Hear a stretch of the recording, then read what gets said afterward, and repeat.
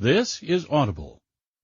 Audible Studios presents Anna's Dress, written by Jaxson Kidman and London Casey, performed by Angela Moore and George Wickham Jr. He stole my heart long before my sister stole his. She was the bad girl all the guys wanted, and I was the good girl everyone overlooked. Now my sister is dead. I'm alone, left in the shadow she cast over me. He's the last person I expect to see at the funeral, and now I need him more than ever. Prologue. One more knock. Now. Adina. I could have been dreaming about anything. But the moment my eyes opened, I lost it all. That mind-tingling feeling where you knew something had been happening, but you couldn't remember a thing. Like your brain had its own secrets that it refused to share with you. My instinct had me grabbing for my phone to see the time. I squinted at the brightness of the screen as my eyes stung. I did a double take when I saw that it was just an hour after I went to bed. I pushed my normal 11 o'clock bedtime to midnight as I couldn't fall asleep. Tossing and turning, the last thing I remembered seeing was midnight. Then my eyes shut. Now they were open, and for good reason. I heard the pounding outside my bedroom and I jumped up. 20 years ago, I'd pull the covers to my chin and tell myself this was it. The monster was here. It was coming to get me. I was in big trouble. I taught myself at a young age that imaginary monsters were stupid because the real ones were scarier. I reached for the light and turned it on. The pounding continued. Then the doorbell chimed. I was on the second floor of the old house, in my bedroom, but the house wasn't all that big, and my bedroom was right over the front of the house, looking out to the porch in the front yard. So I heard the pounding as though someone were just outside my room. You'd think that at 1 a.m, someone attacking the front door would be cause for concern, but it wasn't. I kicked the covers off my body and got out of bed. I reached for the navy blue robe on the back of the door. I wore nothing but panties and a white shirt. No bra, messy hair, looking like a sleepy dream. I was a freaking mess. And not just by how I looked either. And for whatever damn reason, my nipples were hard, clearly showing through the thin white shirt. I pulled the robe tight and tied it. No need to give whoever was dropping Anna off a show. She couldn't remember much when she got blackout drunk or crazy high. What she did remember was that her name was Anna, I was her older sister, and that she knew how to get to Aunt Beth's house. Even though Aunt Beth was gone and the house was mine, Anna knew how to get there. The house was like a security blanket to her, as was I. She could dig herself into the deepest hole of booze, substance, self-abuse, but when she reached her limit, she wanted to come to the house, have me hold her, and tell her stories of when we were kids, and I'd build a fort with the dining room table chairs and blankets.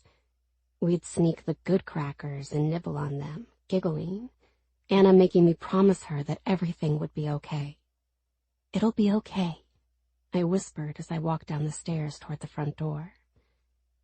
The wood steps went down 5 steps, cut to the right for another 15, then cut to the right again for a wide 2-step landing. The front door was there on the left. It was usually the same people dropping Anna off. Tony, Bella, one of the other losers she insisted were friends, but all they did was use her for her money and her body, then dump her off on me to rebuild her. I ripped open the door and took a step back, gasping. "Tommy," I whispered. Tommy gave a nod as he relaxed his hands off his waist. He stood tall, wide, much different from the dorky kid in school we used to pick on for being obsessed with cowboys and Indians. In high school, he learned how to lift weights, wrestle, joined the military, and now was a cop. If Anna wasn't dropped off by one of her dumbass friends, it was usually Tommy. Sometimes he'd find her sleeping on a park bench.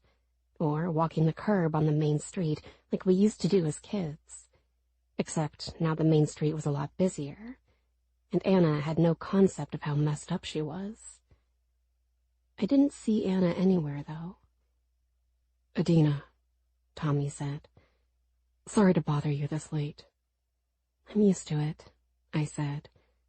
I held the robe at the top tight with one hand. "Where is she?" I tried to look past him to his police cruiser. Tommy put a hand out. "She's, not here." "Oh," I said. There was always a third option with Anna. Sometimes the night would get so far away from her, she'd end up in jail, usually for fighting or peeing herself or whatever she felt like doing. "Adina." "Look," I said, "spare me any kind of pep talk. I just need to know how much I need to get her out of there." I started to think about how much I had in my checking account, how much I had in my savings account. Less than my checking account. I thought about the stuff in the kitchen I could sell if need be, or put my car up for collateral. Maybe even call the lawyer, the bank, see if the house was worth 2 nickels rubbed together to make a dime. Anna had drained me, and everyone she ever encountered in life. I could see it on Tommy's face. I lost count of how many times he had to interact with her. And to think that Anna was the one who flashed Tommy at a party once because she felt bad he was a geek and hadn't gotten laid yet. Hell, maybe she even slept with him. There was very few places in town that Anna hadn't been. "It's not that simple," Tommy said. "Not this time, Adina." "What do you mean? What did she do? Did she hurt someone for real?" "Adina, I need you to come for a ride with me." "A ride?" I asked. What the hell did... I looked to the front of the house. Tommy's cruiser was parked where Anna normally parked her car. "Tell me she didn't drive," I said. "Tell me she didn't fucking drive. Tell me she didn't get another DUI. Tommy shook his head. "She hurt someone?" Tommy reached for my arm. He had a firm grip. "I think you should get changed, Adina." "Why? What's going on, Tommy? Stop messing around. You know what I'm up against with her, what I've had to go through." Tommy cleared his throat. "Okay, fine. I'll be straight with you." "Thank you," I said. "You need to get changed and come for a ride with me." "Why, Tommy?" I asked. But in some way, I already knew. I felt my heart pounding, my throat closing, my eyes blinking fast as I felt dizzy. "I'm sorry, Adina, but your sister is dead." Chapter 1. Fat but cute. Years ago. Adina. "You can't be serious right now," I said as I stood at the side of Anna's bed. She had become obsessed with black and purple, and she had these weird-looking tapestries on the walls that were of intricate designs. If you stared too long at them, you'd think they were moving. She'd hang out of the window and smoke one of her special cigs, and then crash on the bed and stare at the tapestries for hours. I never understood how she could live high all the time. Anna checked her makeup in the chipped black paint-rimmed mirror that was balanced on the desk where she was supposed to do her homework. With her thumb, she wiped just under her lip. She smacked her lips together and stood up. The desk was covered in makeup, plus a pack of cigarettes and a lighter. It seemed like Anna had found a loophole in the system of discipline that Aunt Beth tried to put in place. At first, Aunt Beth was dead against smoking. She would go after Anna and punish her. But when Anna started smoking other stuff and trying other stuff, cigarettes didn't seem so bad. So now the rule was no smoking in the house, which Anna still did, though. She'd just sit in her room with the window open, smoking away. The window was also an amazing escape route that Anna had perfected. She opened the window and stood there. She took a deep breath. How do I look? Anna, you can't do this, I said. Watch me. Aunt Beth is right downstairs. Jake is coming around back, she said. He has the top down. It's fall. Who cares? Why are you so afraid of everything in life? I'm not afraid. Plus, isn't Jake in college? Yup. Which means he's older than you. Yup, Anna said with a sparkle in her eyes. And he doesn't care that you're only... He thinks I go to college, Anna said. I told him I'm visiting home to see my sick and dying aunt, that I took a few weeks off. What? Plus, I have this bad boy. Anna reached into her little purse-looking thing and brought out a card. Fake ID. You have a fake ID? How? So, according to this, I'm legally allowed to drink. So, all I need is for Jake to take me across town to where nobody really knows me, and I'm good to go. Where are you going? I asked. At least tell me what you're doing, so you can cover for me? Anna asked. She bit her lip and opened her eyes wide. When she did that, she was no longer just my little sister. She was my really little sister, 5 years old, looking up at me with the biggest brown eyes ever, a beacon of innocence, only caring about the part in the movie when the brave knight saves the princess, staring up at me during the whirlwind of confusion and asking the question, what does it mean that Mommy and Daddy are dead? I swallowed hard. You have to tell me what you're doing, I said. I'm going out with Jake, okay? We're going to have a few drinks. Then we're going to park somewhere and we're going to watch the stars. But not for long, if you know what I mean. Anna wiggled her eyebrows. You can't do that stuff with every guy you meet, I said. Says the one who hasn't even kissed a boy. Anna jabbed at me. I stiffened.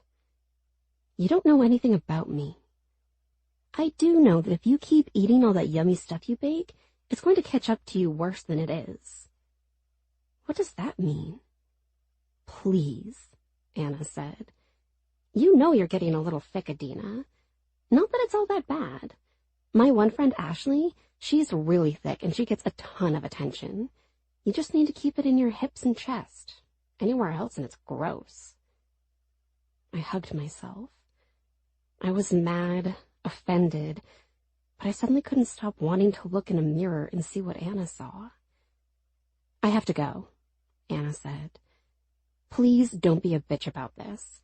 I don't give a shit if Beth, she never called her Aunt Beth, ever, finds out anyway, but it would be easier if she didn't. Her old heart can't take the way I live. Anna giggled. She stuck a leg out the window and pulled herself to the roof. I ran after her. I had to shove aside the stuff she just said to me about being fat. I grabbed her wrist before she was fully on the roof. Anna, I said. She looked back at me. She smelled like sweet pea body spray and lotion. Her hair had a can of spray to make it look wet and a little curly. Her makeup was 2 strokes away from being clown-like. My little sister was beautiful, and she didn't need this crap to be beautiful. She wanted to hide her pain and anger, but her eyes always showed the truth. And giving her body to guys wasn't going to help. And giving her soul to cigarettes, booze, drugs, that wasn't going to help either. What? Anna asked. I have to go. I love you. Anna half smiled. She then put her pointer finger to the tip of my nose. She wiggled her finger a few times. Love you too, Deanie. That's what Anna used to call me when she was too young to say my name. Please be careful. I'm fine. I'll be home later. I let her go, always hating myself when I did it. I watched Anna slither her way down the angled roof. My knees tingled and shook just watching her. She feared nothing, Ever. Me? I was afraid of my own shadow. Anna turned and threw her legs over and off the roof. She then hung there for a few seconds, smiling, before letting go. The drop was big, but Anna knew how to land and not hurt herself. A few seconds later, she was in the backyard, running toward the gate. A set of headlights then appeared, and as Anna exited the gate, a car pulled up. The top was down, and some wannabe cool-looking guy put his arm out and across the empty passenger seat. Anna climbed over the door without opening it. She threw her arms around the guy. He wrapped his arm around her and quickly slid his hand down to her ass and cupped it. I cringed, feeling a sting of jealousy. Sometimes I wished I could be more like Anna. Sometimes I wished Anna could be more like me. Aunt Beth opened the bathroom door and caught me looking at myself sideways in the mirror. I gasped and put my shirt down. What were you doing? Nothing. What did she say to you? Aunt Beth's face dropped. Nothing, I lied. You know, anytime someone says something bad about you, they mean it about themselves. I doubt that, I said. Why? Because Anna is skinny as a rail? I swallowed hard. I shrugged my shoulders. When she looks in the mirror, she thinks she's heavy, Aunt Beth said. So she projects that on you. She wants you to feel that horrible feeling of not loving yourself. But you do love yourself, Adina. You love the world around you. Don't let her take that from you. I'm not, I said. I don't know. Maybe I am eating too much unhealthy stuff. Aunt Beth shook her head. You're damn good at what you do, Adina. You're going to be 18 soon. The world is yours. There's no shame in enjoying life responsibly. You think maybe I should start running? Or working out? That's up to you. I'd like you to do that because you believe in exercising and being healthy, not because your sister made fun of you. I looked down at my feet. Anna told me I have clubbed toes like a cave woman. She always kept her toenails painted. I never painted my toenails, ever. Not once. Why don't we have a cup of tea? Aunt Beth offered. Yeah, sure, I said. I exited the bathroom and Aunt Beth touched my back. For the record, I know Anna isn't home right now. I gasped and looked up at her. What? She forced a quick smile. I don't want you walking around feeling guilty all night. No need. You do too much for her as it is. Are you mad at her? Are you going to go find her? Aunt Beth and I walked down the stairs. I loved the way they turned. I loved the diamond-shaped stained glass window at the first little landing. Aunt Beth had a little table in the corner with school pictures of myself and Anna, from a few years ago, when Anna was still hard to deal with, but she didn't sneak out of the house. I can't answer that question, Aunt Beth said. It's a hard situation. If I pull her back, she'll go out more. So I wonder if she experiences whatever she's looking for, then maybe it'll calm her down. You really believe that will work? No, she said. She put water in a pan and turned on the burner. She got 2 mugs and tea bags. I'm sorry you have to deal with this, she said. She's my sister. I love her. Well, you start focusing on you, Aunt Beth said. You want to open that baking business? I want you to do it. Pursue it. Hard. I will, I said. I don't want to talk about her anymore, Aunt Beth said. It's not your burden, okay? Unless you want to talk about her. No, I said. Hey, I have an idea. Aunt Beth opened a drawer and took out a deck of cards. She then got a notebook and pen. "A little rummy?" she asked. "I love it," I said. The water soon started to boil. I watched as Aunt Beth tried to pour the water into the mugs. She missed a little, splashed herself, and cursed. I made a mental note to get her a real tea kettle for Christmas. I'd have to buy it and say it's for me and Anna, because Anna won't get Aunt Beth anything. We sat and sipped tea and played rummy. Those were the nights with Aunt Beth that I knew I'd never forget. I understood that people my age were maybe supposed to be out experiencing life, partying, drinking, trying new things, fooling around with strangers. But that just didn't work for me. I was content sitting at the table, talking about life with Aunt Beth. We got lost in time and realized 2 hours had gone by. She put her cards down and smiled at me. "So, Adina, tell me who your crush is." "What?" "I know you have one. Everyone has a crush. I know you're not all about dating, but there has to be at least one guy in school." I laughed. "Well, there are a lot of cute guys. I mean, sure, yeah. Right now, though, I'll be graduating next spring, so I'm not really interested." "But if you were," Aunt Beth said, "give me a name. Give me some gossip." I laughed again. The front door then blasted open and slammed shut. Anna came charging through the dining room, throwing her little purse to the floor. She took off her jacket and threw it at me. It smelled like smoke, stale beer, and sex. I threw it to the floor. She twirled around and clutched her chest. "It happened," she cried out. "And where were you?" Aunt Beth bellowed. Anna stopped. "Oh, please. I snuck out.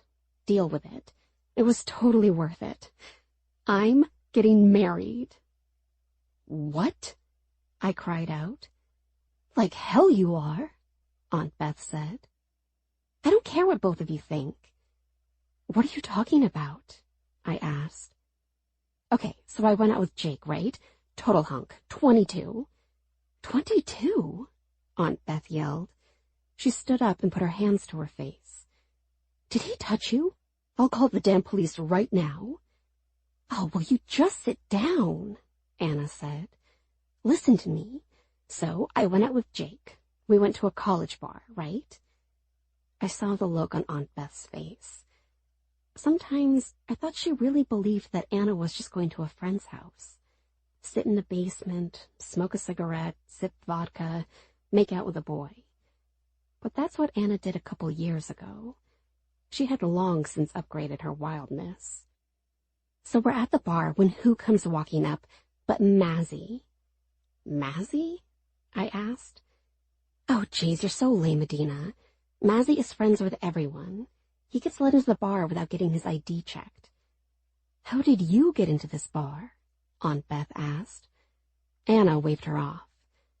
"My point is this. Mazzy throws a comment at Jake about me being so young. So Jake flips his lid, gets so mad at me for lying. So I start to cry, right? I do it on purpose to get Mazzy to help. So Mazzy winds up and clocks Jake in the jaw, knocked him right off the bar stool. Jake gets up and punches Mazzy. They start fighting, but only for a few seconds. Then Jake looks at me and wants to leave. Mazzy points and says, "She's already fucking taken, asshole." "Language," Aunt Beth said and slapped the table. There was no controlling Anna's mouth, though. So I wanted to know what that meant. Jake then got pissed and left. Whatever. Fuck that guy. It wasn't even his car anyway. It was his dad's. How lame. So Mazzy then tells me he saw Evan buying a diamond ring today at the mall. "Evan?" Aunt Beth asked. I stood up. "Evan?" "Yeah," Anna said with her eyes wide. "I mean, he and I had a fight and stuff, but this is his way of making it up to me. He's going to give me that ring. ask me to marry him." "Mazzy said that?" I asked. "You are not getting engaged at 16, Aunt Beth snapped. She hit the table again. "Who do you think—" And just like that, the two of them started to argue, yelling, screaming, hitting the table over and over. Anna would eventually throw some things. Aunt Beth would cry. I was usually the one who would get in the middle and break it up. I would pull Anna away. Then I would check on Aunt Beth later. But not this time. "Evan," I whispered. I knew he and Anna had a thing last summer or something, but it wasn't serious. At least, I didn't think it was serious. Why did it matter so much? Because I was sort of in love with Evan. Chapter 2. That Old Spark. Now. Evan. Some men wore fancy-ass watches, probably for no reason, because everyone had a phone either in their pocket or attached to their hand like a growth they couldn't get rid of. Me? I didn't like wearing a watch because my body told me all the important things I needed to know for the day. If I was hungry, my belly would rumble, and if I needed a smoke, I would get easily frustrated with something stupid at the shop. I took my welder's mask off and threw it to a table behind me. I dropped all my supplies and equipment and stared at the chassis of what would become a motorcycle.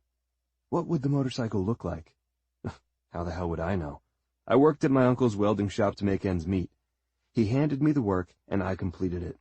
A couple years ago, he was close to closing up the place until I hooked up with a guy named Jimmy, who ran his own custom motorcycle place. He gave us some business and liked our work. So, he reached out to some of his friends, and, next thing I knew, we were getting work from across the state, and even out of state. Uncle Davy even pulled himself out of his whiskey coma/retirement and got to work. He called up his old friend Winston to work more hours with me, and then it was just the three of us.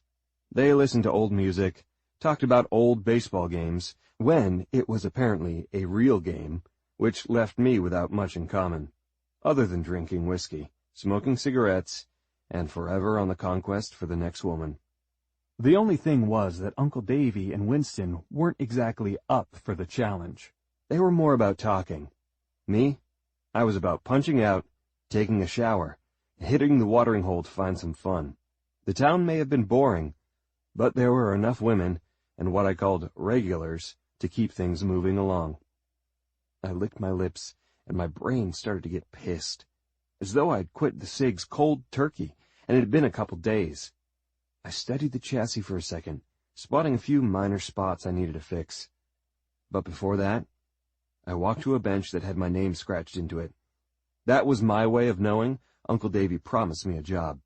He never once in my life said he loved me, but damaging the peg-hole part of a bench was good enough. I grabbed my smokes and stopped at the fridge that had a calendar for a parts company with women who were mostly naked. This month's beauty had red hair, green eyes, and wrenches covering her nipples. The angle of the shot showed the beautiful curve of her bare ass, but never showed anything that would deem the calendar too far. I leaned down a little and read the name in the corner. "Well, hello to you, Angie," I whispered. "Wish you lived in this town." I could distract myself with her for days, and all I would need to do was send Uncle Davy a picture, and he'd completely understand and not break my balls about the time off. I opened the fridge and swatted aside some cans of cheap light beer. I grabbed a bottle of water and slammed the door shut, pissed off. Outside, I sat on top of an old picnic table, listened to the sounds of the old music coming from the massive garage. The look of the place and the music gave it the appeal of something from a horror movie. The old chain-link fence that surrounded the property was shaky and tilted in certain parts. The ground needed a good coat of blacktop, but instead it was left bubbled, cracked, random grass and plants growing from those cracks. The building used to be nice and clean, about 50 years ago, when Uncle Davy opened the shop. His name had been painted on the side of the building, but it was now faded chipped, showing the bricks that lie underneath. I lit up my smoke and said the two words that always got me through life. "Fuck it," I whispered. I leaned back on the table, to my elbows, and put my head back. I looked up at the sun, felt a sting in my eyes, almost like a good hangover headache. "Evan!" I sat up and saw Uncle Davy hobbling toward the table. He always wore these cheap brand jeans that were super wide in the legs that came over thick black shoes. He wore a button-down work shirt that was always tucked in. You could find a picture of Uncle Davy from 50 years ago, and he wore the same clothes as today. The only difference was that in his younger days, he had a full head of dark hair, a jawline that was cut from stone, and a pissed-off scowl that gave the earliest of warnings to stay away. But the ladies loved Uncle Davy then, and some loved him still. Shit, and if it was anything that mattered, a lot of people said I looked just like him, which wasn't a bad thing, as long as I looked like him when he was younger. I wasn't ready to age and lose my edge. "Evan, we gotta talk," Uncle Davy said. Truthfully, I really didn't understand completely how I was related to Uncle Davy. He wasn't my actual uncle, but we were blood related, and he was the only one left in my family, and he was the one who bailed my ass out when I needed it the most. "Tell me you got someone pregnant," I said. Uncle Davy laughed. "That's your worry, not mine. I'm shooting blanks over here. I can do whatever I want." "I bet you shoot dust," I said, "you old man." Uncle Davy curled his lip and made a tight fist. His hands were fucking huge, and his fist the size of a boulder. "How about I knock you out?" he asked. I showed my hands in defeat. "You win." Uncle Davy grabbed the table and leaned over it for a second, catching his breath. "We have to talk." "You said that already." "Give me one of them smokes," he said. "Need to open my lungs a little." "Yeah, I'm sure these will help you breathe better," I said. "Just saw the doc 2 weeks ago," Uncle Davy said. "He said I'm healthier than most of the young guys he sees." Well, that doctor must be fucking blind. Uncle Davy laughed as he took the smoke from me. He stuck it between his lips and looked 20 years younger. He lit his smoke and always stared off into space as he took that first drag. He looked like some cowboy in a movie, contemplating how dangerous his life was, and that he was one lucky shot away from eating dirt. "You said you needed to talk?" I said. "I have to get back to work soon. My boss is a real asshole about long breaks." "The hell with your boss," Uncle Davy said. He turned and leaned against the table. He took another drag and let out a long, growling sigh. "Hey, you remember back in Mintfield, right?" I laughed. "Yeah, of course. What about it?" "You left there after—" "What's the point of this?" I hated talking about that place. I hated everything about it. "I got a phone call," Uncle Davy said.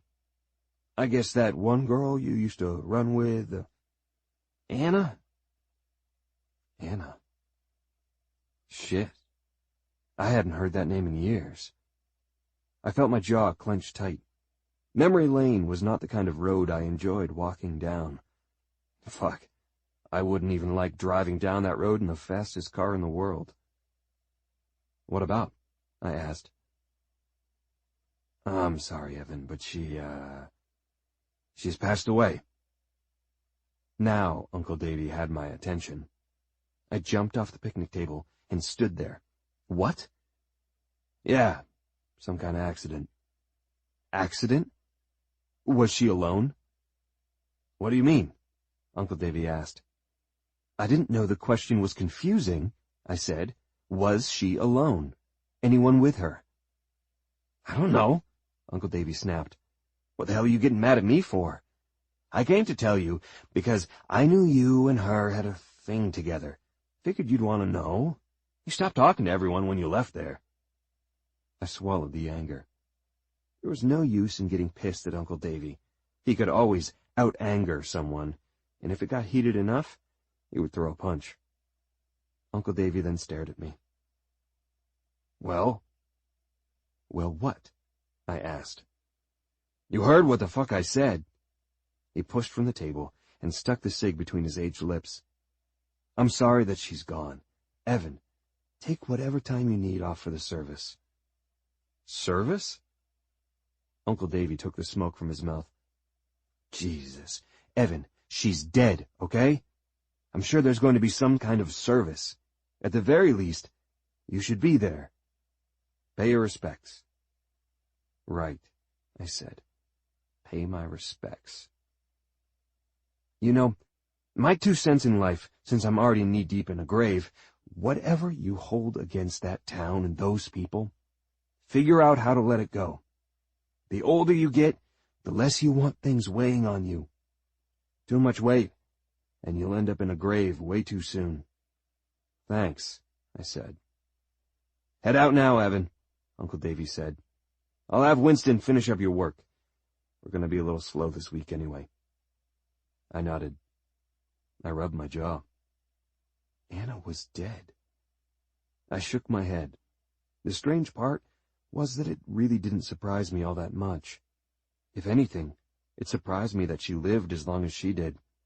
There was some romantic fantasy somewhere inside me that she'd find the right guy to tame her, and she'd have a good life. But now she was gone. And now I had to go back to that town to pay my respects. But here was the kicker. It wasn't Anna burning on my mind right then. I was thinking about her older sister, Adina. Chapter 3. That Honest Smile.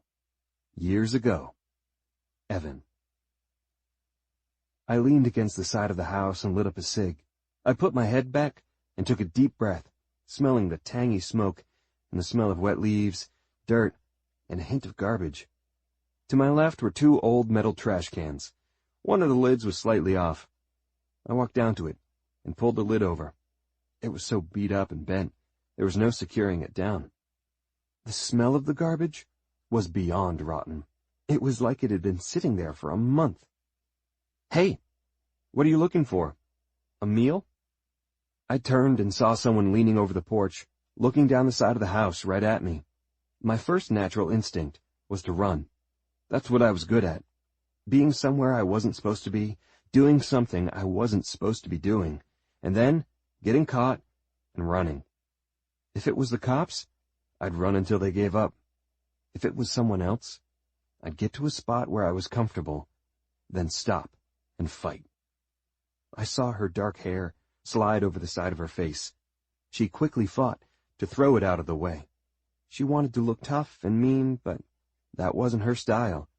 It never was, and never would be. So I smiled and gave a wave. Hey, Dina. Oh, Evan, Adina said. I saw the red rose color spread across her cheeks, even at my distance.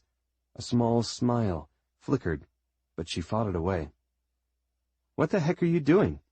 Adina asked. Fixing your trash can, I said. Smells horrible. Oh, right. I thought you were picking through. I walked toward her. I dropped my cig to the ground and stepped on it. Adina never smoked once in her life. She was so innocent and sort of geeky, the complete opposite of her sister, Anna. I stood on the ground as she stood on the porch. It was the only time Adina was taller than me.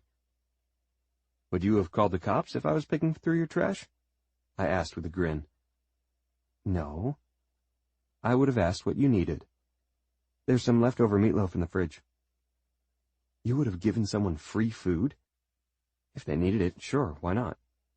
I grabbed the railing and pulled myself up to the porch.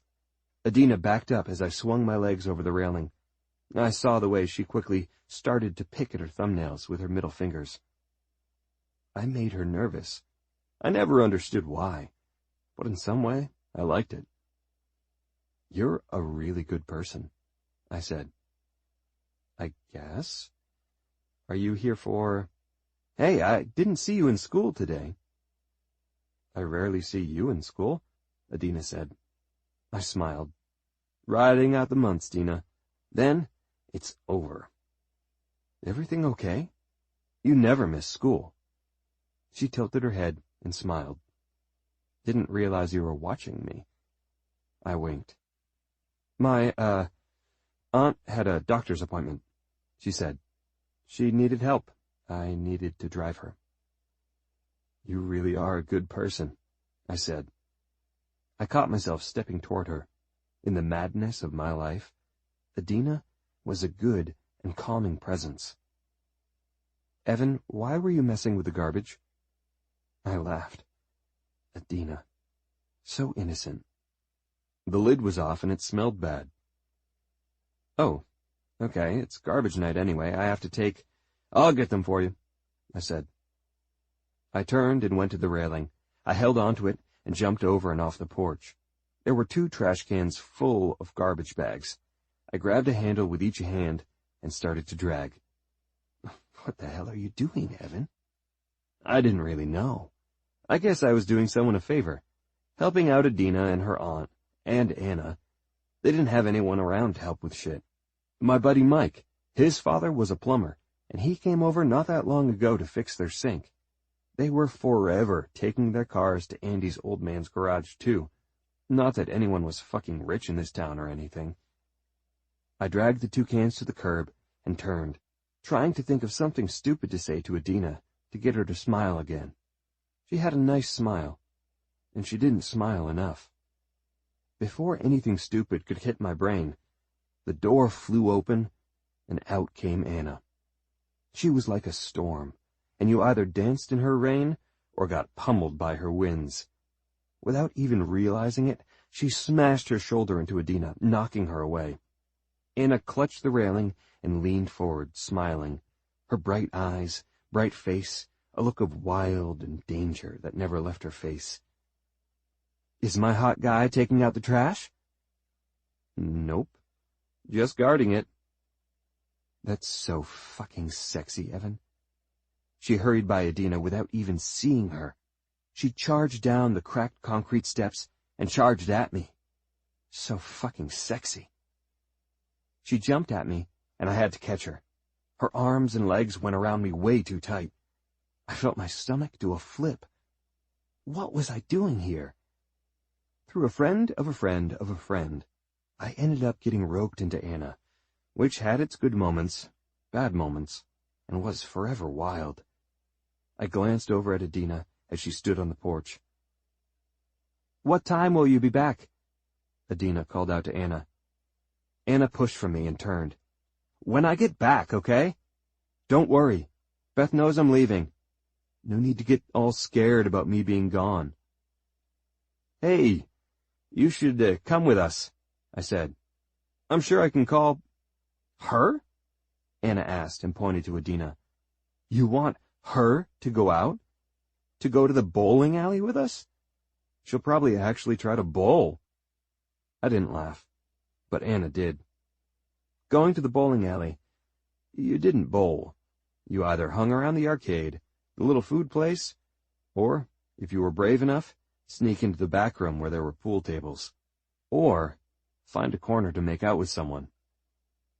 The parking lot was freaking huge, which gave plenty of places to park your car, hide, and, you know. I'm fine here, Adina said. She gave a wave to me. Come on, Anna said. I'm bored. She grabbed my hand. We started to walk. I looked back and saw Adina was watching us. Gritted my teeth for a second. Then I waved back to her. This, of course, was all before the dress, the ring, the accident, and every fucked up situation I allowed myself to get into because of Anna. Chapter 4. Not quite so much. Now. Adina. The process of dealing with the police and the medical side was actually more confusing and harder than dealing with the funeral side of it all. I had to go with Tommy to identify the body. He was certain of who Anna was, but it was all a formality. Seeing my sister in the state she was, on the steel slab of a table, a sheet pulled down to just under her chin, nothing left of her life. It was numbing. Tommy warned me that the accident was pretty bad, but from where I stood, the left side of her face looked okay. It was the other side that was... whatever. I put my hand to the glass and had this sense of reality wash over me.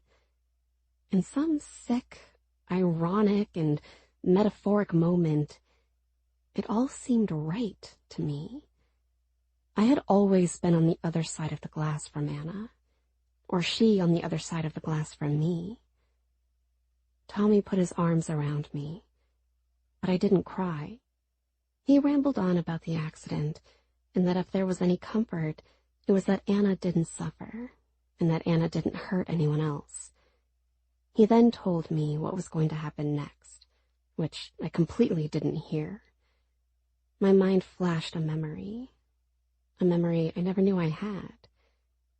But it was me, standing at the dining room table of a house that promised a good life. There was a baby in a carrier. We were leaving to go to the doctor's. This new baby needed to get a needle. When I got a needle, my mother would take me to get ice cream. This baby was too small for ice cream. I kind of hoped we would get ice cream still. I pulled and leaned the car seat all the way forward. This baby looked at me and she smiled, letting her binky fall from her mouth.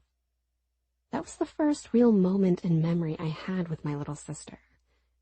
Yeah, I got to meet her at the hospital and all that, but it was so fast. Everything full of happiness and change. Me sort of shoved into a corner for a few days, which was fine.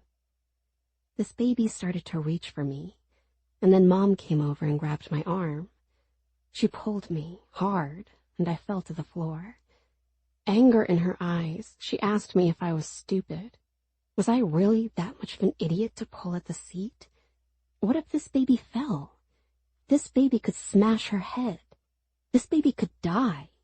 This baby could fucking die. I started to cry. That was just how that house worked.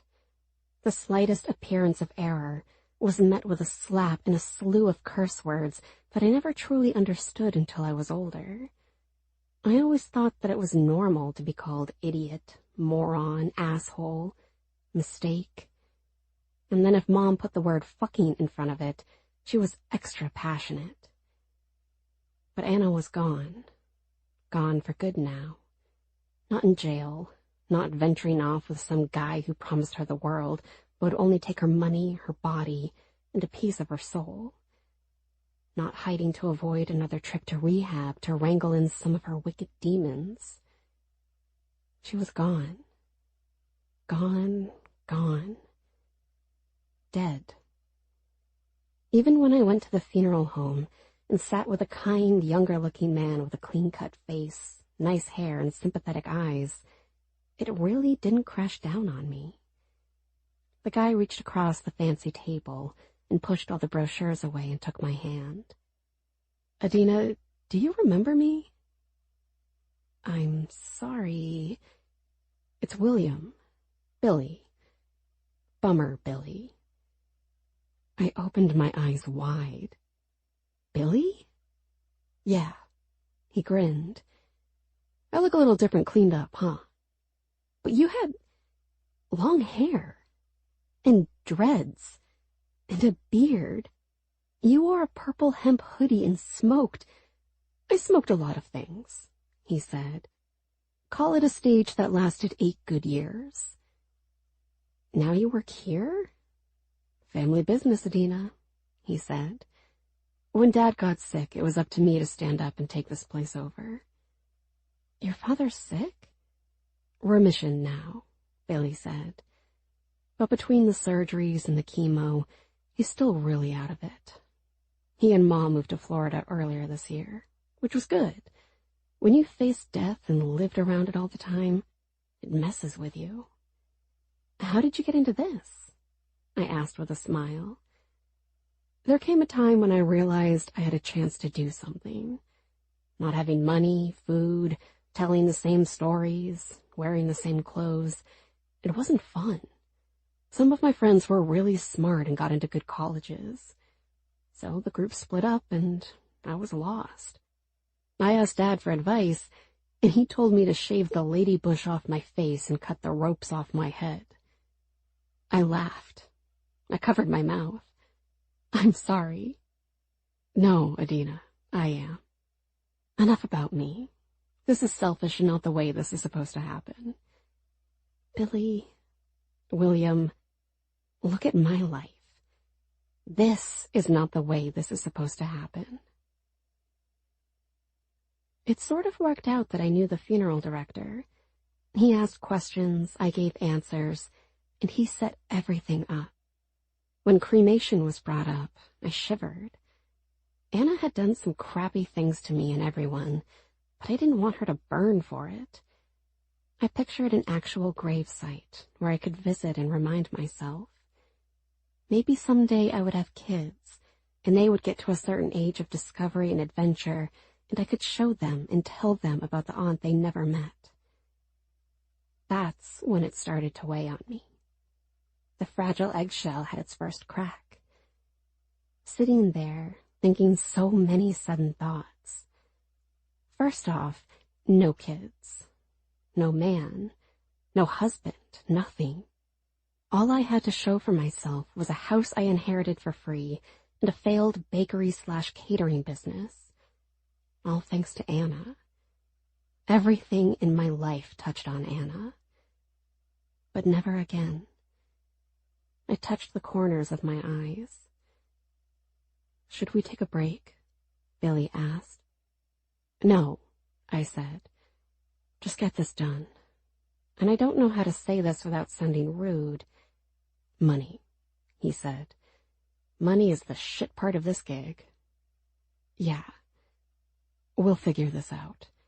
I know your sister had problems. I snorted. That's too much credit for her. He nodded. Believe me, I've seen her at her peak. Right. Because you hung out with all the cool druggies. The ones that were willing to give my sister whatever she wanted. In exchange for... I can't even imagine. Billy kept a straight face. He closed his notebook and folder. I'll be in touch, Adina. I promise, no matter the feelings, we'll give her a beautiful service. How much, Billy? He clicked a pen and wrote down a number. He spun it around. This is everything that I have to pay. Anything extra, I'll sneak out of my pocket so my sister and parents don't flip. I swallowed hard. The number he had written was way too big.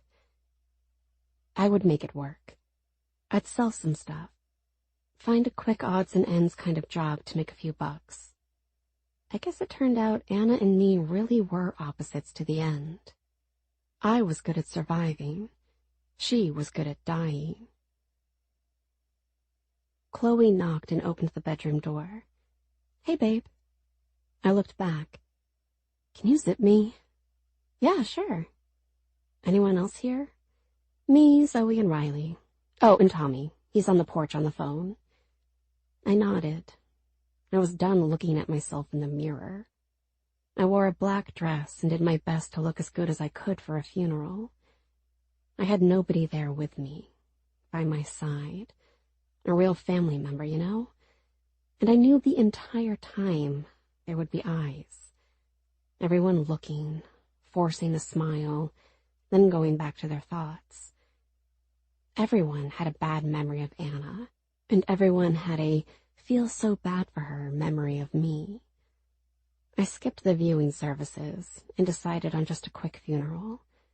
Anna was going to be buried next to Aunt Beth. I wasn't sure if Aunt Beth wanted that or not, but it felt right.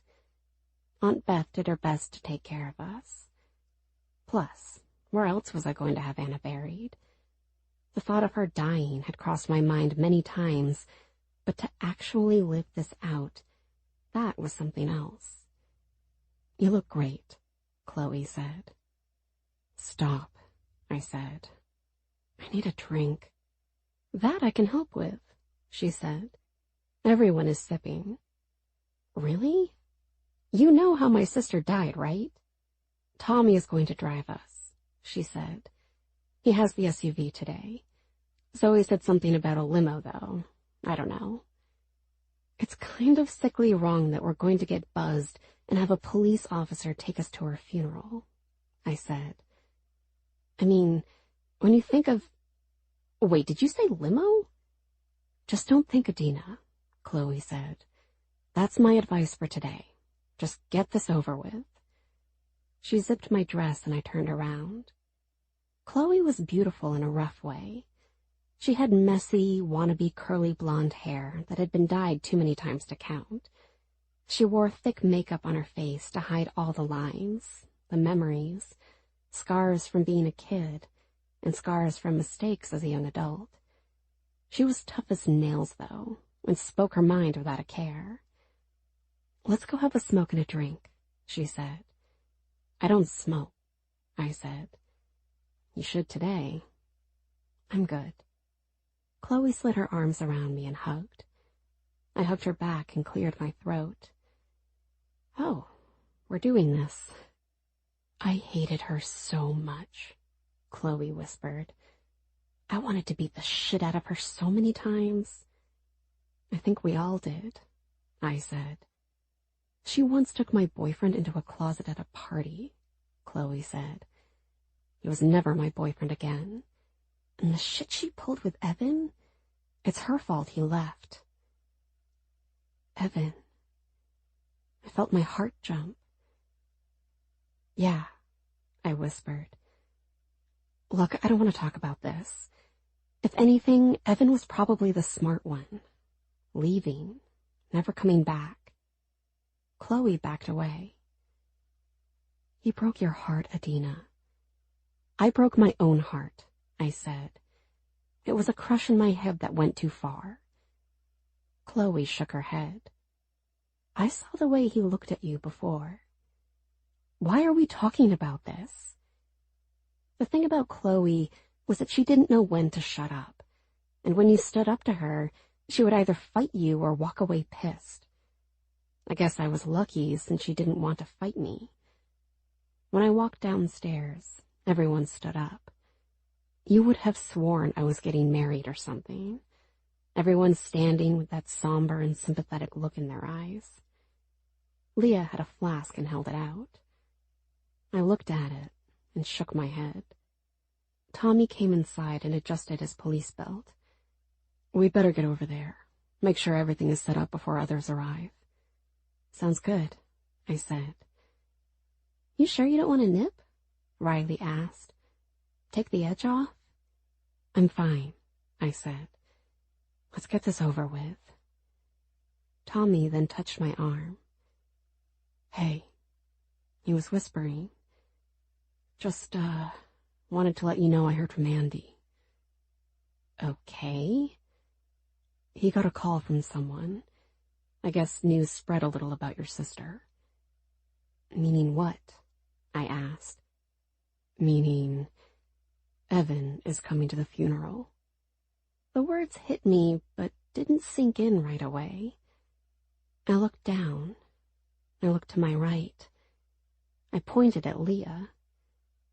Yeah, you better give me that fucking flask right now. Chapter 5. The Last Little Bit. Years ago. Adina. With my back against my bed, I bit my lip as I took out the shoebox and lifted the lid. I had to be careful with this. If Anna knew about this money, she'd steal it. I learned that lesson the hard way, and so did Aunt Beth. Up until Anna started stealing money, Aunt Beth had never used a credit card. The credit card didn't stop Anna, but it did allow Aunt Beth to help manage what Anna was and wasn't allowed to charge and not to charge. For me, I couldn't take the risk. In fact, I knew how to play the game with Anna. I would purposely leave some money right in my nightstand drawer, because I knew Anna went through my stuff. so I figured if she found some cash, then she wouldn't have to keep digging. Even still, I covered up my secret money stash pretty well. I opened the shoebox, and it was notes. Folded up, handwritten notes from my friends. Back and forth about school, life, boys, the upcoming dance. The dance. My cheeks flushed. I heard a rumor that Evan wasn't going with anyone yet, which was unheard of. He could have taken anyone to the dance, except the snotty rich cheerleaders, which was fine. Evan wouldn't have wanted to take those bitches anyway. Last I knew, he and Anna had a little falling out, and he was free and clear. Not that he and Anna were ever serious. They had their thing last summer that bled into the school year, but Anna lived life through blocks of time. She'd flip the calendar to a new month and thought everything in her life would reset. That meant her issues, addictions, a new boy, new and more trouble. I had been babysitting the Kramer twins as much as they needed me. They were rich to me, and they insisted on going out at least once a week to be alone. After just a few times, they sat me down and asked about taking me on to work at their house. I knew the dance was coming up, and I had an idea. I saw a dress in the mall that I wanted. There was no way I would ask Aunt Beth about it. I knew she was broke. She struggled enough to keep the lights on in the house. I didn't want her to feel guilty about not being able to give me money. And I didn't want her to try and make me a dress or ask a friend to make me one. It would have been some blanket-looking thing dated 20 years back. And knowing me, I'd wear it just so I wouldn't hurt her feelings. So this was all on me. I took the extra work at the Kramers. I washed the dishes, cleaned the floors. I even did their laundry, and not just the twins either. I washed, dried, folded, organized it on their massive bed. The biggest bed I'd ever seen. Their room smelled like a mix of really expensive perfume and cologne. I was jealous. One night, Mrs. Kramer came home after having one too many glasses of wine at the fancy restaurant they were at. Mr. Kramer had to take a call. He was some finance guy, and apparently it was already tomorrow in China, and he needed to handle some business. Mrs. Kramer sat me at the table and made me eat the leftovers. She said that it was a big no-no to take food out of this place, but she knew the owner. It was the most expensive and fanciest meal I'd ever eaten. Even if it was only half a meal, the pieces of steak and potato and roasted carrots that Mrs. Kramer couldn't finish. I ate like I was starving, which I was. Mrs. Kramer asked if I had dinner, and I said no. Then she made sure to have a meal cooked for me each time after that when I came over. They were such nice people to me. Mrs. Kramer smiled as I ate, rocking back and forth because she was drunk. I had seen drunk a lot in my life, so I knew what to do if she got sick, or fell over. I would need to turn her so she didn't choke on her vomit. That was the trick. I learned that a long time ago. Mrs. Kramer reached across the table and touched my wrist. She then whispered to me that she secretly wanted to adopt me. My eyes lit up. I told her I was almost 18, that I was going to be an adult. She said, "So what?" and then asked me about college. I told her I wasn't going because there was no way I could get into college, or afford it. I told her I wanted to do my bakery thing. She didn't laugh at me. She told me I was smart for knowing what I wanted to do. She said she could adopt me and then send me to culinary school, that she and Mr. Kramer would pay for it all, that Mr. Kramer knew a lot of people, and I could get into any college I wanted. My mind started to spin. That would be amazing. Before I could ask anything else, Mr. Kramer came back into the kitchen. He told me to stay put as he helped Mrs. Kramer off to bed. When he returned, he paid me and gave me extra. I told him I should have been giving money back for the food I ate. He laughed and said I was a good kid. I was honest, that it would get me far. I sort of hinted about what Mrs. Kramer said. He laughed again. He said they liked me. They both liked me. That he would make a few calls about culinary school for me. I left that night feeling like $1,000,000. A week later, Mrs. Kramer was moved out of the house to go somewhere for her secret and growing drinking problem. Mr. Kramer had been sleeping with his secretary, who ended up pregnant. So he took the twins and moved to Maine. The house never sold because it was too big.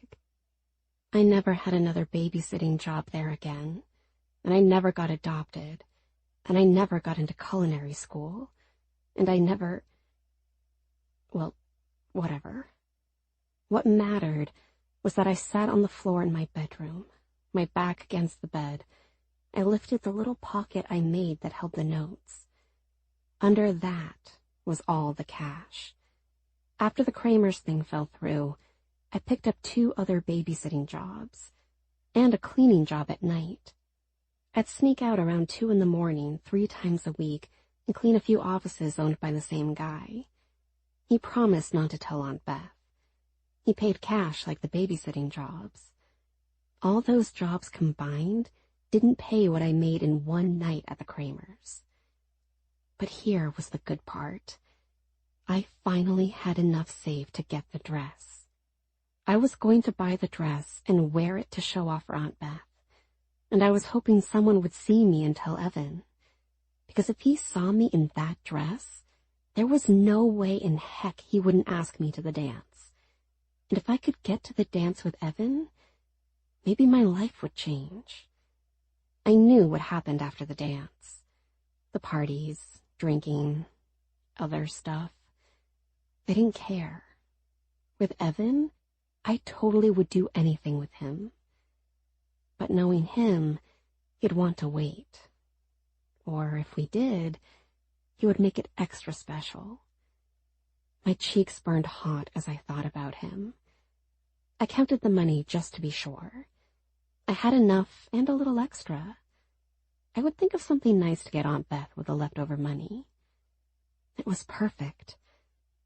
Finally, something was lining up the way I wanted. My bedroom door blasted open with a shriek from Anna. I gasped and hurried to put the notes on top of the cash. Adina? I poked my head up. Over here. Are you looking at dirty magazines? Guys or girls? Or both? Anna climbed across my bed on her knees wearing a dress. The dress pulled up showing way too much, but that's probably how Anna liked it. She leaned over and saw the notes. Notes? Tell me they're from a boy. No, I said. Just my friends. You keep notes? Why? I don't know. Memories. That's weird. You need to get out and make other memories. Right. Why did you come in here screaming? Guess what happened? What now? I asked. Evan asked me to the dance, Anna said. Then she screamed again. I quickly turned and shoved the shoebox under the bed. What? You heard me, Adina. Well, I mean, he's going to. I heard it. You heard what? Are you deaf or stupid? Evan! I shook my head. No. This is wrong. This isn't happening. I worked for all that money for the dress to wear to be with Evan. I'm going to the dance with him, Anna said. Me and him. Together. Isn't that great? I smiled. I felt another sliver of my heart crack away. That's great. Anna threw herself to her back and kicked her feet on my bed. She messed up all my covers and then took handfuls of the sheets and pulled them over her. She kept screaming. I stood there numb. I was still going to buy that dress, though. I wasn't going to give up on what I worked so hard for. And even though I worked to save money, and I went through all the trouble to buy the dress, I wasn't going to be the one wearing it. Chapter 6. A Beer with an Old Friend. Now, Evan. I looked at Mike's house and laughed. The window on the second floor to the left. That was a spare bedroom where I had crashed too many times to count. One night, during a party, things got out of hand. Some fists were thrown between me and another guy, and he went through the window, rolled down the roof, and planted face first into the yard. It looked like something out of a movie. The guy popped up and started to run. I had caught him in the room with someone in the bed. Someone that didn't want to be in the bed with him. Someone too drunk to defend herself. So I had to step in and remedy the situation before it became something really bad. I threw my bag over my shoulder and walked up the same concrete steps and made a fist and knocked on the same old screen door. It had a metal trash can lid sound to it as I pounded. The door opened, and there stood Mike. The years aged him 3 times over as he stood there with a bushy beard and a pot belly to match. He had been a star on the football team, but never pursued it after high school. "Doorbell," he said to me. "The doorbell hasn't worked since I've known you, man." Mike pushed the door open and reached for the doorbell. He pressed the button, and the doorbell inside the house made a ding sound. "Well, look at that," I said. "You got the house, the business, and finally fixed the doorbell. How's the old man?" "He has no fucking clue who he is and what year it is," Mike said. "Shit," I said. I ran a hand through my hair. "I'm really sorry, Mike." "Come on, get the hell in here," Mike said. "Let's have a beer." I went to the house, and damn near everything was the same. Just new furniture and a new big TV. I threw my bag to the table as Mike opened the fridge. He grabbed 2 bottles of beer and handed one to me. "Had to move Dad last month," Mike said. "Move him?" "To a new place to live," Mike said. "He couldn't do it here, Evan. I couldn't do it here." "I'm sorry. You know, he fucking put up with me. You, us, all the shit we did. He never gave up on us. He might have beat the hell out of us a few times, but he never gave up on us. I had to give up on him." "I'm sure you didn't give up on him." "I did. I had someone come pick him up." "I'm sure you had a good reason." Mike laughed. "He broke into the neighbor's house and started fixing their tub." "What?" "The tub wasn't broken. A guy next door is named Rob. He's got a wife and a little kid. They were always sketchy around Dad. It's scary to see someone go through that shit, you know?" I felt bad for them. One night, Dad got up and thought he was working. Went next door and started working on the tub. Ended up busting their pipes, flooded the bathroom. Scared the hell out of the little kid, a little girl named Avery. I thought I had everything locked up here. They threatened legal action, so I just said, fuck it, and had him put away. "Oh, shit. Mike, why the hell didn't you call me?" "What the fuck, Evan? You got out of here. What the fuck would you have done?" "I don't know, man. Maybe drive down and have a beer?" "We're doing that now," Mike said. "I don't want to talk about it anymore, okay? I'm trying to stay above all this. Keep the business going, get this house fixed up. Shit was left to fall apart while I tried to keep up with Dad. Hey, if he's safe where he is, it's like a prison. When he's not all there in the head, it's not so bad. But he has moments when he's clear as fucking day, and he hates it." Mike let out a low, growling sound. He then turned his head away. I took a drink of the beer. I had to change the subject. "So, Anna." "Shit," Mike said. "That was a long time coming, huh?" "Yeah, I guess. What happened?" Mike frowned. "Crashed her car." I shook my head. I can't believe she still had a license to drive. You and me both. She would do her usual bullshit, though. Get all twisted up, cry victim, sober up, then slip and fall. Where was she living? Where wasn't she living? Mike asked. He walked to the deck door and slid it open. He motioned to go outside. She crashed wherever she wanted. Hell, I let her sleep at the shop a few times. Yeah? Yeah. She showed up in tears, her clothes ripped, makeup running down her face, drunk, high, a mess, begging me to let her hide there. I offered to take her home, and she wouldn't do it. I offered to bring her back here. She was afraid of Dad.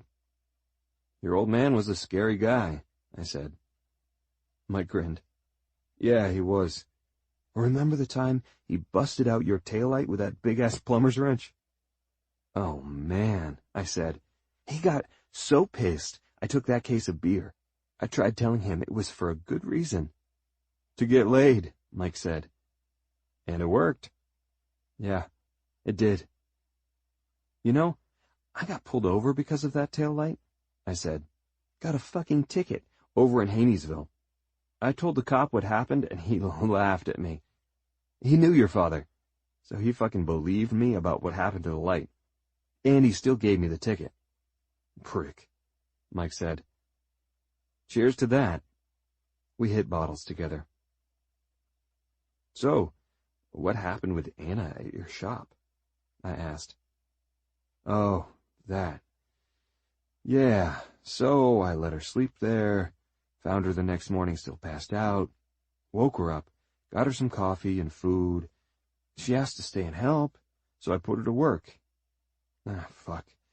I had some dumbass dream of me saving her, and she would end up with me. Really?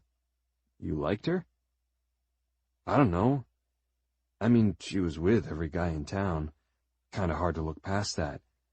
But I'm not pushing the women away myself, you know, so I let her work the day, I gave her some cash and bought her dinner, offered to bring her back here, but she said no again. Then she... Mike scratched at his beard. Well, she offered me a payment for the help. He raised an eyebrow. Oh? I said. So you got added to the list, huh? Mike shrugged his shoulders. I couldn't do it, Evan. Her eyes were so desperate and sad. It felt wrong. I told her to sleep there, and we'd talk in the morning. I came the next morning, and the door was wide open. No, Mike nodded. Yeah. She took cash? No. I don't keep cash at the shop. I deposit it all. Not that we handle much cash in the plumbing business. She took pipes. Pipes? Copper pipes, Evan. Swiped about $500 worth. I didn't see her for a month after that. Jesus, I said. I shook my head. And here we all are, getting together for her funeral. Mike stepped back and sighed. You and I both know we're not all here for Anna. That comment hit me in a tender spot in my heart. Of course I wasn't there because of Anna, or for Anna, or to say goodbye or some fake shit. I was there to see Adina. You ready for this? Mike asked. I'm going to get showered and changed. We need to leave in about 30 minutes. I gave a nod, and Mike walked away. Was I ready to see Anna be put into the ground? Yeah, sure. It really had been a long time coming. Fuck, if anything, maybe the world would rest easier with her gone. And I knew how messed up that sounded. But was I ready to see Adina? The simple answer? No. Chapter 7. All boxed up. Now. Adina. Riley held my hand as the car came to a stop. I was supposed to be in Tommy's SUV, but Zoe's uncle owned a car service and gave us a limo for the ride to the cemetery, which struck me odd because I had never been in a limo in my life. Neither had Anna. We weren't limo people. Neither was this town.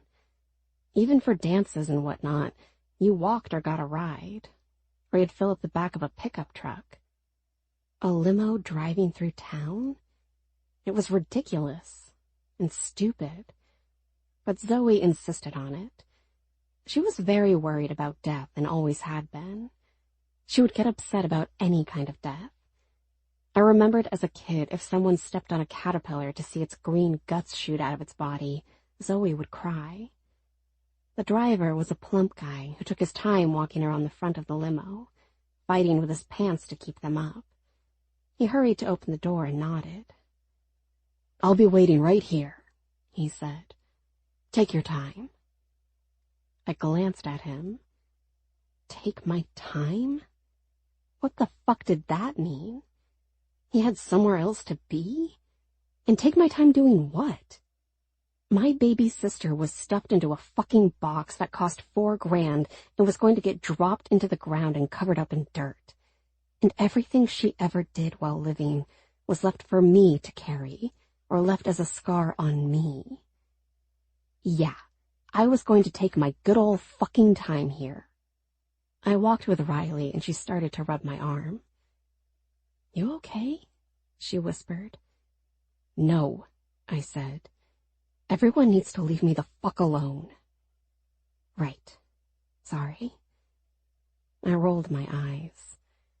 "Sorry, I didn't mean that." "Adina, this sucks," Riley whispered. "So bad."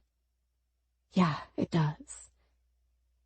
The hard part wasn't seeing my sister's coffin. It was seeing the headstone next to my sister's grave, the one with Aunt Beth's name on it. My heart felt ripped up like a piece of wet paper. I would always wonder how many years had been cut short on Aunt Beth's life, how long she would have lived if me and Anna hadn't been thrown into her care. There had been only so much I could do to help Aunt Beth. Most of the time, she didn't want my help. She'd get mad at me for getting involved. I looked at Riley and felt it coming. Maybe I should have taken a few more sips from the flask. Maybe I shouldn't have taken any sips at all. Tears filled my eyes and I lost my edge. At least Riley was the one next to me. She knew when to shut up and just hug me. Sometimes that's all I really wanted, desperately needed. I was crying for Aunt Beth. She had tried too hard. I was crying for Anna. No matter what, she was my sister.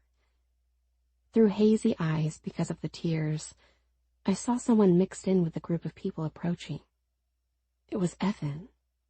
He was really here, huh? After all these years. The way he left. The words unsaid. The time wasted. And now he was back. And it was the same as before. Him looking at my sister instead of me. Chapter 8. From Across the Grave. Now. Evan. I wasn't sure Anna ever stepped foot in the church, and yet a priest stood at the head of the casket, a small Bible in his hand, both arms outreached, closing the services with a prayer. I knew this was more for the respect of Beth than Anna. Poor Beth. That woman had fought a losing battle for years, never once giving up on Anna. The amount of times I met Beth and just did the cool guy teenager shrug to her. She knew I would protect Anna, but she never really knew how far I had gone to do just that. All the crazy stuff Anna did. Shit. I kept everything safe with Anna, even our secrets.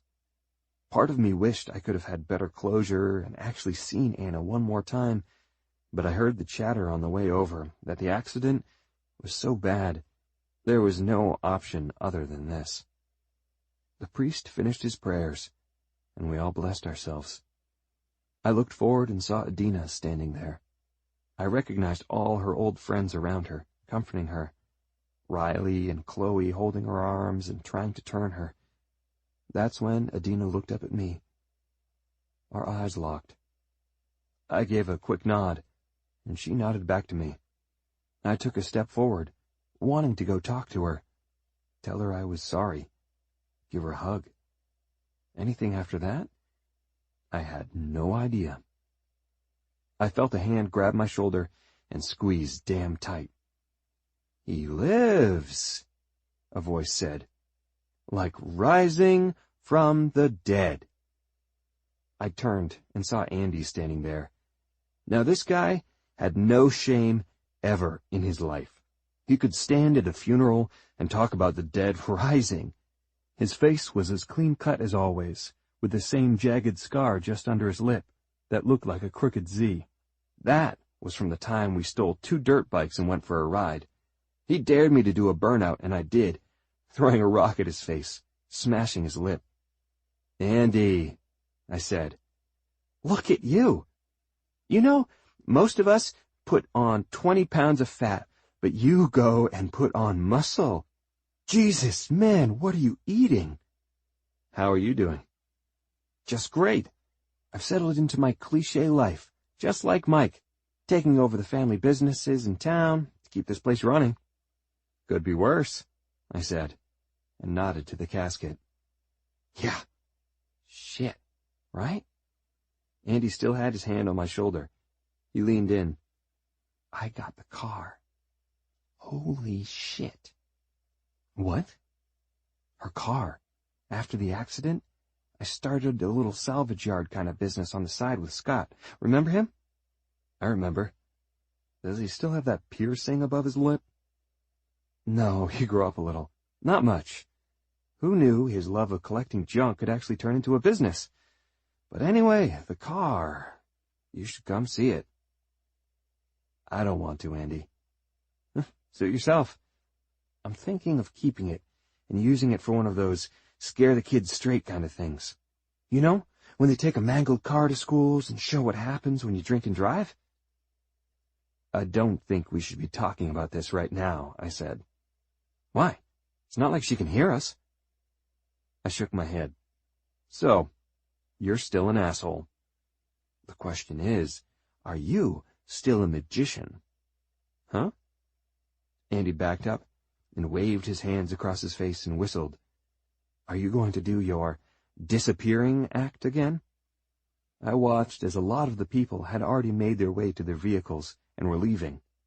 That's when I wondered what the hell I was supposed to do next. "Are you coming to the party?" Andy asked. "What party?" "I don't know what you call it.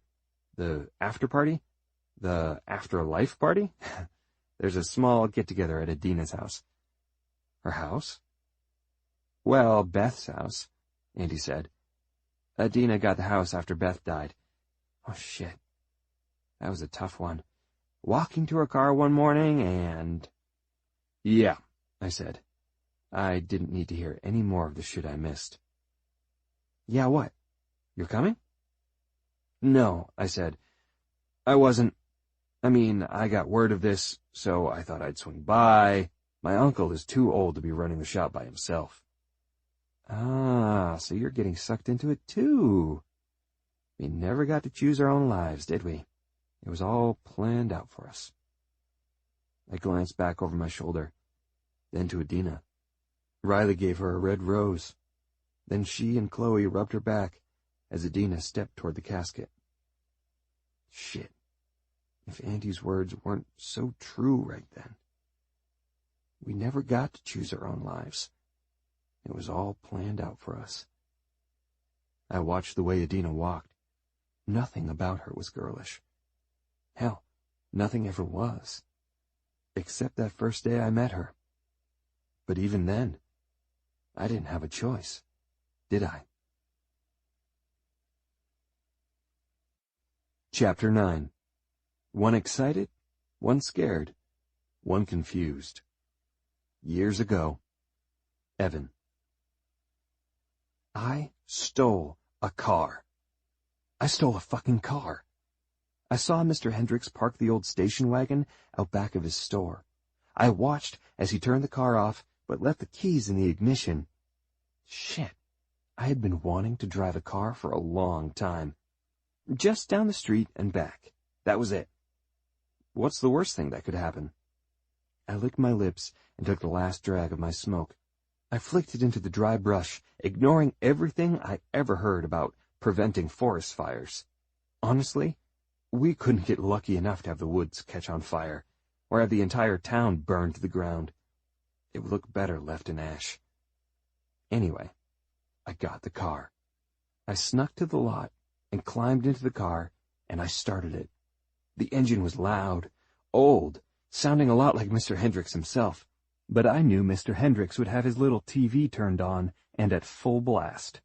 He would sit in his beat-up leather chair and watch game shows, the news, more game shows, the evening news, and then he'd close up.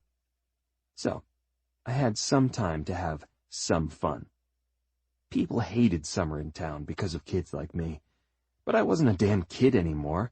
I didn't need another 6 months to be told I was allowed to drive. I could drive right now. And I did. I took the station wagon for a ride down the street. There was a Y in the road. Left took you along what was considered to be an expressway. All that meant was that it connected one town to another. Eventually it would run into the entrance to the interstate. There, I could head north, south, connect with the turnpike. Shit. I could go coast to coast in the old station wagon. At the last second, I turned to the right. That took me down a little hill and went right into where the houses were. That road ran along the train tracks for a few blocks before the tracks slowly curved to the right and then would cut through the middle of town. There weren't many trains that went through town, but we all hung out on the tracks. We put pennies on the tracks to flatten them if a train ever did come. But the homeless people would steal the pennies. We put rocks on the tracks because someone spread a rumor that they derailed a train once by doing that. I called bullshit, but I still tried it. We hung out on the bridge, looking down through the spaces between the tracks. We'd drop jelly beans and try to hit cars.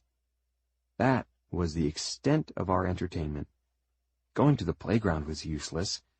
We were too old to actually play on it, and anyone older than us were doing seriously bad stuff up there. They made money and drugs look like kid stuff. So, that left me in a stolen car cruising the back streets of town, where old brick buildings stood to rot away with their faded paint. At one point in time, the buildings were used, trains coming to town to pick up supplies and drop stuff off. You know, when the town mattered. I went down a dead-end street and put the car in reverse. I cut the wheel and backed up. I was masterful behind the wheel of the station wagon. It was time to push the limits a little. I put the car into neutral.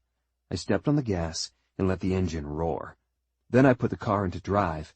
The engine bucked. The back tires screamed, and the car took off. It quickly darted to the right. Shit! I yelled. I cut the wheel to the left. The station wagon was heavy and lumbering. It wasn't like a dirt bike at all. I saw a mailbox approaching way too fast. I cut the wheel again. The entire vehicle jumped, and I thought I was going to flip the thing. The back of the station wagon wagged like a dog's tail as I somehow wrestled it back into control, but not before a few people came out on their porches to see what was going on.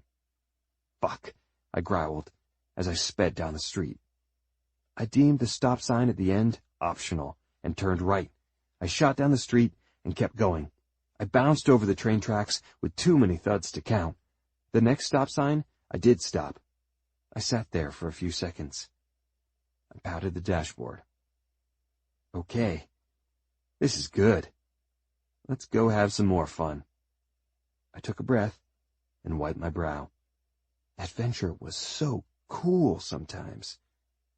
Before I could hit the gas pedal again, there was a loud thump against the passenger window. I screamed. I looked, and there were two girls at the door. One of them trying to get into the car. "We need a ride now," she said, as she climbed across the passenger seat and grabbed my shirt. "What?" "Just drive us for a minute." She had huge eyes and a baggy shirt, and nothing under the shirt, meaning I fought to keep my eyes up. Her hair was dark, messy, her face looking wild. She made my heart race a little when I looked at her. Behind her, still standing outside the station wagon, was another girl. She sort of looked like the first one, except she was nervous as anything. Standing there, biting her bottom lip, looking left to right, she twirled her pointer finger into her long hair. Her hair was a little lighter than the other girl, but the eyes were sort of the same. "Wait," I said. "I know you." I pointed to the girl outside the car. "You should," the first one said. "You go to school with her? That's my sister, Adina. I'm Anna. I'm 2 years younger. We need a ride." "What's wrong? What happened?" "Just fucking drive, Evan," Anna said. "You know my name?" "Of course," Anna said. She leaned right over and put her face an inch from mine. "I heard you were a bad boy. I think that's hot. You stole this car, didn't you?" I grinned. "Yeah, I did. So what?" "Well, give me a ride. Come on, show me you can drive." "Where are you going?" "Just give us a ride home." I looked at Adina again. She was really nervous, scared, like she was fighting off the urge to cry. "Okay, get in. I'll give you a ride." I was more interested in looking at Adina. But then, Anna grabbed my face. She smelled good, like flowers or spray or something. She put her lips to mine and kissed me. She wasn't the first girl I kissed, believe me. But she was fast. She was bold. She was wild. She turned and sat in the passenger seat. "Adina, get in the fucking car," she ordered her sister. "I'll drive slow," I said. "No," Anna said. "Don't. Drive fast. I like it fast." My hands gripped the wheel tight. I watched as Adina got into the car. Then I started to drive. Anna told me where she lived. I knew the street. It was 2 doors down from a printing company that shut down long before any of us were born. It became some kind of hall to rent out, and now half of it was used for an ambulance service. Next to that building was a path that the town built for people to walk, but we all used it to take girls to fool around with, or have fights and settle up on bullshit that started in school. Next to that was the river that always smelled like shit. "Why do you need a ride this bad?" I asked. "No reason," Anna said. "Just, you know." I watched from the corner of my eye as she reached into her pocket and took out what looked like an expensive necklace, then a ring, no, 2 rings, and a gold watch. What the hell? "Cut through here," Anna said. I turned down a dirt path and went around the back of the building next to the path and the river. I wrapped around the back of the houses and stopped at the end of the rusted chain-link fence. Everything was so overgrown. I had no idea how they planned on getting to their yard and house. "My aunt would get pissed if she saw us getting dropped off by a boy," Anna said. "Especially a bad boy like you."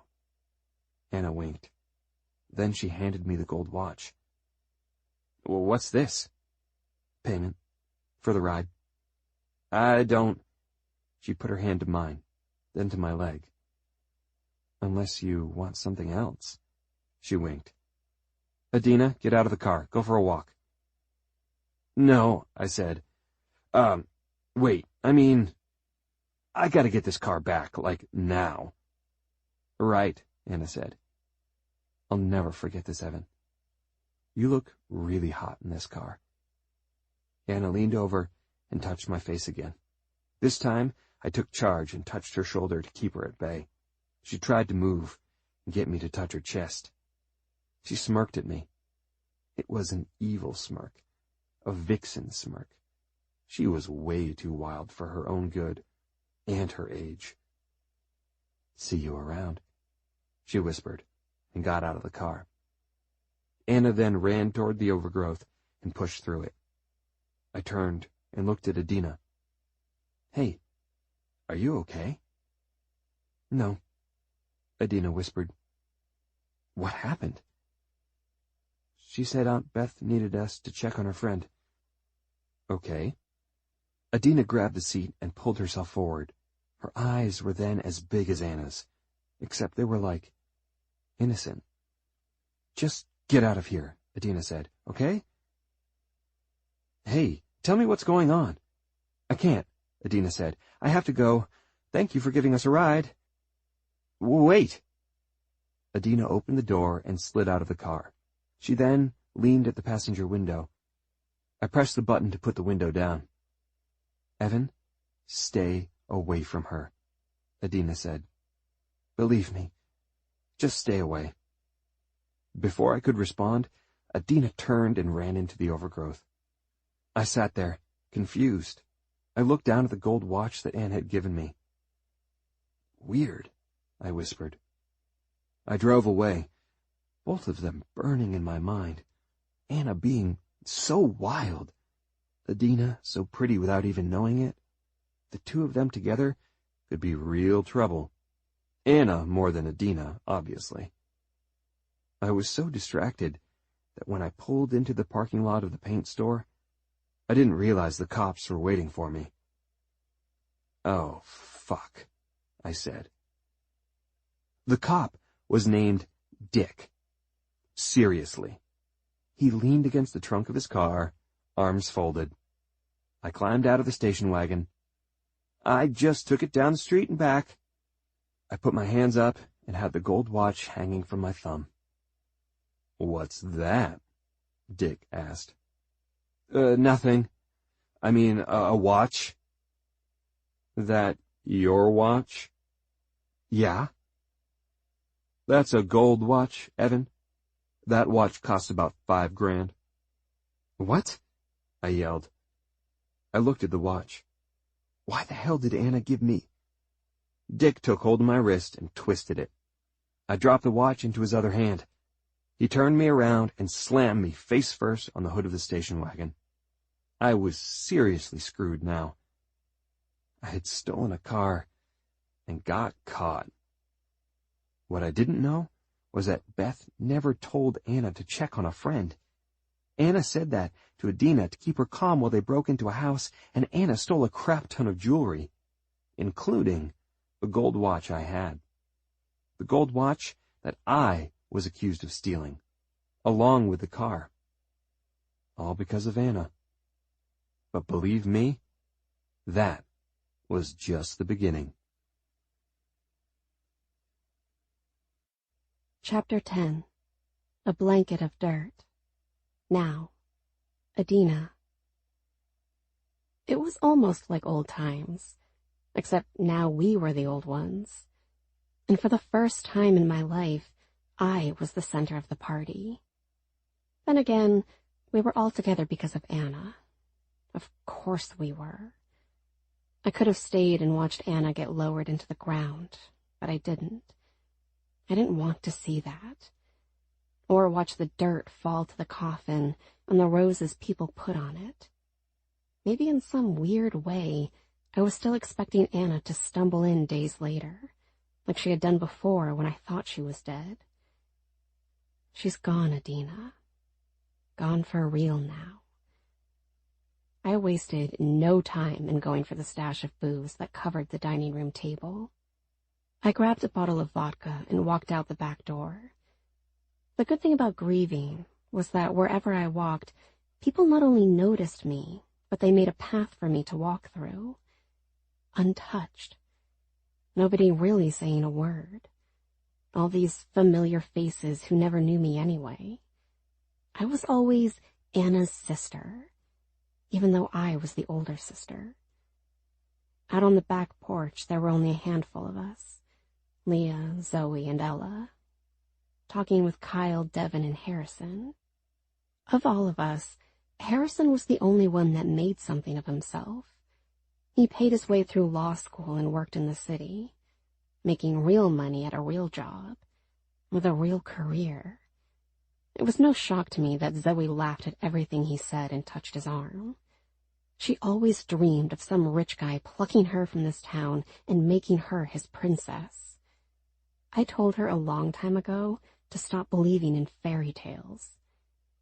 when Harrison spotted me and gave a weak smile, the same as everyone else. Then he turned and sort of pushed Zoe out of the way. She looked disgusted as he walked toward me. I had to roll my eyes.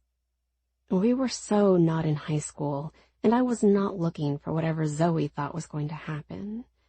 My plan was to drink, see everyone, and then pass out. Everyone else could stay and do whatever they wanted.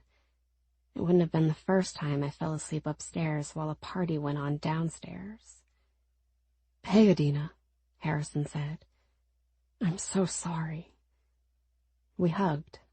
He smelled of cologne that probably cost more than my electric bill. "How are you?" I asked him. "Good. It is what it is, Harrison. Does it really shock you?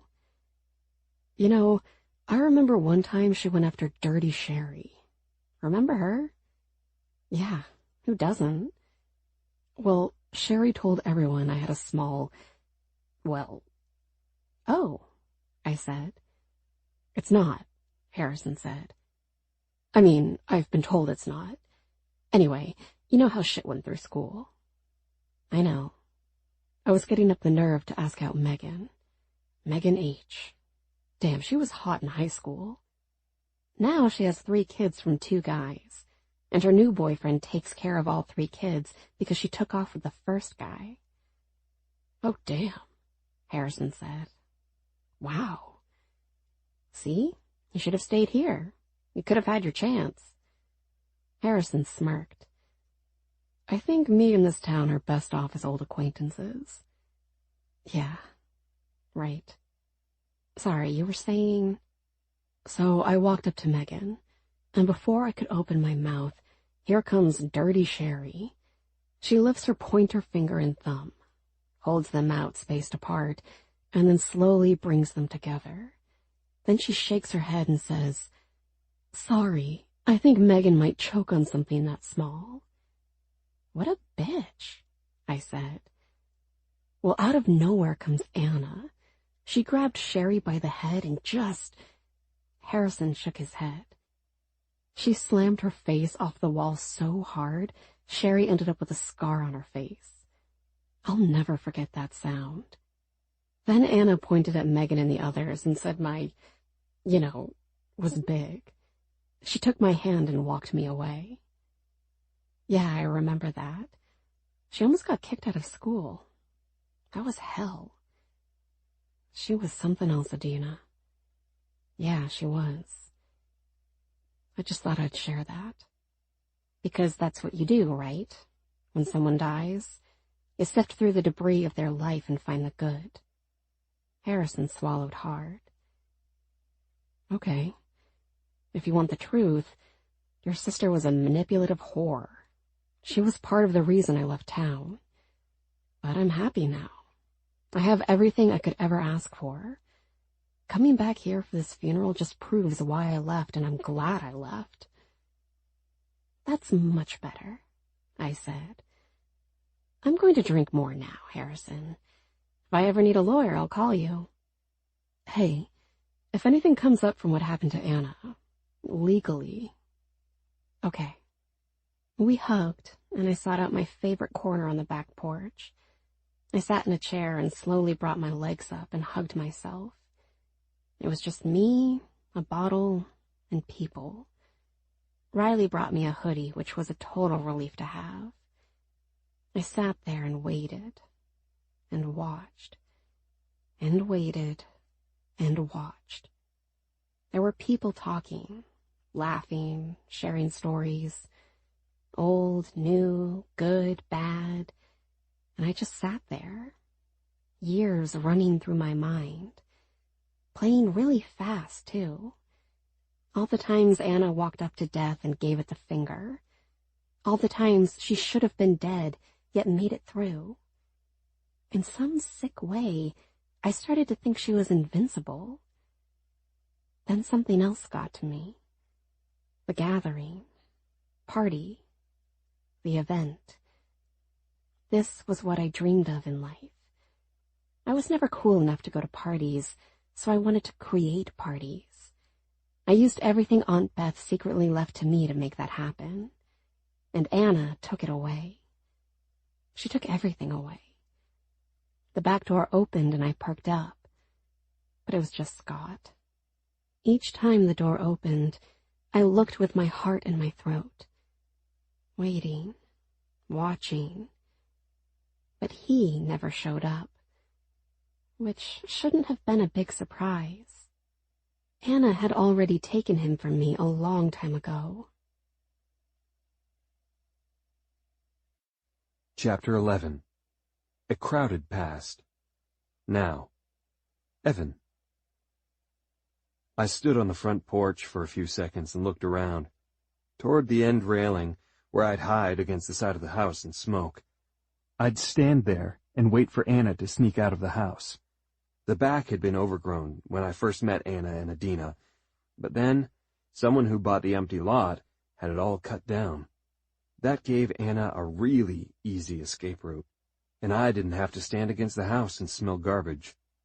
I couldn't help myself as I walked to the end of the porch and leaned over to see. There were trash cans there, but no longer were they the bent metal ones. These ones were black, plastic, tall, and on wheels. "Hey, what are you looking for?" I turned and found Ashley standing there. I had caught sight of her at the funeral, but she was on the other side of the casket, with Adina. "Ash," I said, "look at you." She wasted no time in throwing her arms around me. She had always been a hugger, and she would hug you until you hugged her back.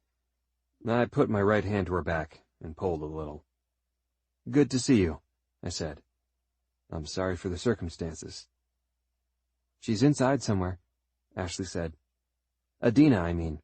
I'm sure she'd love to see you." "Yeah, I'm gonna make my rounds before I head back." "Head back?" "I drove down for the funeral," I said. "We're having a little party," Ashley said. "Might do everyone some good." "You don't think it's a little fucked up to have people drinking and driving, considering what just happened?" Ashley shrugged her shoulders. "I don't make the rules. I'm just here. How are you, Evan?" "I'm wonderful, Ash. How are you?" "The same." "Still working at that gift wrap place?" "It's not a gift wrap place," she said. She shoved at me. "You're such a dick." "What? It's a gift wrap place. It's got presents in the window." "Evan!" someone called out. It was an old buddy, Bobby, as he hurried up to the porch, wearing a shirt I swore he had in high school, with jeans that had massive holes in the knees. "Bobby," I said. "Holy shit, brother." We bumped fists and hugged. "What a fucked up day," Bobby said. "Yeah," I said. "How are you, man?" "Good." "Bobby's an EMT," Ashley said. She then leaned toward me and whispered, "He was there." "Oh, fuck," I said. Bobby nodded. "I couldn't go to the funeral today. After what I saw... Oh, shit. I just wanted to swing by and grab a drink, see Adina. Heard you were in town." "Just for today," I said. I had said that about 80 times so far, as though I was trying to convince myself there was no fucking way in hell I would sleep in this town, even for one night. "Shit," Bobby said. "Okay, well, I have to work the midnight shift tonight, but I needed to swing by. It was good to see you, man. Hopefully we can hook up again soon." "Yeah, that would be great," I said. Bobby turned and went inside the house. "You're such a fucking liar," Ashley said. "What?" "You're not going to hook up again soon with anyone here." I raised an eyebrow. "Oh?" "You left, and left it all behind, Evan. Everyone knows that. You're like a ghost walking around here." "Maybe I am, Ash, but I have good reason." "Do you think we all don't know what that reason is?" I slipped my hands into my pockets. I took a few steps back. I didn't come here to kick up old shit from years ago. "I'm sorry," Ashley said. "It's a weird day. We all miss you, Evan. Maybe now that she's gone, now you could be around more." Don't count on it, I said. Life moves forward. Except me, and most of this town. I'm still wrapping presents. See? Told you, I said with a grin. Ashley threw me the middle finger. For the record, we sell luxury goods, and since I showed Tina how to do business online, it's been booming. She finally divorced Rick after catching him cheating, and she gave me half the business. Well, that's awesome, Ash, I said. You look fantastic, too. I'm serious. You're not getting in my pants, Evan. I stepped toward her. I didn't stop until there was an inch between us. Oh, Ash, you're cute. You and I both know if that's what I wanted. I winked at her. Her cheeks flushed. Stop, she said. We're not in high school. I know. Imagine what could happen now. Ashley laughed. Still think you got it, huh? I know I do, I said. It's really good to see you again. I opened the door to the house, and it was very familiar. The house, the people, the party scene. No matter where I walked, someone grabbed my arm. All I wanted to do was find Adina. I got cornered by Chloe for a crying hug. Ella and Leah wanted to talk about the time I got drunk and was dared to run naked down the street. The night I ended up running right by a cop car and didn't realize it. So I had to pretend I was being attacked by bees. I told the cop I stripped naked to get them off my clothes. He parked his car in the middle of the street, put his lights on, and made me walk back down the street for everyone to see. Not that I had anything to hide or be ashamed of. Each person I ran into, I asked them where Adina was. She was nowhere to be found. By the time I worked my way to the back door, I started to get nervous. Out of everyone in that damn house, I wasn't sure anyone but me understood what Adina fully went through. And even then, I was sure I didn't have the complete story. Adina was forever forgotten and overshadowed because she was good. That was maybe the worst part of her life. Adina was good and was known for being so, which meant if she went out, Beth knew she'd come home 5 minutes before curfew. If there was a big test, everyone knew Adina would study and do her best. Yet, if Anna came home an hour after curfew, that was considered a blessing because at least she came home. And if Anna passed a class without meeting with the teacher and the guidance counselor, you would have sworn she discovered a new planet or something. I opened the door to the back porch and stepped out. It was almost dark, and half the people that stopped by were gone. This wasn't some well-thought-out catered affair. That's not how things went in this town. If you wanted a drink, you brought a drink. If you got hungry, you ordered a pizza and had it delivered. Andy and Riley were sitting at an old table in rusted chairs. The table had a hole in the middle for an umbrella, but there was no umbrella there. "Brother man," Andy said, his words slurring. "Come, sit, have a drink." "No," I said. "You better not be driving." "I got him," Riley said. She then lifted a can of soda. "I'm DD tonight. I brought my SUV for a reason. I can fit 5 legally, 10 illegally, but I figure if I get pulled over, it's better than having these morons drive, right?" "Good call," I said. "How are you, Riley?" "Just dandy," she said, "walking a fucking tightrope all day long, and my feet are tired." "Come walk this way, babe," Andy said. "Oh, please," Riley said. "You had your chance, and you couldn't get it up." I laughed. "Hey, fuck you," Andy spat at me, then looked at Riley. "That was years ago. People were in the room. We were in the closet. You were aggressive." "I knew what I wanted then," Riley said. Andy looked at me. "Help me out, man." "I can't help here," I said. "If Riley came at me, I'd know what to do." "Fuck you again," Andy said. "Fuck both of you." Andy pushed back from the table. The rusted chair groaned and tipped over. Andy stood and turned, losing his balance, and fell right toward the railing. He caught himself and leaned over it, swaying back and forth like the last loose leaf in an autumn breeze. "You okay with him?" I asked Riley. "I'm fine," she said. "It's all the same, Evan. I'm going to start rounding them up. It's been a long day." "Yeah, I probably should start heading back myself." Riley stood up. "Well, it's been a fun chat." I always liked Riley. She was fierce and bold, forever picked on for being a tomboy, but she was the first girl to look like a woman, if you know what I mean. So she was able to pull off this stunning womanly figure, but had the athletic ability of a guy. Nobody could ever tame her. Plus, she didn't take bullshit from anyone, and wasn't afraid to call anyone out. She took one step away, and I reached for her hand. "Riley, hey, listen." "What?" she asked. "I've been here for over an hour and haven't seen Adina." "You only got here an hour ago?" "Well, Mike wanted to stop over at Donkey's." Riley snorted. "That fucking dive. He's been down about his old man."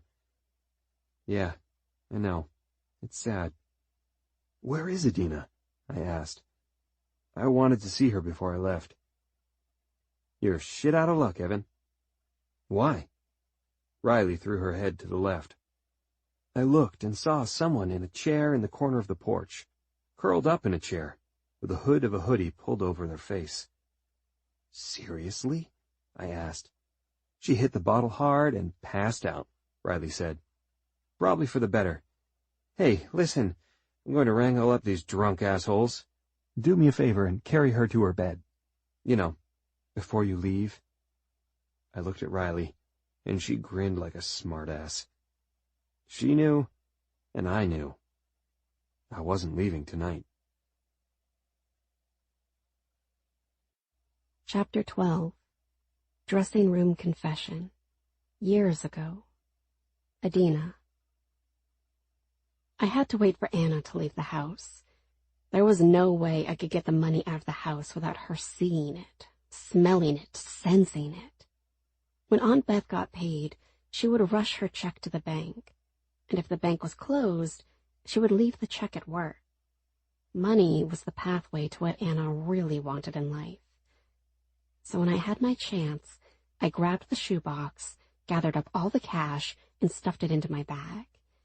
Downstairs, I asked Aunt Beth if I could borrow the car to hit the mall.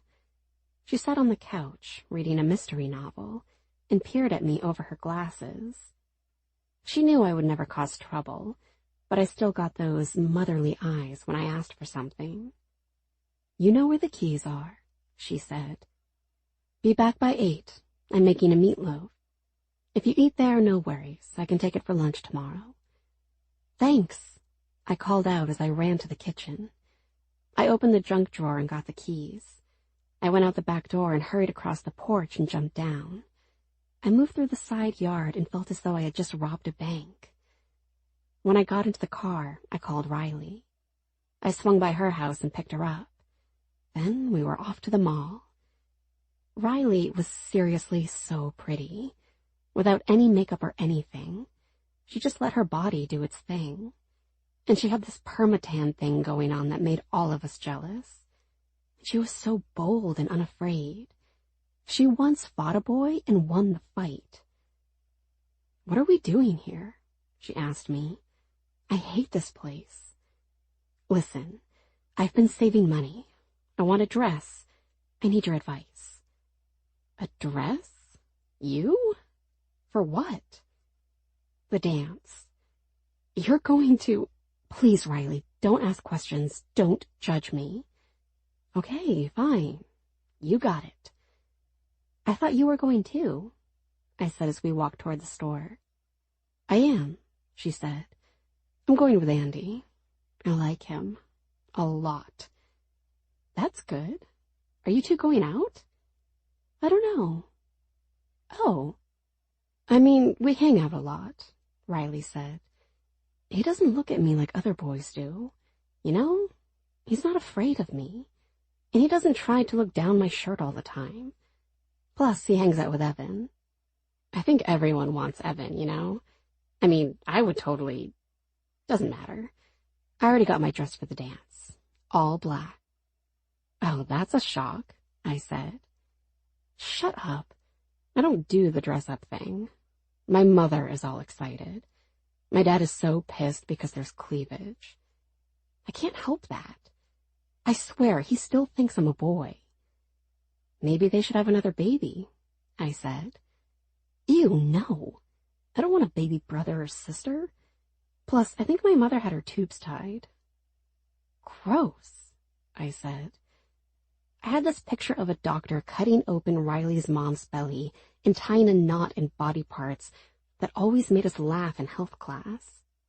I really didn't understand everything about all that stuff, but I knew that when I got this dress and got Evan's attention, he and I would go to the dance together, and that night... There it is, I said as we stopped at the window. Wow, Riley said. That's really pretty. I mean, for you. You think? Yeah, it's almost like a wedding dress. With a little bit of purple in it, I whispered. Come on, I want to try it on. And buy it. I had the dress on in the dressing room. I was alone.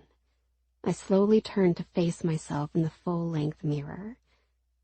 For the first time in as long as I could remember, I felt beautiful. The dress was perfect.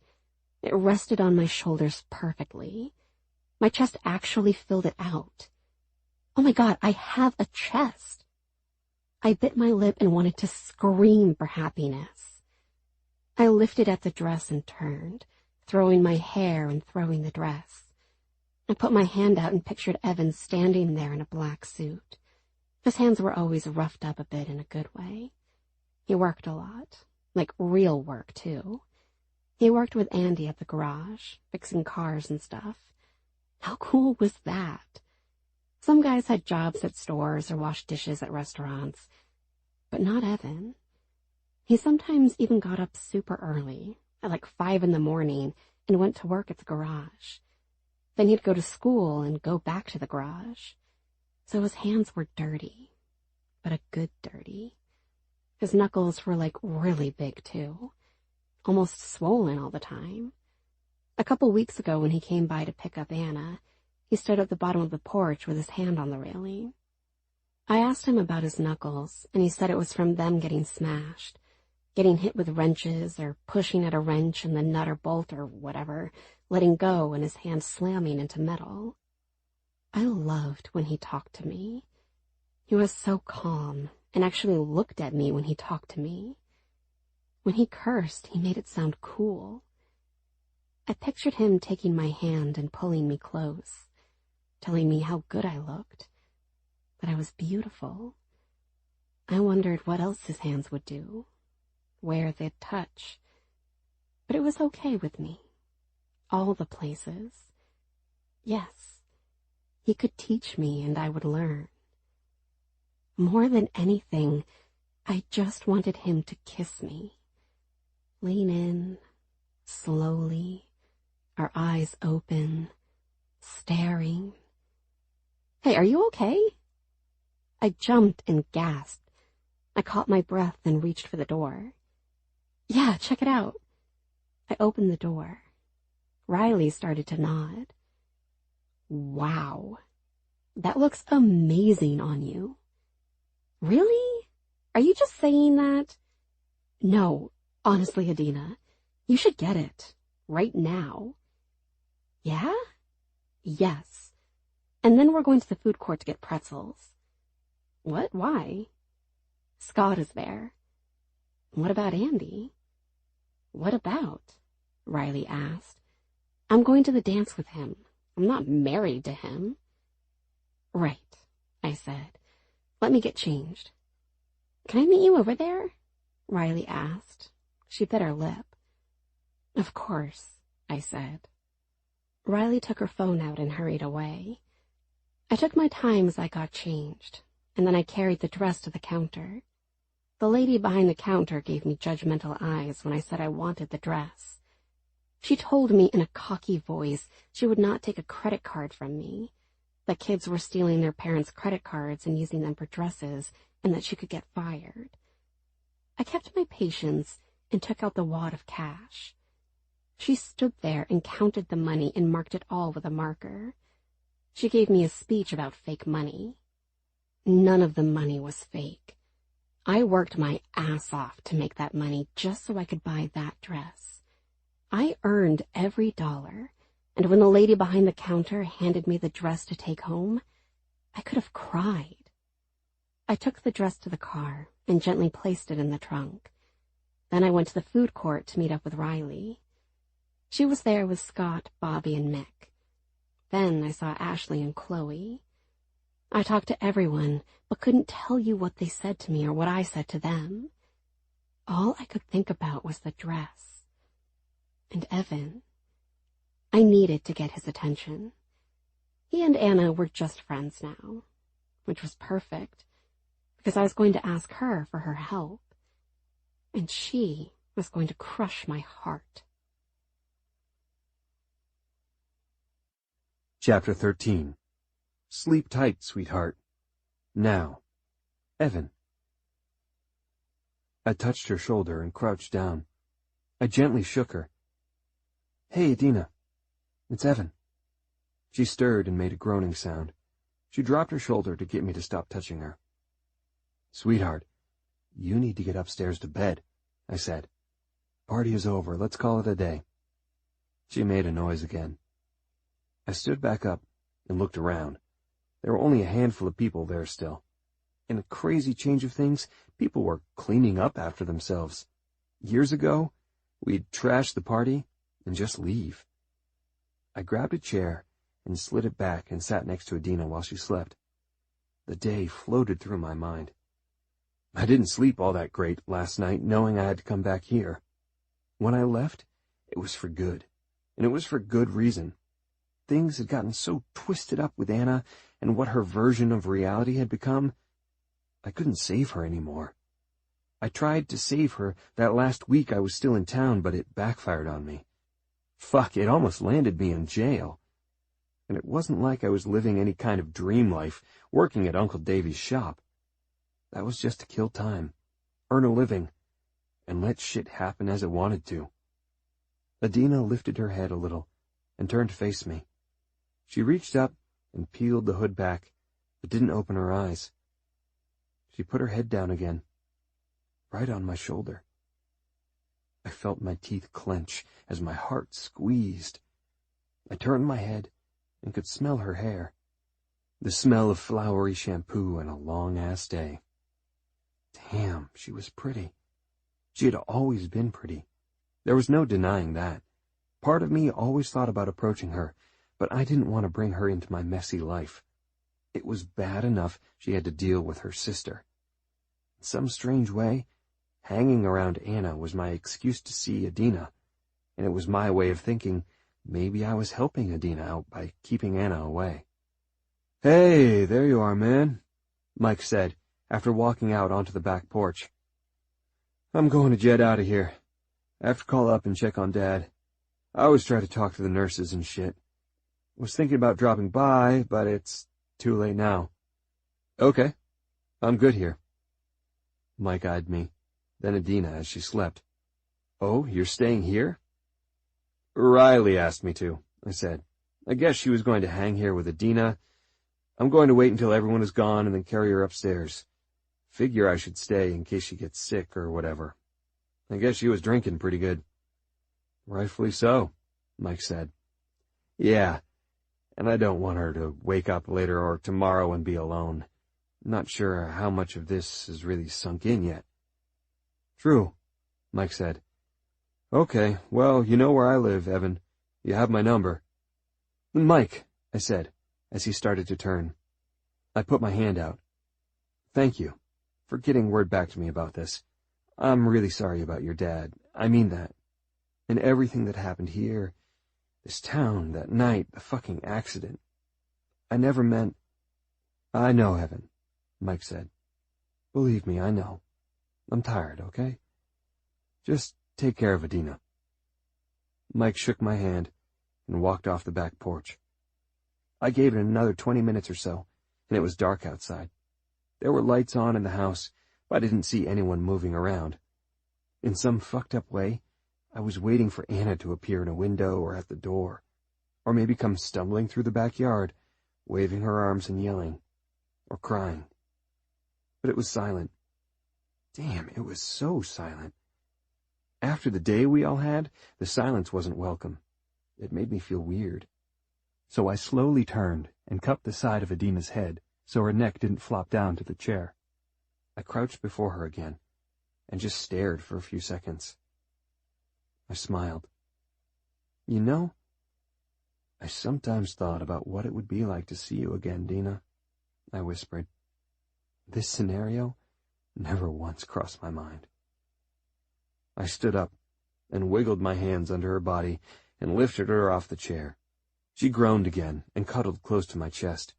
Her hands clung tight to my shirt and my skin. I stood for a second and took a deep breath. This was why I wanted to avoid coming back down here. Every step was a step down memory lane. Every step closer to the back door. Adina in my arms, leaving me to realize that it was officially down to just me and her in the house. I took her upstairs and took my chances as I figured out which room was hers. Since it was her house now, I figured the master bedroom, and I was right.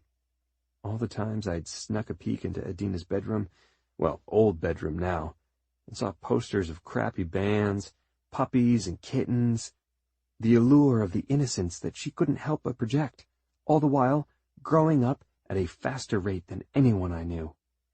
But now, this new bedroom was that of a grown woman. Everything matched. Everything was put together nicely. There was a sweet smell lingering in the air. Perfume? Laundry soap? Just overall clean? Gently, I placed Adina down on the bed. I noticed there was a nightstand on each side of the bed, a lamp to match. I walked to the other side of the bed and turned on that light. It moved through the room, but didn't flood it. I figured if Adina woke up and didn't feel all that great, she'd have some light to help navigate herself. Then again, I didn't want her to try and walk around, did I? I put my hand to the bed and wondered if anyone had ever slept on this side of the bed. A boyfriend? Something more serious? Hell, something less serious? I caught myself touching the sheets with a little bit of jealousy hitting me. Groaning, I turned and walked out of the bedroom. I went to the bathroom where I was hit with a smell that matched Adina's hair. I reached for the trash can and opened the shower curtain and found the washcloth. My eyes scanned the shower. Pink razor hanging from a shower caddy, 4 bottles of soaps or shampoos or whatever. Why did this sight drive me crazy? Because, in some fucked up way, I was picturing Adina in the shower, standing there, naked, the water touching her faster than her hands. I had to get out of the bathroom. I had to get out of the house. I had to get out of the fucking town. I picked up a towel on the way out of the bathroom and got Adina all set up in case she got sick. Then I stood there and watched her sleep. On her side, still wearing a hoodie, her knees tucked up a little. She looked comfortable, even if she was drunk. Maybe she'd feel like hell the next morning, and the morning after that. But eventually, it would lessen. In some strange way, Adina was officially free. Which meant she didn't need me around. I didn't need to be there and mess things up. I touched her shoulder and bent forward. I kissed her shoulder, realizing it was the first time I ever kissed her. All these years later, after everything that happened. "I'm so sorry, Dina," I whispered. "It'll be okay now. No matter what you think, it'll be okay now." I stood and turned, and Adina grabbed my hand. She turned her hand a little and spread her fingers enough to want to interlock them with mine. So I let her. Our fingers were interlocked, tight. She had a fierce grip, too. Now, let's be fair, I could have broken away from her in a second, but I told myself she had me. which meant... I turned and slowly fell to the floor, my back against the bed, my right arm and hand up. It was going to be a really uncomfortable night of sleep, but it would probably be nothing compared to the morning when Adina realized I was there. I looked at our hands together and curled my lip. This wasn't the first time she held my hand for comfort, was it? Chapter 14. What if she's gone for good? Years ago, Evan. I pushed at the wrench, and the bolt finally popped free. It was 20 minutes of my life I'd never get back again. When the bolt popped, my entire hand flew forward, down into the rusted parts of an engine that should have been junked a long time ago. My knuckle hit some jagged metal and exploded. I wanted to scream, but if Andy's old man heard me, he'd come over and break my balls for being too weak to do the job. He was a dick like that, but he meant well. His old man used to beat him with a belt just for the hell of it. So even though he inherited his father's drinking habit and hate-the-world attitude, he didn't raise a hand to Andy, which meant he was a better father than his own. After I wrapped my hand in a towel to stop the bleeding and to wipe away the grease, I went outside for some air. That's when I saw Andy, standing at the side of a cop car. Andy turned and pointed right at me. Oh, fuck me. What now? I learned my lesson when it came to running from the cops when they wanted to talk to me. Plus, I didn't do a thing wrong this time. I had been in the garage all damn day, trying to earn some extra money. So I wiped my hands and busted knuckle and threw the towel in the trash. Then I walked toward Andy in the cop car. As I approached, Andy turned and widened his eyes. "What?" I whispered. "Looking to talk to you, man," he said. It was Dick. Dick the cop. I crouched and put my hands to the open passenger window. "Can I help you, Dick?" I asked with a grin. "Funny," he said.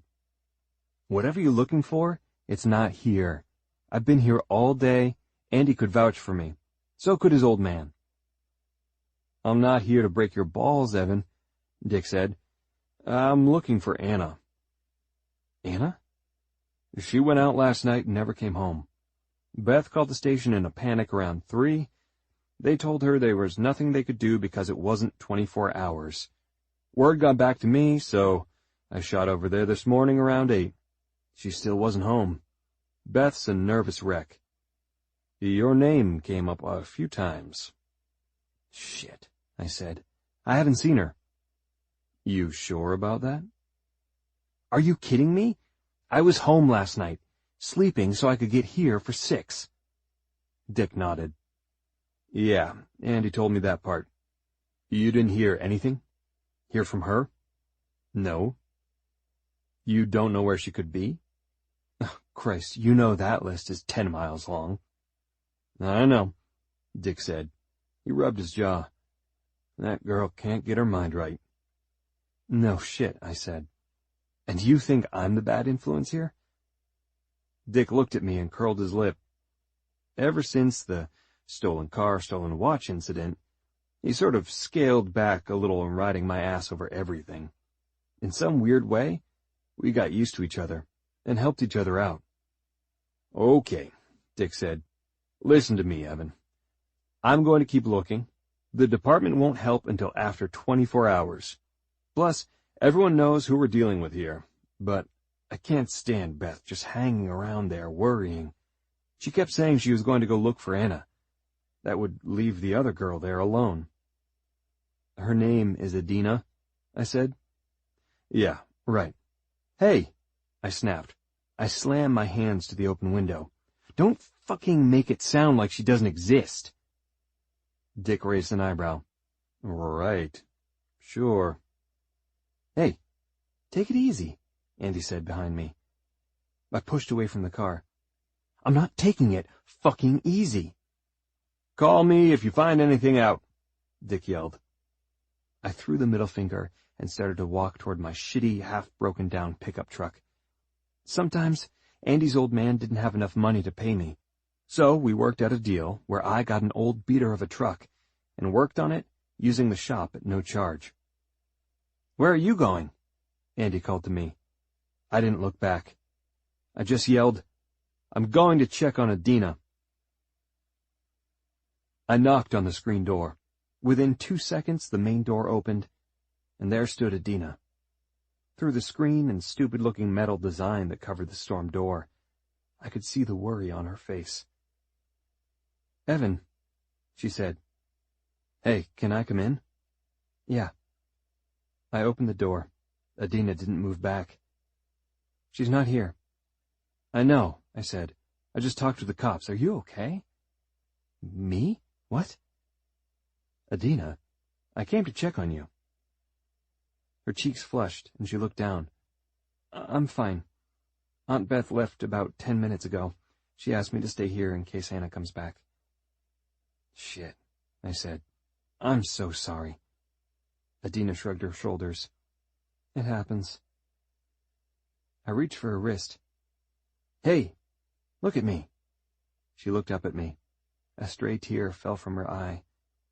"Oh, fuck, Dina." I swallowed hard. Damn, she was beautiful. She deserved more than this fucking town, than the shit her sister did, than everything she had been given so far in life. I found the words in my heart, and my mind hammered them away.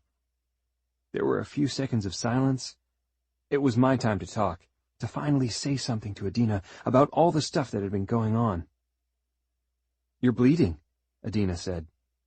I looked down and saw blood running down the back of my hand. "Damn," I said. I had busted it up working on an engine. "Here, come here," Adina said. She led the way, and I followed her up the stairs. She walked to the bathroom and pointed to the toilet. "Sit." "Why?" "You need that cleaned out and bandaged." "Dina, listen to me," she said. "Please, I need the distraction." "Fine." I put my right hand out. She took hold of it and turned on the water. The water washed away the blood and stung a little. She grabbed a towel and put it over my hand. "Where did she go?" I asked. "I don't know," Adina said. "Left last night for a party, around 9. "I was home," I said. "I didn't hear anything." "Probably with some college guys. She always does that." Adina looked at me. Sorry. I know you and her." "Stop," I said. "There's nothing." "This is going to sting," Adina said. She twisted off the cap to a bottle of peroxide and wasted no time pouring it on my knuckles. The pain shot through my hand and up my arm. It fizzled and bubbled white. She washed it away and bandaged my hand. I watched the way she worked, her hand slightly shaking, the look on her face. She was bottling it all up, really bad, holding herself together by a very thin thread. I just sat there and let her do her thing. She blinked, fighting back the emotion. She got more and more twitchy. When she tried to throw the wrapper to the bandage out, she missed the trash can and sighed. Once I was fully bandaged, I stood up and stopped her. "Hey," I said. She looked up at me. "What?" I slowly slid my hand down to her left hand, my fingertips against the soft palm of her hand, up and over her fingertips, back down a little. I forced her fingers open, and I held her hand, our fingers interlocked, tight. She kept staring at me. "It's going to be okay," I whispered. "Don't ask how, though. Just believe in it, Dina." She blinked a few times as fresh tears filled her pretty eyes. I reached up with my left hand, stroked her cheek, wiping away a tear. She exhaled a warm breath.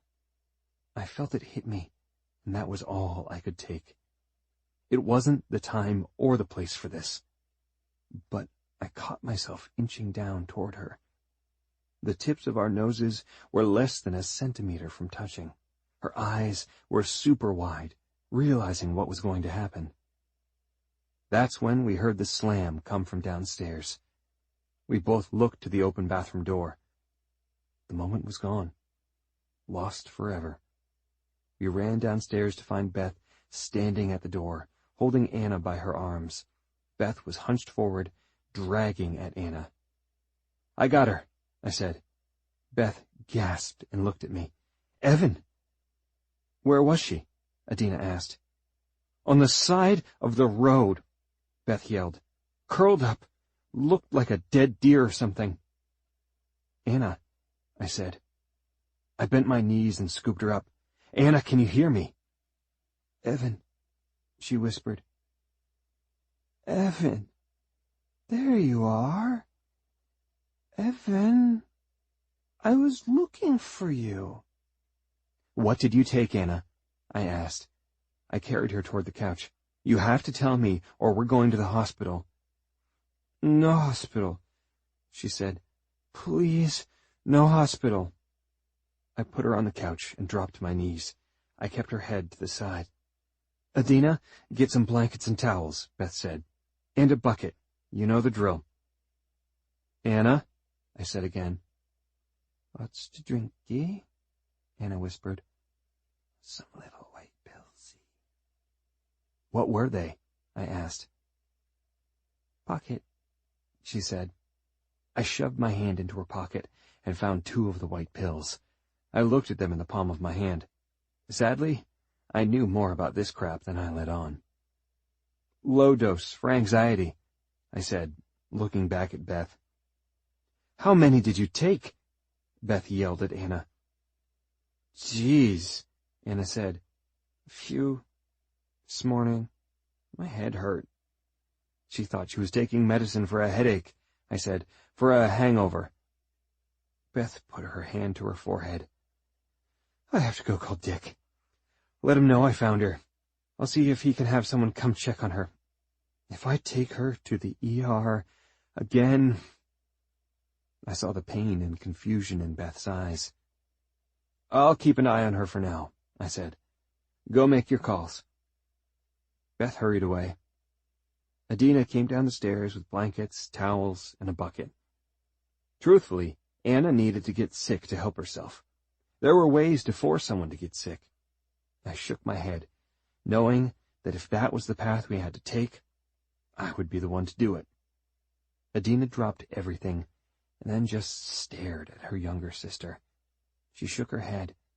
I knew the look of disappointment in Adina's face. People had looked at me like that many times in my life. "It'll be okay," I said to Adina. "Yeah, right," she said. She turned and I grabbed for her hand. "Dina, hey!" She looked over her shoulder. "What?" "Up there. I need you to know." "Evan?" Anna whispered. "I don't feel—" Anna gasped and got sick, which was a good thing. I held her hair out of her face. I looked back and saw Adina stepping out the back door. She put her hands to her face. She was crying, and I couldn't get to her to help her. Chapter 15. The breakfast I've always dreamed of. Now, Adina. When I saw the bucket next to the bed, I shut my eyes and wanted to go back to sleep. I pulled the covers over my head. To my ultimate surprise, I didn't feel like death. I was warm, comfortable, wearing a hoodie in bed. I peeled the covers off my body and sat up. I laughed, like literally laughed, out loud. Ha ha ha! I drank how much vodka yesterday? And yet a great sleep made it feel like nothing had happened, that nothing was wrong. Except everything was wrong. I was alone. Completely and totally alone. I climbed out of my bed and walked down the hallway to her room. Was that the thing to do now? refer to my dead sister as her, no longer saying her name, thinking her name, acknowledging her existence. I put my hand to her door. I opened it, knowing the room would be empty. It was totally different than when she was younger. Now the bedroom was just basic. A bed, a dresser, the closet, no pictures. If anything, the room already looked unoccupied. Just a spare bedroom, which was the room's fate now that she was gone. It was all real. No denial or anything. I turned, shutting the door, and went downstairs. I saw 2 coffee mugs on the dining room table just as the smell hit me. "Hello?" I called out. "Riley? You in there?" For a moment, I thought of her as a ghost, coming back to make up for everything she had done wrong. That was crazy to think. What was even crazier to me was who appeared. Evan. He gave a quick wave as he grabbed one of the mugs. "I hope you don't mind," he said. "I snooped through the cupboards until I found coffee." "Evan." He yawned as he lifted the mug toward his mouth. My eyes couldn't control themselves as I scanned down and back up. Part of me wanted to make sure he was really here. Or maybe I was just trapped in some dream. Part of me was seeing what he had become. I had seen him yesterday, but that didn't really count. He stood there with the sleeves of his long-sleeved shirt pushed up. He had these muscled forearms that were bigger than some guys' upper arms. His hands were as big as ever, the coffee mug looking like a toy in his hand. He didn't grab the mug by the handle either. He cupped the entire thing with one hand. His hair was dark and messy, just above his eyes. And his eyes. His eyes. "Evan," I whispered. "What?" You, were a little out of it last night." "Last night? What happened last night?" "Nothing," Evan said. "I guess you passed out in a chair." "On the porch," I said, remembering. "That's..." I looked down. I laughed. I had put a hoodie on over my dress, and that's how I was still dressed. A hoodie over a black dress. How the hell did I sleep comfortably wearing this? "I look like a mess," I said. "Nah," Evan said. "You look great." "Yeah, sure." Evan pointed to the other mug. "Coffee." "That I'll take." I stepped toward the table, the distance between us getting less and less. It felt strange to me, but in a weird way, it was a little comforting. "So you stayed here last night?" I asked. "Yeah, slept upstairs with you." "What?" Evan grinned. The scruffy 5 o'clock shadow on his face worked so good on him. He was hotter than the coffee in my mug, and I wasn't sure if I should have been having those thoughts right then, but I couldn't help it. "I was on the floor," Evan said, "after I carried you to bed." "You carried me to bed?" "Yeah. You didn't walk Dina." Dina. I exhaled a breath into my coffee. He was the only one who ever called me that. And that was only because he once told me I was too different from her to share the same first letter. "You really slept on the floor?" I asked. "Yeah. Riley took everyone home that she could fit in her SUV. You weren't moving on your own out there. Plus, I figured it wouldn't be nice for you to wake up alone." "Yeah, right." I looked down at my coffee again. Alone. Evan walked to the table and took a seat. He was just inches from me. I could smell him. "Dina," he whispered, "I didn't get to talk to you yesterday. so I have to get it off my chest today. I am really sorry for what happened. Are you? I asked. Is anyone actually sorry? Evan sighed. Look, Evan, I said. I grabbed his hand. My small hand barely covered anything of his massive fist on the table. I woke up this morning and felt great. I walked to her room and stood there. There's no sign of her, okay? This wasn't her home. This was her comfort place. You were worried about me waking up alone? I've been doing that for years. And looking at her room, you know what I thought about? What? He asked.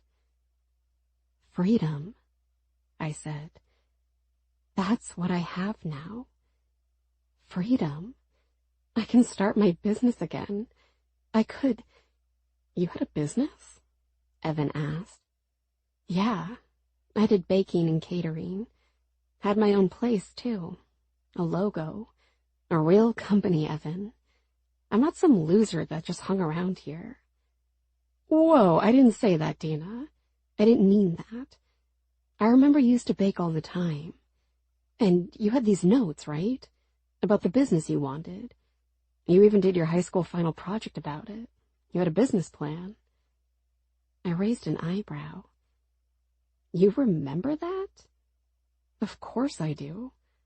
Plus, I sort of copied you. How so? Never told you this, Dina, but I basically copied your business plan and changed it to an auto shop. What? Evan winked. Couldn't help it. I needed to get out of school. I'm sure they would have kicked you out either way. They would have given you a diploma to go away. Evan laughed. That's true. I wasn't very popular around those halls, huh? Neither was I.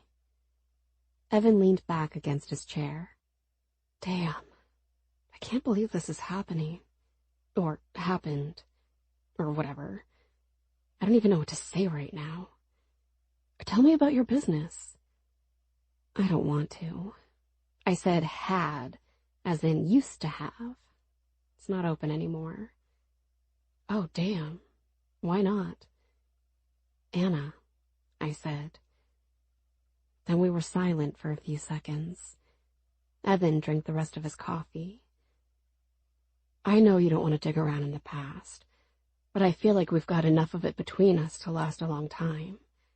A lot of things unsaid. That's how it goes, I said. You move forward and then look back. It's life, Evan. He leaned toward me and grabbed my hand. No, Dina, not for us. Not for everything that happened. You and I know that. Okay, so then what? Where do you want to start? Explain why you were here and then gone. And now you suddenly show up because Anna is dead. You spent the night as a favor to me. Gee, thanks, Evan. I stood up. Whoa, Dina, he said. Wait a second here. No, I said. I'm not the victim anymore, Evan. I'm not going to be hurt anymore. Nobody said you had to be a victim, Evan said. Good. I'm fine, Evan. I'm here. I'm awake. I'm not hungover. I'm not crying. Dina, come on, he said. Are you really going to put up a wall right now? Seriously? I asked. I looked at Evan and suddenly everything went through my mind. Meeting him, Anna kissing him looking at me with those eyes, torturing my heart, teasing my body, always occupied with Anna and her bullshit. Then what happened with the engagement thing, the dress thing, the accident? I'd rather put up a wall than abandon everyone, I said. Evan took the hit and just stood there. That's right. That's what I did. Keep it coming, Dina. Get that off your chest.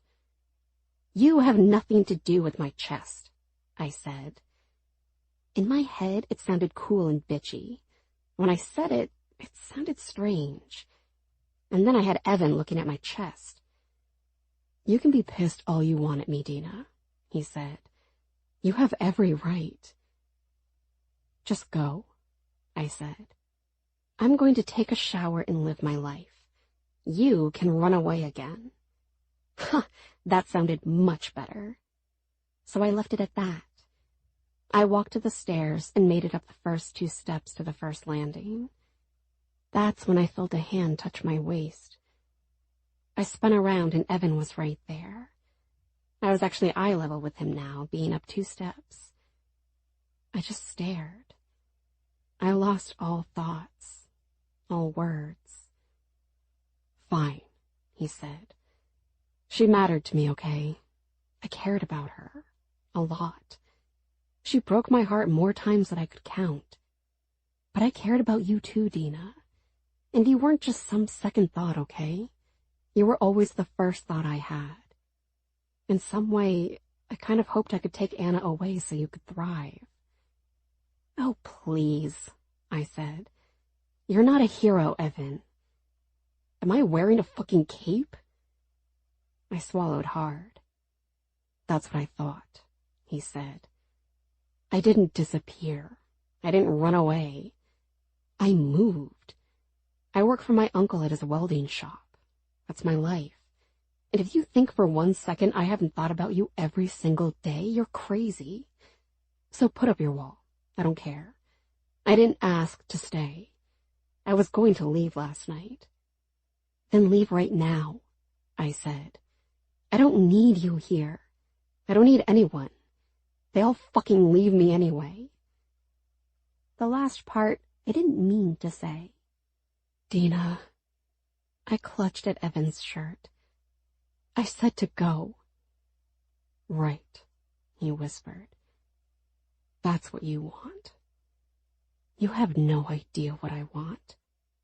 I let his shirt go and wanted to slap him. I wanted to punch him. But I knew the right thing was to walk away. I didn't walk away, though. I lingered. I waited for him to make a move. And he did. After all the years of waiting, Evan grabbed me by the waist and pulled me close. And he kissed me. The water felt good as it hit my body. I thought of it as a dark blanket as I hugged myself in its warmth. I shivered as though the water was cold. But truthfully, that had nothing to do with the water. I waited for his hands to touch my shoulders, to slide down my arms and touch my hands, then guide me, move my hands to all the places he needed, and all the places I had ever dreamed of. Or maybe he would start at my waist, those strong and calloused hands holding me in a way no man ever could, pulling at me, bringing me to his body, allow my exposed and wet skin to feel everything that was hard on him. I sighed and water sputtered from my lips. I stepped back out of the water and ran my hands down my face.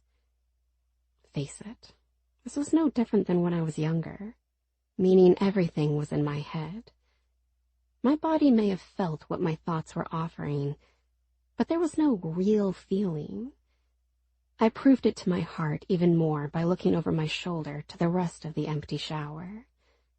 I reached for the shower curtain and peeled it back, biting my lip, and the bathroom stood empty, the door shut, the steam plastering itself against the mirror.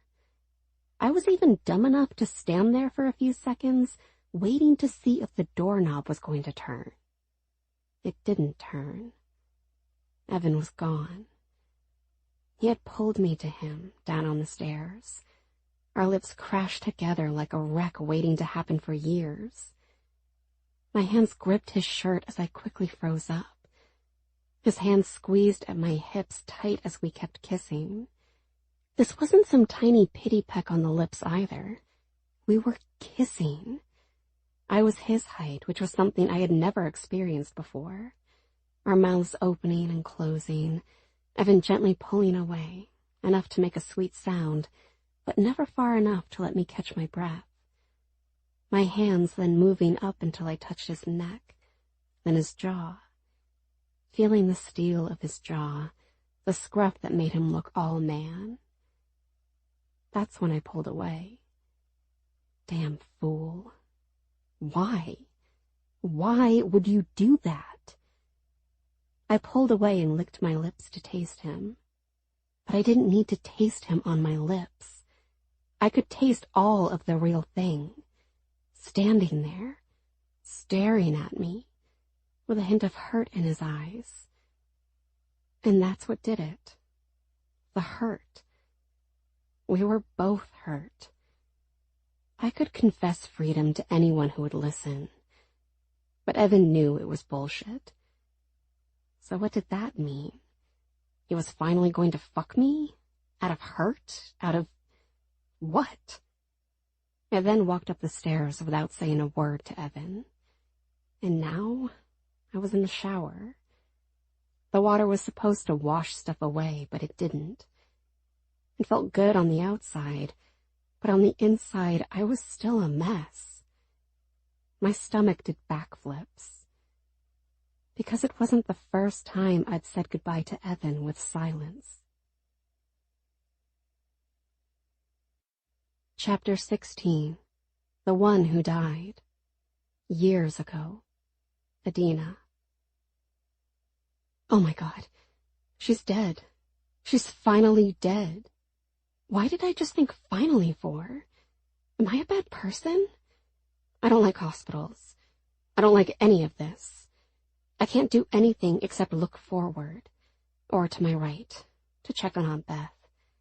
I saw her last week, rubbing her shoulder, her left shoulder, near her chest. That's a sign of a heart attack, isn't it? She told me she heard it at work. I call BS on that. She didn't heard it at work. She heard it, well, raising Anna. So that's why I said finally. Because of Anna. Because if Anna is gone, then Aunt Beth could heal. No, that won't work. Would it? She'd be crushed. Crushed bad. I bet her shoulder and chest would hurt even more. Which reminds me, I need to look all that up. I need to find out what else to look for.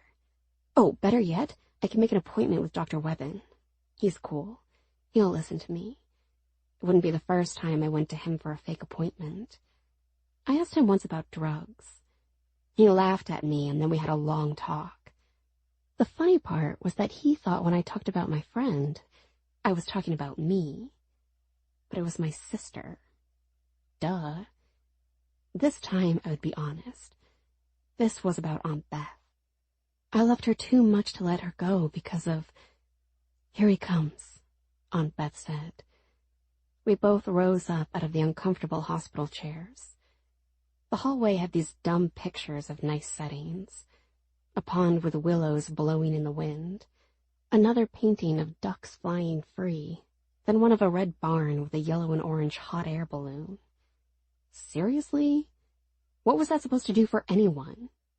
What was I supposed to do? Dream of being in that hot air balloon and escaping this 2 a.m. nightmare that my sister had so elegantly painted with her fingertip of destruction?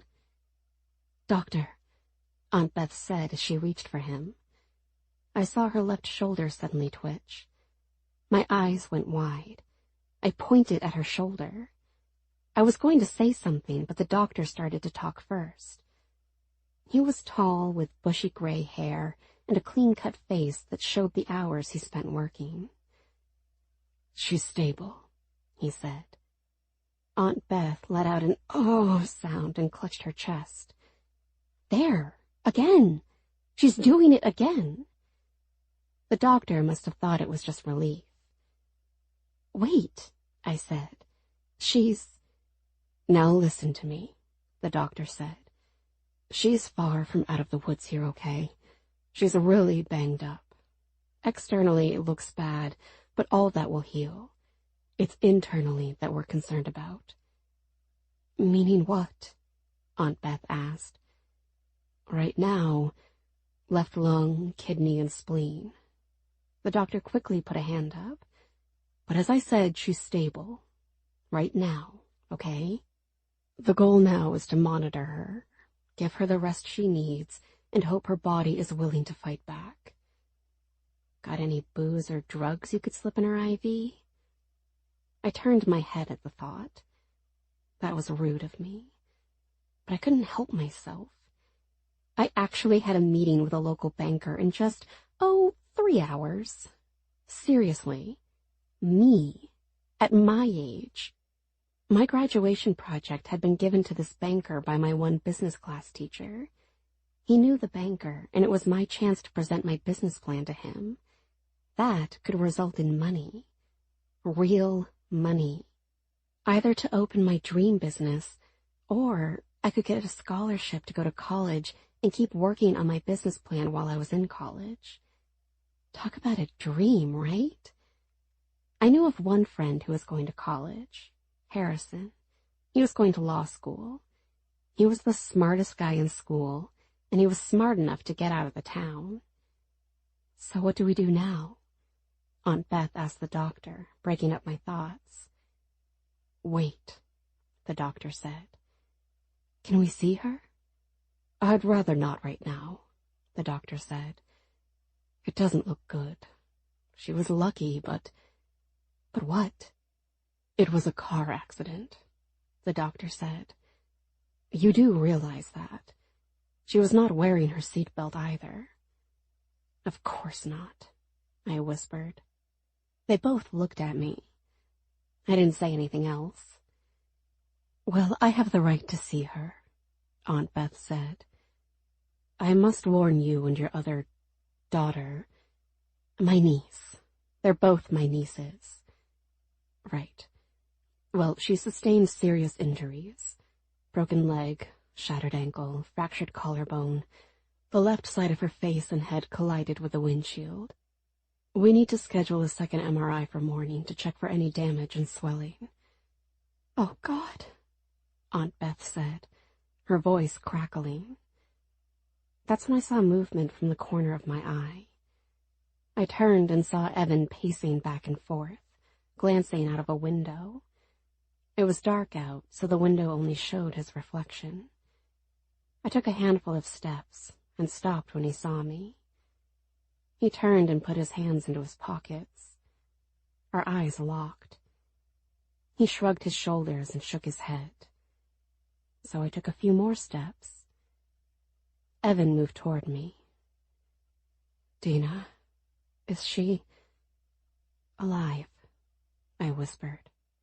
It was the only word I would say to Evan that night. Oh, fuck, he said. He exhaled and ran a hand through his hair. He looked up and looked ready to cry. Fuck, I can't believe this shit. He swallowed hard. His Adam's apple pulled up and settled back down. He looked at me again. I'm so sorry, Dina. I never meant for this to happen. You have to understand that. If I knew this was going... He shook his head. I just stared at him. This was his fault, right? His fault that my sister was in a hospital bed. Or was that what I wanted to force myself to believe? It was easier to blame someone else for what Anna did, right? But Evan was the one with her, as always. I should have been smarter tonight, Evan said. But we were all drinking, Dina, okay? I didn't mean for this to happen. I had no plans for her to be in that car. Okay? Please understand that. I nodded, just to nod. Great, he said. You won't even say a word to me now. Nobody will talk to me. What the fuck am I even doing here, huh? I'm done with school. God only knows why they gave me a fucking diploma.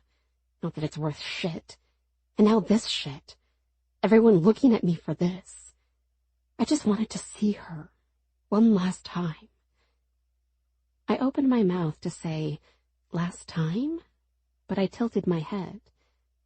Behind me, I heard Aunt Beth raising her worried voice, arguing with the doctor. I reached with my left hand and pointed over my right shoulder. I have to go, Evan. I'm leaving, Dina, he said. I'm out. I'm done. I can't do this shit anymore. This town, your sister, all of it. Listen to me, Dina. This is something I should have said a long time ago. Fuck. I thought I was doing everyone a favor, but I was only making things worse. Evan reached for me. His fingertips touched my hand. The truth is, I have always loved... Evan! A voice boomed. He turned his head. I looked. There was a cop. Dick. No, no, no, no. We need to talk, Dick said. Yeah, I know, Evan said. I opened my mouth, but Evan was already on the move, walking toward Dick. He put his hands in front of his body.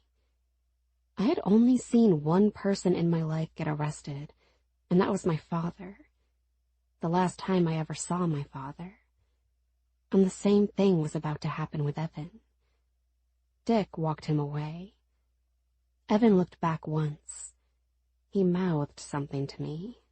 I couldn't really make it out. Something about love? Tell Anna I love her? My lip curled. There was no way I would tell. A buzzer sounded. I spun on my heels. The doctor touched Aunt Beth's shoulder and started to shake his head. The buzzer sounded again, this time with a warning. A code something. The doctor started to run away, pointing to the nurse's station, already calling out orders. Aunt Beth covered her mouth and looked back at me. She had tears in her eyes. Her shoulder twitched again. I took one step and paused. The buzzer and the warning sounded again. Down the hall, I saw a group of people gathering together. Doctors, nurses, specialists. That was the night I lost Evan, and the night the accident became a fatal one. Chapter 17. A Promise of Presence. Now. Evan. I looked into her coffee mug. There was a small white gathering at the top of the tan liquid.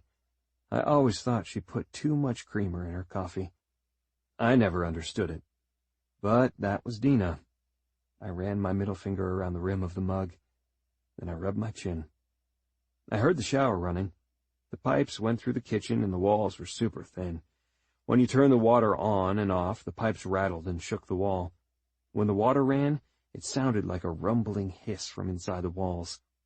It showed just how old the house was, like everything in the town. On the outskirts, developers had been buying up land from the old heads and knocking down the trees, flattening it all out, and were building new developments. The kind where the same thing was built 100 times over, and the prices were just low enough to convince people they could afford it. The heart of the town was left to age and rot, with the exception of the occasional person who thought they could buy low, fix it up, and sell high thanks to reality television. But I knew it wasn't that fucking easy at all. I dealt with that nonsense at the shop with Uncle Davy. People forever asked us if the shop was like the ones on TV. Uncle Davy had no clue what reality television was, so I fielded the questions when they came up. I told everyone it was exactly like on TV.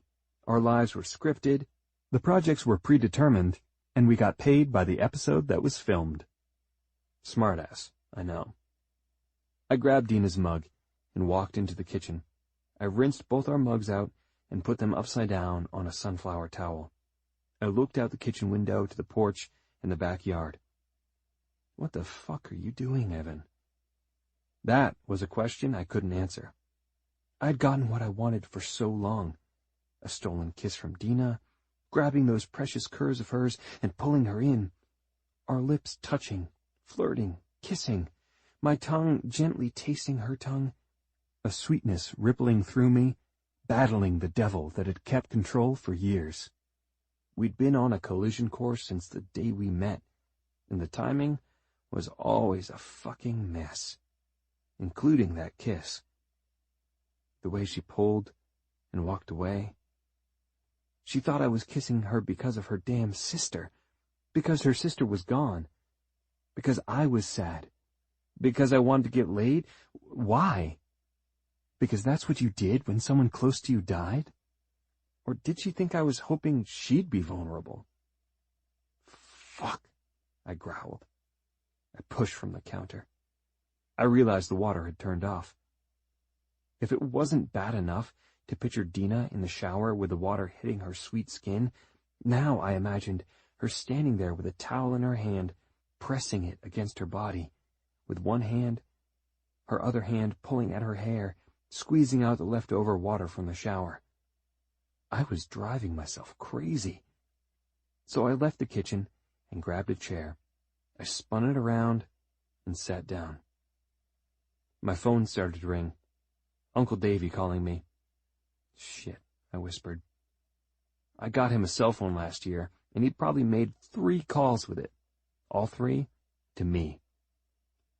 Uncle Davy, I said. Evan, hello. I'm here, I said. You okay? Evan, it's your uncle. I rolled my eyes. I know who it is. Hello? Evan? Where are you? I'm at the funeral was yesterday. Right, he said. Listen, Jimmy called. He wanted to talk to you about another 2 deals. He said he was sending a spreadsheet. How the fuck do I get to that? I smiled. Uncle Davy, I'll take care of it. It's a proposal from him to us. We review it and respond. Huh? He emailed it to us. Email? Jesus Christ. You know, in my day, if you wanted to make a deal, you came to see the person. Uncle Davy, Jimmy lives in Arizona. Oh. Oh, right. Yeah. I'll call Jimmy, I said. Okay? I'll let him know I'm out of town, but I'll go through the proposal. Yeah, Uncle Davy shouted. Yeah, okay.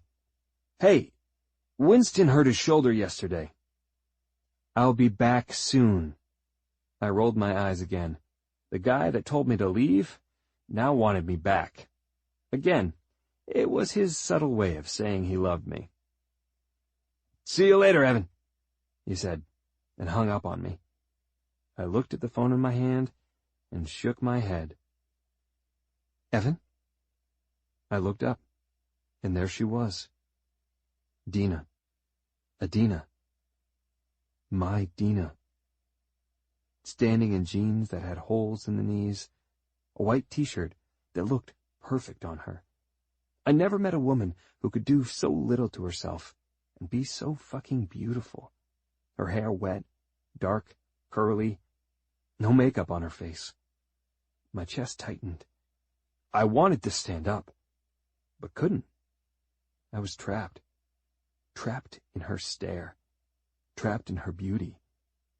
It was my worst fear. She had spent years trying to save Anna. And now, in some fucked up way, I wanted her to save me. I caught my breath a few seconds later.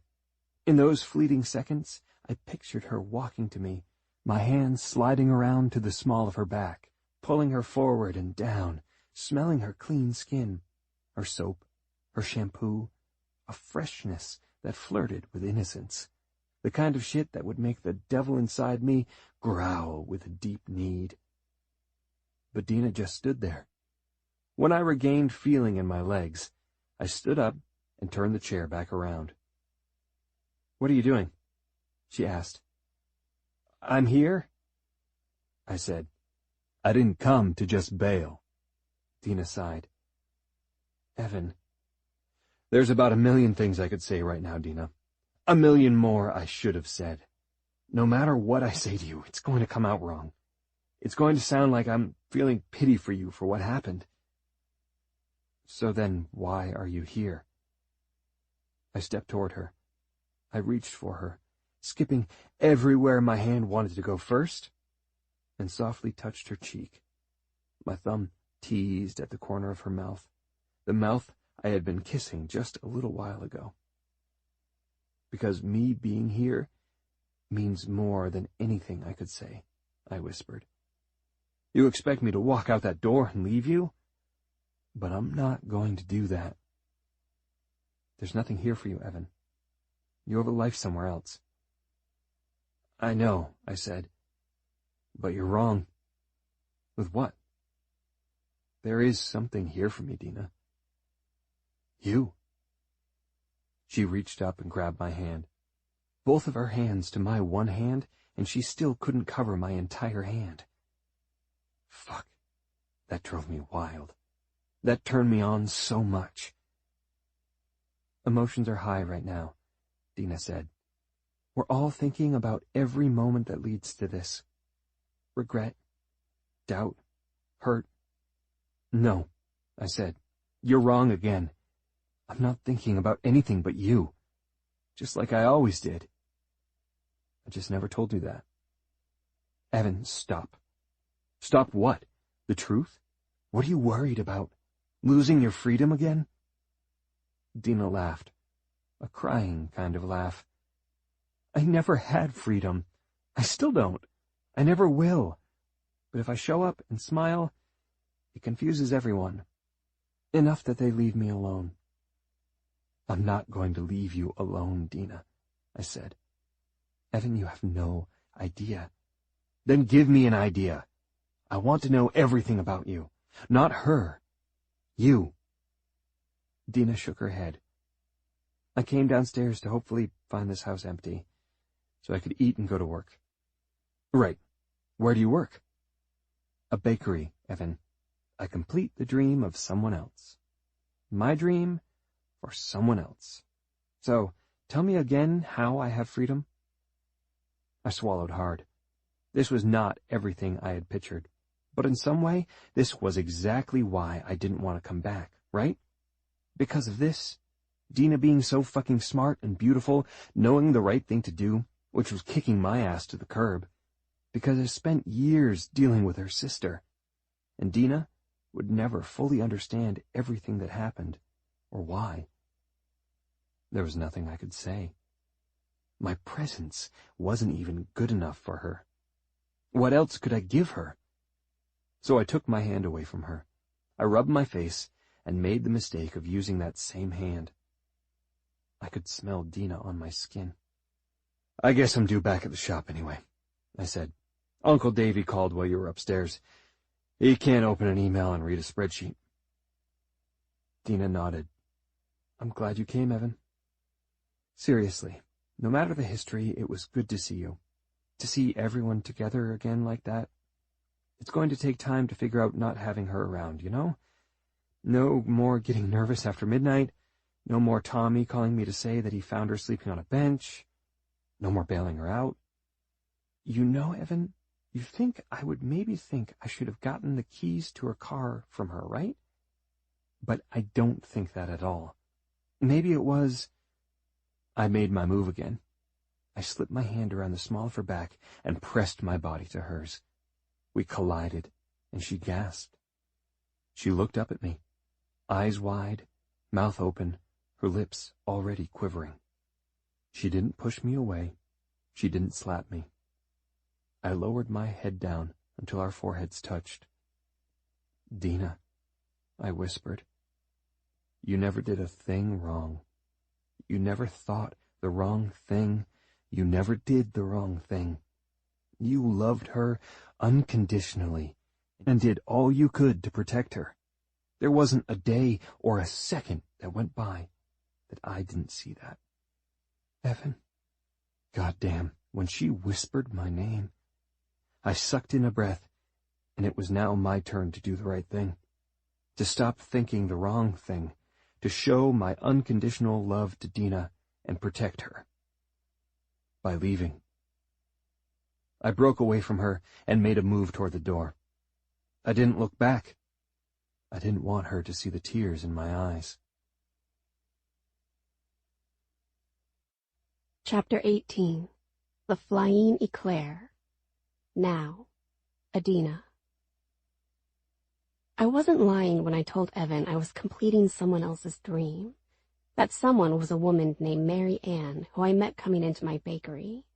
You know, when I had one. She wasn't trying to steal trade secrets from me or anything. She just liked my baking. Her bakery had been open for 20 years. We struck up a friendship pretty quick, but it turned sour. Fast. And I'm sure I don't have to tell you how or why it happened. Soon, Mary Ann stopped coming into the bakery.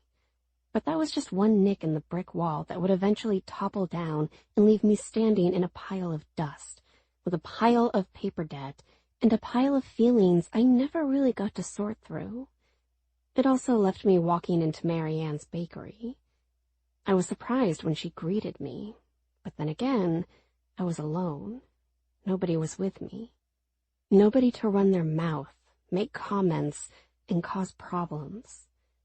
The second I told Mary Ann I needed a job, our friendship ended. She made it very clear she was my boss, and if that didn't fly, then I was out. Which was fine. I needed a job. I needed money. There wasn't a day that went by that I didn't compare her bakery to mine. I once made a few suggestions of what she could do better, and her response, "Between the two of us, Adina, who here owns a bakery?" In other words, back off and shut up. I pulled at the heavy back door and was hit with that warm, sweet smell. The place was called Ma's, short for Mary Ann, but also what Mary Ann and her brother Matthew called their mother. Matthew sadly passed before he was even a teenager. During our quick friendship, Mary Ann confessed that after Matthew died, baking was the only way her mother got through it. And baking was the way Mary Ann communicated with her mother. So the bakery had such a deep meaning. A room right next to the back door was for employees. There were only a handful of us. Me and Amy ran the back. Mary Ann was always up front, working the counter and talking to customers. Her niece Stephanie worked whenever she wanted, answering the phones, doing the social media stuff. To me, that was just an excuse for Stephanie to be on her phone. I took my hoodie off and threw it to the table. I had a hair tie around my wrist and went to work, pulling my hair back and sliding the hair tie over my hair. I'd put it up in a tight bun, stick a couple of pencils back there so I would always have something to write with. Not once did I think of Evan, or the way he held me, or the way he put his forehead to mine, or the way I could tell he didn't want to go, but was trying to convince himself it was the right thing to do. Yeah, fine. There were a million things between us that could have been said and maybe could be said still. Maybe there would come a time when we'd get that chance. But I wasn't going to be his favorite pity party. No way in hell. Not after everything we both went through, and how long we went through it. But I wasn't going to think about that, or think about Evan. I wasn't going to think about the way he sat on the chair when I came downstairs. That surprised look on his face, like I caught him off guard, like I was actually pretty, like I maybe left him breathless. No way. I wasn't going. I turned and saw Amy standing in the doorway. "Adina." "Hey, Amy," I said. I walked toward the door and she backed away. "I'm going to go check the order list." I breezed by her, her mouth open. Then she was behind me. "Wait a second. What are you doing here?" "What do you mean?" I asked. I grabbed a clipboard off the wall. I put my finger to the page and studied what needed to be made. I personally hated the clipboard thing. The way I used to do it. "Adina." I looked up from the clipboard. "What?" "Why are you here?" Amy asked. "I work here. This is my shift. I mean, I know I'm a few minutes late. Sorry. Rough morning." "Rough morning," Amy said. "Marianne said you were out for a while. Because No, I'm here. So let's bake some stuff. Adina. Hey, I'm sorry about everything. I couldn't be there for the, I have something for you. It's not here, though. I put the clipboard on the stainless steel table. I walked to Amy. I plastered one of those famous fake smiles on my face that I was telling Evan about. No need, I said. I can't just sit home right now, okay? This is what I do. I enjoy it. I need this. Amy nodded. Okay. I was just working on the red velvets.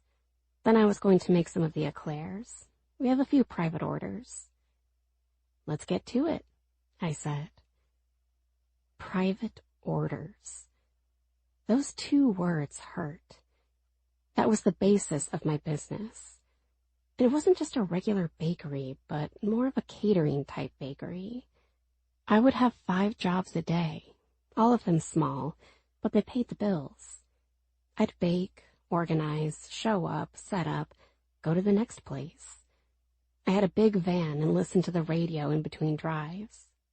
I'd blast cheesy 90s music, sing along out of tune, and I loved every minute of it. Now Mary Ann got all the private orders that were once mine. So in some twisted way of fate, I was running my business for Mary Ann. She was getting the business, the acclaim, the money. I was getting a measly hourly wage. I'll work the red velvets, I said. Sure, Amy said. She lingered like she had something else to say. I wasn't going to give her the chance. And apparently neither was Mary Ann, because she swept from the front to the back, holding a few pieces of paper. When she saw me, the first thing she did was look at Amy. Amy shrugged her shoulders. Then Mary Ann looked at me again. Adina, I didn't expect to see you today. I was going to call you later. And here I am, I said. Are those more orders? Amy, take these, please, Mary Ann said. Adina, can we talk in my office? I'd rather just get to work. I shouldn't have asked, Mary Ann said. She pointed to her office door. Go into my office right now. We need to talk. I rubbed my hands together and walked from the large kitchen. The kitchen was bigger than the one I had, but I had no trouble managing my smaller kitchen. I just couldn't control the one employee I had, and the things she did. Mary Ann shut the door behind her. She pointed to a small serving cart. Coffee? No, thanks. She stepped around her L-shaped desk and sat down. She folded her hands. What are you doing here? What do you mean?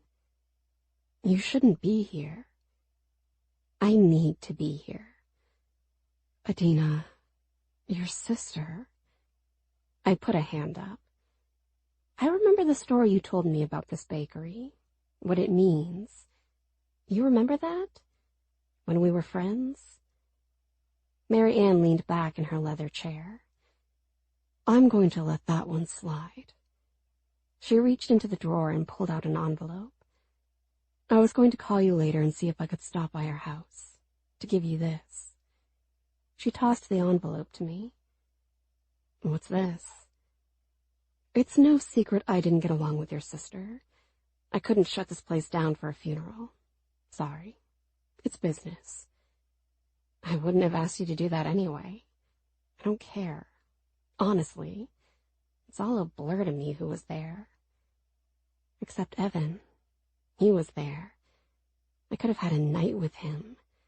But I drowned myself in booze and he still stayed the night. Then when I tried to kick him out, he stayed again, trying to prove to me he was really there. But remember, I wasn't going to think about that. Any of it. Just open the envelope, Mary Ann said. I slid my finger under the flap and pulled out a card. It was a cheap 99-cent sympathy card. Inside was a check, handwritten, from Mary Ann to me. "A week's worth of pay," Mary Ann said. "From me to you, Adina." "What?" "I know what you've been going through. You don't belong here right now. Take the week off and do something for yourself. Come back refreshed." "Like a vacation?" I asked, raising an eyebrow. "Don't twist my words." "I'm here right now, Mary Ann." "I see that." "I can't just sit there. I can't stand the sympathy, the empathy, the whatever-thy. I just want to be here." Mary Ann nodded. She stood up and sighed. "That check is still yours. My deepest condolences for what happened. Pain in the ass or not, it's hard to lose someone you love." I nodded. "Yeah." Mary Ann then exited the office. I looked at the check. It was a pity check. All the business Mary Ann gained from hiring me and using my name. And in return, I got a week's worth of pay. The bakery probably made more than what the check was written for during just the morning rush. I folded up the check and stuck it into my pocket. I left the envelope and the card on her desk. She could use it for the next person she knew that has a death in the family. I left the office and decided to go to work. And believe me, I wasn't going to think about Evan. Not even once. "Evan, don't put your hands on the glass." I turned, holding a tray of eclairs. It was just my instinctive reaction to hearing the name. My head kept turning, eyes searching for Evan. Turned out Evan was a little boy with a runny nose. He was eye level with the first level of the glass case, his hands against the glass, leaving handprints that would drive Mary Ann nuts. The bigger issue? Other than me being so messed up in the head to get all freaked out hearing the name Evan? When I turned, I did so fast that when I stopped moving the tray, one of the eclairs decided to make a daring escape. I saw the eclair make a quick arch, up and then down. I hoped it would hit the counter, but luck wasn't on my side. Instead, a woman turned as the eclair hit her chest. It was soft, freshly baked, super creamy, which meant it basically exploded against her. Chocolate, cream, a splatter of flavor on her light pink shirt. She let out a yell as though she had been shot with a gun. I hurried to put the tray down and grab a towel. "I am so sorry," I said. I rushed around the counter, and before I could get to the woman, she said my name. "Adina?" I froze. I tilted my head. Then I recognized who it was. Liz. "Look what you did to my shirt. This is a $200 shirt." Typical Liz. She was the rich girl. Her father owned a ton of land, and for whatever reason, he made his 2 daughters stay in this town and go to school here. Erica was snobby but quiet. But Liz was a straight-up bitch, not afraid to flaunt her money, her body, forever teasing guys into doing anything for her with the hopes of an exchange of you-know-what, but that never happened. "Liz," I said, "I'm sorry, let me wet a towel." "Like that will help. Look at you. Typical Adina, always cleaning up a mess." "Here," I said, and handed her the towel. "I'm not touching that filthy thing. This place is disgusting anyway." The other woman at the counter, the one with Evan, grabbed for her son and walked toward the door, empty-handed. That's when Mary Ann came out. "What's—" "She threw an eclair at me," Liz yelled. "I accidentally—" "You threw it," Liz said. "Look at my shirt. It's ruined. I just got this shirt. $300. "You just said $200. Now she's making fun of me." Liz said. Mary Ann looked at me, eyes wide. I didn't mean... It was an accident. Always an accident, Liz said. Just like your sister. How is she, by the way? Liz smirked. She knew. She fucking knew. Adina, go in the back and... Mary Ann's voice faded. I grabbed another eclair, and I wound up and threw it at Liz's face. She tried to bat it away and missed. She turned her head and the eclair exploded in her hair. She screamed louder this time, and she began to call for help. She's attacking me, she cried out. Get out of here, Mary Ann barked at me. Now, you're done here. I looked around, all eyes on me. Amy tugged at my arm. Hey, come on, stop this. You need to go. You can't be here right now. What she said. I heard Mary Ann tell Liz that Anna was dead. Oh, I didn't realize, Liz said in a cocky, lying tone. I looked back and Liz smirked. Mary Ann's nostrils flared. Amy kept pulling at me. She walked me to my car. It took a few minutes for everything to really sink in. Liz had been a bitch to me for years, and I hadn't seen her since high school.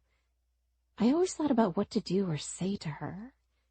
Anna always told me to just punch the bitch in the mouth. Instead, I threw an eclair at her face. I laughed. Tears filled my eyes. I wished I was able to call Anna and tell her what I had done. Chapter 19. The second beer, the waiting downfall. Now, Evan. I opened the creaky door to the old office and took the check out of my pocket. I put it on the desk in front of Uncle Davy. He was sitting there, flipping through a new calendar of half-naked women. Are you looking at the women or the cars? I asked. Uncle Davy looked up at me. Both. Check out this payment. He leaned forward and squinted his eyes. When he did, his bottom lip quivered. Well, damn. That's a good one. Yeah, I said. Figure I'd show you before I hit the bank. Bank? Fuck the banks. Crooks. Right, I said. Tell you what, how about I cash this and go to Vegas, blow it all in a weekend? A weekend? Uncle Davy asked. I could spend that in one night back in my day. Back in your day, I said. You haven't left this town in 20 years. Uncle Davy pointed to the check. Go to the bank, Evan. Then get back to work. I see you're working hard, I said. Uncle Davy shifted in his seat and rubbed his right knee. He let out a groan and leaned back with a sigh. He grabbed the calendar. If you don't mind, I have a little date here with... He put the calendar an inch from his face. With, Cherry. Cherry? He lowered the calendar. Who the hell names their daughter Cherry? Christ, this world is going to hell. I knew a Cherry once, I said. Yeah? Yeah. She was nice. Slipped her an extra 20, and she gave me a nice dance. Uncle Davy started to laugh. That deep, old car-starting sounding laugh. Years of smoking, drinking, and breathing in grease and tools gave Uncle Davy that distinctive laugh. See you later, I said. Hey, Evan, he called out as I opened the door. What? It's a damn shame what happened to that girl, Uncle Davy said. The drugs, the drinking, the accident. She wasn't the only one wrapped up in the mess. Either way, it's a shame. You haven't looked right since you got back here. You missing her or something? No, just, life. Uncle Davy scoffed. Life? You're young, Evan. Wait until you get to be my age. Everyone starts dropping like flies. And you? Just sit in a chair and wait. Hey, at least you have good company. I said, and pointed to the calendar. "That I do," he said, and lifted the calendar. "Sherry, let's see if we can get you to turn around and show us the front." I shook my head, a little grossed out that the old man was eye-humping a car calendar. Hell, if I really wanted to get him going, I could have shown him that his cell phone had internet, that he could search for anything he wanted. But if I did that, he'd probably end up going bankrupt, never show up to the shop, or he'd search for something crazy and give himself a heart attack. I laughed as I walked to my truck. Business was steady, the work going great, life moving forward. My paycheck cleared every Friday. The bar in the corner was open when I needed it to be. The beer was ice cold, the drafts cheap. What else could I ask for? And there's always one thing. I got back to the shop an hour later after grabbing a bite to eat. I went to work on the next project and worked later than I should have. Uncle Davy shut the lights off on me as I was in the middle of welding. It scared the hell out of me and I almost burned myself. I ripped my mask off and threw my gloves to the floor. "What the fuck?" I screamed across the open floor. His lumbering figure stood in the doorway, leaning hard against his cane. "What are you doing here?" "Working." "Go home." "No." "Jesus Christ, Evan," his voice echoed. "Get a drink. Find a woman." "You go home," I said. "Take your calendar and buy some fancy lotion." Uncle Davy turned the lights back on and started to walk toward me. I thought about meeting him halfway, but I said, fuck it. I leaned against the counter and folded my arms. Uncle Davy shuffled his way to the fridge and opened it. He grabbed 2 bottles of beer and slammed the fridge shut. He walked the rest of the way toward me like a slug, inch by fucking inch, wasting seconds off my life. He slammed the 2 bottles on the table where I had been working. "I'm gonna tell you a story," he said. "Great," I said. "You better wise up soon, or I'm gonna wrap this cane around your head." I gritted my teeth. "Fair enough, old man." "Can I at least have a beer?" Uncle Davy nodded. I took one of the beers and twisted off the cap. The first swig was always the best. "I let one slip away," Uncle Davy said. "Years and years ago. She was too good for me, Evan. Or I thought she was. She was obsessed with me. Her family had a little money. Her father was a businessman. He actually liked me, go figure. Here I was, this poor kid, trying to work a wrench and save enough to take his daughter out on a date, right? I remember one night he sat me down and wanted to know how I felt about his daughter. I thought it was the talk where he would tell me to stay away. But he told me he wanted happiness. For everyone. You know, he offered me a job. Offered me and her a chance to move just outside Erie. I would run one of his factories. Great job. I'd be pulled right into the family business. "What happened?" I asked. Uncle Davy lifted a greasy, crooked finger and touched the side of his head. "This. My brain. My head. A deep sense of stupid pride, Evan. I didn't want a handout. That's what I said, over and over. Caused problems between me and her. I insulted her father. Then he moved her away. Took her away. At least, that's what I felt he did. Truthfully, he moved his family where he needed to be. Guess where?" "Outside Erie?" I said. "Bingo. He wanted me there, so me and his daughter wouldn't be apart. I was stubborn, foolish, goddamn thick blood running through our veins, Evan. Makes us do stupid things." "So what happened, Uncle Davy?" I drove out there. What a fucking drive that was. My truck broke down every 50 miles. Took me forever. I got out there to see her, and I lost my chance, Evan. She was being courted by another man. Shit. Yeah. Good-looking man. In a suit. And that stopped you? I thought about punching the guy out, but I thought about what her father said. Happiness. She looked happy. So I left. And that was that. You never saw her again?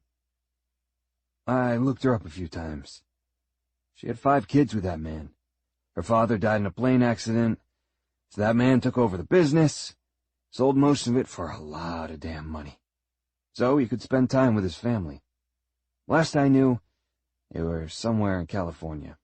Not even sure if she's still alive or not. Not that it matters.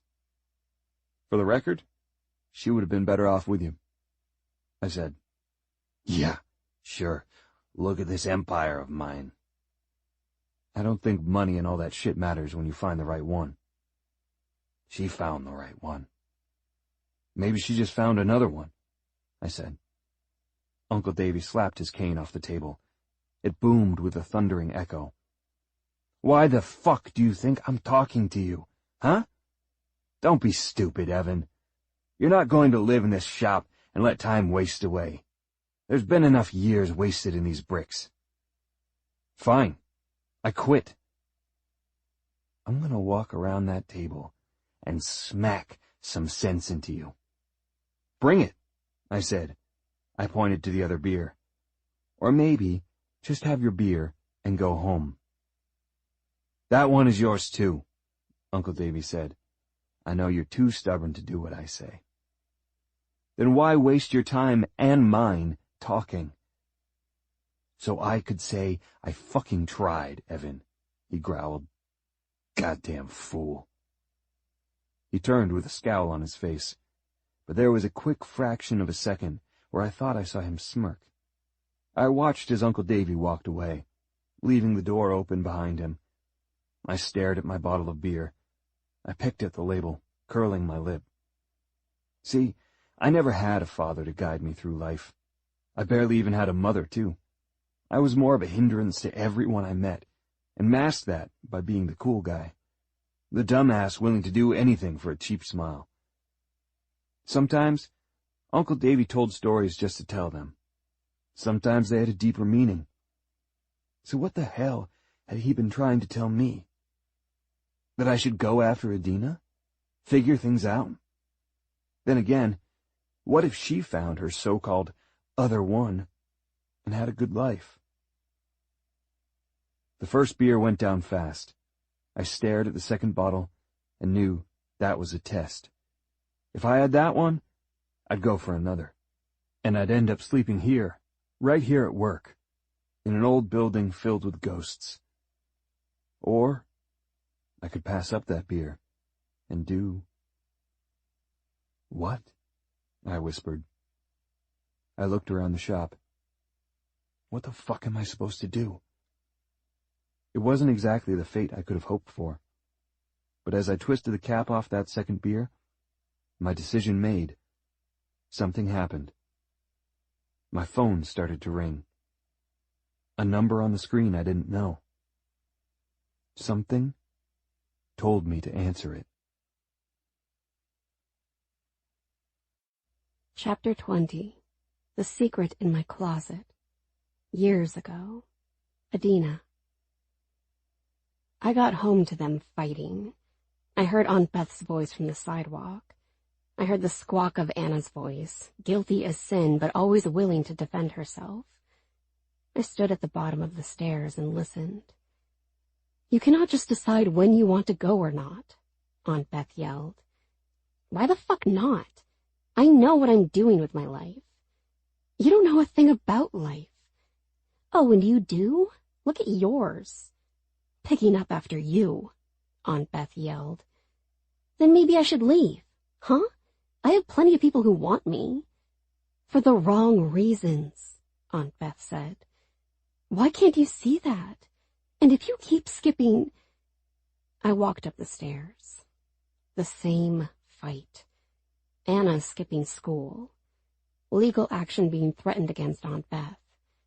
They'd fight for a while and Anna would leave. She'd be gone for hours, a day or two, and then just when you were ready to break, she'd show up.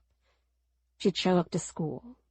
She'd be calmer, pay attention, go to all her classes, give a damn for about a week. Then it would slowly unravel. It wasn't the mind games that hurt the most. It was the way Aunt Beth looked at us. During those calm times, Aunt Beth would look at both of us. She'd actually see me, which was rare and totally not her fault. I could see it in her eyes that it was all she ever wanted. But it was all a giant lie. What wasn't a lie was in my bedroom. I threw my bag to the bed and hurried to the closet. I opened the sliding wood doors and saw the dress. The dress. That's what I referred to it as. Yeah, I was the weird one who bought a dress without a date. And yeah, my plan to have a date may have had a couple hiccups, but the thing was, if the fight downstairs was real and continued, Anna would get banned from the dance. Or if Anna got into any trouble in the school, she would get banned, which meant this was going to happen. She'd get banned from the dance. And the later it happened, the better, because then Evan would get left high and dry. That's when I reached for the dress, biting my lip. It was as beautiful as the day I saw it in the window. Every stitch, the hidden purple color within it. I never cared about this stuff before. Dresses, dances, dressing up, all that crap. But this was going to be my last shot. Prom meant a lot of things to a lot of people. The biggest dance of the year. Those graduating, like me, would never have another, unless they were invited back, which was just goofy if you asked me. Nobody had seen the dress except me and Riley.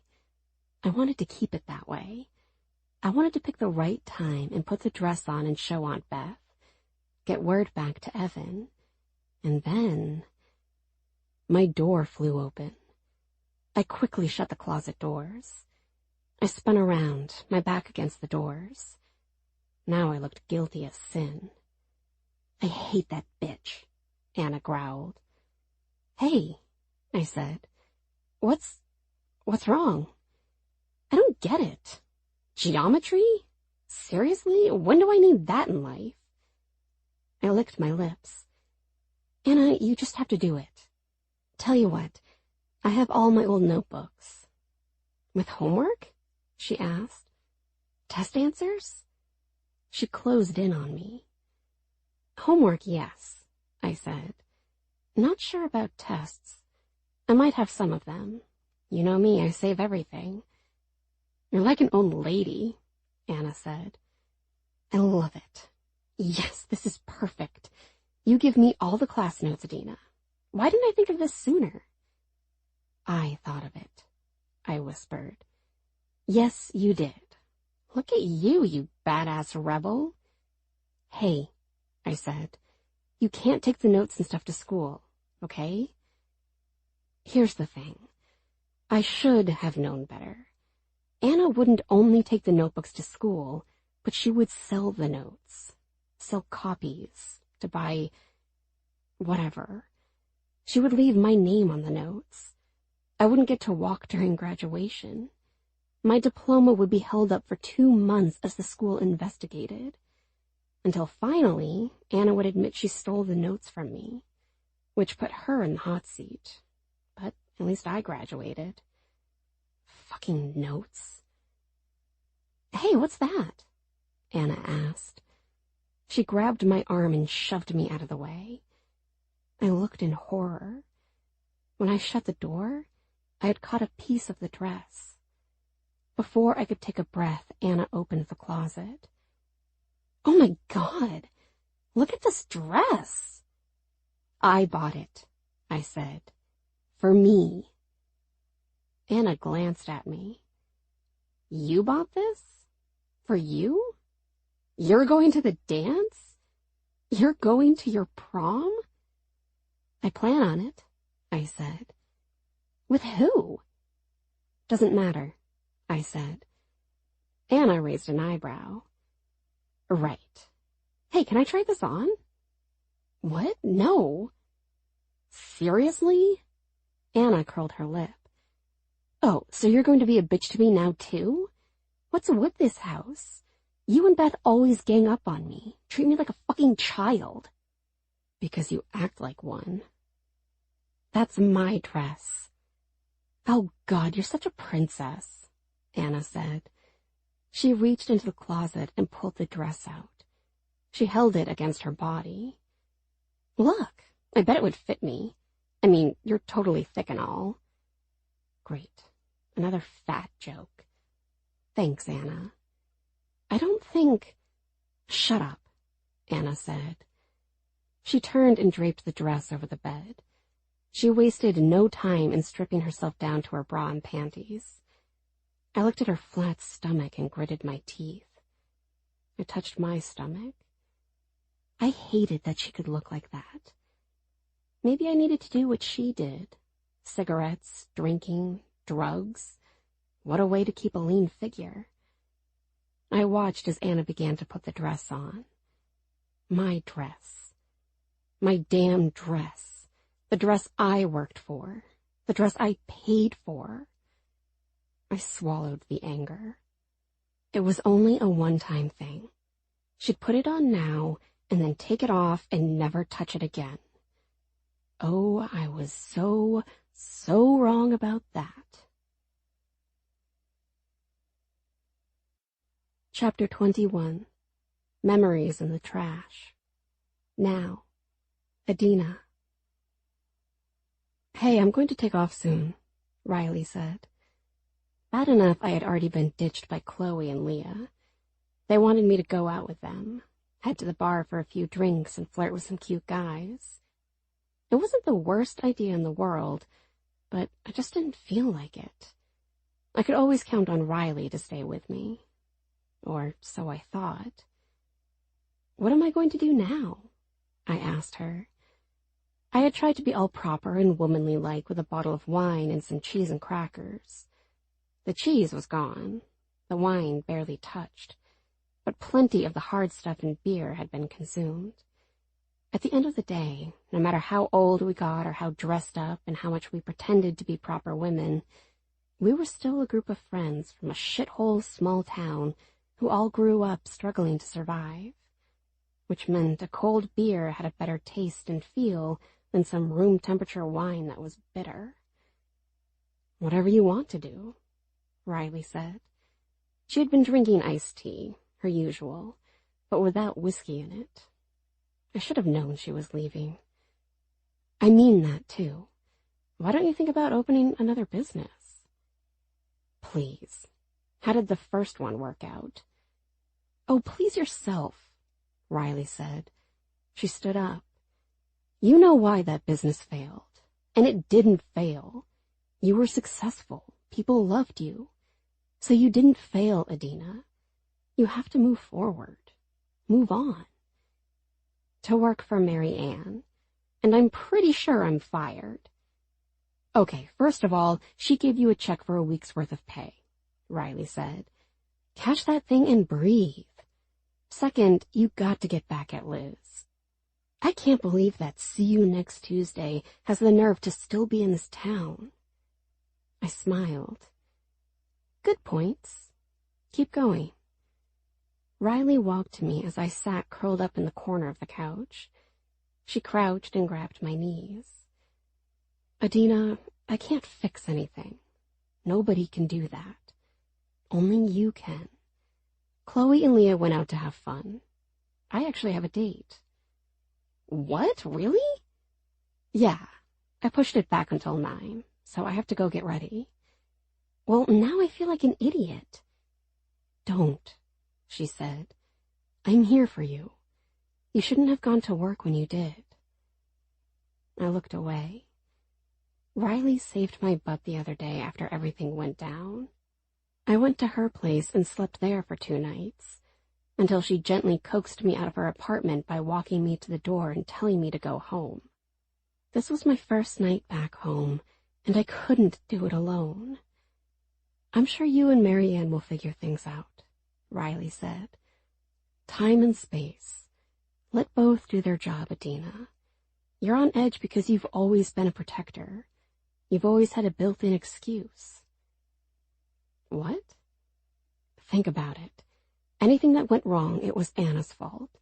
Anything that went wrong in your life, you could point to her. Not anymore. So figure out what you want. You could sell this house and pocket the money. Start over. Pay everything off you owe. Get a small apartment in another town. Work at a cafe and take in the sights and sounds. Right? You make it sound so easy, I said. None of us have gotten out of this town, Riley. She nodded.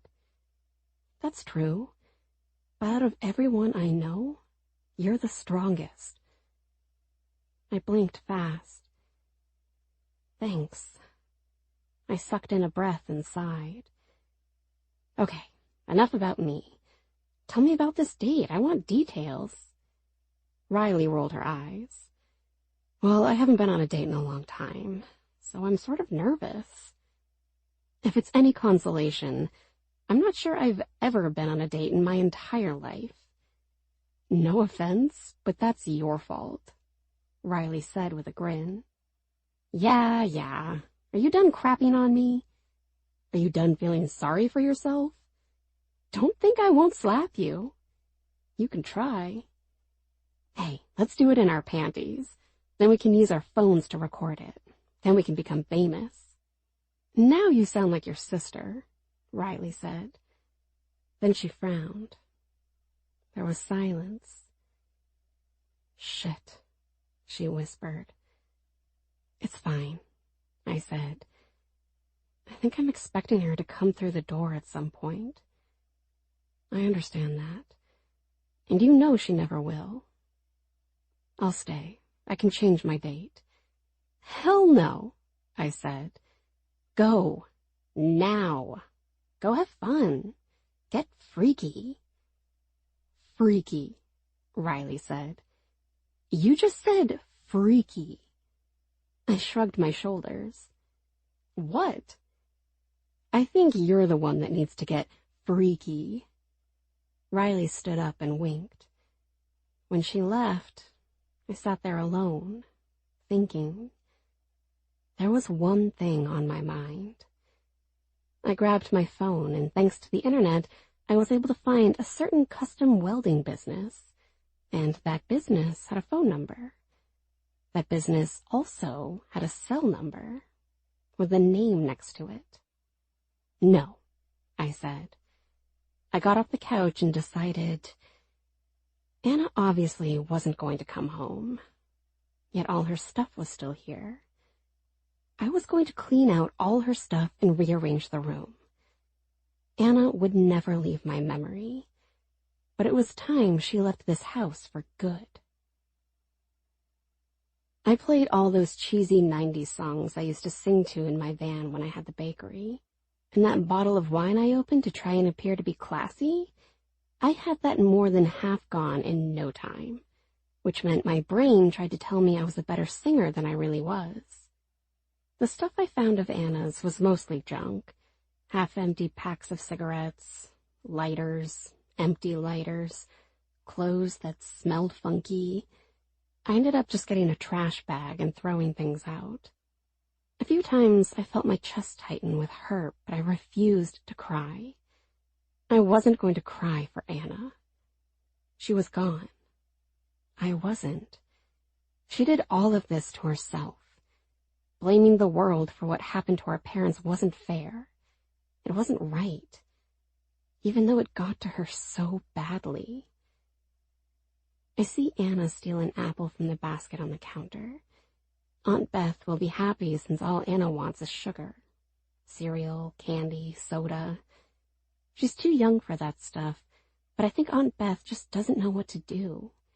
She never had kids before us. She was always just the fun aunt. But now she was a parent aunt. I follow Anna and watch as she takes the apple outside. She looks around at the sky and then crouches. She places the apple on the sidewalk, right in the middle. She stands and waves her hands at nothing. It's getting dark, so I tell her to come inside. This town isn't exactly safe. It's better than where we used to live, though. No gunshots, no people screaming in pain, or maybe those funny noises coming from the bedroom. It's quiet, but a scary quiet.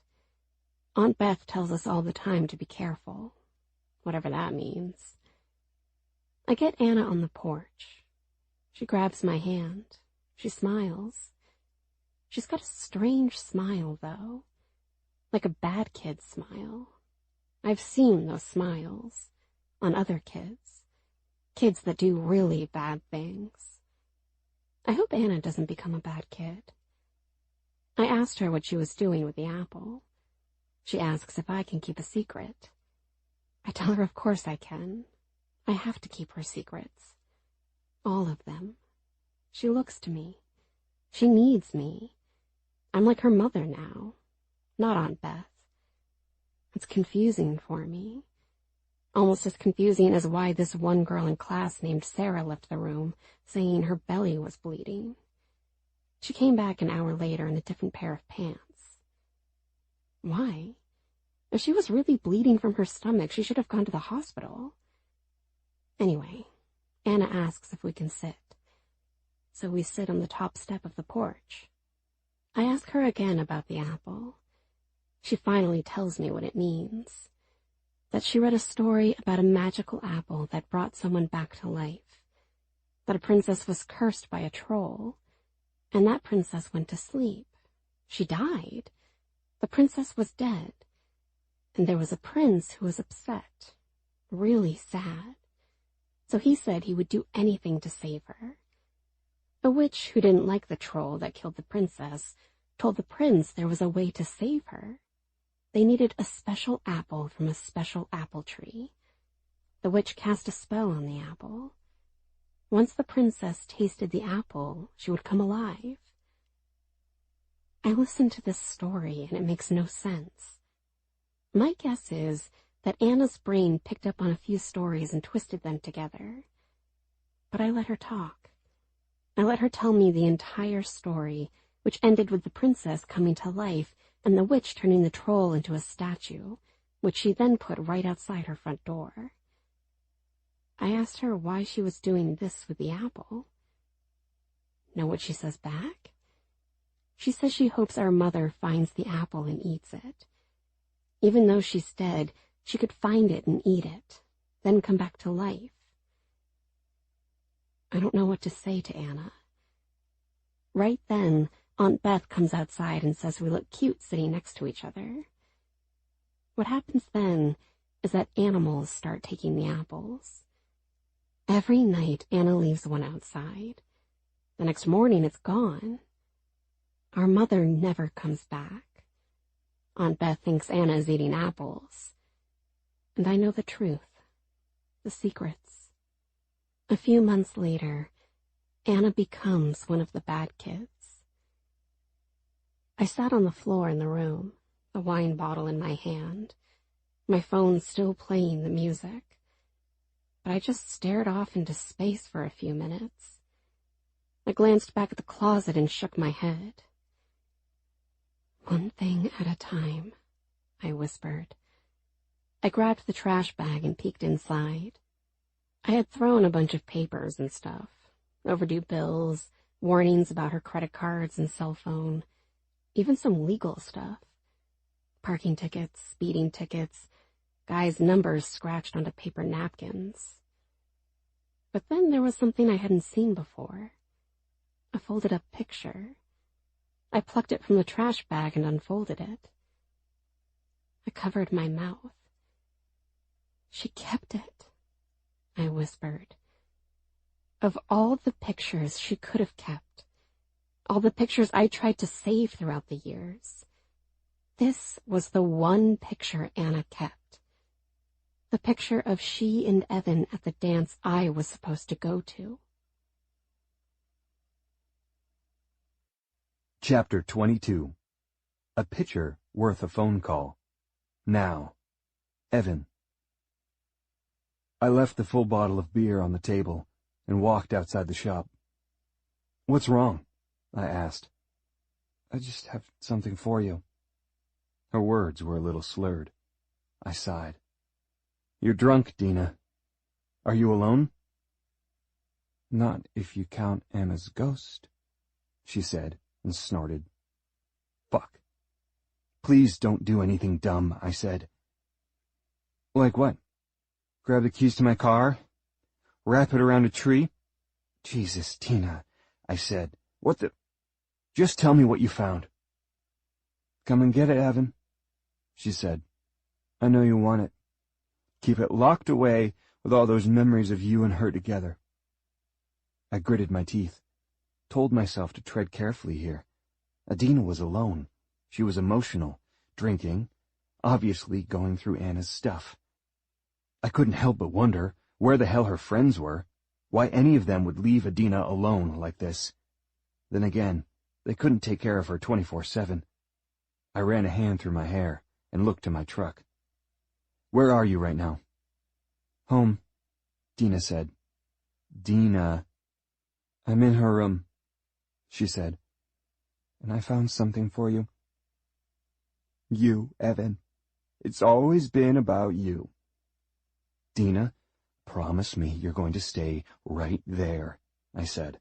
If you do that, I will get into my truck right now and drive to your house. Are you going to carry me to bed again?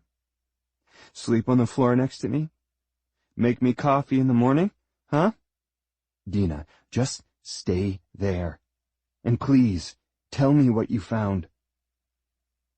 I found a picture, she said. A picture of what? You and Anna. Of? I heard Dina suck in a breath. She was crying. Shit. I started to jog toward my truck. Then she said, She's wearing the dress I bought to wear to be with you.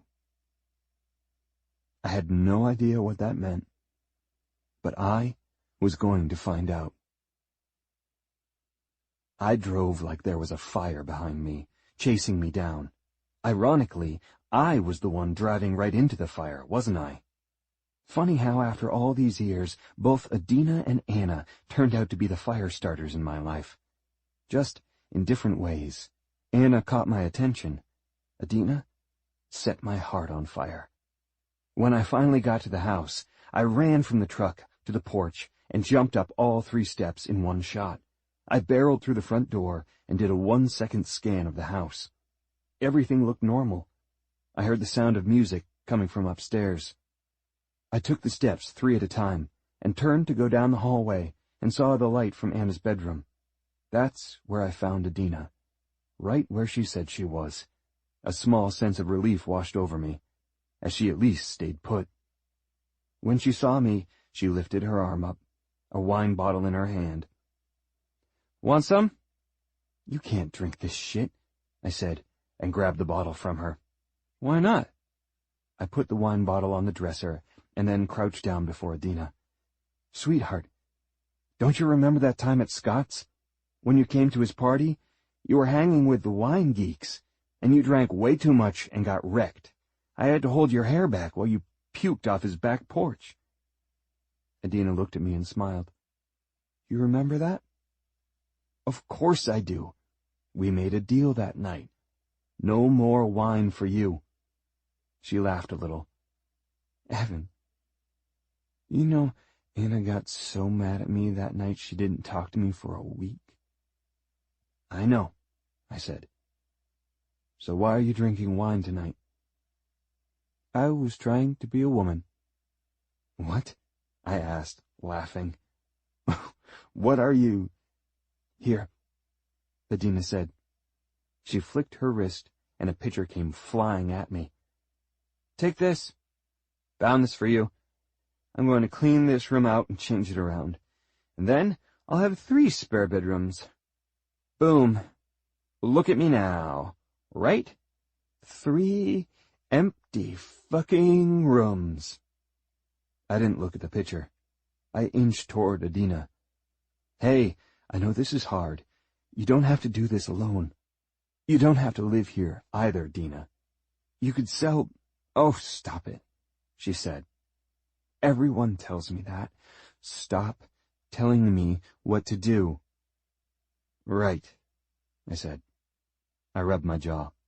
I looked at the picture. Shit. It was me and Anna. At the fucking prom. That stupid-ass dance. I only went because the guys were going, and because Anna begged me to go. After everything that happened between us, I was sort of pulling away from her the best I could. I knew that dances were the kinds of things that made girls like Anna go crazy. So, I went with her. She said she had the perfect dress and had been working to buy it. I figured, if we stayed together, I could keep her out of trouble. Plus, I had heard a rumor that Adina was going, which was good. She should have been there. It was her prom, too. Adina didn't go to the dance. Anna got drunk. The rest is history. You called me because of this? I asked. A stupid picture? A stupid picture? Adina said. Tears filled her eyes. Fuck you, Evan. You know what?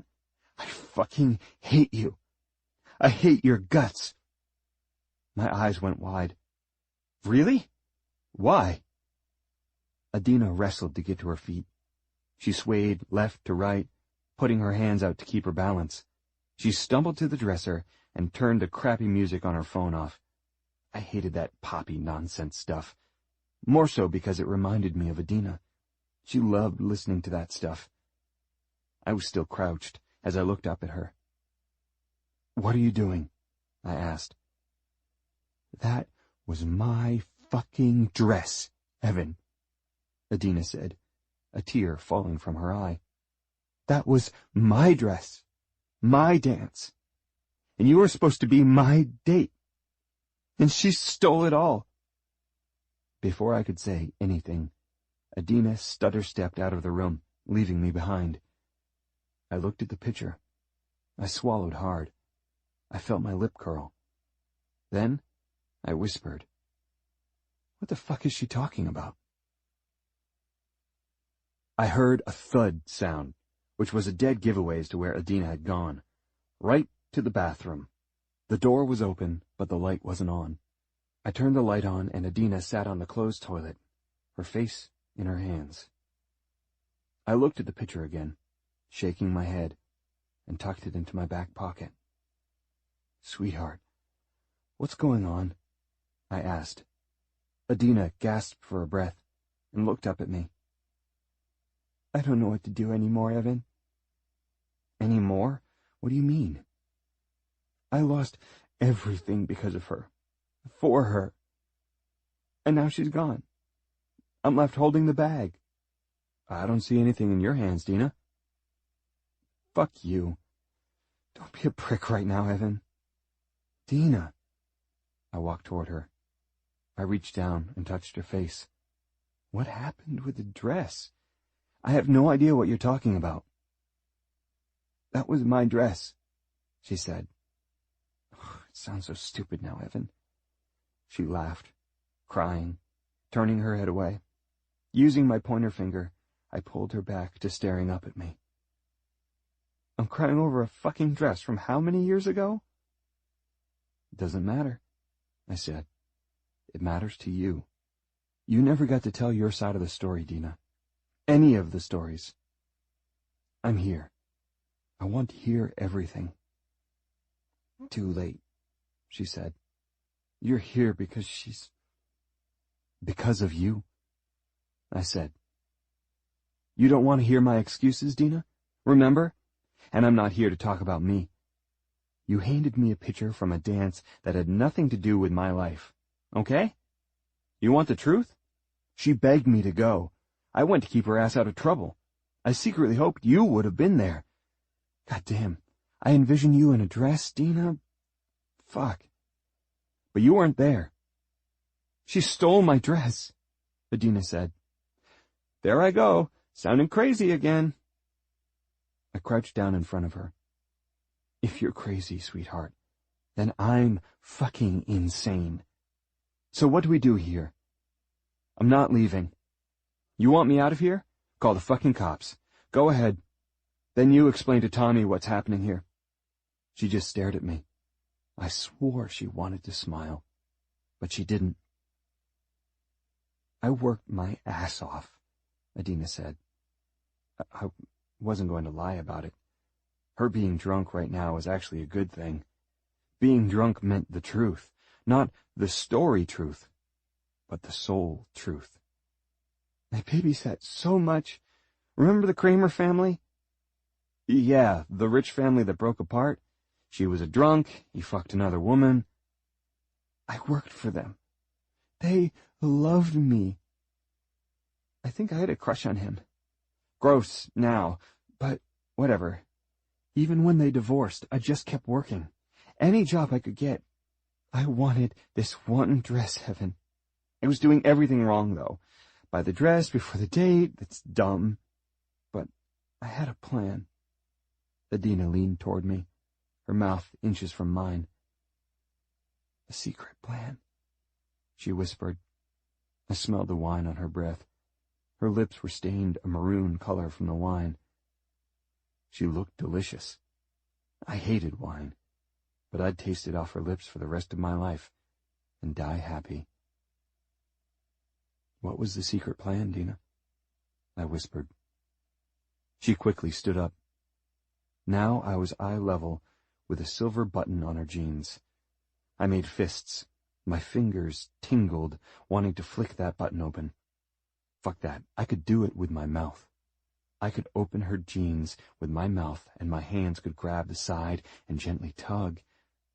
I swallowed hard, growling under my breath, and stood up. Adina shut the bathroom door. A mirror hanging on the back of the door rattled and rocked, left to right, a few times. It doesn't matter, she said. I worked. I bought the dress, okay? With cash. I had to hide that cash because Anna stole from us. She stole from everyone. I nodded. I know. I couldn't tell you how many times I'd have cash in my middle console, and when I gave Anna a ride, that cash would magically disappear. She stole the dress, Evan, Adina said. Stole the dress? I asked. Yes. You asked her to go. She said yes. I worked. I bought a dress. She had no dress, but she had a date. I had a dress, but I had no date. Need I say more? Dina, I didn't... She turned and put her hands to her stomach. She always told me I was too fat. For my clothes. For boys. For the dress.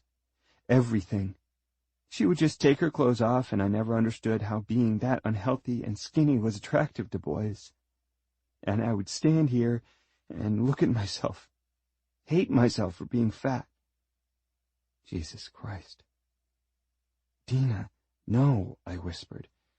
You're not fat. Don't ever say that. Don't ever think that.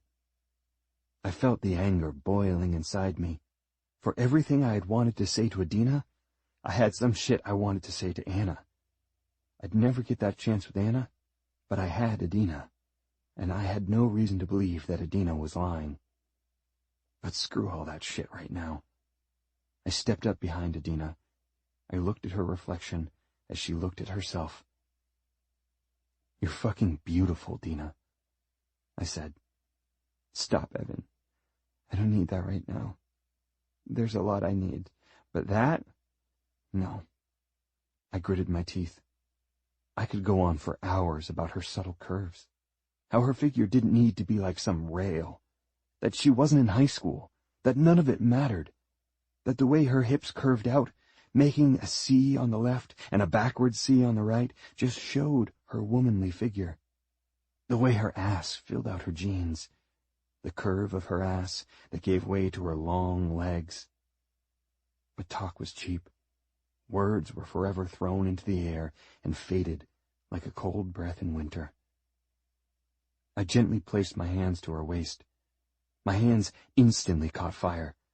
That heat shot through my body, making me fight back my deepest and feral urges as I held her.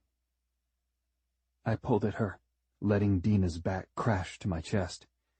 My hands slid around, finding her hands. I didn't move my head. My eyes locked to her reflection. I saw the way her cheeks turned red, her eyes wide, her lips parted, shivering. There were no words, though. Not a fucking sound, other than her breathing. I made her breathe fast, heavy, cutting through that long-standing tension as my fingers interlocked with hers. But I didn't come all this way to just hold hands. Fuck that. Adina was beautiful, and had always been beautiful. Nobody told her that. Not even me. That was my fault. I would never make that mistake again. I pulled at her hands with mine. I lowered my face down to her hair, smelling her. My mouth was next to her ear. Now it was time to talk. Her hands were at her sides. My hands touched her stomach. My left hand inched down, my thumb teasing as I slipped it into the front pocket of her jeans. My right hand slipped under the bottom of her shirt, fingers touching warm, bare skin. "You're fucking beautiful, Dina," I whispered. "You've always been beautiful." "Shut up, Evan," Adina said. "Please, just shut up." She put her head back to my chest as my right hand slid up her body. I loved feeling her, the real her real body. As I moved over the swell of her breast, my other hand tugged at her pocket, and I spun her around. I couldn't fucking take it anymore. She was now facing me, no longer looking at the reflection of herself in the mirror, no longer letting her heart and brain twist the beauty that really showed and convinced her that it was anything less than that. She was staring at me, and I didn't fucking lie. My face, my racing heart, my hand touching at her side, then sliding up, my thumb against her covered breast. She took a shuddering breath, and her lips moved, teasing me to kiss her. "Not yet, sweetheart." I moved my hand back over her breast. I cupped her tight. She let out a breathless whimper. That's when I kissed her. Chapter 23. Sleep lingering with your taste. Now, Adina. I wasted no time. I grabbed the bottom of my shirt and ripped it up over my head. I had to break our kiss, which I hated. That was the second wasted I'd never get back. Our lips collided again, his tongue touching mine. My body melted as though the floor beneath our feet was made of lava. His hands against my bare skin made me shiver. I broke out in goosebumps as he went for the clasp on my bra. The kiss grew hotter, faster, implications that I had only ever dreamed about. Evan knew how to kiss, forcefully but not drowning me. He pulled away at the right time, letting me gasp for a breath.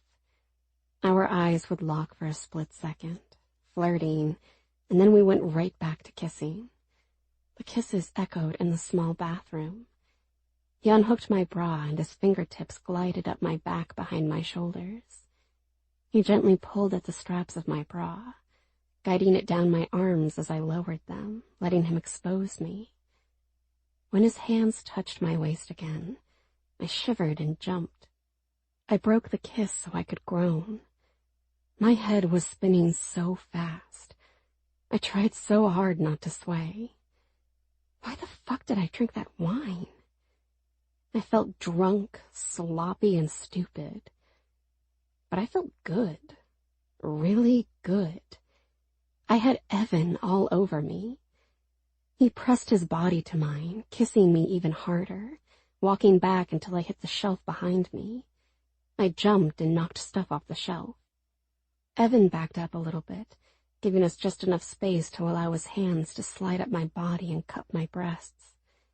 His hands were rough, strong, everything man, everything protective, everything I had ever fantasized about. And he was touching me. He was cupping me, holding me, his thumbs easing over my nipples, making me sigh. Evan, yes. I finally got the nerve to reach for him.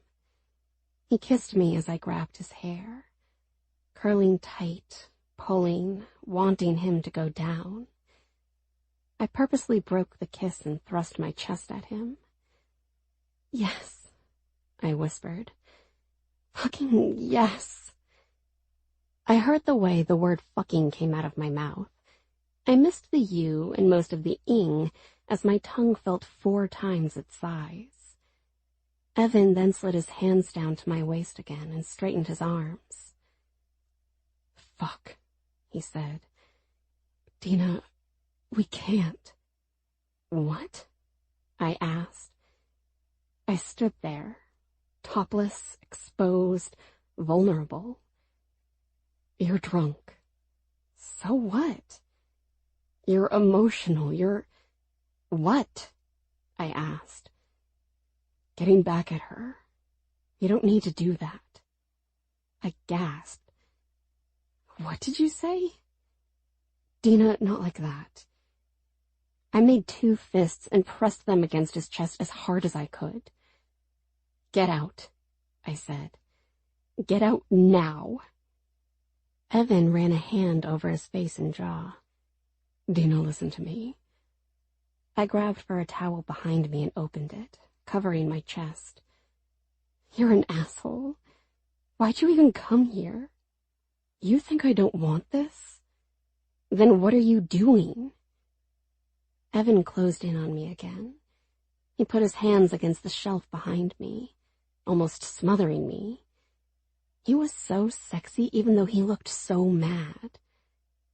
I didn't know about the dress, he said. If I did, I would have never let it happen to you. And I didn't come here just for this. But this, you have no idea where it could go. And what if I said I'm ready to go there? I asked. You're drunk, he said. You tell me this when you're sober, Dina. Then what?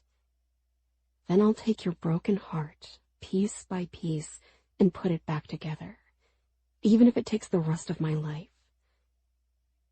I gripped his shirt with my free hand. I felt the tears fill my eyes again.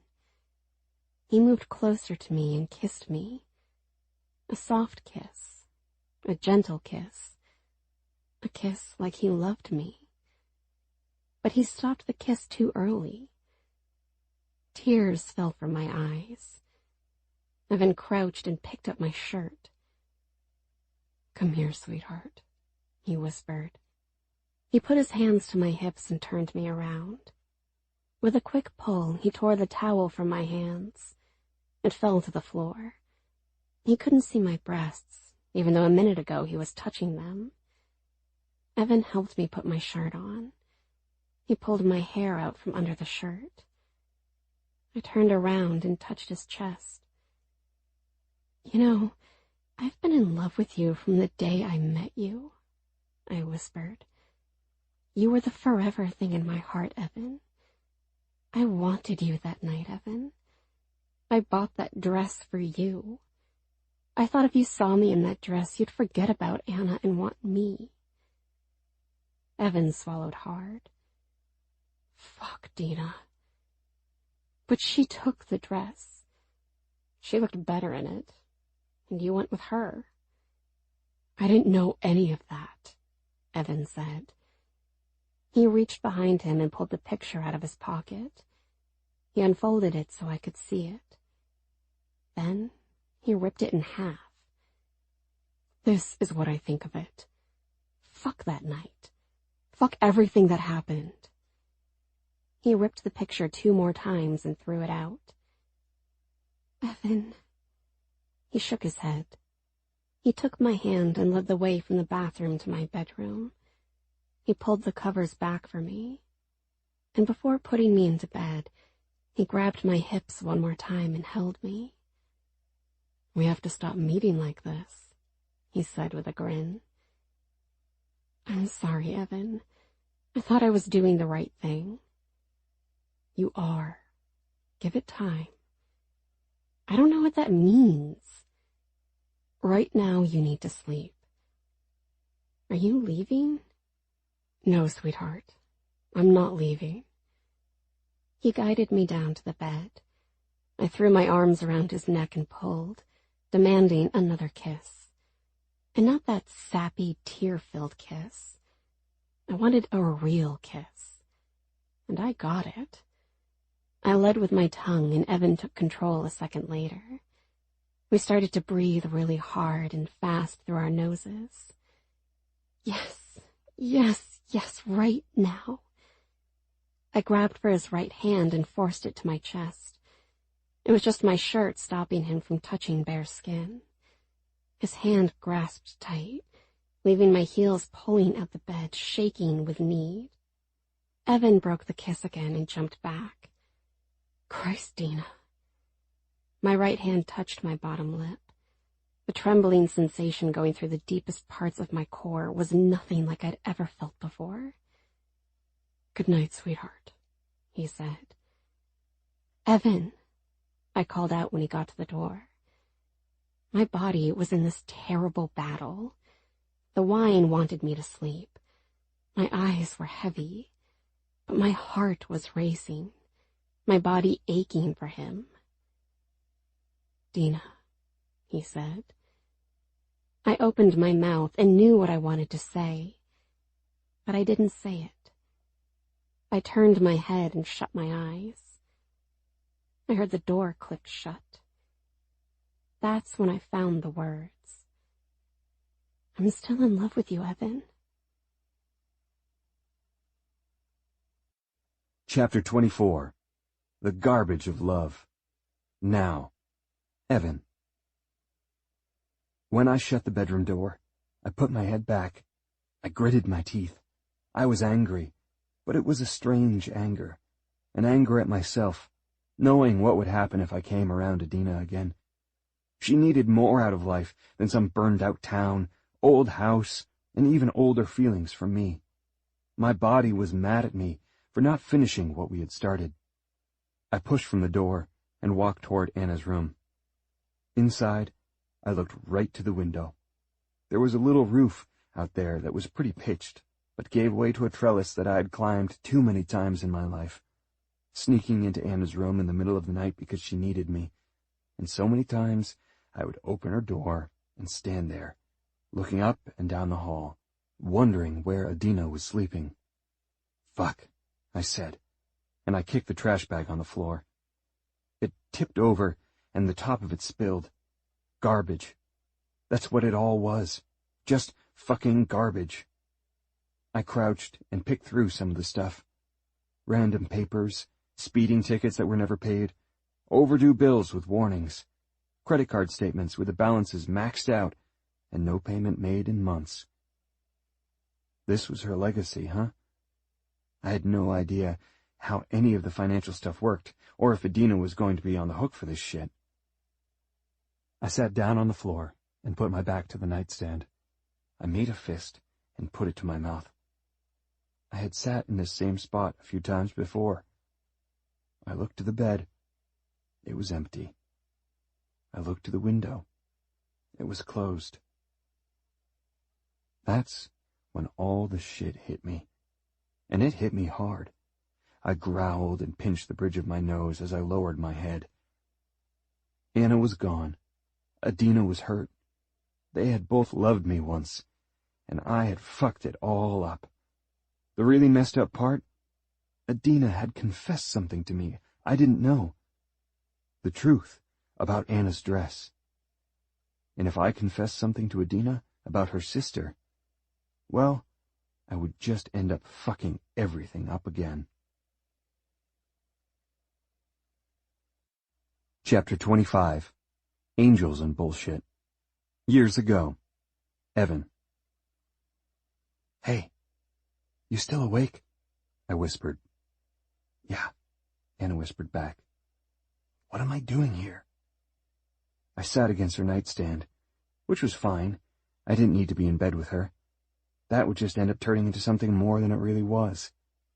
She had called me in a panic, crying, so I had to bail on Andy, Mike, and a case of cheap beer as we drank around a fire. I shouldn't have been driving, but when I heard Anna's voice, I knew something was really wrong. And when she went off the rails, it was bad. I didn't want her to do something to hurt Adina. Or, you know, hurt herself. When I got to the house and snuck up to her bedroom, she was on the bed, under the covers, lights off. She had these glow-in-the-dark stars stuck to the ceiling. They were lit up, but by now, they were almost completely dark. "You never asked about my parents," Anna said. "Was I supposed to?" "You could have." "Okay, tell me about your parents." "They're dead." "I know that already," I said. "Anna, what are you—" "Today's the day, Evan. When it happened? Nobody thinks I know, though. Everyone thinks I was too young to know what happened, too young to really grasp it, but I remember everything. I used to try to bring my mother back to life. I hated my father. He hated me. And Adina. My mother really hated Adina, too. But she loved me." "What? Why did they hate Adina?" "She was too smart. She would correct them. Mom used to slap Adina a lot. Adina would fix my seat in the car when Mom had it wrong. She would hold my hand when Mom would drink and drive really fast. One time, Mom went off the side of the road and hit a guardrail. I remember seeing sparks. Adina made me look at her.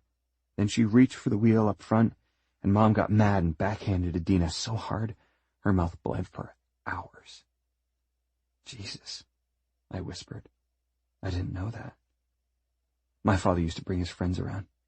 I remember one of them used to point to me and say I would be prime in a few years. I never knew what that meant. He would point to Adina and say she was too chubby. Adina would hold me and cover my ears. I felt a rage start to burn inside me. And then they were suddenly gone," Anna said. "Romantic, drug-fueled fate." Anna rolled to her side and looked down at me. I could see her eyes in the darkness.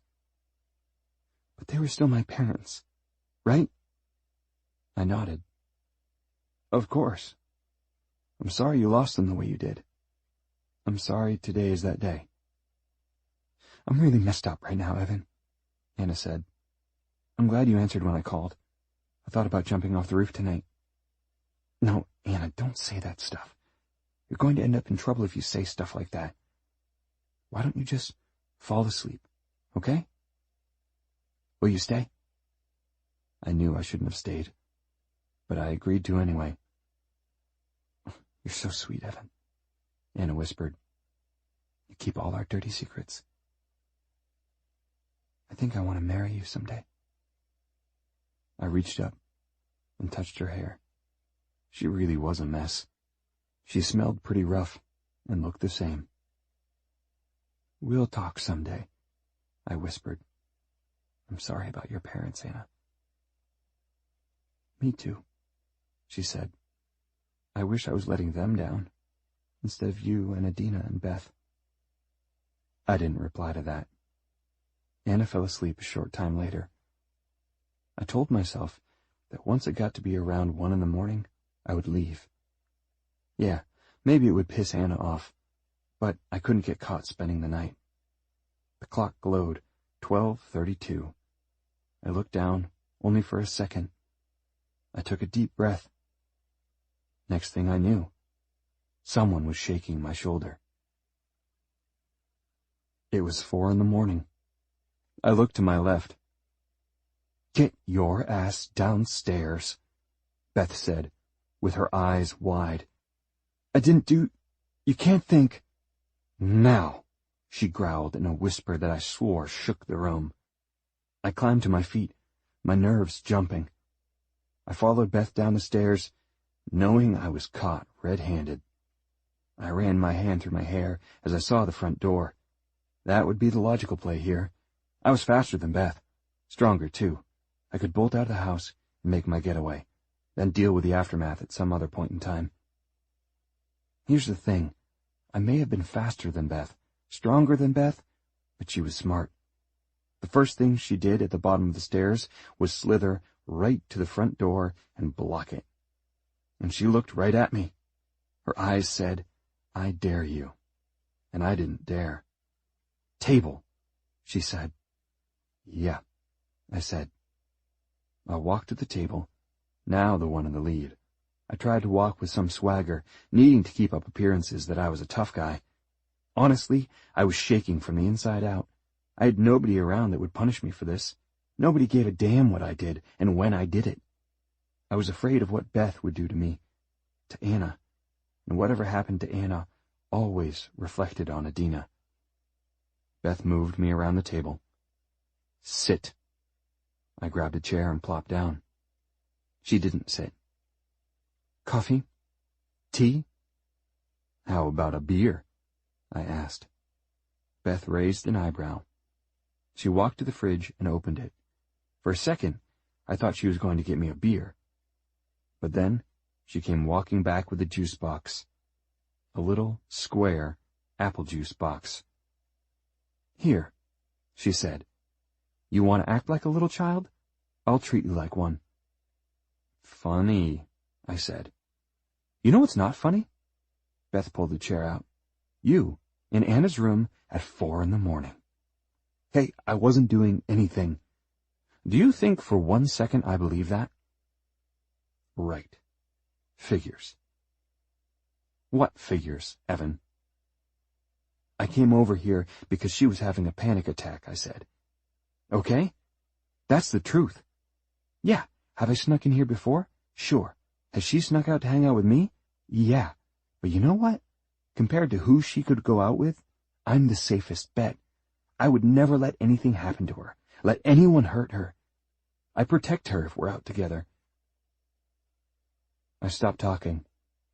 That felt good to say. Go on, Beth said. With what? She called me, and I came over.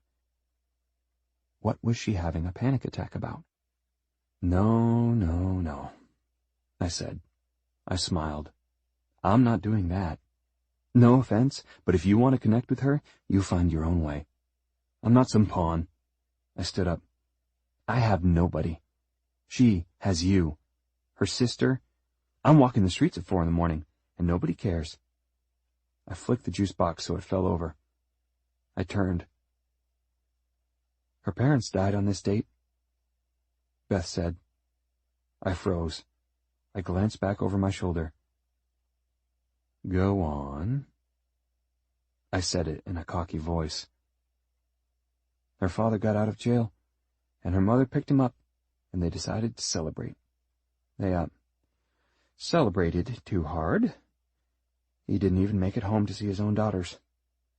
I don't know what she remembers about it all, Beth said, and I'm always afraid to bring it up because I don't want her to get upset and lose herself. I slowly turned. I grabbed the top of the chair where I had been sitting.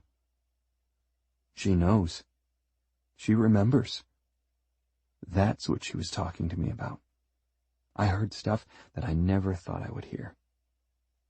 Yeah, Beth said. I guess I know what it's like to be Adina.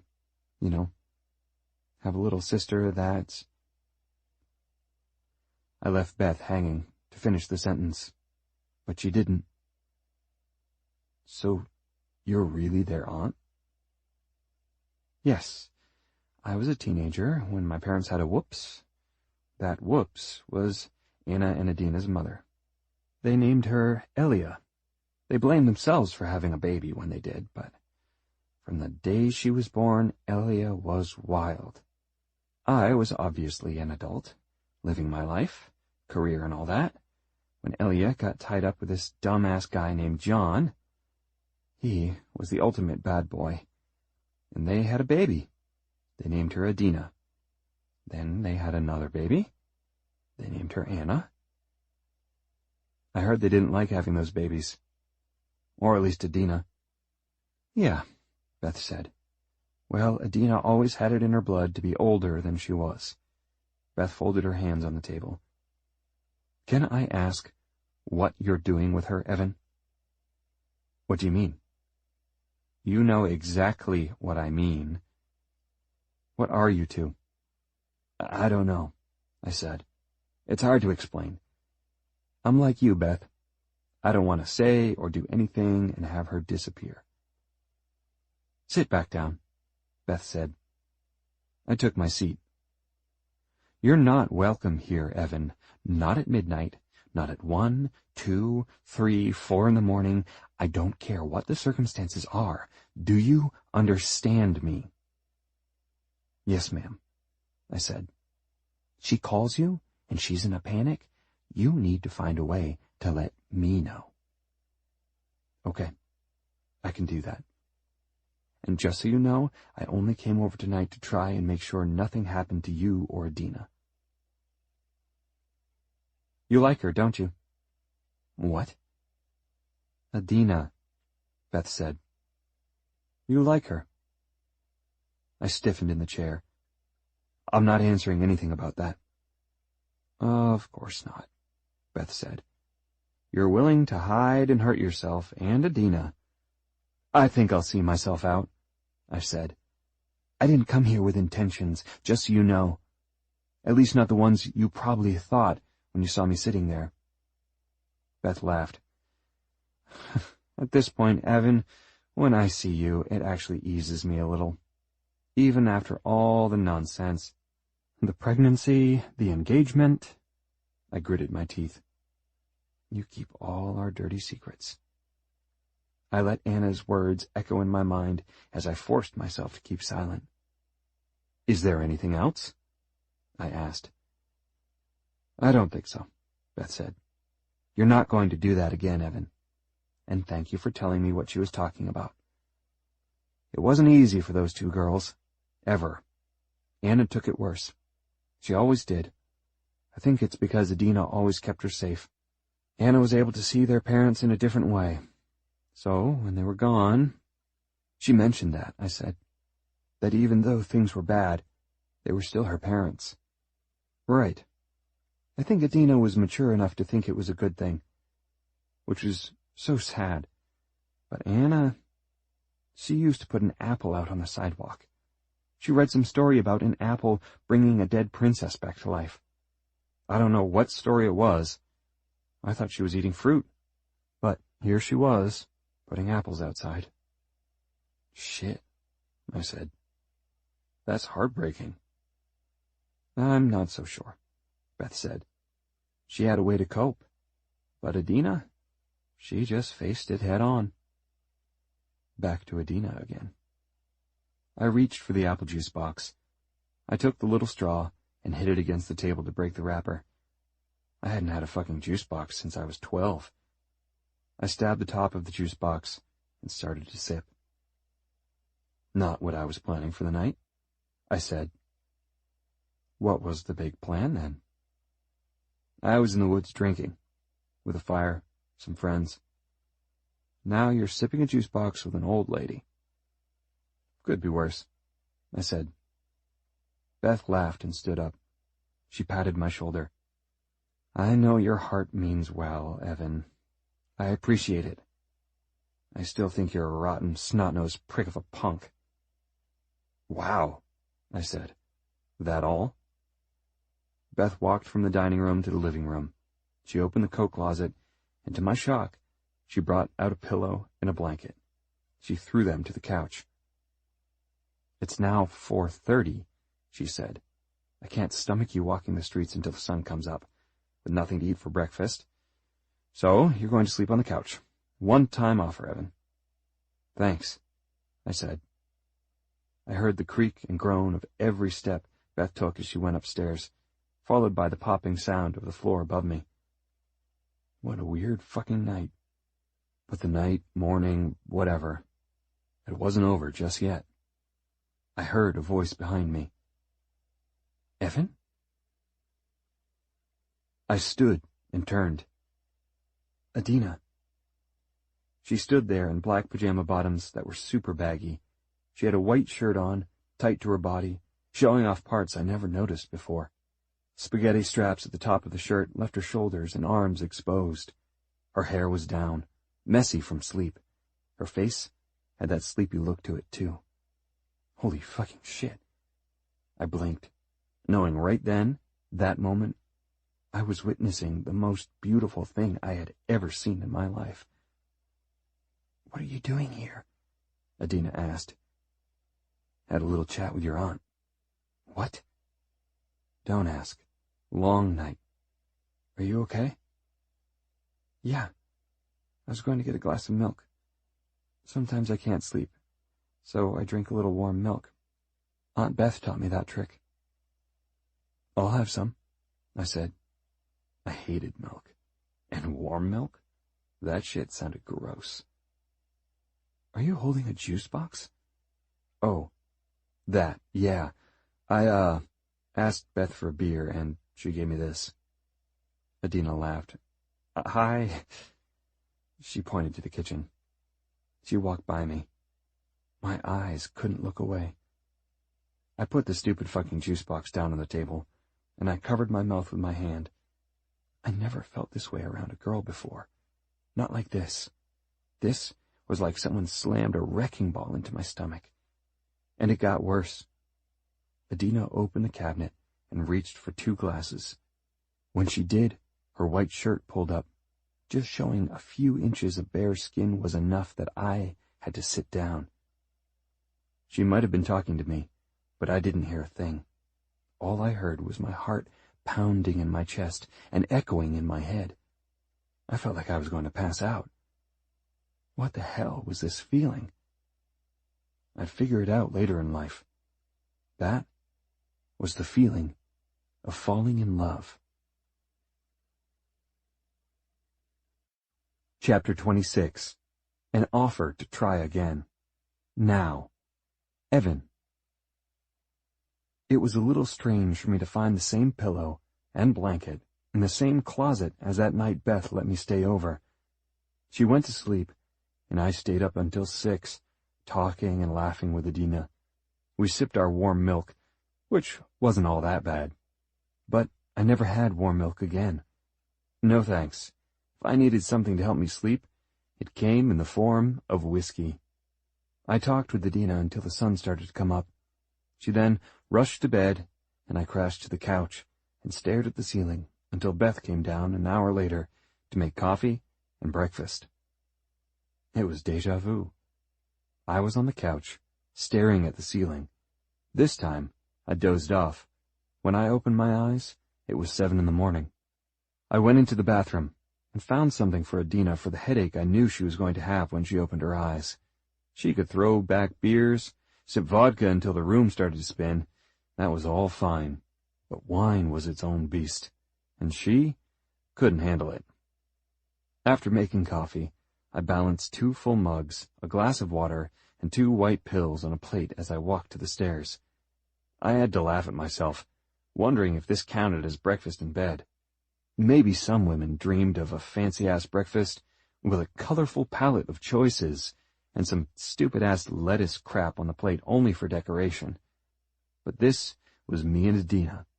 Coffee, water, medicine for a headache/hangover. That's what you were going to get. It was a total cliché to our lives, this town, and everything surrounding us.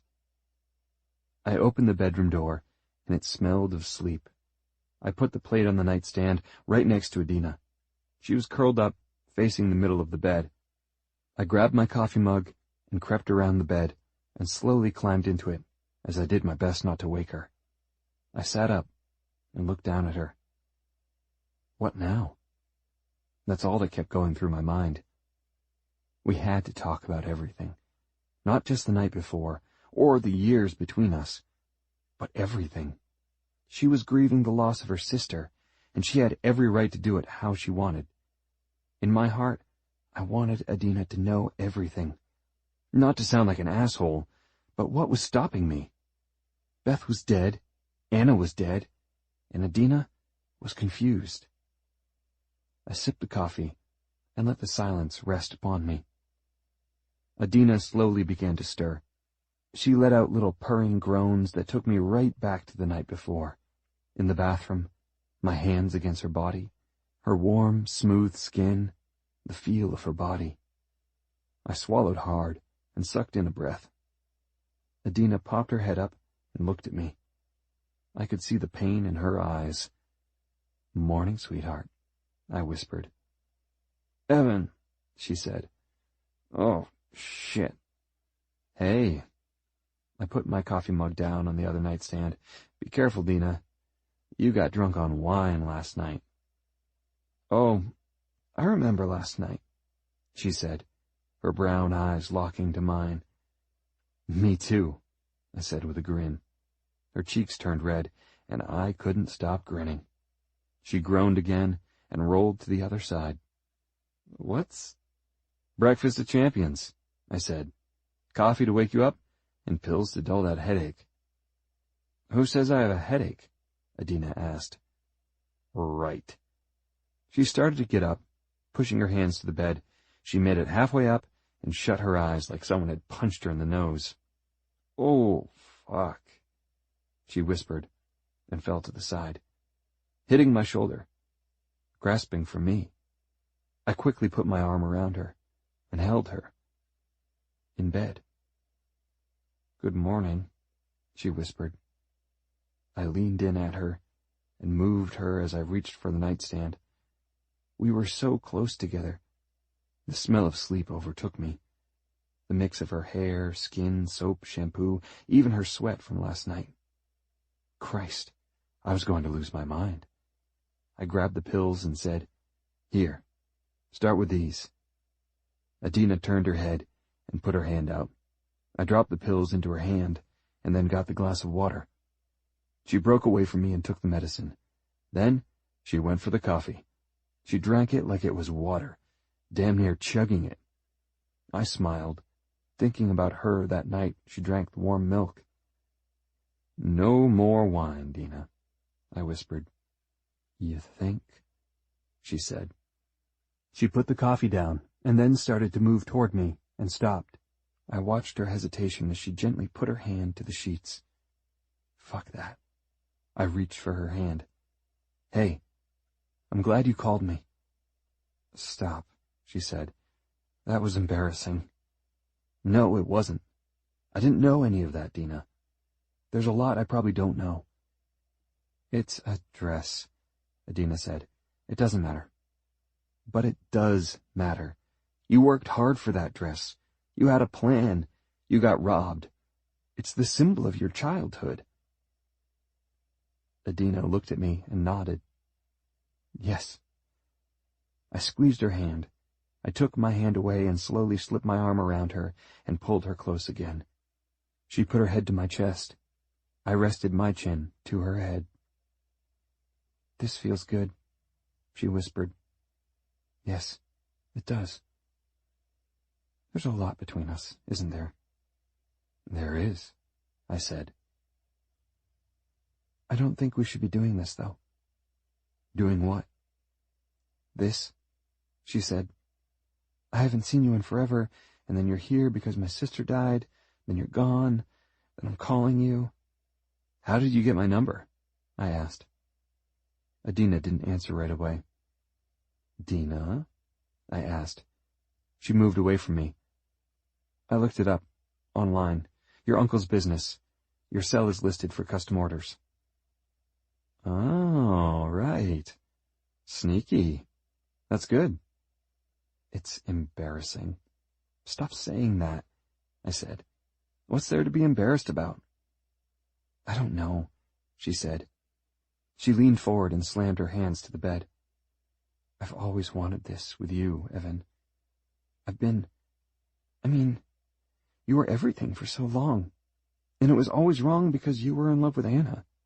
Hey, wait a second, I said. Love is a really strong word. Oh? Adina asked. You didn't love her?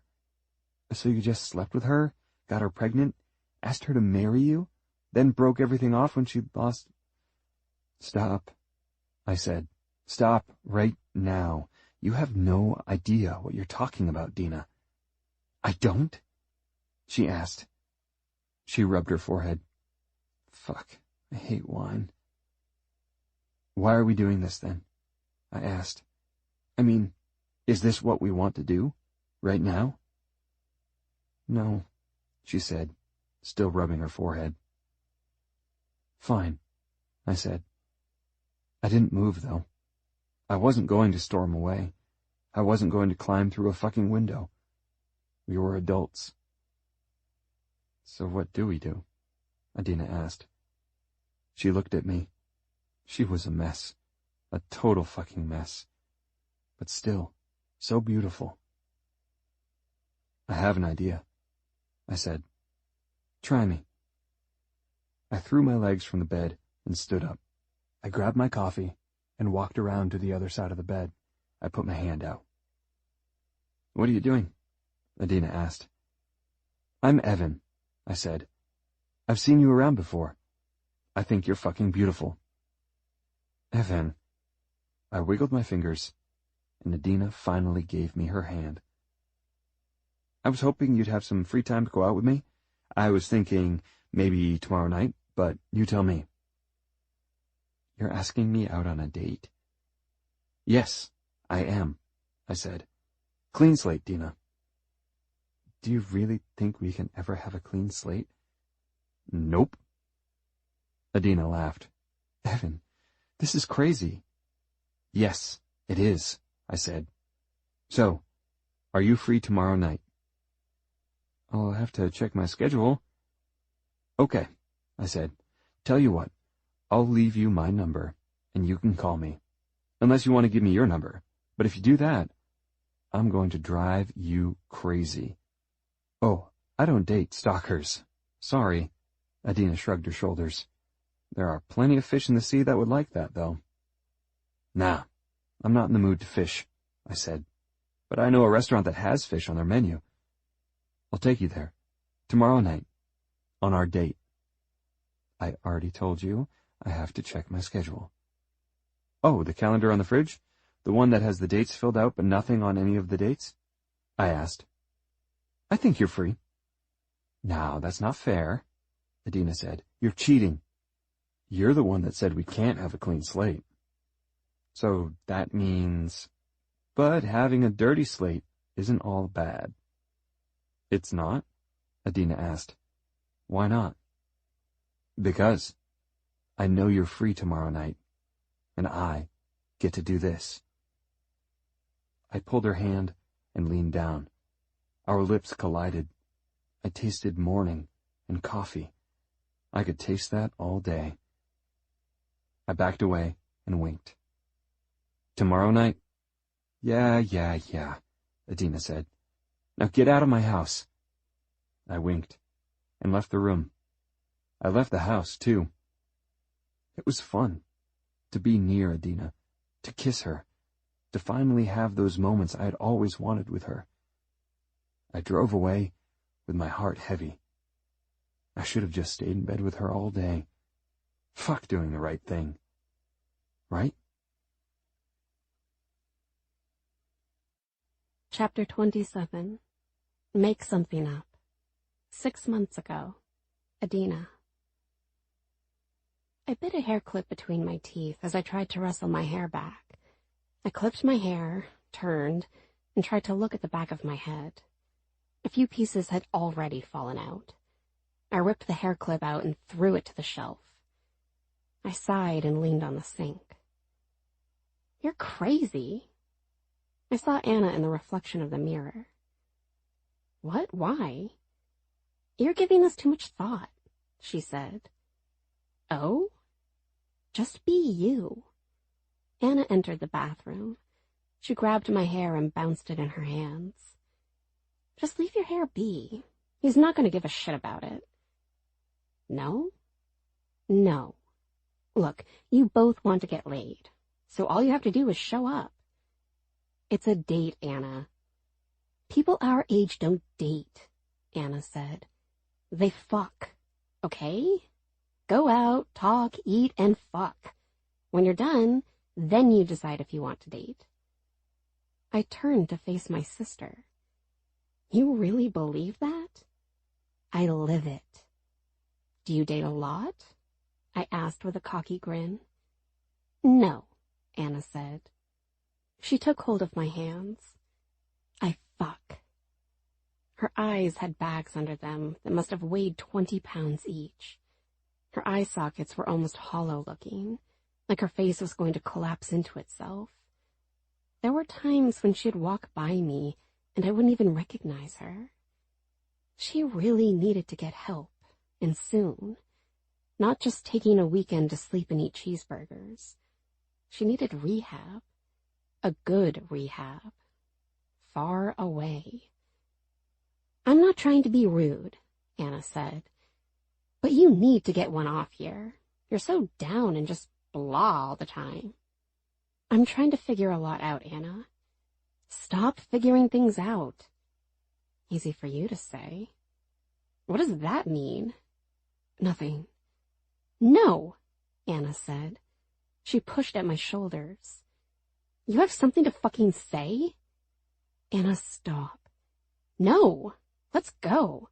Let's fucking hear it." "You live in this house when it's convenient for you. Who do you think takes care of this house? Pays utilities, taxes, everything, huh?" "Oh, great," Anna said. "So I'm just a scumbag?" "Who said that?" "You just did," Anna said. "You know I'm trying to find a job. You just got fired 2 nights ago for getting drunk at work." "Oh, so I drink with a few customers and that's bad?" "They were buying me the shots. I was making that bar money. Fuck that guy that owns it. Stupid tool." "Anna, you can't continue to live like this. You have to take care of yourself." Anna backed up and eyed me up and down. "Oh, what? Be like you? I see you really take care of yourself. You know why you need to wear your hair down? Because it takes away from how fat your face is." She made a scoffing, laughing sound and walked out of the bathroom. I heard a few thuds, a few more slams, and then she was gone. "Shit," I whispered. I had chased her away. She'd go out and get really messed up, which meant I couldn't go out. I'd need to be home in case she needed me, or the police needed me when they picked her up. I shut the bathroom door and looked at myself in the mirror. Anna was right about the way I looked. Plus, I didn't want some guy buying me food and listening to me talk with the sole intention of getting me into bed. Not that anyone would want me in bed, right? I touched my cheeks. My stomach felt sick. I grabbed my phone and sent a text to Gavin canceling our plans.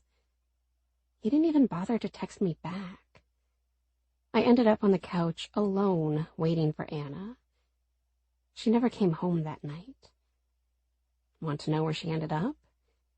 She tracked down Gavin after stealing his number from my phone, and she spent the night with him. Chapter 28. Cleaned up to get dirty. Now, Evan. I couldn't wash my hands or face any longer. I was as clean as I could get.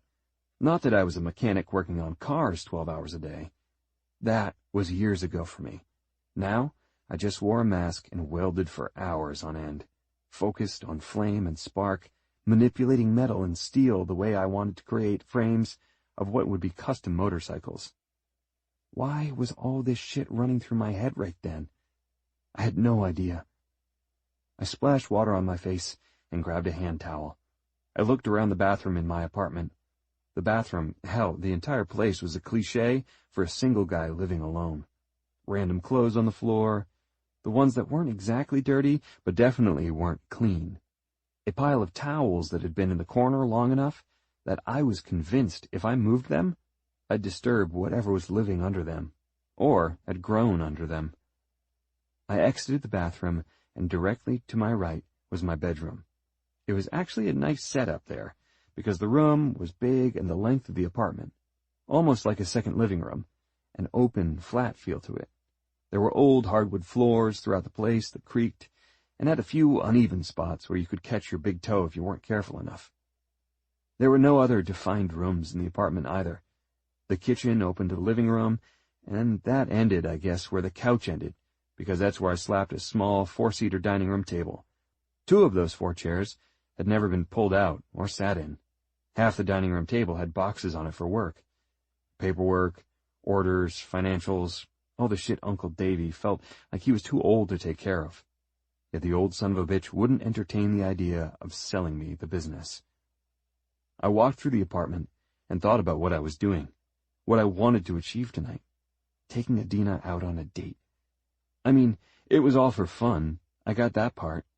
Our stupid attempt at pretending the past wasn't real, and everything that happened since Anna died wasn't relevant. I had spent years convincing myself not to take Adina out so I didn't mess up her life. But here I was, looking at myself in the mirror on the wall that held my old, ripped-up hats and keys, wondering if I should splash a little cologne on my neck. The cheap shit Uncle Davy bought me at a drugstore on Christmas Eve, after he realized he forgot to get me something. I smiled as I lifted my middle finger to the reflection in the mirror. Here's the thing. I couldn't do fake anymore. I had been pretending for longer than I could ever remember, hiding behind my own pain and sadness, hiding behind all those dirty secrets that Anna promised me to keep, and hiding away in this town at Uncle Davy's shop, in a shitty apartment, letting time slip away. There was no more hiding anything. There was no more holding back. And I wasn't sure if that was a good thing or a bad thing for Adina. I pulled up to the front of the house and laughed to myself. How many times had I pulled up to this exact house in my life? How many times had I pulled up with the headlights off and shut the engine off, leaving my car in neutral so I could push it down the street without waking anyone? I looked at the passenger seat and saw all the damn papers. Shit, I said.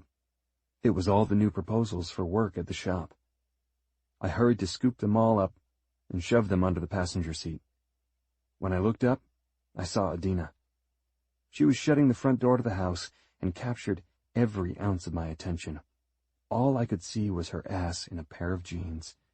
Then she turned, and I pulled at the steering wheel, sliding myself toward the passenger window to get a better look at her. It was everything I could ever need in a woman. Jeans, curves, and a smile that shot all the way from the sidewalk to my heart. Adina was perfect. Beautifully perfect. And to her, this was probably dressed up. Her best pair of jeans. The curves of her hips where my hands had once been resting. The way she could have a shirt on with a zip-up hoodie over it and look like she was ready to go to the fanciest restaurant in the world. Her hair had these little curls to it, too, something I never saw before. That meant she took the time to do her hair for tonight. I was so caught up in staring at her, I almost didn't get out of my truck to greet her. I then had to scramble like a damn fool. That's what Adina did to me. What she always did to me. I was the guy that could throw back a shot of whiskey while driving away from the cops. I was the guy who would pick a fight with the biggest guy in a bar or a pool hall, just for fun. I was the guy who never turned down a dare, no matter how dangerous. But around Adina, it was like I had two left feet. Couldn't focus because I needed glasses. My brain scrambled like I'd been reading text in another language. As I ran around the front of my truck, Adina started to reach for the passenger door. "Hey, sweetheart," I said. I grabbed for her wrist. "You look beautiful." "Evan." "No," I said. "You look beautiful, Dina." I grabbed her and pulled her toward me. Here's the thing. No matter how scrambled she made me feel when I looked at her, the second I touched her, everything made sense. The stupidness subsided and the devil inside me crept up. But at the same time, my heart swelled enough to take on that devil, which left me debating on whether to open the door for her and take her out to dinner, or to just scoop her up and walk her back into the house and pick up where we left off previously. Her body exposed, my hands memorizing her. The sounds of her breathless moans, the taste of her. "You really look fucking beautiful, Tina," I whispered. I slipped my other hand around to the small of her back, right at that lower curve that gave way to her ass. I saw the way her cheeks flushed. "Thanks, Evan. You look handsome." I started to lower down, needing to kiss her. Is this what you do to your first dates? She whispered. Well, even before the date begins? I caught myself and grinned. Right. Of course. I would never. I broke away from her and opened the passenger door to my truck. I reached in and grabbed the flowers off the dashboard. Here you go, sweetheart, I said. Evan, she said. They're beautiful. I knew nothing about flowers. I stood at the little section in the grocery store picking out flowers like I was buying a house with a 30-year mortgage. I figured I couldn't go wrong with roses. Plus, flowers would die in a week. The way I felt about Dina, that was going to be there forever. I helped her into the truck. She held the flowers, smiling, her cheeks bright red. That meant it had been a really long time since someone bought her flowers, since someone did anything nice for her. And that really fucking pissed me off. It made me hate this town even more, that nobody could see what I saw in Adina. But now I had my chance. She looked at me. She smiled. I grabbed for her hand again. For the record, sweetheart, this isn't our first date, and even if it was, it's you, Dina. It's you. I can't control myself around you. So, I should apologize for anything that happens tonight, but I'm not going to do that. I've waited too long. I've got you, sweetheart, and I'm not going to let you go. Her jaw dropped because her cheeks couldn't get any redder. I shut the door to the truck and turned to catch my own damn breath. I looked at the front porch, the spot where I had my first date with Dina. Chapter 29. Front Porch Top Step Confession. Years ago. Evan. Bro, I'm telling you, flowers lock it down. He's right, Scott said. I couldn't take stock in what Scott said because his eyes were mostly shut as he sucked on another one of his special cigarettes. The room was fogged up with thick smoke. I had to get out of there soon, or else I'd end up as high as a kite. Flowers? I said, shaking my head. What the fuck? I don't buy flowers. You should, Andy said. You want this shit to go down? Get some flowers. I curled my lip. Chicks are confusing, man. Of course they are, Scott said. They got the power over us, man. It's like the way the universe... I rolled my eyes. Okay, if he's gonna start talking like that, I'm leaving. I opened the door to the garage and almost choked on the fresh air. I could feel the cloud of smoke following me. Andy called out something about flowers again. I slammed the door and stood in the driveway to Andy's father's house. His old man was the kind of guy that believed if he couldn't control the partying, then he would let it happen at his house. He figured it was safer that way than having all of us scattered around, trying to hide, getting wasted and driving, which made sense. Fuck all that, though. I was thinking about flowers now. Stupid flowers. Because Anna had been acting crazy, and I was afraid she was going to hurt herself. She and I had gotten into an argument over something stupid. Stupid because she was drunk at a party when she started making out with some stranger. Not that it really bothered me, because we weren't exactly an item, but I went to the party with her because she asked me to go. I saved her ass from that guy because he had intentions and Anna had no judgment capabilities. So now, I was considering buying Anna some flowers to get her to calm the hell down and let me talk to her. The only problem was that I had no damn cash on me. There were some family issues that popped up, and I had to use all my savings to help out. To put it honestly, my burnout of a mother forgot to pay the rent on the house for 3 months. The landlord, a short, fat guy named Archie with gold chains around his neck, told me that we had to get out. Not my mother. He came to me, tracked me down outside Andy's father's garage. Andy's father thought I was dealing drugs or some shit. I told him what was happening, and he offered to give me the money. I said no. I said I would work and earn money. So I had to give up all my savings to make sure we didn't get kicked out of the house. That was just the rent, though. The utilities were a whole other mess. In other words, I had jack shit. So, I did what I always had to do. I had to steal, which I honestly hated to do. The thing was, I couldn't just swipe an entire thing of flowers. So, I snuck into the corner store, waited for my moment, and I plucked a rose out of a bunch. They wanted fucking $20 for a dozen roses. That was a ripoff. So I just took a single rose that I could sneak in my zip-up. I grabbed a candy bar and threw $1 on the counter. The old man behind the counter was more worried about the news on the TV. I probably could have gotten out of there without paying for the candy bar. But I was hungry. I hadn't had dinner yet, and smelling all that smoke from Scott had me feeling a little loose and even hungrier. I drove to Anna's and parked around the side. I kept the rose hidden and had a tight grip on the candy bar. I walked along the sidewalk and saw Adina sitting on the top step of the porch. She was leaning against the side of the house, staring off into space. So I stopped walking for a few seconds. I smiled. Adina. I let out a little whistle. Adina looked at me, and she quickly sat up. Evan. Hey, I said. You okay?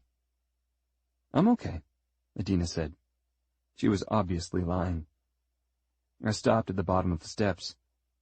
She looked up at me. What's wrong? I asked. She's not here, Adina said.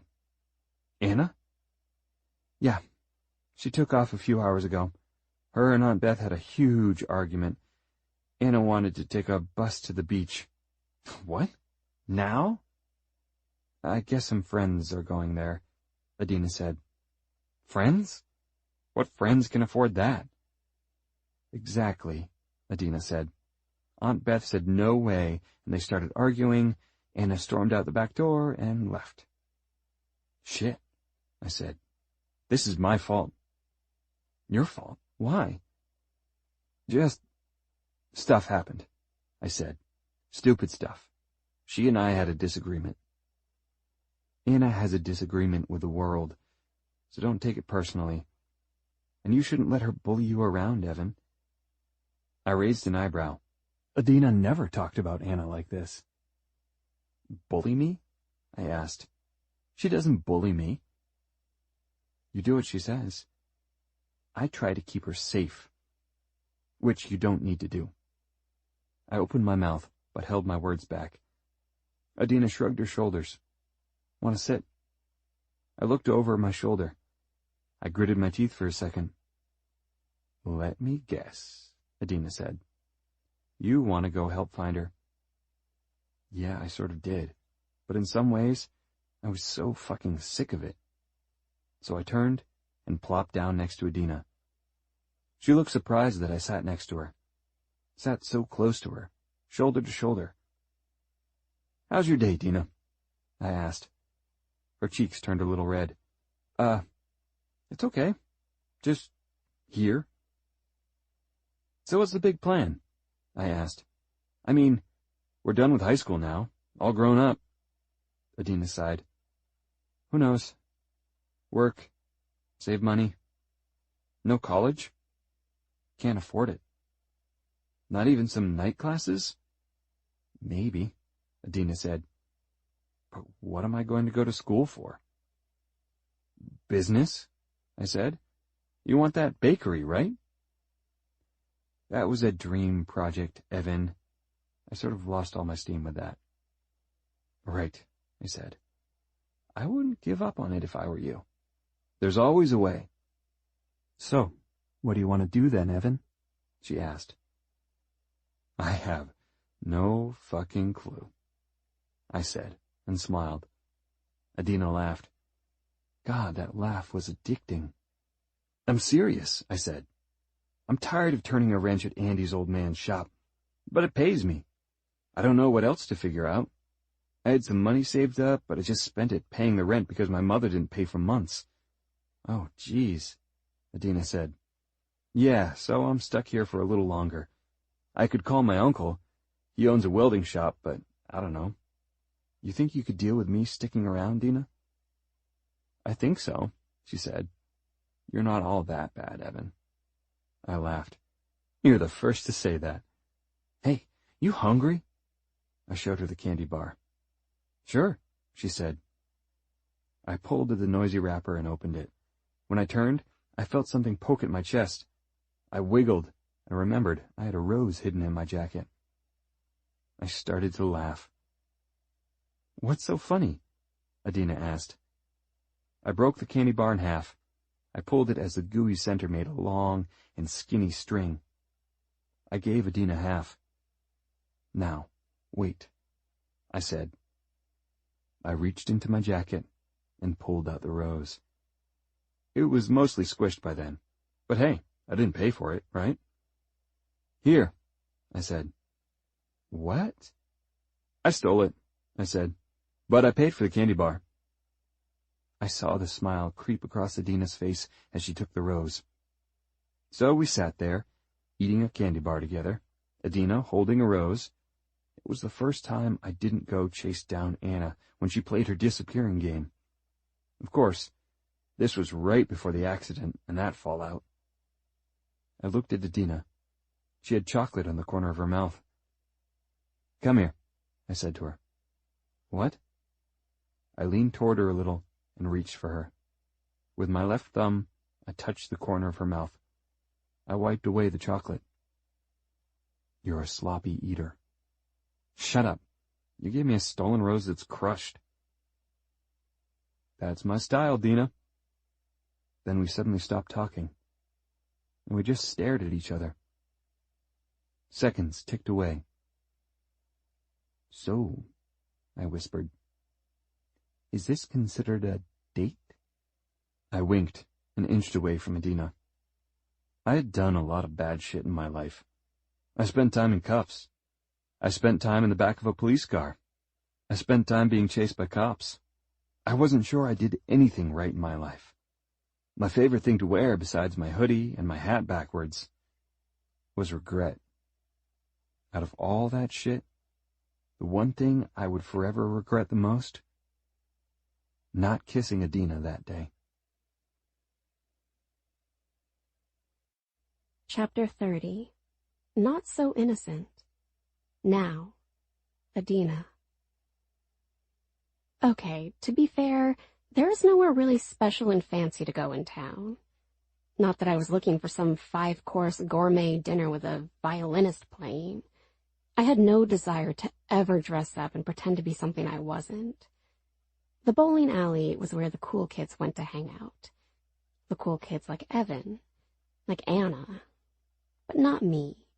Unless I was actually bowling, which made me out to be an even bigger dork. Built right off the side of the bowling alley was a restaurant/bar.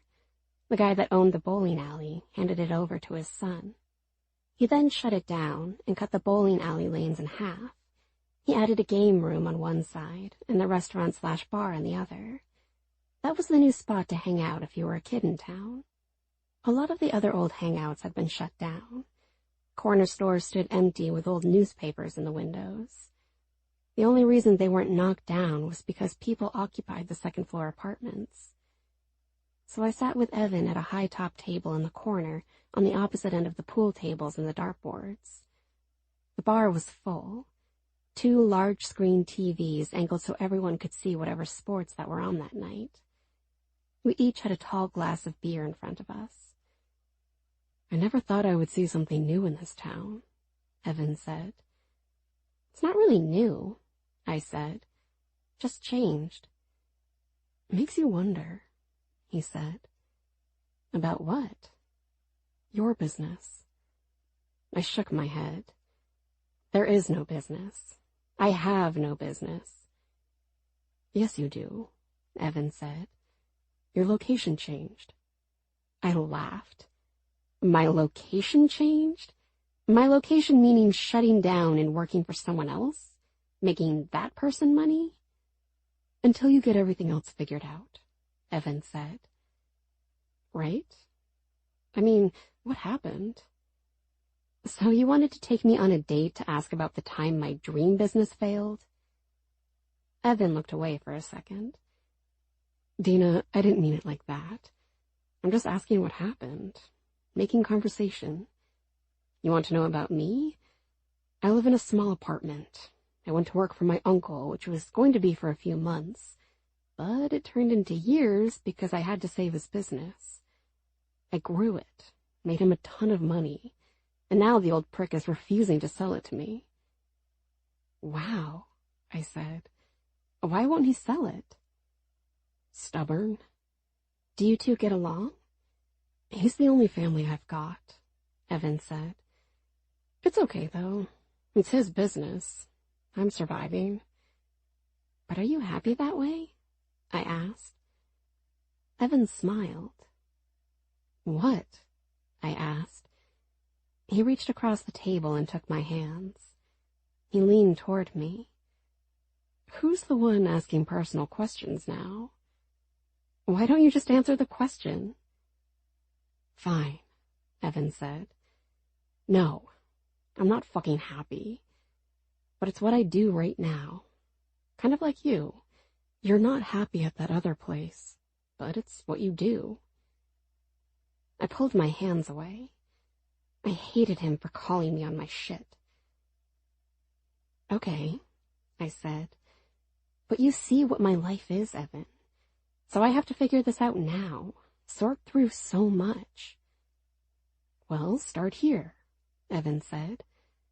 What happened to your bakery? Was it financial? At the end, yeah, I said. Well, why? I mean, people loved your stuff, right? How would you know? You weren't here. Ouch, Evan said. Sorry, I said. Yeah, people loved the business, okay? It was booming. It was great. It was probably the best time of my life, Evan. Look at you right now, he said. I wish you could see the way your face is all lit up. Jesus, Dana, you have no idea how fucking beautiful you are. I didn't know what to say when Evan said that to me. That was the truth.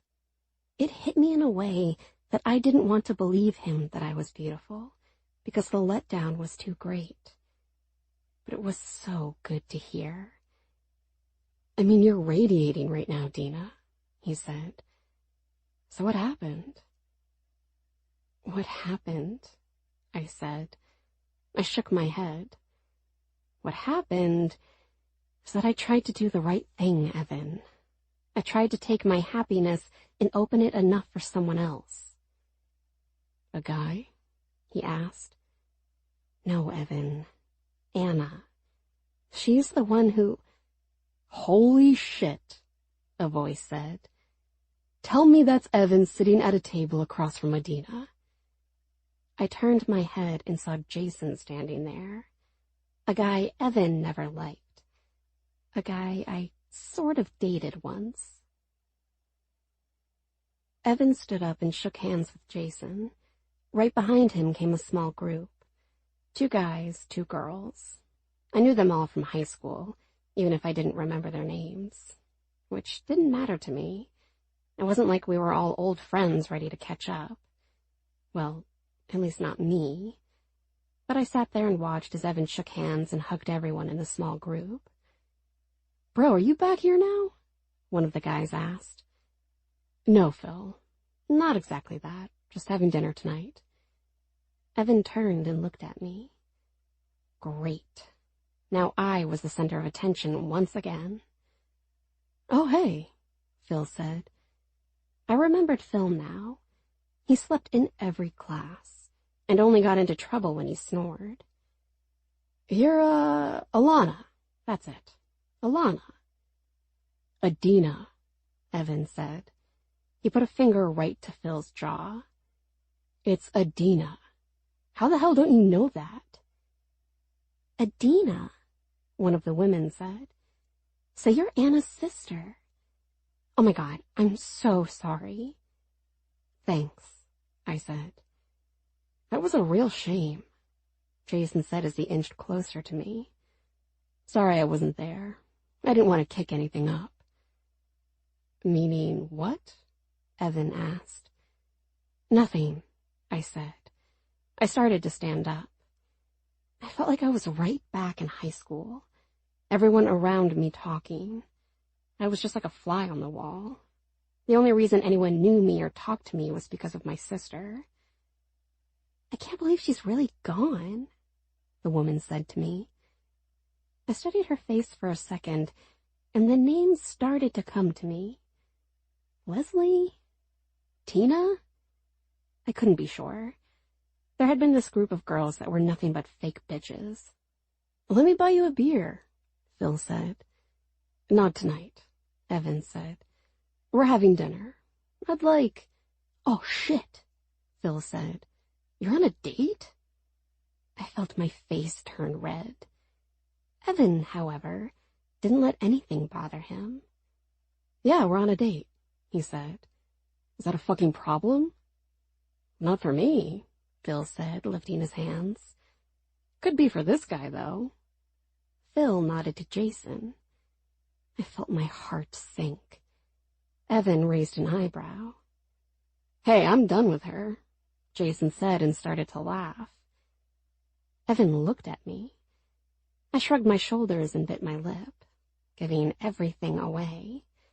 Not that it was really a big deal. There was a time when... Done with her? Evan yelled. That's how you talk about a woman? Evan closed in on Jaxson. Jaxson put a hand to Evan's chest. Come on, I'm fucking around. Take it easy, Evan. Jesus Christ. I won't take it fucking easy, Evan said. He ripped Jaxson's hand away from his chest. What the fuck did you mean by that? Holy shit, Evan, Phil said. Shut up, Phil, Evan said. The other guy grabbed for the two women and started to tug at them, pulling them away from the scene. Evan, it's fine, I said. No, it's not, he said. You want to know what I meant? Exactly what I said. Now Jaxson was squaring off with Evan. Not sure where the hell you came from, Evan, or what you think happens around here, but the world moves on. Adina's a big girl. She can make her own decisions. I was one of them. Go back to your drink, I said to Jaxson. Listen to her, Evan said. Jaxson grinned. You got it. Good to see you, Evan. He looked at me. Good to see you, Adina. Maybe when he abandons you again, you can call me. We can catch up. I'll lick all those wounds. And I'll lick your... I saw it happening. And instead of reaching for Evan to stop the punch, I covered my mouth. Maybe in some way I wanted it to happen that way. Evan's fist slammed against the side of Jaxson's jaw. It sent Jaxson spinning like a top, stumbling back, one hand grabbing at his face, the other hand outreached for balance. He danced all the way to the bar and grabbed a glass. He threw it right at Evan as though the liquid was poisonous. The glass didn't even reach Evan. It fell short, hitting the floor, shattering. All eyes were on Evan as he stood there, his back flexed, looking massively huge. He was ready to fight. Jaxson stepped from the bar, and Phil grabbed his arm to keep him back. That's right, Evan said. Phil just saved your fucking life, man. Evan looked around, realizing everyone was staring at him. He looked back at me. He put his hand out and I took it. Without a word, he walked and I followed. So much for our date, huh? Then again, seeing Evan jealous was kind of sexy. Maybe he really thought I was beautiful. Once we were outside, Evan spun me around, and next thing I knew, my back was against the building. Neon lights for bowling and beer hung above me, the red color reflecting off Evan's face, making him look angrier. What did that comment mean in there? He asked me. What? Jaxson, what he said. I dated him, okay? I said. Not long, but whatever. So you and him were together, Evan said. Yeah, we were. Why? What the fuck did you see in him? That's my business, Evan, I said. Are you jealous? He gritted his teeth and curled his lip. No, I can't stand the idea of a guy like that. What? I said. Kissing me? Touching me? Huh? Evan pushed away and then started to pace.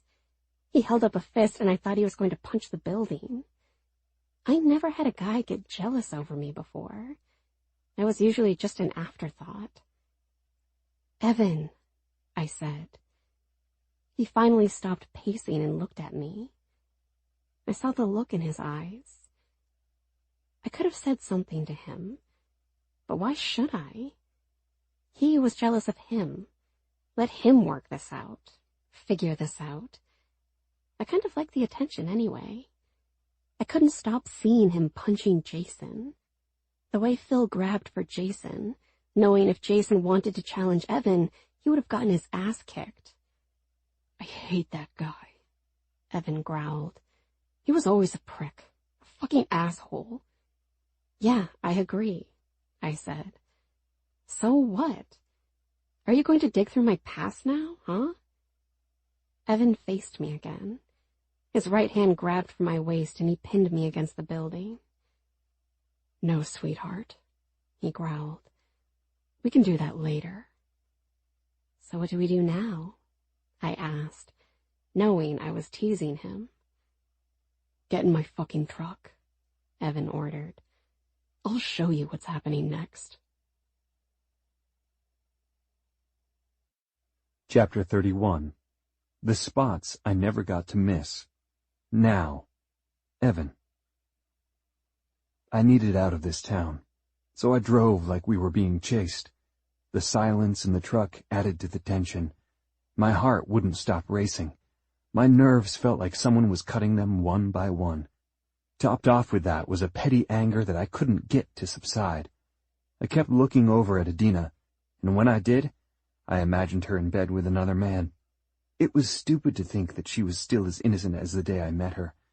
I was never going to be her first. That was my fault, though. I let all those moments slip away without even an attempt at grabbing them. But to actually hear something? I looked at my right hand. My middle knuckle was a little swollen. Jaxson deserved that punch. That was a long overdue punch. He deserved a lot more than that, too.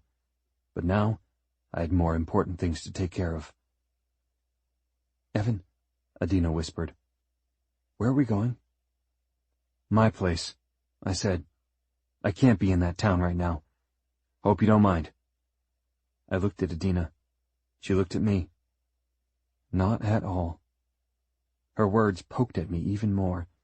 Adina not only left me stupid, but she left me feeling insane. I finally made it home, and wasted no time in leading Adina to the small building. It was 4 apartments, 2 downstairs, 2 upstairs.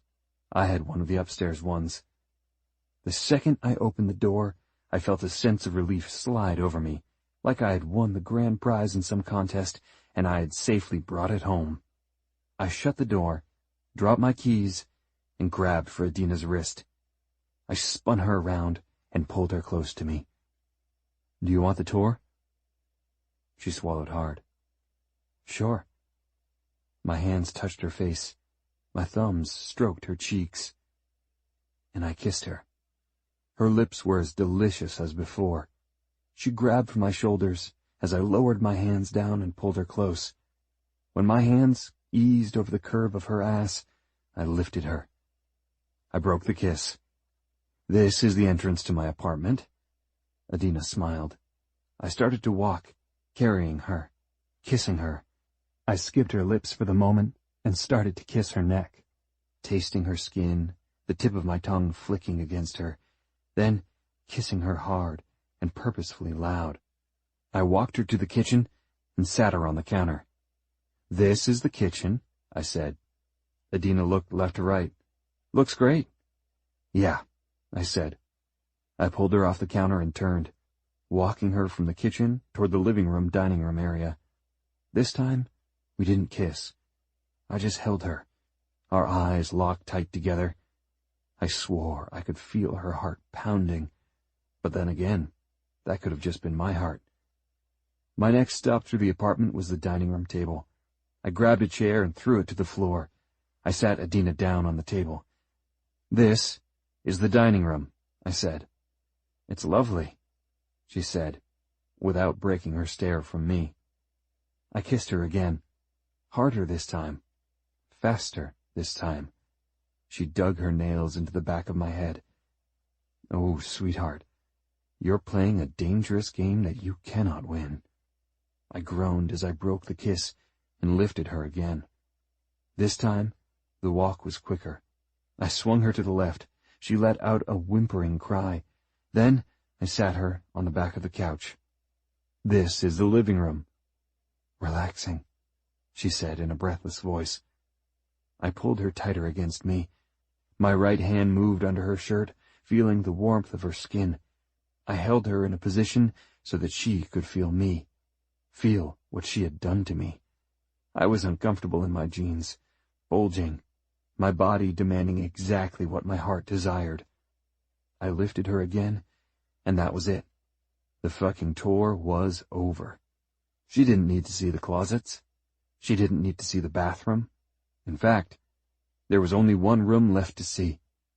The room where she was going to be spending the night. It was time to finally take her to my bedroom. The door shut behind me, and our fates were finally sealed. After all these years of waiting, wondering, holding back, all the bullshit of right and wrong, the pain and tragedy of falling in love, leaving, coming back, it all swelled up to the moment I lowered Adina down to the bed. My hands lifted her shirt up as I lowered myself down. I needed her. I needed her body. I needed her desire. I kissed her stomach, making a slow circle around her belly button. I opened her jeans, and as I did so, my hands curling tight around her clothes, pulling, demanding them off. Adina put her hands to the bed and lifted, letting me have her. Her jeans eased down her body, and I kept going. Part of me wanted to go faster, wanted to go fucking wild. But this was Adina. This was the moment I had been waiting for. I want to steal every second I had with her and savor it like they were my last seconds alive. I was on my knees before her, realizing then that Adina was the only woman who could bring me to my knees like this. She balanced herself on her elbows and looked down at me. I stripped her of her shoes, socks, and jeans, moving slow and purposeful, wanting to touch every part of her body, wanting to touch every spot I never had the chance to miss. With just my fingertips, I inched up along her legs and cut around and into her inner thigh. I saw her clutch at the sheets, shivering, letting out a loud sigh.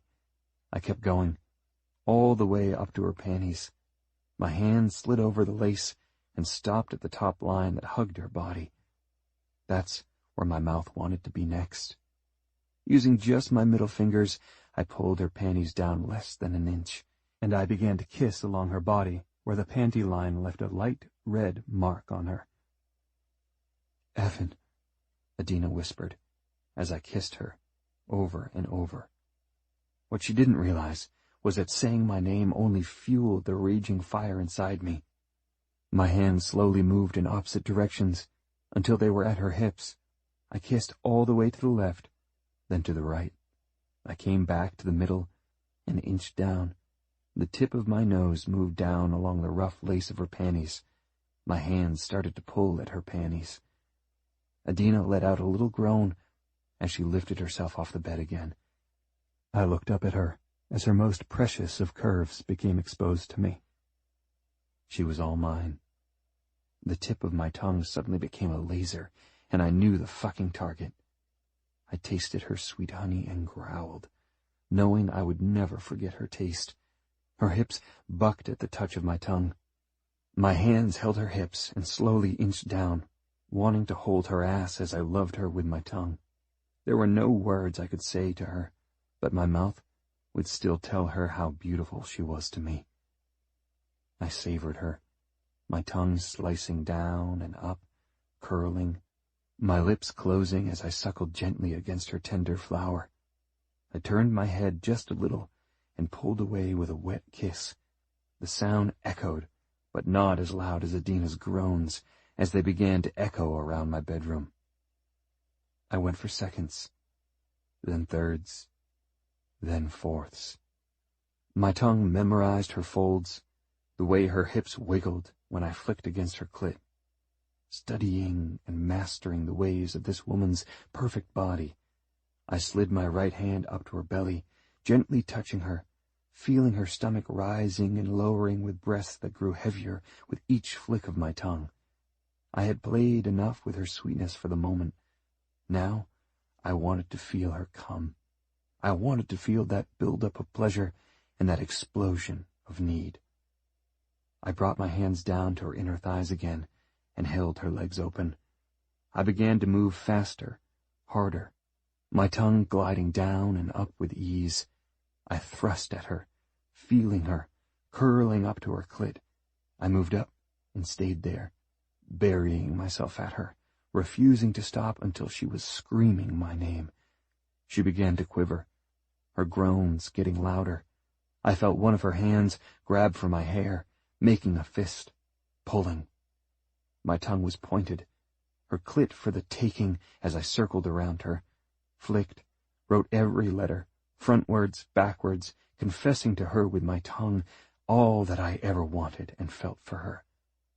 Soon her breathing was out of control, her voice getting louder by the second, her body flexing and rising up off the bed in its final battle against pleasure, which was always a welcome battle to lose. And lose she did. "Evan," she purred. Her hips rocked, thrusting her sweetness against my tongue, moving at her own speed. She wanted to take control. She knew what she wanted and how she wanted it, which was unbelievably sexy. I moved my hands up her body and held at her sides. I pulled at her, feeling her pumping her curvy hips as I continued to write the only love letter she would ever need. I had this thing fucking memorized and would offer it to her every day for the rest of my life. She managed to breathlessly whisper my name one last time before she let out a grunting breath, and there was nothing but silence. I counted the seconds in my head as everything froze. 1, 2, 3, 4. Just like that, her entire body began to collapse. I felt the reward of my tongue's work, fresh and warm honey. I hurried to slide my hands to her back, and I held her, staying as her hips wiggled left to right, over and over, groaning each time she exhaled, gasping as she inhaled. I stayed right there until she pulled at my hair again. "Evan, now, I need you." I pulled away. I kissed the soft skin just below her belly button. She was still rocking, gently thrusting, at the mercy of her body's deepest needs. I left a trail of wet, sweet-laced kisses up her body until I was met with her shirt.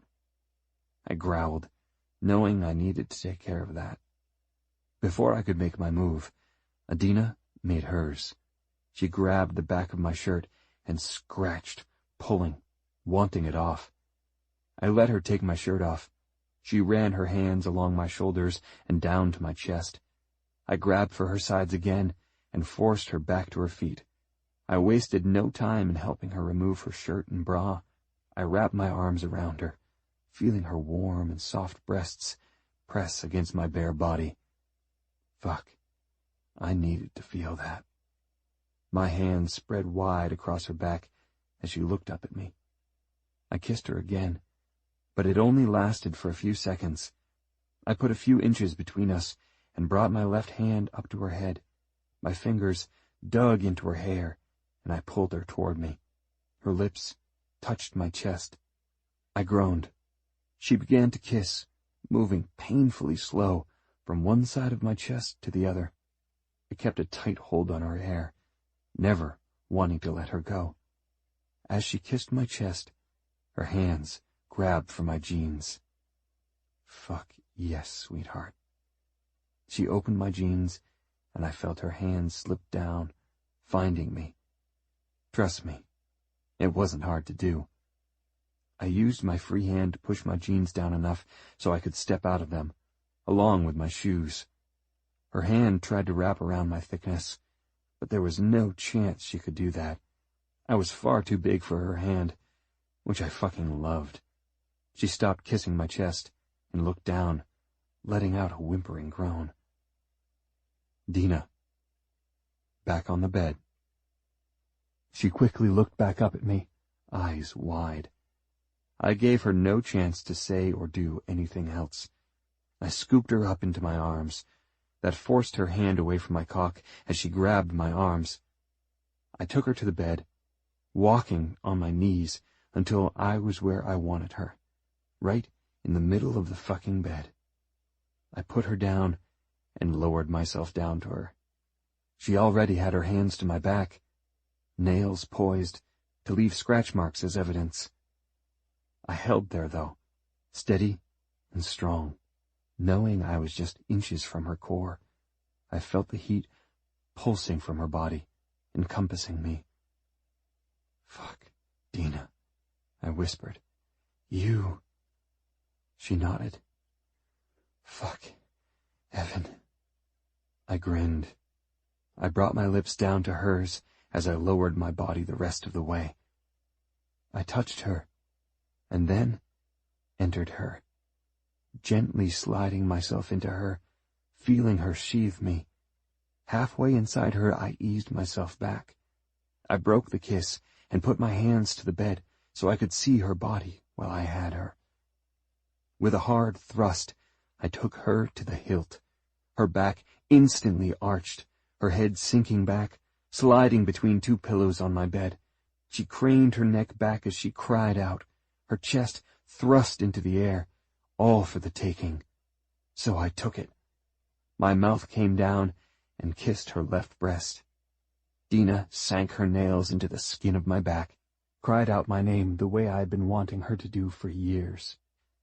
I pulled back and thrust forward again, this time harder. It took us no time to memorize each other's bodies and needs and wants. Her legs wrapped around me. I was deep inside her. I traded kisses with her breasts to her neck, up to her mouth. There wasn't an inch on her body I didn't want to explore and kiss. My hands traveled up and down the sides of her body, feeling her curves again and again and again. But more than that, we were connected, together as one, the way I had wanted it to forever be. Chapter 32. My favorite sleepover ever. Now, Adina. I still couldn't breathe. I looked at the clock on the nightstand, and it had been almost 10 minutes since we finished. My hands were still holding his shoulders tight. They were thick with strong muscle, and my hands couldn't get enough. My head rested on his chest. I kept casually turning my head to see his bare body, all the way down to the covers that were far too low on him, but it worked for me. I felt giddy and kept biting my bottom lip to keep from smiling like a fool or screaming like one too. Evan ran his fingers through my hair over and over. Each time he did so, he would touch my back. It would make me shiver a little and send a tingling rush down between my legs. I was still ready for him. I still wanted more. What he had begun was so far from over. At least I hoped so. I slowly moved and propped myself up on an elbow. My breasts were pressed tight against his body as he looked down at me. He was wide awake, his dark eyes slightly dazed, the scruff on his face making him look sexier than anything I had ever seen in my life. The bedroom was filled with the ghostly echoes of our sounds together, It had all felt so comfortable, like we had been doing this for years and this was just a normal night for us. "Evan," I whispered. "What happened back there?" "Nothing." "You got jealous. Because someone else—" Evan put his hand to my back and spread his fingers wide. That commanding hold, claiming me, which I sort of liked. "I just don't want to ever think about that," he said.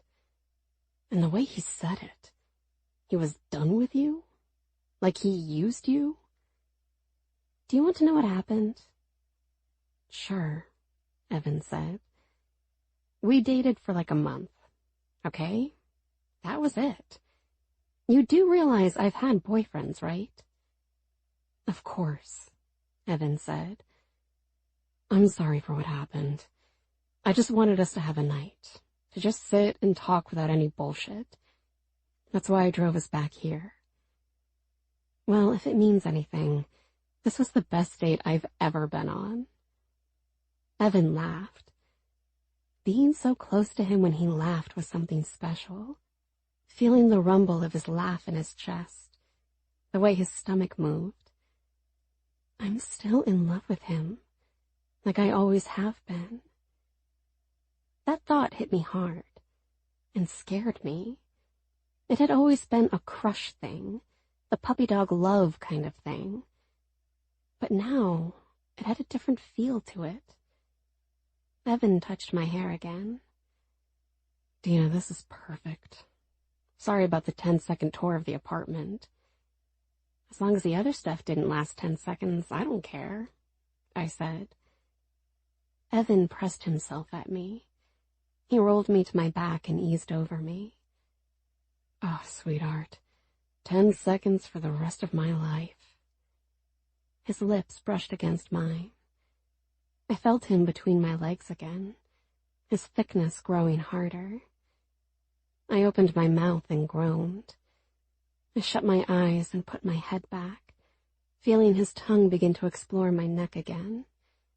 He entered me, stealing my breath, just like the first time. I turned my head, the pressure so intense I had to bite at a pillow to try and find relief. But that relief came a few moments later in the form of pleasure. And when that hit me, it washed over me and never went away. We were tangled up in each other's arms, bodies, hearts, memories. The harder he thrust, the louder I groaned, my hands pulling at his shoulders again, bringing my mouth to his ear, making sure he heard everything I had to say. It was all just sounds, moans, groans, and grunts. But what I really wanted to say to him was, "I love you, Evan. Please don't break my heart again." Somewhere between here and there I fell asleep, and when I opened my eyes, I was no longer resting on Evan's chest. I was tucked up tight in the covers, still in Evan's bed, in his room, in his apartment. It was morning. Early, but not too early. My body had been used to getting up at 4 a.m. because I had to be out the door between 4:30 and 4:45 to get to work on time. That was prime baking time to get ready for the morning rush. Of course, when I had my own business, I was up at 3:30, going through orders and financials, prepping myself for the coming day. When it was all mine, it mattered more. Still resting on my belly, I turned my head to the other side and saw Evan. He was in the same position as the night before. The angle of his back and neck made me cringe, because I figured he was going to have a stiff neck. His head was gently turned to the left, almost resting on his own shoulder. This rough and tough-looking man, with those steel-cut features and battle scars and messy hair and scruff, he looked cute when he slept. I never got to see Evan sleep before. I watched him for a little bit, letting my thoughts race about the night before. Okay, fine, it wasn't exactly a date. We got something to eat, didn't finish one drink, and came straight back here with one thing in mind. But face it, that one thing had been lingering between us for a long time. There were actually 2 times long ago when I had the chance to experience my first time and didn't because of Evan. Because somewhere inside me, I always imagined Evan being my first time. I pictured it like this. It would be one of those nights he came looking for Anna, or maybe a night where he'd drop Anna off, right? Aunt Beth would be fast asleep, tired from working so hard, and either Anna would be missing or Evan would get her into her bed, and she'd be so sound asleep she could sleep through an earthquake. Then I'd stand in my doorway and look at Evan. He'd look at me. He'd walk right to me and ask how I was doing. He'd smile. I'd be wearing my normal PJs, but they were always enough to show stuff, you know? Not slutty or anything, just comfy. Then Evan would look up and down the hallway. Then he'd poke his head into my room, with that little smile of his that did things to my belly and my way, way, way lower belly. He'd make a comment about never seeing my room before. And that's when I'd finally have the nerve to take some kind of control. I'd step back and nod for him to come into my room. He'd step into the room. I'd shut the door. I'd be so nervous, sure, but it didn't matter. Everyone was asleep. It was just me and Evan. And it was my turn to be bad. I smiled as the entire thing popped into my mind. I had spent so much time fantasizing about it. It was embarrassing, even now. I felt my cheeks turning red as I stared at Evan. While that would have been the ultimate experience way back when, I was happy with what happened now. I got to experience Evan as a man. A real man. And I was confident in my body as a woman. Maybe in some ways I had a chance to grow into my curves a little better than when I was younger. They were still there and would forever be there. But the way Evan had been holding me, I don't think he'd mind it at all. Gently, I eased my way out of the bed, trying not to wake Evan. I figured it would only be right that I would make him coffee in the morning, since he had done it for me. I was able to find my panties on the floor, but skipped the rest of my clothes. No, I didn't walk around his apartment topless, although I'm sure that would have made him happy. Instead, I saw a t-shirt on the floor and grabbed it. It was Evan's. I smelled it. It didn't stink, so I put it on. The shirt came down to just above my knees, the sleeves down to my elbows, swimming in a t-shirt that smelled of him. It made me shiver. I bit my lip as I wanted to scream with happiness. But it also turned me on. I exited the room and looked around the apartment. The whole 10-second tour from last night really didn't count. Not when I had Evan holding me, carrying me, kissing me. It was a nice apartment. I mean, for him. He hadn't been lying to me with what he said at the bar last night. I guess in some way I always thought he left to become something and to forget about me and everyone else. But here he was, living in a cramped apartment, working for his uncle. Strange as the setup was, his bedroom was almost as big as the rest of the apartment. The living room and dining room were squished together, only separated by the couch. There was no separation to the kitchen either, just old hardwood floors that ran wall to wall. The kitchen had one long L-shaped counter with a sink, dishwasher, and a fridge stuffed in the corner. Still, this place was paradise.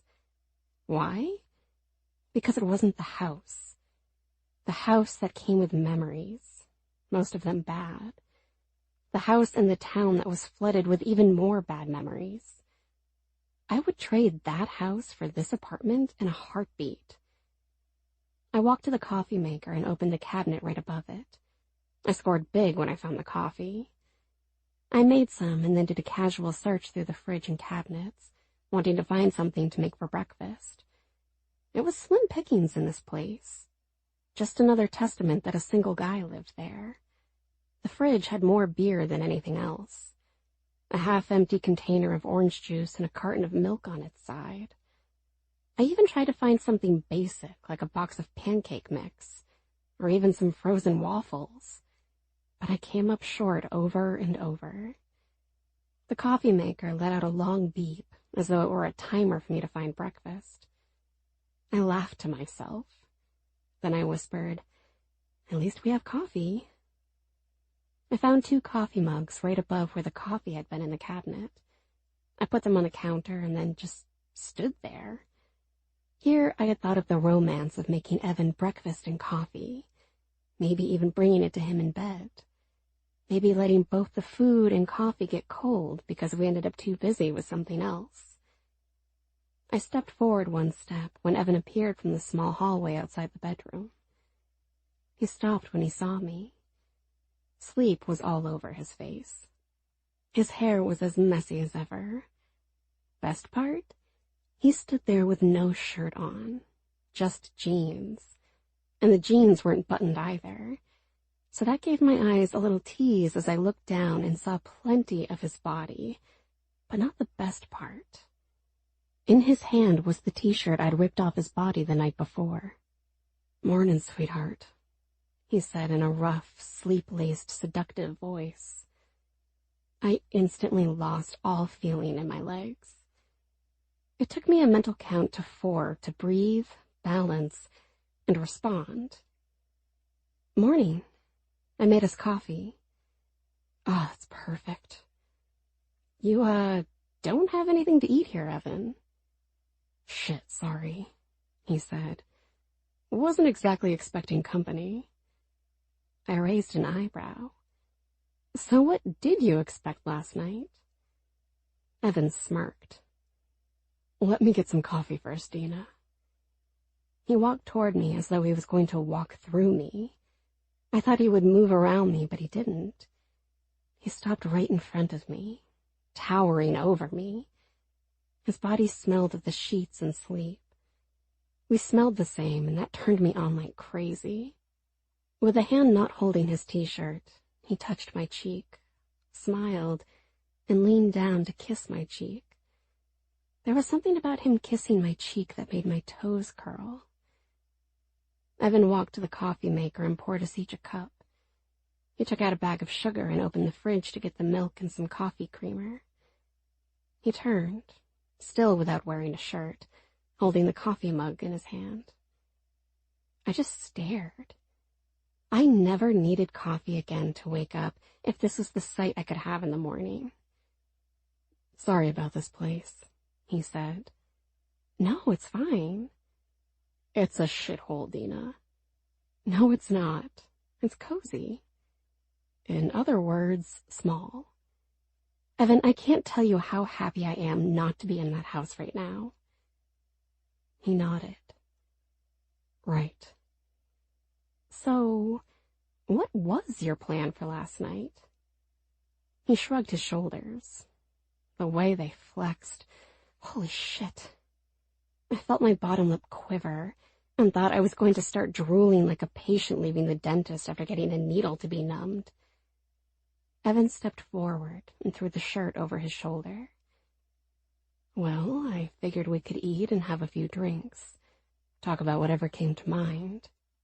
Now that you say about not wanting to be at the house, I'm glad I came here. That's what I was figuring." "Oh, get me drunk and take advantage of me?" I asked.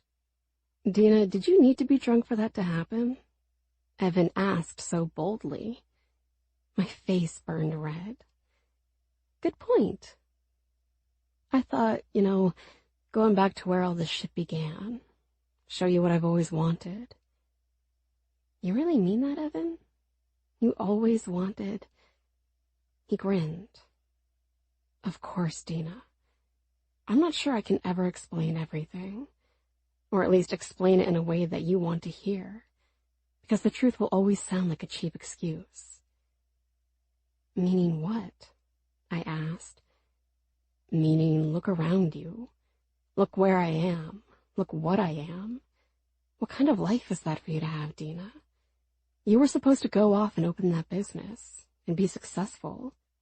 I guess in my heart I thought if I could keep the bullshit at bay, it was my offering to you. My own version of saving you without getting close enough so that the fires of hell that rage inside didn't burn you.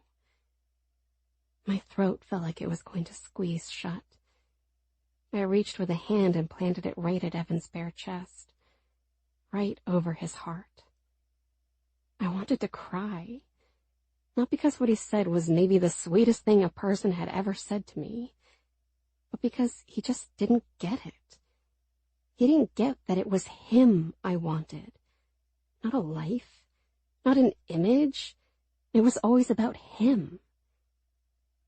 I figure that's all bullshit now, though, Evan said, considering everything that happened.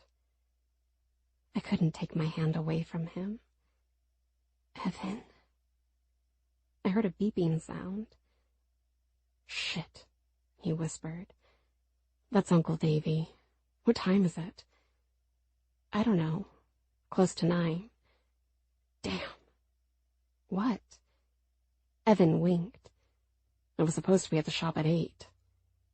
He broke away from me and walked to the door of the apartment.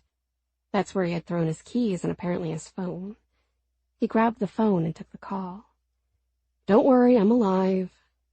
Evan turned and looked at me. Oh, believe me, she's worth it. And yes, I know her name. Evan moved the phone away.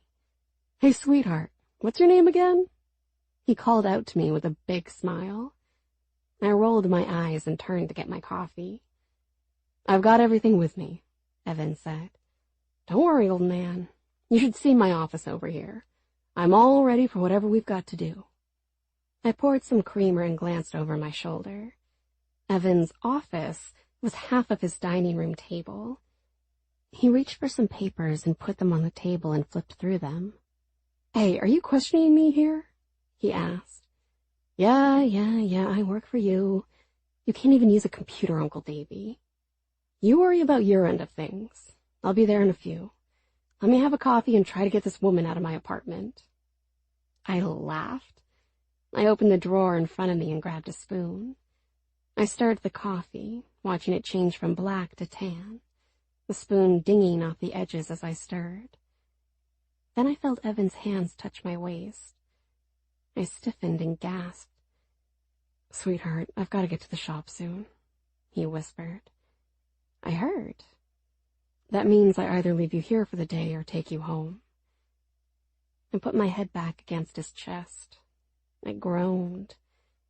Why did he have to be so comfortable, so dreamy? Why did he have to leave? I probably should get home, I whispered. I have a lot of stuff to do, stuff to go through, stuff to figure out. Evan slipped a hand around to my stomach and kept me tight to him. I need to see you again, sweetheart. Really fucking soon, too. I'm not waiting days and weeks. I want now. I shut my eyes for a few seconds to breathe it all in. It hurt me that Evan thought he was helping me by keeping his distance. Of course, the attention went to Anna because she was crazy enough to jump off a bridge if enough people weren't looking at her. I would have jumped off a building to get Evan's attention. He took his hands away from me, and I felt cold. He walked back to the table, picking up his coffee mug and grabbed for some papers.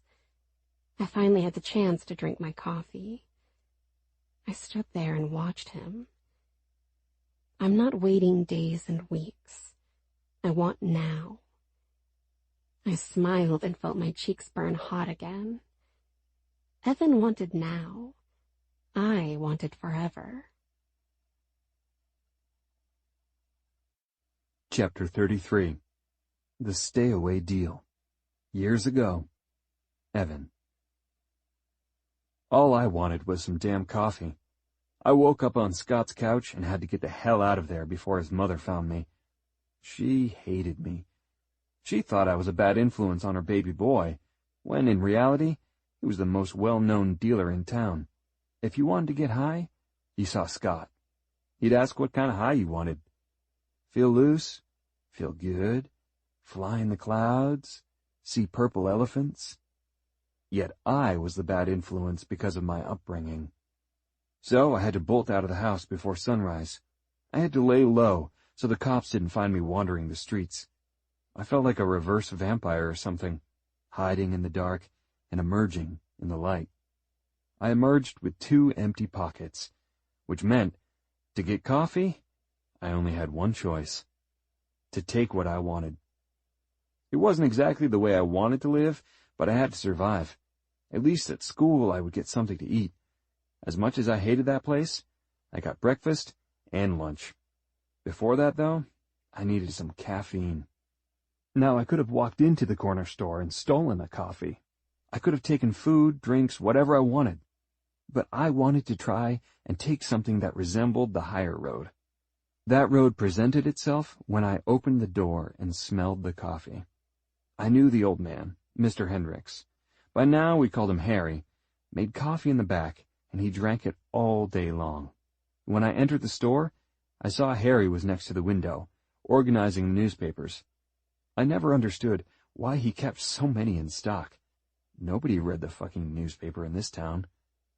But whatever, it wasn't my business. I spotted the coffee mug on the counter, so I made a quick move and grabbed it. It was full. It was hot. It smelled half decent.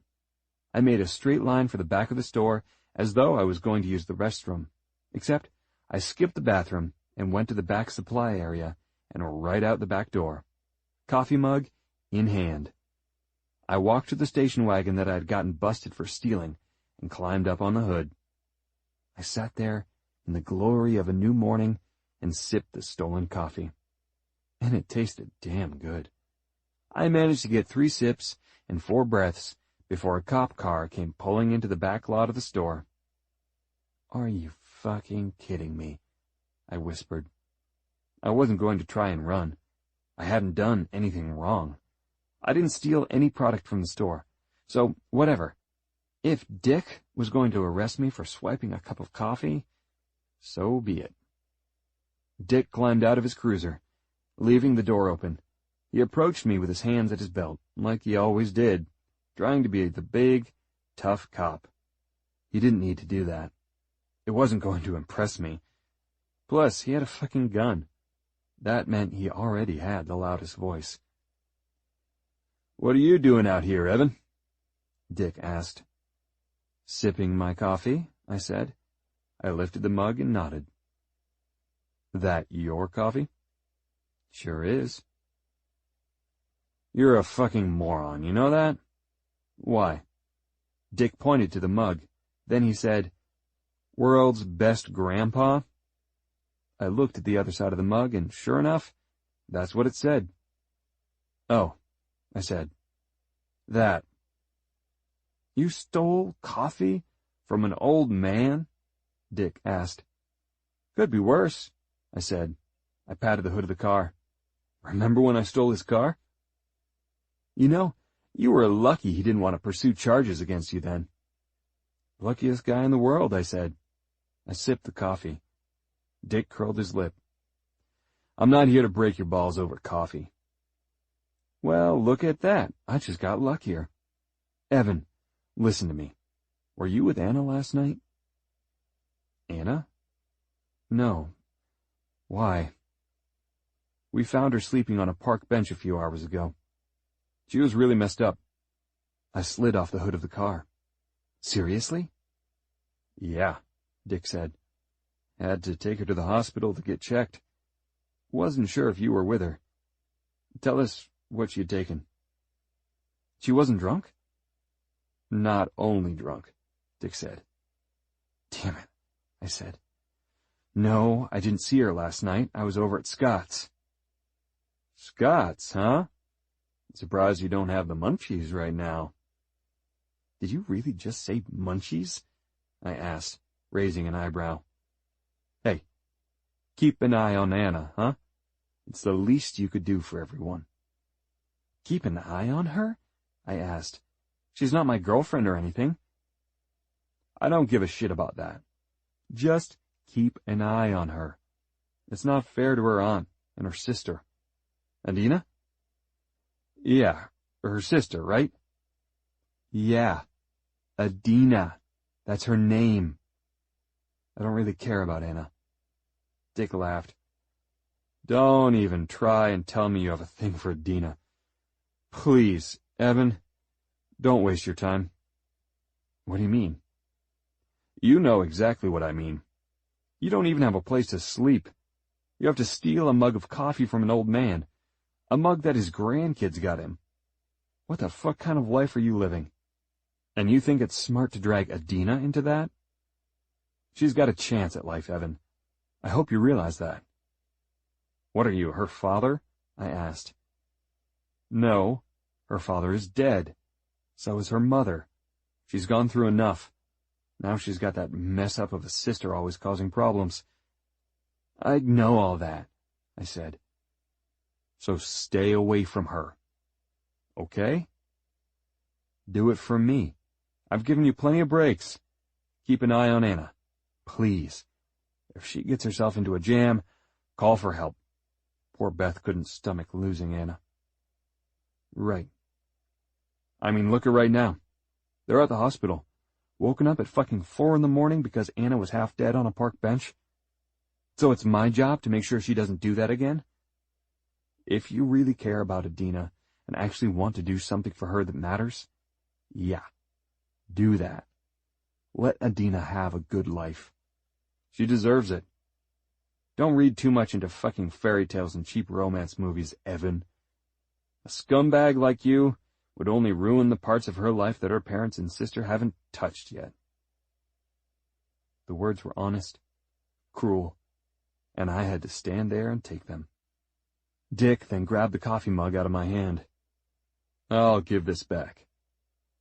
I just wanted a cup of coffee before school, I said. Rolling his eyes, Dick reached into his pocket. He handed me a $10 bill. Go get a real coffee. Get a real breakfast. Go to school, Evan.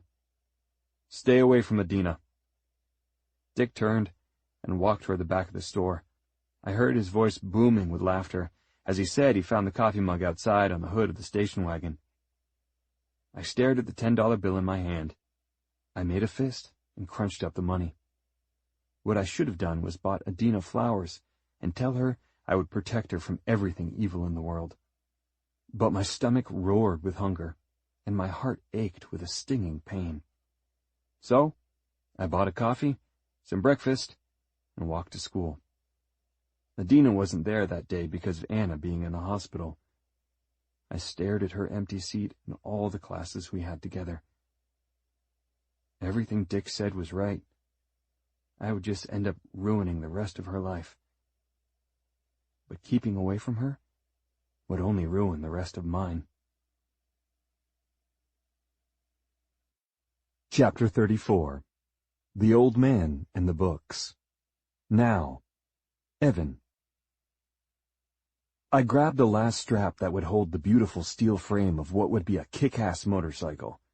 I cranked the latch on the strap to tighten it as I stared at the frame. It amazed me how someone was able to take this metal outline and turn it into a functioning vehicle. You keep staring at it. Makes me think you want it.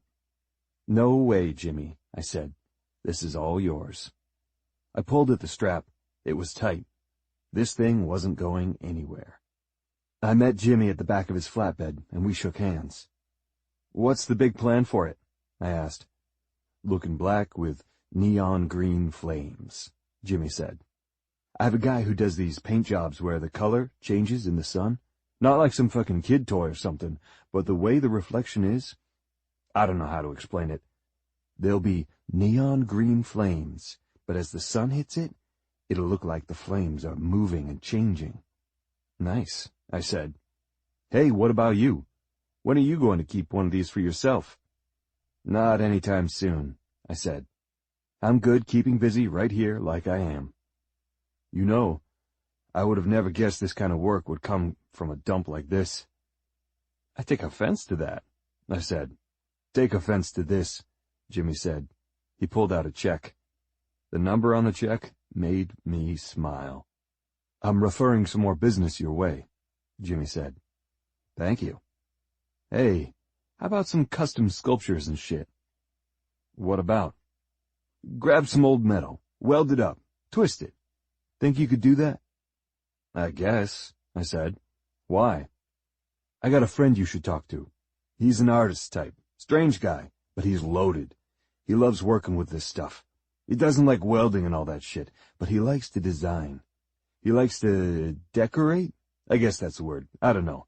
He'll tell you what he wants. You make it, he has his guys come pick it up. Interesting, I said.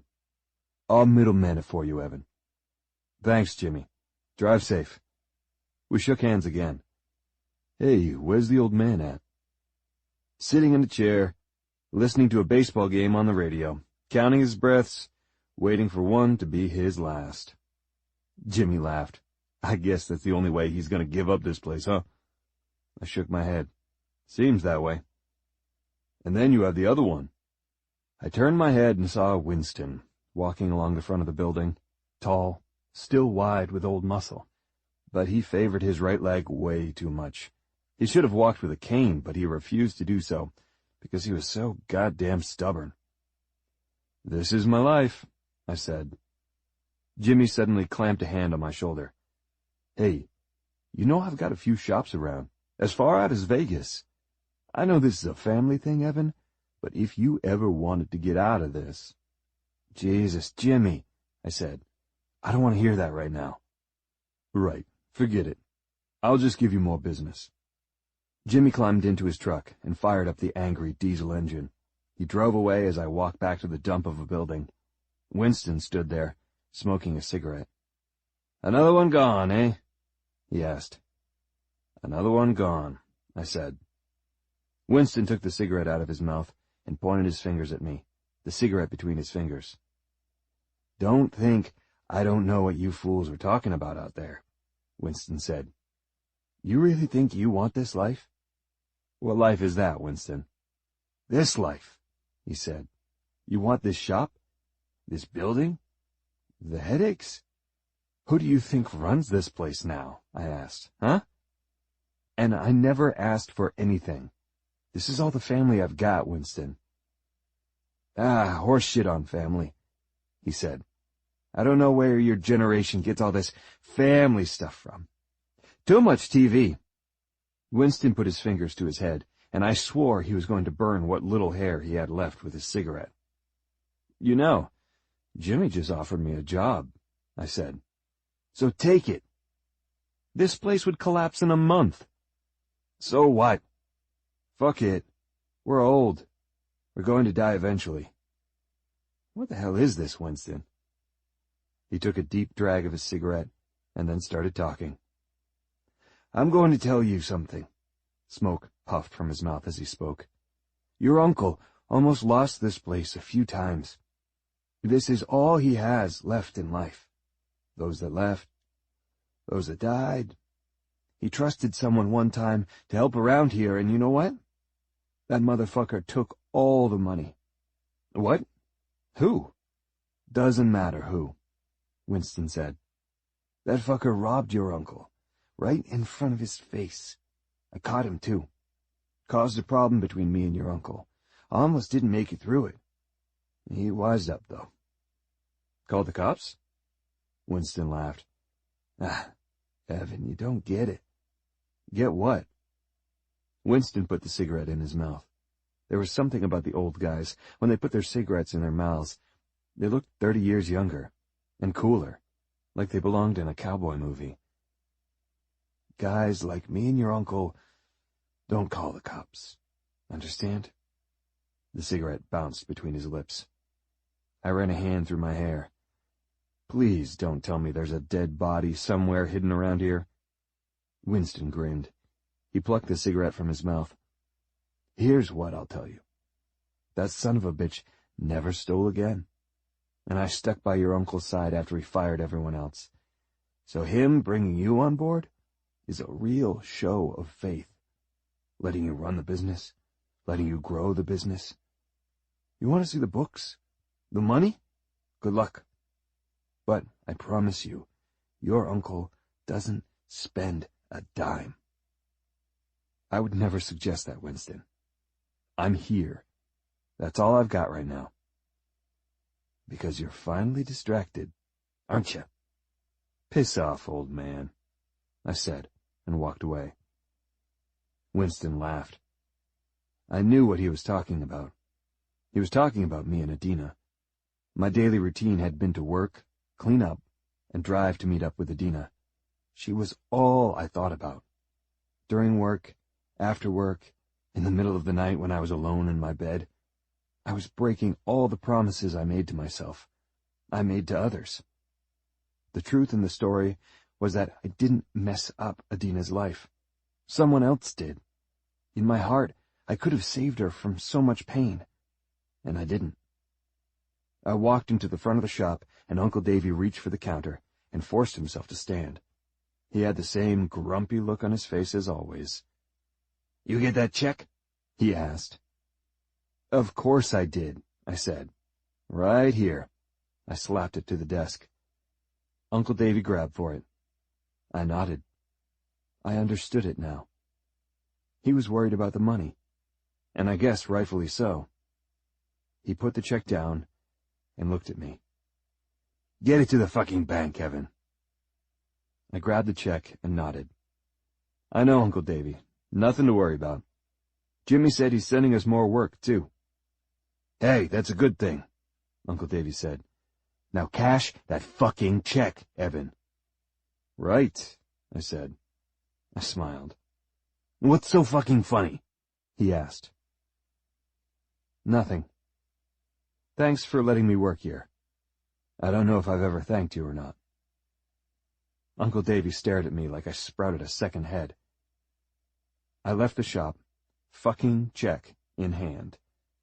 I looked at the time and smiled. The shop, Uncle Davy, Jimmy, Winston, money, history, family, whatever. It all slipped out of my mind. I only thought of one thing. Dina. Chapter 35. The Good Check and the Good Eclair. Now. Adina. I opened the front door to the bakery and paused. The only other time I ever walked through the front door was the day I asked for a job. Amy was behind the counter, organizing baked goods. She saw me through the glass and quickly stood up, straightening her body, her eyes going wide with shock. I showed my hands. "I come in peace, Amy." "Right," she said. Hey, hi, what's up?" "Nothing," I said. "Marianne around?" "Yeah." "Can I talk to her?" "What for?" Amy asked. "Really?" "Sorry, it's just, last time—" "I know," I said. "I shouldn't have been back. I should have just stayed in the back, or ignored everyone, or just stayed home." "Are you okay?" Amy asked. With everything. "I'm doing okay," I said. "Thanks. I just wanted to talk to her.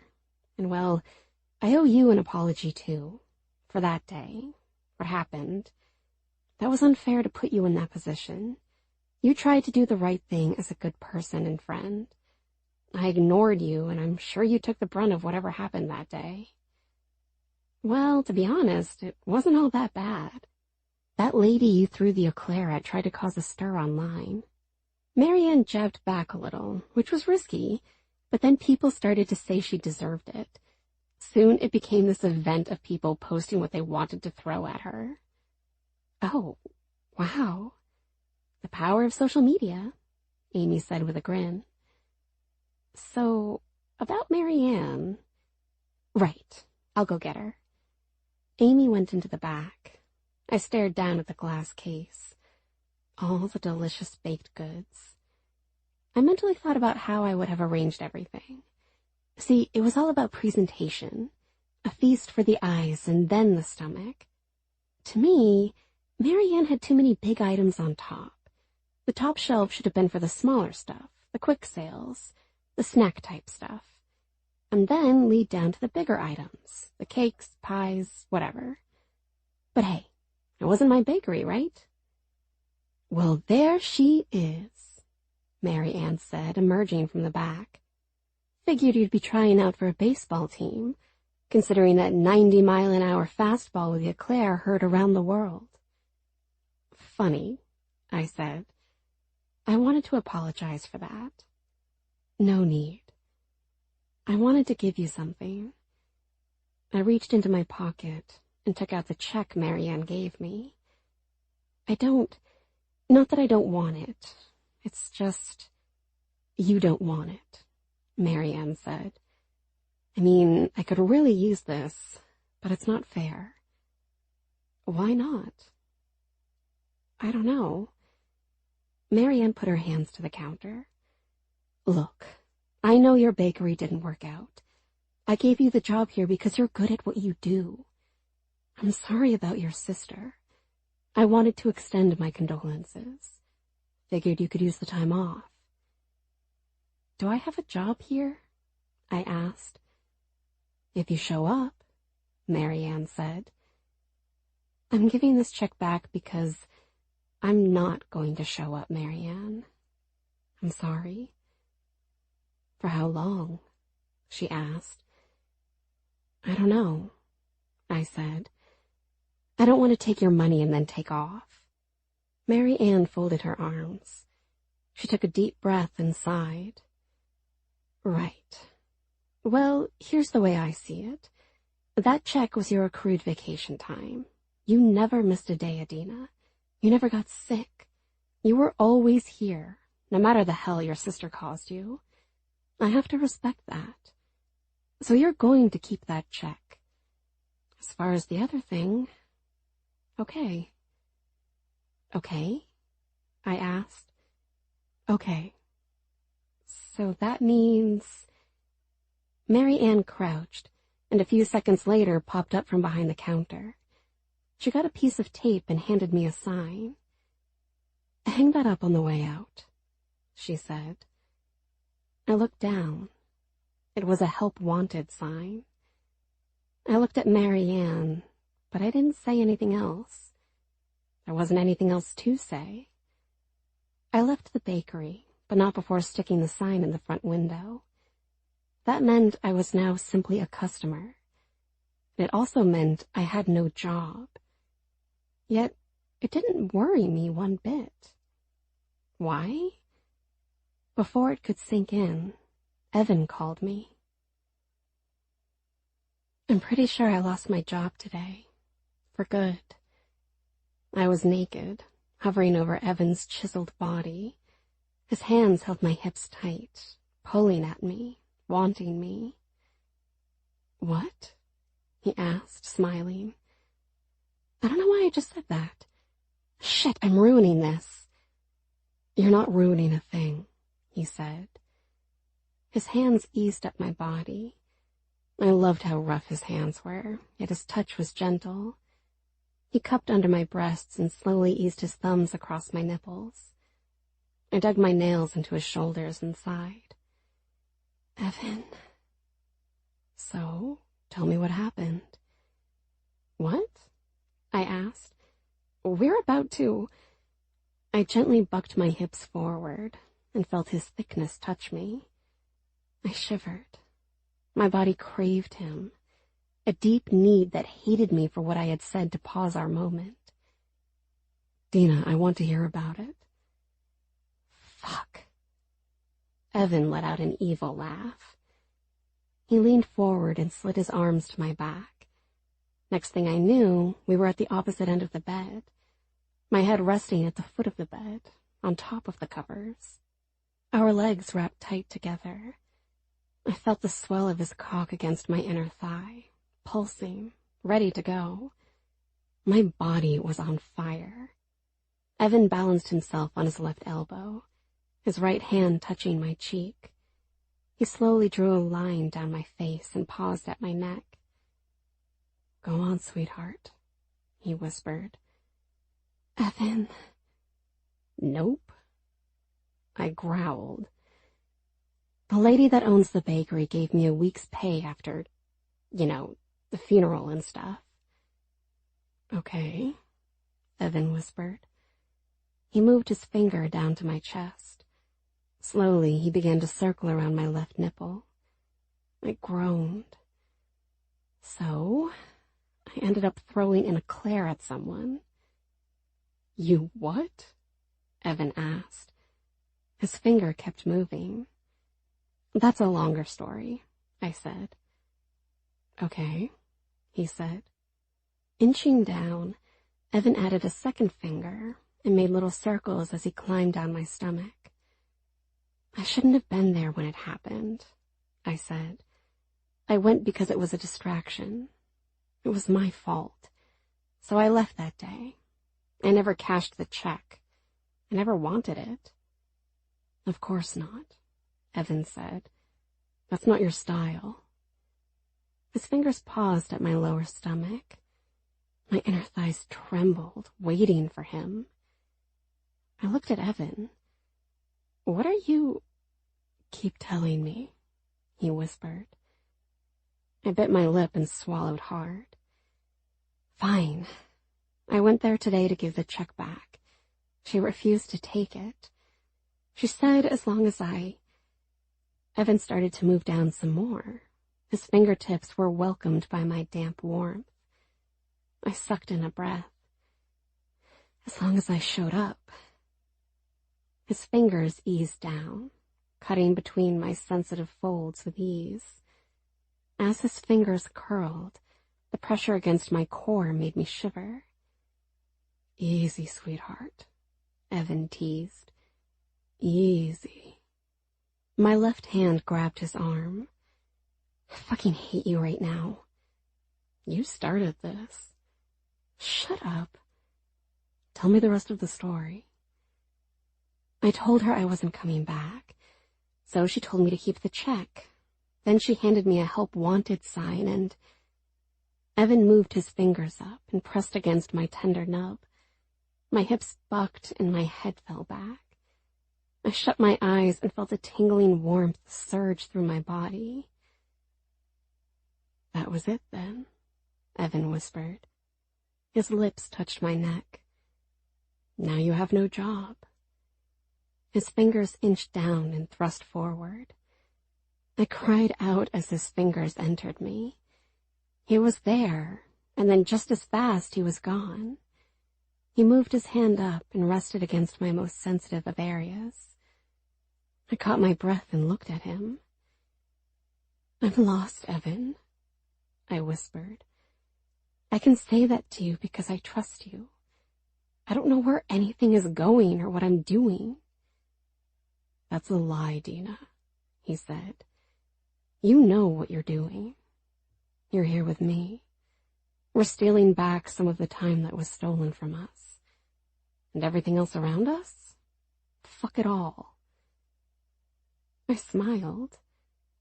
Fuck it all. His lips touched mine. He moved over my body and now wasted no time in lowering himself down to me. My hand snuck down and touched his stomach, feeling hard muscle flexing tight as he began to have me. I kissed him as I groaned, my body still adjusting to that first shock of pressure. But oh, what a shock it was to experience. His hands traveled down my body to my hips and right back up. Evan grabbed my hands and inched them up over my head. My arms dangled off the edge of the bed. His hands gripped the edge of the bed right as he inched up to his knees. He thrust harder, and I could feel him deeper, tempting spots that had been forever untouched. He sent me over the edge of climax in record time, which seemed unfair. But who would ever complain about that? Plus, he was so good at it. Knowing when I hit that moment, and the way he held there, pumping himself without exiting me, my body aching and clenching as I quickly reached for his back. Evan pulled at me, almost sitting me up as his hands held me tight. He eased back until he was sitting at the top of the bed, me now on top of him. He was still inside me, our bodies connected, and everything was still, at least on the outside. On the inside, My body waged 10 wars and 17 battles. Every single one of them I was losing and was more willing to lose. Each one brought me closer to Evan, going far beyond the physical contact between us. His hand spread wide across my back. His stare was threatening to my heart. His right hand slid up into my hair, curling his hand shut, pulling just enough to make me groan. He thrust up at me. I moaned. "That's all right, sweetheart," he whispered. He pulled a little harder at my hair, forcing my head back. He ran his lips gently up and down my neck, not kissing me once, just torturing me. Using his other hand, he grabbed for one side of my ass and didn't need to say a word for what he wanted. Pulling, lifting me, then right back down I went. After 2 times, I reached back and grabbed his hand. I put his hand to my chest and kissed him. I curled my lip at him and whispered, "That's right." Evan tried to smirk, but I didn't give him the chance. I kissed him, and I started to buck my hips, taking all of him, giving all of me. Within seconds, I lost my mind. Evan's hand soon felt like he was covering my entire body. I had no job. I had no money. I had what felt like nothing. But all I had to do was open my eyes as I felt Evan inside me and look at him. Just like that, I had everything. Chapter 36. Just a little bit of fun. Years ago. Adina. I couldn't find Anna anywhere, which was my own fault for not putting some kind of tracking device on her. I had spent hours baking everything needed for this wedding. The bride and groom even trusted me with their cake. It was the biggest job I ever took because there were so many people there. More so because I trusted Anna to help me. Her job was simple. Organize the dessert area and stand there and offer people food. Explain what was what. I even went as far as to color code everything and wrote out index cards with what each item was. It was foolproof. But this was Anna. I turned to the 3-tier wedding cake and admired the work. It was as good as it was going to get. From here, it was up to the bride and groom to give their final opinion. From the corner of my eye, I spotted a handful of people at the dessert table. Anna was nowhere in sight. I sighed, but then slapped a smile on my face. I had an event to take care of. I had a business to run. Plus, Anna was probably out back smoking. The one thing I asked her not to do. Just take one damn night and not smoke. Just stand behind the table. Smile. Enjoy the music. Eat desserts. Whatever. Just be here. And she wasn't here. I slipped behind the dessert table and introduced myself.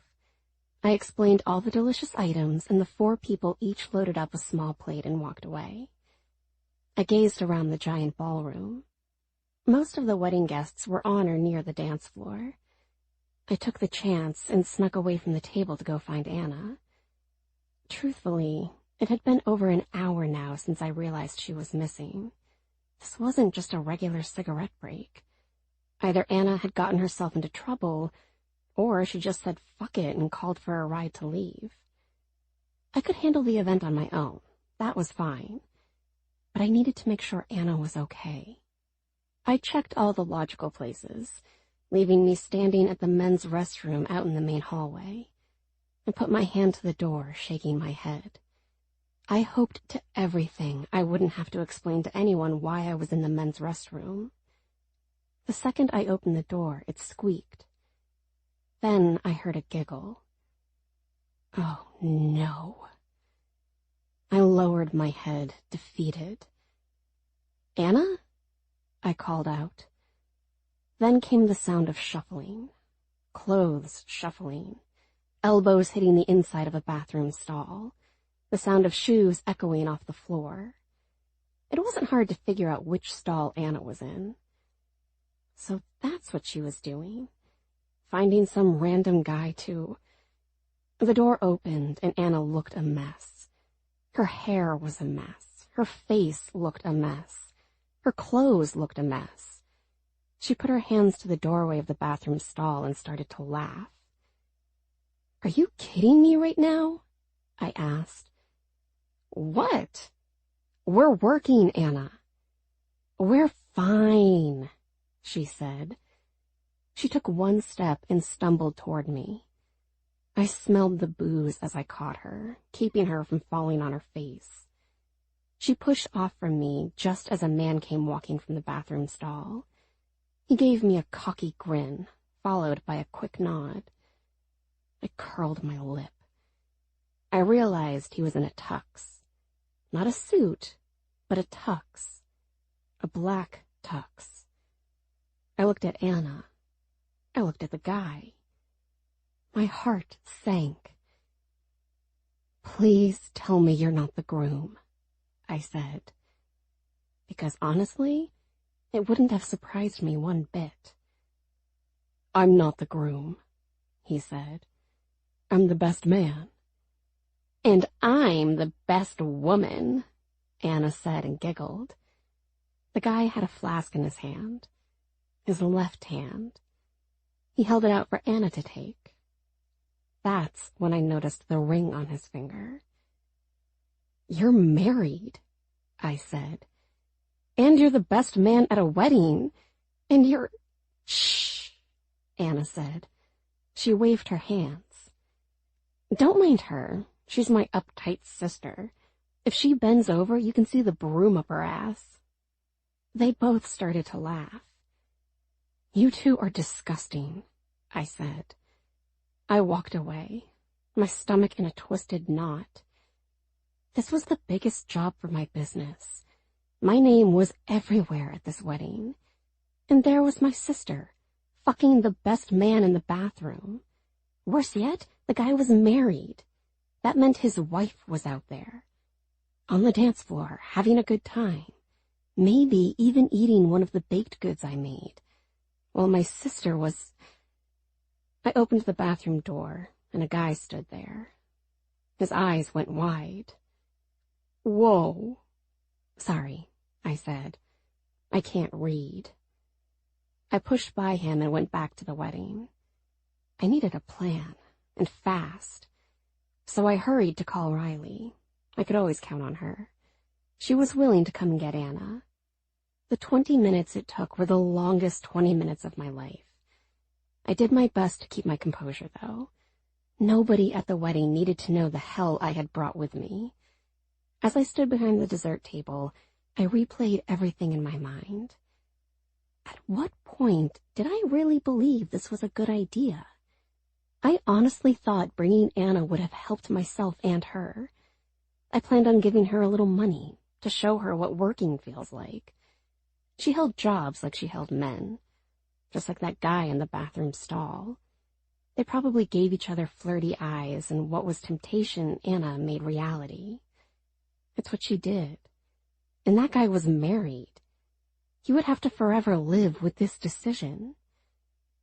As I helped the little girl and her younger brother with a plate of brownies, I heard someone shout. Not a painful shout. No, but a happy shout. A dancing shout. I looked up and saw Anna on the dance floor, her arms in the air and hair bouncing around. The bigger problem here was that Anna was drunk, which meant she was in her own world. That meant she thought she was fitting right in with the rest of the wedding party and the guests. In reality, everywhere she went, people spread apart like she was on fire. "No, Anna," I whispered. She was drunk, dancing, making an ass of herself, wearing a shirt with my bakery's name on it. It would take anyone 2 seconds to realize she was with me. And from there, it only took a couple more seconds before people started looking at me. I knew that look. The look that said, "Come get her," as though she were a dog barking and I was her owner. I just stood behind the table. Anna turned and stuck her ass out, slamming it against a woman. The woman let out a yell and jumped back. Anna began to back up, moving her ass up and down, chasing the woman. She stood up and spun around, laughing and yelling. Anna wiggled her hips and danced to a table. She grabbed a glass of champagne and threw it back like it was water. "Congrats!" she called out and threw the glass into the air. There was a gasp right before the glass hit the floor and broke. Then someone came through the crowd. The best man. He grasped Anna's arm, his face red with anger. Granted, I could have, and maybe should have, stepped in at any time to help, but I was frozen, embarrassed, wondering how long it had been since I called Riley. The best man dragged Anna toward me. "This yours?"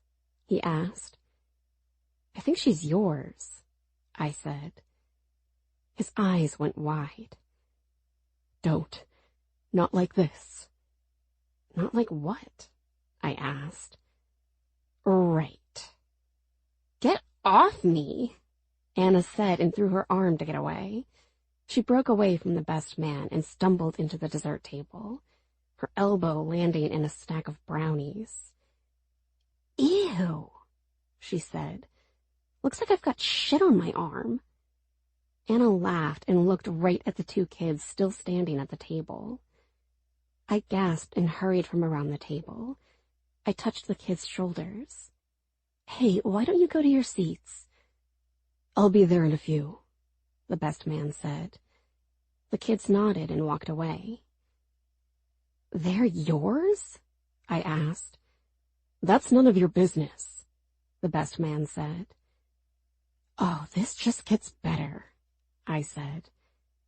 "Keep her here," the best man said. "She's drunk." "Give me that flask again," Anna ordered. "No," me and the best man said at the same time. "Fuck you both," Anna said. She pointed to the best man. "You weren't even that good. Feel bad for your wife. Hope she doesn't choke on small things." I grabbed Anna's arm and pulled. "Get over here. I'm so fucking mad at you." "Your business is done," the best man said. "I will fucking ruin you." "What did I do?" I asked. "You heard what I said," the best man said. He walked away, and I was left alone with Anna. "You fucked up," I said to Anna. She put her pointer finger to my nose. "You're cute, Adina. So fucking cute. And you're drunk. I asked you to be here. I was going to pay you." "Whatever," Anna said. She reached to the side and put her hand right into a special chocolate cream eclair I made. And she didn't just grab one. She jammed her fingers into 3. She slammed one to her mouth like she was a 2-year-old child. "This is good. So good." "Adina," another voice yelled. I was never so happy to see Riley in my life. "I'm so sorry," I said to Riley. "She got drunk." "Shocker," Riley said. She looked at Anna. "You can't help yourself." "You like me," Anna said. "I know you do. You've got a thing for me, Riley. I won't lie. I think I could try you on for size." "I might have to hurt her," Riley said. "As long as you get her out of here," I said. "Please, right now." "On it," Riley said. "Thank you," I said. "I owe you." "Come on, Anna," Riley said. "We're going for a ride." "Sounds kinky," Anna said and laughed. As they walked away, Anna reached for the wedding cake. I wasn't close enough to stop her. Riley didn't see what she was doing. Her parting gift to the wedding was swiping a handful of cake I had worked so hard to make. I stood there in shock, my back to the wedding and the guests, which was good, because my eyes filled with tears. Chapter 37. Hidden Conversation. Now. Evan. Waking up with Adina in my arms was something I could get used to, my fingertips caressing every inch of bare skin I could find as the sun filled the bedroom. I had been through too many lonely nights and lonely mornings in the apartment and in my life. Not that I was ever truly alone, but there was a difference between waking up next to a woman you met the night before and waking up to a woman that had stolen your heart. Adina had this power to slow down time. I didn't rush right out of bed and start to think about what I had to get done. I didn't think about the shop, the orders, the business itself. What I did think about was what Adina had told me. Not having a job, losing her sister, feeling so lost. I wasn't going to be able to instantly save her from all that shit. I knew Adina. She would want to do this all on her own. What I would do, though, was be there for her, right by her side, for whatever happened next. Hell, I was in the same boat as she was. Winston's words penetrated my brain deeper than I thought. Did I really want to end up at the shop for the rest of my life? Even if Uncle Davy thought about selling the business, or giving me the business. Is that what I wanted? My fingers moved down and over the crest of Adina's ass. I put my hand there and held tight, pulling at her. She moved a little, groaning, her legs still clutching to my leg. I felt her, all of her, and I smiled. She finally opened her eyes and smiled when she looked at me. There was no good morning or any of that crap. We just stared at each other, probably wondering the same damn thing. Why did we wait so long for this? Adina moved her left hand and slid it up my chest. She went all the way to my face and stopped. She lifted her head and licked her lips. Evan, can I ask you something? Of course you can, sweetheart. All of this between us. I mean, right now. Is it all because of Anna? I sucked in a deep breath. I don't know how to fairly answer that, Dina. I can't say no, but I won't say yes. Right, she said. I mean, in a month from now? Stop, I whispered. I'm not going anywhere. She smiled. I touched her face, stroking the corner of her mouth. You're beautiful, Dina. You really are. I think we both know this has been a long time coming. True. She kissed my chest. So, dare I ask about breakfast? I mean, can I assume you actually went to a store and bought food? I laughed. Not a chance in hell, sweetheart. Great. But I've got you covered. You do? Yeah, I said. I grabbed the covers and threw them off our nude bodies. You need to get dressed first. I don't like this already, she teased. I rolled toward Adina and hovered over her. Let me correct myself. You're my breakfast, Dina. When I'm done with you, then I have somewhere to take you. Uncle Davy told me about this place, I said, as I held the screen door open. It was like stepping into someone's house, which was exactly what you were doing. The old woman who owns the place was named Josephine. When her husband died 20 years ago, she decided, instead of selling the house and moving to Florida, to turn the house into a little breakfast place. She lived upstairs where the second floor had been converted into an apartment, and the first floor was the restaurant. Her niece, Margie, ran the place, since Josephine was pushing 90. Evan, Margie said, as she grabbed 2 menus off the counter where 4 people sat, sipping coffee. I don't need a menu, I said to Margie. You know what I want. What about your friend? I slipped my hand around Adina's waist and pulled her close. She'll have the same as me. Then I'll bring the coffees first, Margie said. Adina looked at me. What did you order me? Food, I said. I took her to my favorite table in the corner near the front window. The little restaurant sat on top of a hill. The angle from the table was really something.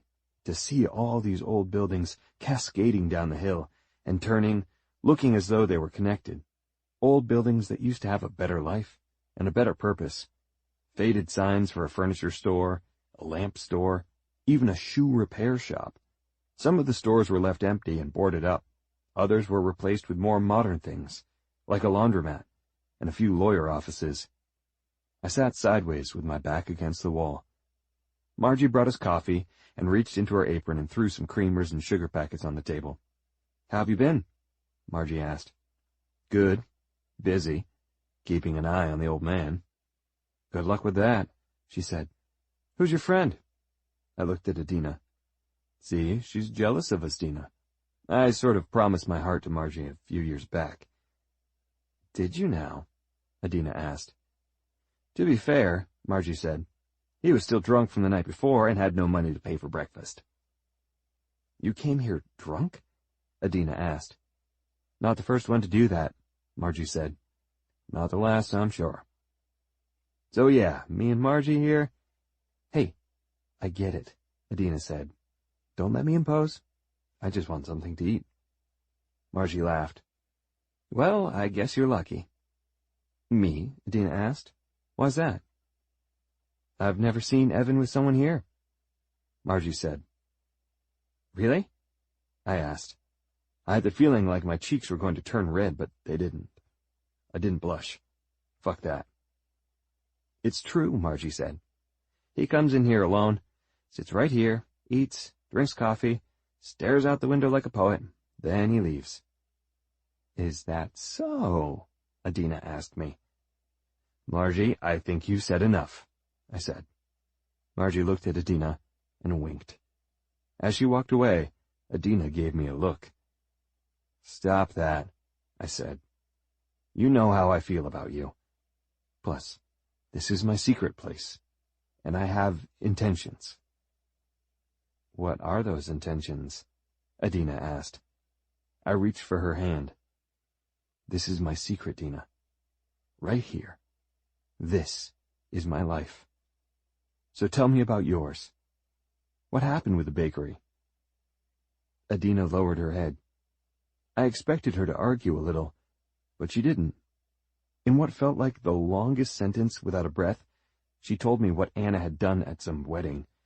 Drunk, fucking someone from the wedding party in the bathroom, causing a scene, almost ruining the wedding cake, making a big scene.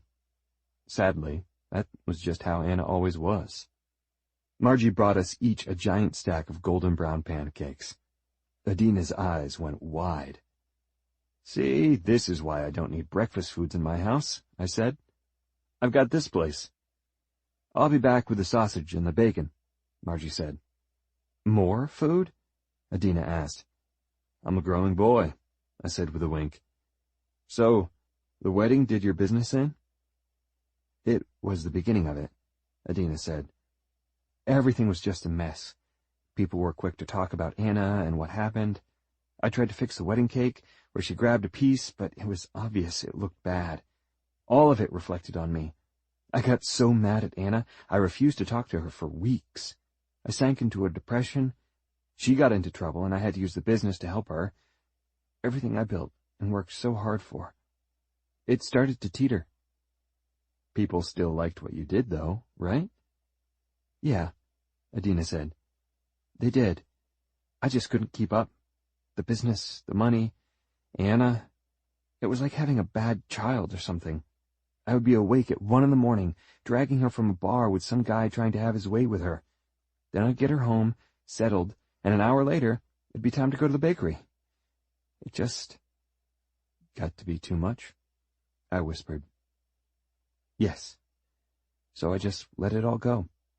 It collapsed, and when I realized I needed money, I went to Mary Ann's bakery.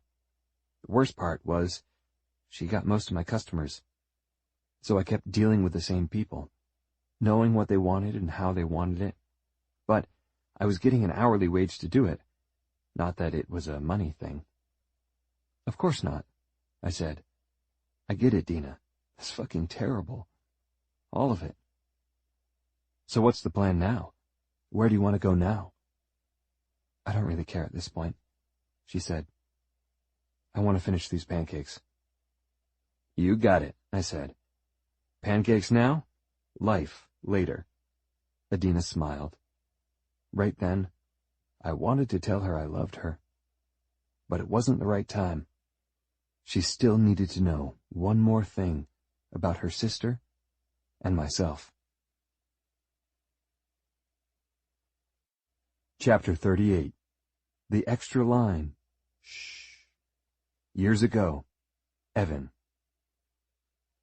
I had the pregnancy test hidden in my pants. Seriously, that's what had become of us.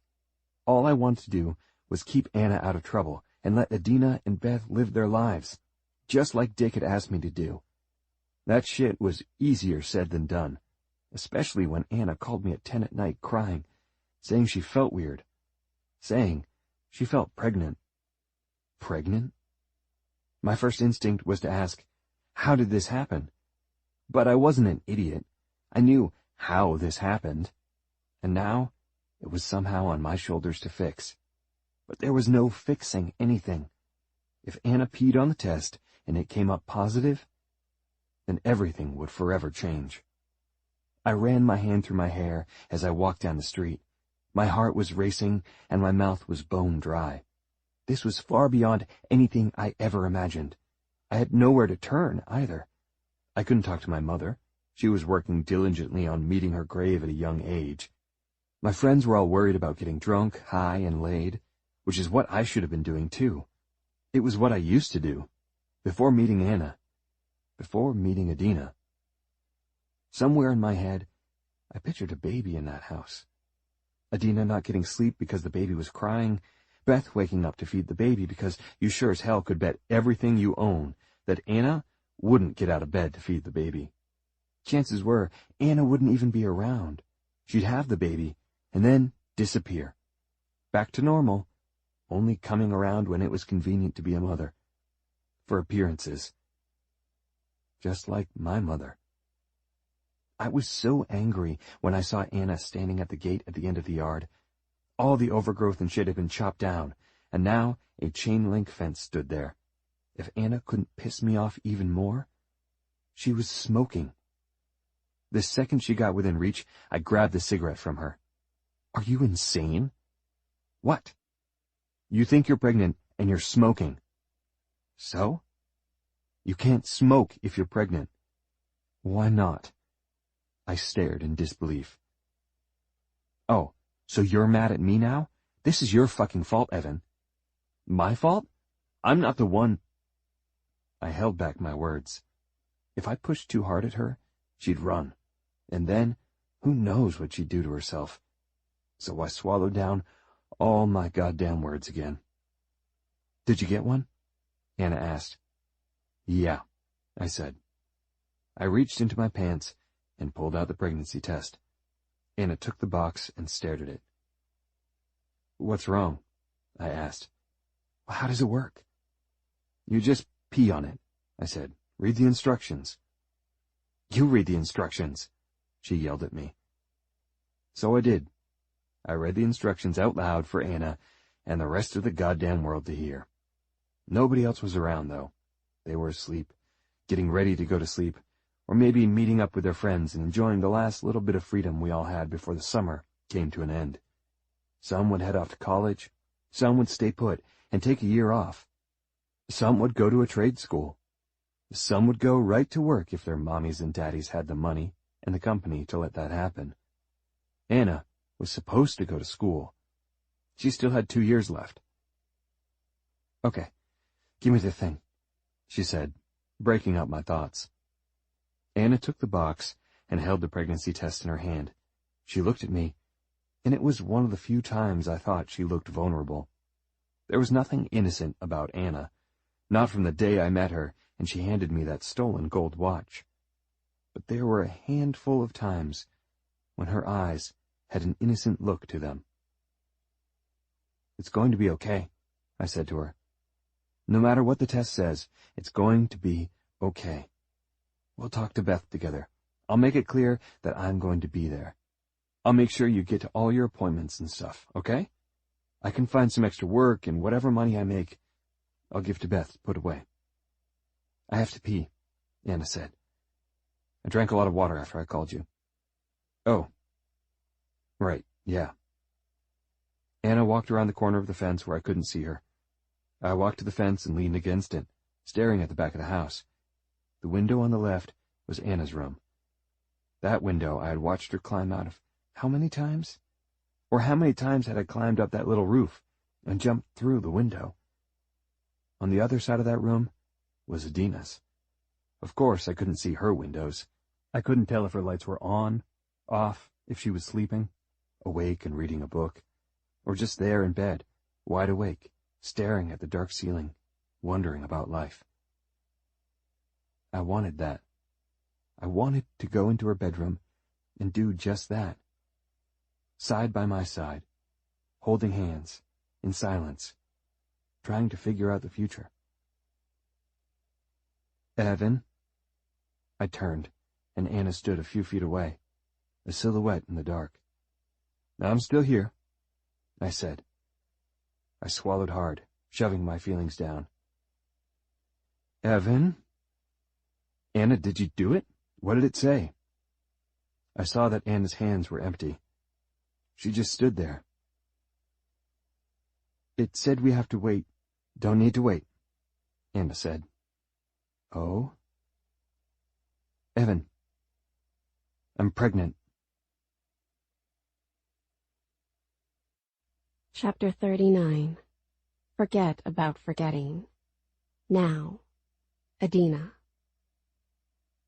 I stood at the open door and knew the only thing left of letting go was going through the closet, scoop up all of Anna's clothes, box them up, and donate them.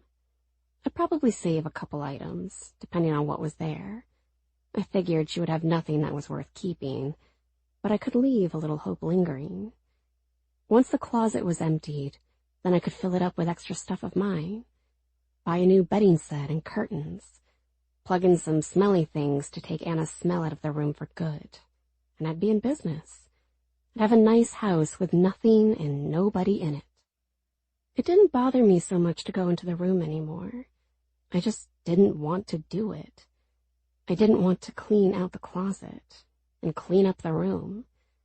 I couldn't figure out how many times in my life I'd cleaned out Anna's room, starting years ago when Aunt Beth would reach a breaking point and call the police. And I was stupid enough to clean out all of Anna's stuff so she wouldn't get arrested. In my heart, I believed the scare would get to her. But it never did. Hell, for all I could figure, there would be some leftover stuff in the closet. What would I do then? Call the police? I guess that would be I felt hands slide around me and pull me back out of the room. I let out a yell. I'm taking you away, Evan said in a deep voice. Stealing you for the rest of your life. He spun me around and pinned me against the wall in the hallway next to Anna's bedroom. Funny, I said. What are you doing, Dina? I thought you were on the phone. I was. Quick call. The power of emails and being organized. How was your call? Fantastic, Evan said. At this rate, Uncle Davy will be rolling in millions, and I'll be rolling in fives. Fives? Wow, I said. Big money. Evan laughed. He pulled from the wall and hugged me.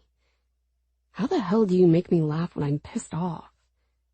I pushed away a little, put a finger to his chin. Why are you pissed off? Just annoyed, he said. So much work and I feel, I don't know. I knew who Uncle Davy was when I took the job. He never promised me anything. He is who he is. Truth is, I've had a couple job offers elsewhere. Oh? I don't know if I want that shit. Why? Uncle Davy is the last of my family, Evan said. Not that I've had this long and glorious line of family either. Uncle Davy gave me a chance when there was nothing out there. I mean, when I left. You know, I never got to ask about all that, I said. Evan turned his head. What were you doing in Anna's room? I have to clean out the closet, I said. Evan obviously changed the subject. I want to just be done with it. Then be done with it, he said. He broke away from me and grabbed Anna's door and shut it. Screw it. Not today, Dina. Oh? I want you to do something for me, Evan said. What's that? Bake me something. What? You heard what I said. Bake me something. Bake you something? Pretend I ordered something off you. Evan, come on, he said. I never got to try anything. I sighed. Are you serious right now? Yes. You're famous for your bakery and business, and I have never tried it. I'm jealous of everyone in this town. I laughed. Stop. I'm serious. I couldn't say no to Evan. Fine, I'll make you something. Good, he said. When you're done, I have a surprise for you. A surprise for me? Yep, just let me know when... The doorbell chimed. Evan raised an eyebrow. Company? Oh, crap, I said. It's my other boyfriend. Uh-oh, Evan said. Need me to hide under your bed? No, he only likes to go straight to the bed. You better hide in another room. Maybe I'll just linger and watch, get some pointers. Now you went too far, I said. I turned and Evan grabbed my arm. Hey, you called me your boyfriend. Oh? I asked. I like that, he said. I mean, it's still a little too low on the totem pole, so to say. Meaning what? You want to be my... what? What comes after boyfriend? Fiancé? Husband? Evan didn't smile. He just stared. A very direct and honest stare. Enough that my heart suddenly picked up its pace. What did... The doorbell rang again. You better go tell your boyfriend he has 5 seconds to leave because I'm here. You know I'm joking, right? I asked. But Evan just kept staring at me with that serious look. I went down the stairs, heart racing, a little confused. When I opened the door and saw Tommy standing there in his full police uniform, I opened my mouth to ask, what did Anna do now? But there was nothing Anna could do now. Tommy, I said, what's going on? Just on patrol, he said. Wanted to stop by and see how you were doing. Haven't talked to you in a little while. I'm okay, I said. I'm actually... Tommy? I turned and saw Evan walking down the stairs. Evan? Holy shit, man, how are you? Working, Tommy said. How are... Tommy looked at me, then back to Evan. Are you back in town? Here and there, Evan said. I stepped to the side and watched as the two shook hands and hugged. Evan hugging a cop? A sight I never thought I'd see. Anytime I saw Evan with a cop, he was getting arrested and thrown into the back of a police cruiser for something he did. You know, Tommy's father was a real dick, Evan said with a laugh. Is that so? I asked. My father's name is Dick, Tommy said. Thankfully, my mother wouldn't let him name me after him. His middle name was Thomas after his grandfather. I'll take Thomas over Dick. But you'd still take a dick if it came down to it, huh? Evan asked. Is that supposed to be a joke? Tommy asked. So you knew his father? I asked Evan. His father is the one who rode my ass all those years, Evan said. Arrested me with that gold watch after I stole the car. Oh, I said. I remembered that day, the day I met Evan. But his dad was a fair guy, I said. Yeah, he had his moments, Tommy said. I think he had a soft spot for you, Evan. He always talked about you. Actually, if it wasn't for you, Evan, I wouldn't have become a cop. Really? Evan asked. Why don't you two come inside? I asked. Have a coffee or something. A beer? Evan asked. I'm on duty, Tommy said. Never stopped your father, Evan said with a wink. What? Tommy asked. Evan laughed. Coffee is fine. Thanks, Dina. I walked toward the kitchen and listened to Evan. He busted up a little thing I had going with Andy and Mike, and a few girls. Everyone split but me. He gave me a lecture about underage drinking, just for the hell of it. Then he sat down, right in the middle of the woods, and asked for a beer. We drank a beer together, right before I left, too. It was almost like the full circle of getting to know him. Only in this town can you get busted by a cop for underage drinking and then drink with that cop, I said. Nah, Evan said. Dick knew better. He chased away everyone else. He had a way of handing down justice that worked. I mean, if it weren't for him, I don't know where I'd be. I could say the same, Tommy said. He cared about you, Evan. What's he up to now? Living in Florida, Tommy said.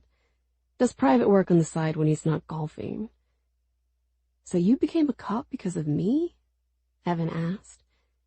I grabbed 3 coffee mugs and started to pour this morning's coffee into them.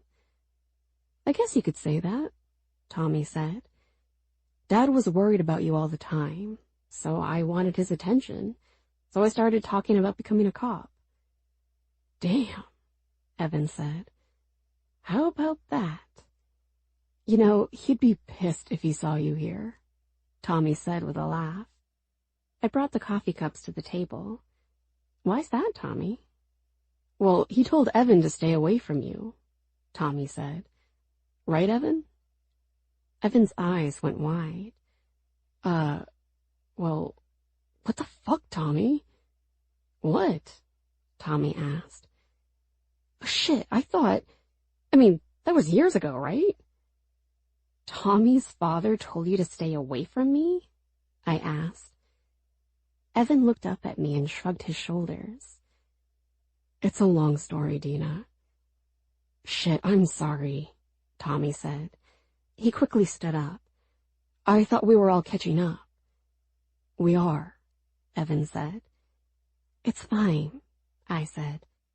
I just didn't know that part of the story, I guess. There was suddenly tension in the room. Tommy barely took 2 sips of his coffee before he said he needed to get back on the road. He and Evan shook hands and hugged again. If you hear from your father, tell him I said hey, Evan said. I will, Tommy said. Adina, good seeing you. If you need anything, let me know. Thanks, Tommy, I said. For everything. All the times you... I get it, he said. I hated the idea of Tommy leaving on a somber note, but my head was spinning as fast as my heart had been racing just a little bit ago, thanks to what Evan said. But more importantly now, what did he mean by Dick asking him to keep away from me? I'm going to take off for a few, Evan said as I stood in the kitchen. I was going to keep to my word and make him something. I nodded. I didn't look back. Petty? Yes. I could have been a little more mature, but I was sort of feeling hurt at the time. Dina, Evan said. I have to get all this mixed together, I said. Then I have to... Evan turned me around. He wasn't going to play any games, even though maybe he already had. Dina, what's... I turned my head. Evan sighed. Right. So here's what happened. Dick told me time and time again to stay away from you, because you had a chance at life. And I didn't. Your sister didn't. The town didn't. But you did. So you suddenly started listening to a cop? No, he said. I already had my own thoughts about everything. And I already told you about it, Dina. I didn't want to fuck up your life. It made sense then, even if it doesn't make sense now. Okay? I stole a cup of coffee and a mug from the corner shop. You stole a mug with coffee? I asked. Dina, I had nothing when I was younger. I had to take all the money I earned and pay the rent because my mother was so strung out. I was going to use that money for something else in life. I was lost, walking in the shadows with no direction. When I saw you, Dina, I felt hope. You always made me smile. You made my heart beat fast and reminded me that I could feel things. But what was I going to do? Tear you away from all you were doing? I always thought by keeping your sister out of the way, you'd have a chance to run like hell and never look back. Is that what you really wanted? I whispered. Fuck no, Evan said. What I really wanted was to climb the other side of the house, Dina, knock on your window, sit there in your room and talk. I wanted to know all your dreams. I wanted to hear about the best day of your life to see you smile. I wanted to know about the worst day of your life so I could catch your tears with my finger. I wanted to gently kiss you in the stolen midnight hours and feel that wild temptation burning between us and flirt with making a memory that would forever make you blush. I felt my cheeks turning red. He was so honest. He could cut through the wall I spent years building within seconds. I hated that, but I secretly loved it. Evan touched my cheek, but I never did any of that. I'll never let that go, Dina. I thought Dick had a point when he kept saying to stay away. I was lost, Dina. The only time I felt found was near you. So that's why I'm here. I'm years late, I get it. I'm asking you to bake something you don't want to because it hurts. I get it. I'm asking you to trust me with the heart that's been forgotten and stepped on over and over. I get it. But what I want you to get is this. I will pick up that heart of yours and brush it off and never drop it. I will never let anyone step on it. Jesus, Evan, I whispered. Now I feel like a petty high school bitch, picking on you for something stupid. Don't, he said. You have every right to be mad at everything. Evan, there's so much on the tip of my tongue that I want to ask you, I said. But the answers... He nodded. I know. I sighed. Shit. Dina, I missed all that I dreamed about. But I have the rest of my life to show you who I really am. Evan winked and leaned in to steal a kiss. Then he slipped away. With my breath. With my heart. We went from flirting about the boyfriend status to talking about the rest of our lives. And he wanted me to bake him something. But wait a second. Someone had asked Evan to stay away from me? That thought I couldn't shake no matter what I did. It made me ask what could have been an even more important question. Was there anything else from the past Evan was hiding from me? Chapter 40. It's just a damn lock. Now. Evan. Mike opened the door and waved me inside. Don't mind the mess, man. I'm behind on shit like crazy right now.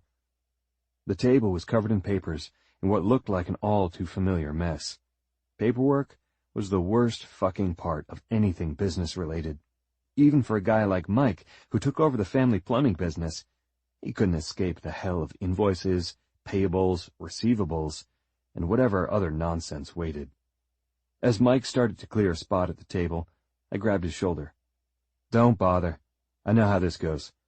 It falls on your shoulders, huh? I own the company now. Right. Well, I know how it feels. You miss a week or two, and it explodes. Yep. I said. My uncle doesn't believe in paperwork. He does handshakes and hard work. Sounds good in theory, in that tough cowboy way, but in reality, it's not how it works. I spent a couple days visiting my old man, Mike said. He was having a rough go, asking for my mother, confused as anything. Even with me there, it helped, but not much. I finally got to a point where I said I had to leave. I couldn't see it. Fuck, I said. I'm so sorry, man. There's nothing they can do? No, it's just about trying to keep him comfortable and wait it all out. Wait it all out? Yeah. Wait for him to die. Mike shoved some papers away and walked to the kitchen. He went to the fridge and grabbed 2 beers. It was just like when I first came back to town for Anna's funeral. I felt bad for Mike. I felt bad for anyone who got trapped in this town. That included Adina. Which is why I took the beer from Mike and twisted off the cap. Hey, I said, I don't want to be an asshole and change the subject. Go ahead, Mike said. I know you're not here to party. It's about Adina. Shocker. What does that mean? I never thought the day would come when you'd be back in town. But then again, Adina, it makes sense. Why's that? Damn, Evan, she was all you ever talked about. I don't think you even realized it either. You would chase so many girls away because of Adina. Then, you'd run off with Anna. You know she and I never... I know, Mike said. So, what do you need to know about Adina? Her business. Not personal business, but her business. She was running a bakery, right? Yeah, she had a little shop. Mostly did catering, if that's what you'd call it. She'd make the stuff and go to places. You ever have anything? Yeah. Good stuff? Very good, Mike said. She made all the local businesses Christmas cookies each year, delivered them in an old tin, wearing a Santa hat. She was happy, smiling. Until her sister ruined it, I said. Well, I don't know what happened to her business. I wasn't exactly keeping an eye out for her. No offense. Where was the place located? Her business? Maybe a mile from here? Why? Let me ask you something, Mike. How do you feel about the old days? Reliving them for a second. Meaning what? I smiled and took a big swig of the beer. Grab 2 more beers, and let's go for a ride. This is fucking crazy, Mike said. Don't worry about it. Tommy's on duty anyway. He wouldn't do anything to us. You know, I'm a respectable member of this town. No, you're not, I said with a laugh. Evan. I'm going inside this place, I said. I asked how you felt about the old days. Live a little, Mike.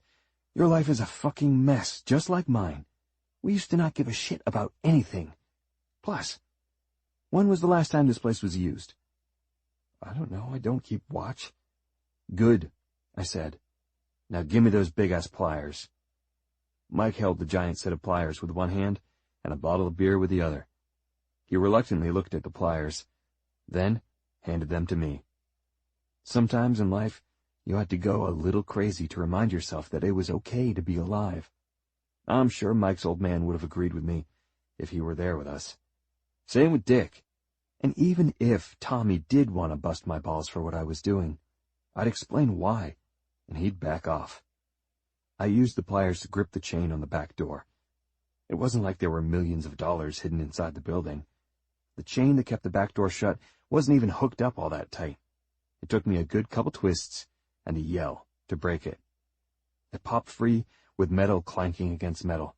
I put the pliers on the ground and opened the door. You can hang out here, I said to Mike. I've got things to do. Mike grasped my arm.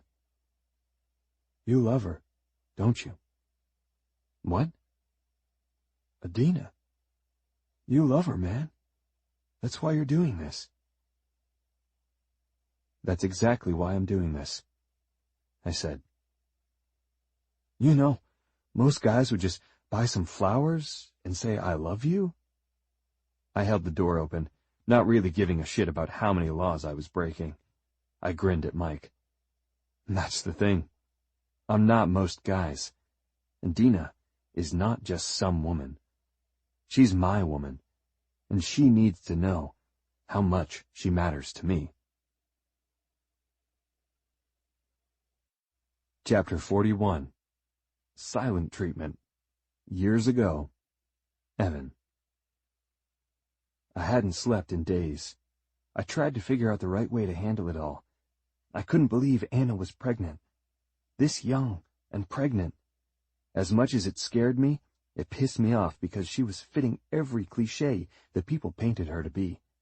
It was like she wanted all of this. I wasn't sure how much more I could take, or how much more I could do for her.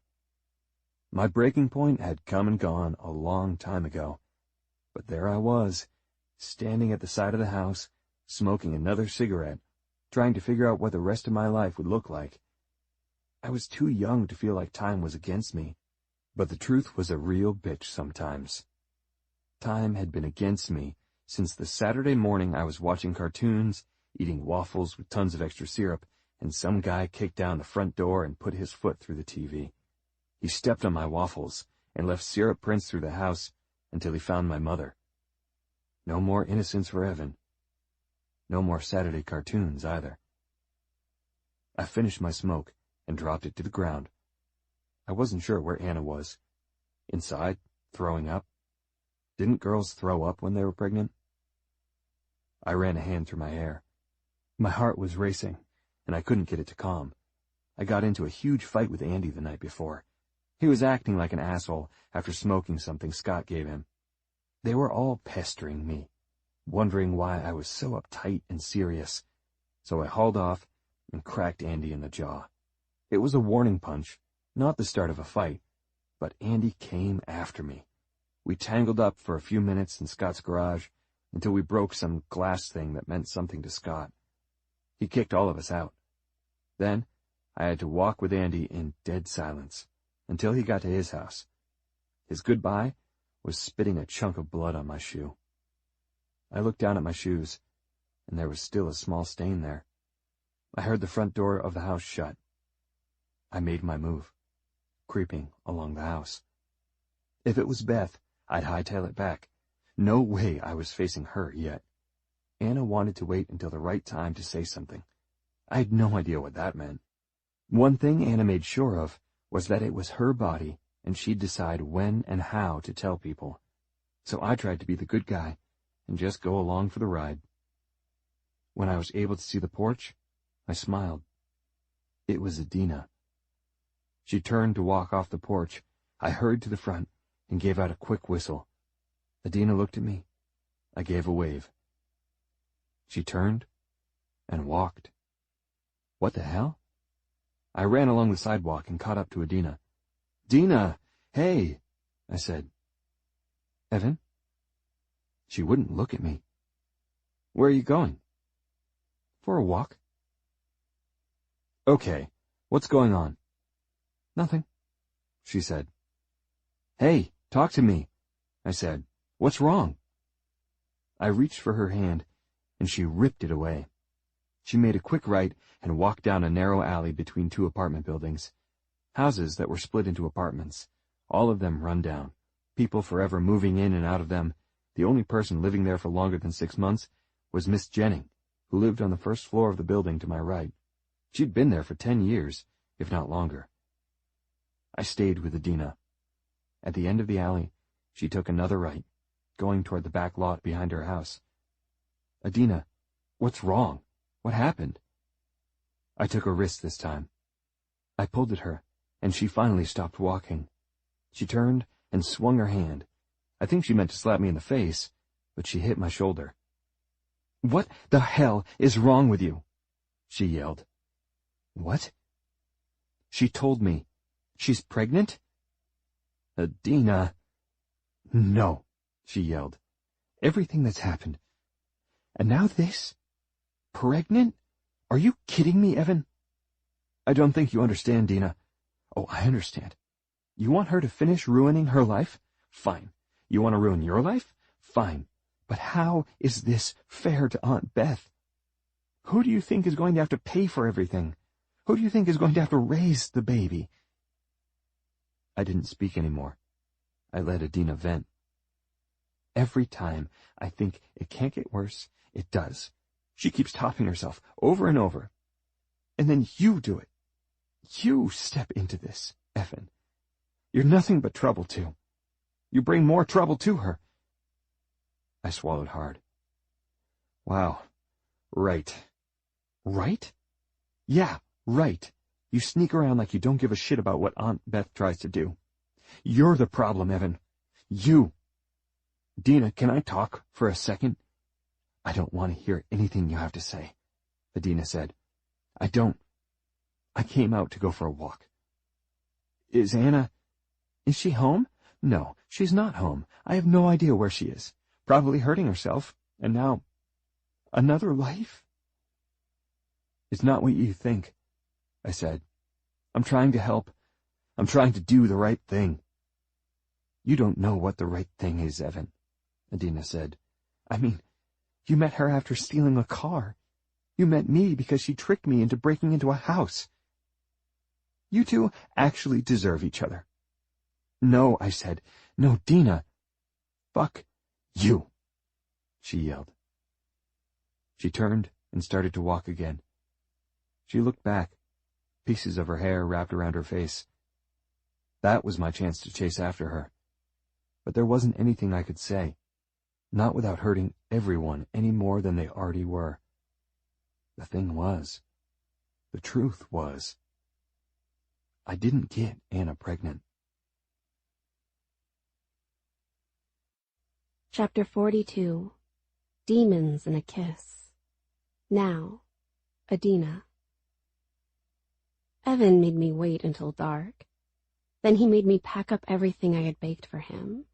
It wasn't anything fancy. Honestly, I made my famous chocolate chip cookies and my famous brownies. As much as I hated to admit it to myself, it was kind of nice being in the kitchen, forgetting about the world like I used to do.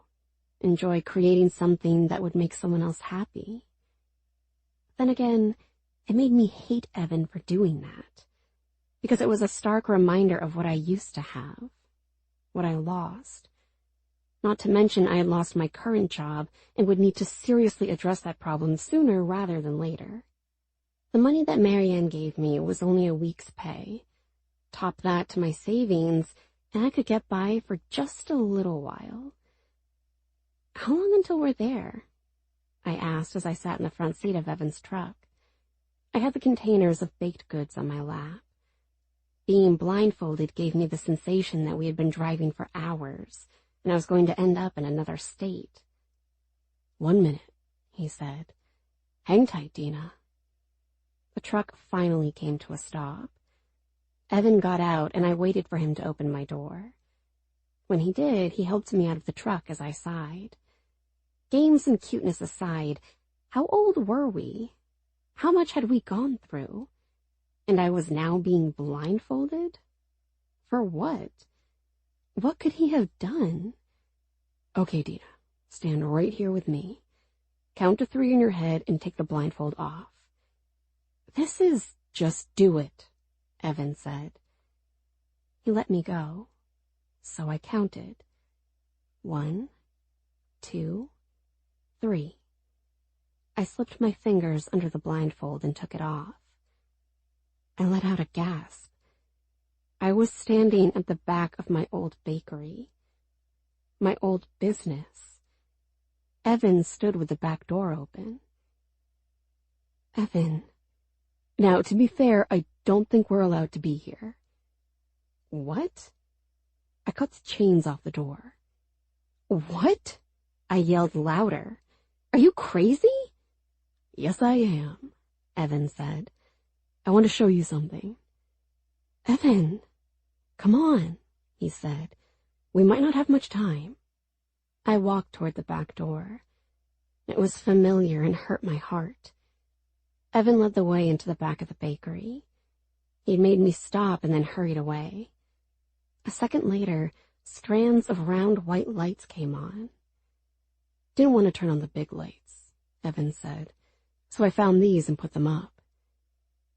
"I used to put them out front," I whispered. "And then I'm going to sit here." Evan walked to a little bistro table that had one black chair. I picked out that table, along with 3 others. Same with the chairs. When I lost the business, I left everything. That was part of the deal to get out of it all without losing the house. I had to leave everything behind. And now, Evan grabbed the chair and sat down. "You can wait on me," he said. "What?" "That's why we're here, Dina. I never got to experience your business, so do your thing." "You can't be serious right now." "I am serious. Here we are." I walked to the stainless steel counter and put the containers down. Evan put out a plate and even had coffee there. "Now, I would prefer a real drink," he called out. "But I doubt you served up beer or whiskey, right?" "Right," I said. I pulled the lids off the cookies and brownies. I tried to keep myself together as I took a cookie from the container, then a brownie. My hands started to shake. I looked around the kitchen. I could see through to the front and outside to the street. It was lit up by other businesses still open and cars randomly passing by. I thought about all the early mornings here, all the late nights here, all the hours spent chasing down the dream. "Dina?" Evan asked. I looked at him. I slowly pushed the plate away and backed up. I covered my mouth. Evan stood up. "Hey, Dina." I put my other hand out. I started to cry. I thought Evan was going to jump over the counter to get to me. While I appreciated the gesture, I stepped forward and stopped him. My hand pressed against his perfectly hard chest, sending an unfair sensation through my body. "Dina, talk to me." I inhaled a shaky breath. "What is this?" "Everything, Evan. You waited all this time." Evan swallowed hard. "Dina." "No," I said. "No, you don't get it." "Get what?" Evan asked. "Why hold back, sweetheart? I did all this to tell you I love you. I've been in love with you from the day I met you, the day I looked in the mirror of that stolen station wagon and saw the look on your face." "Then why did you love her?" I asked, feeling the dam cracking. "Why did you care for her? Why did you hold her hand? Why did you kiss her? Why did you fuck her? Why did you let her steal my dress and my dance with you? Why did you get her pregnant?" My voice started to break into pieces, matching my heart. Evan tried to make a move to come around the counter, but I stopped him. "So now you're here to tell me you love me?" I asked. "Yes," he said, "and I've always loved you. I told you why I did what I did. If we're doing this right now, fine. Kissing her? When the hell did you ever see me kiss her?" "That first day," I said. "She kissed me, Dina. I never kissed her. And you don't know." I saw Evan holding back. "What? Tell me, Evan. Right now." "I never slept with Anna," Evan said. "What?" "Ever," he said. "Okay, that's the big fucking secret. I never slept with her." I shook my head. "Wait, then how?" "I don't know whose it was," he said. "Okay? I must have slipped up and missed babysitting her one night.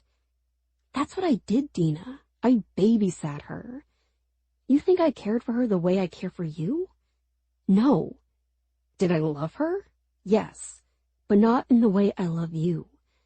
I loved her as this person who understands what it was like to be broken.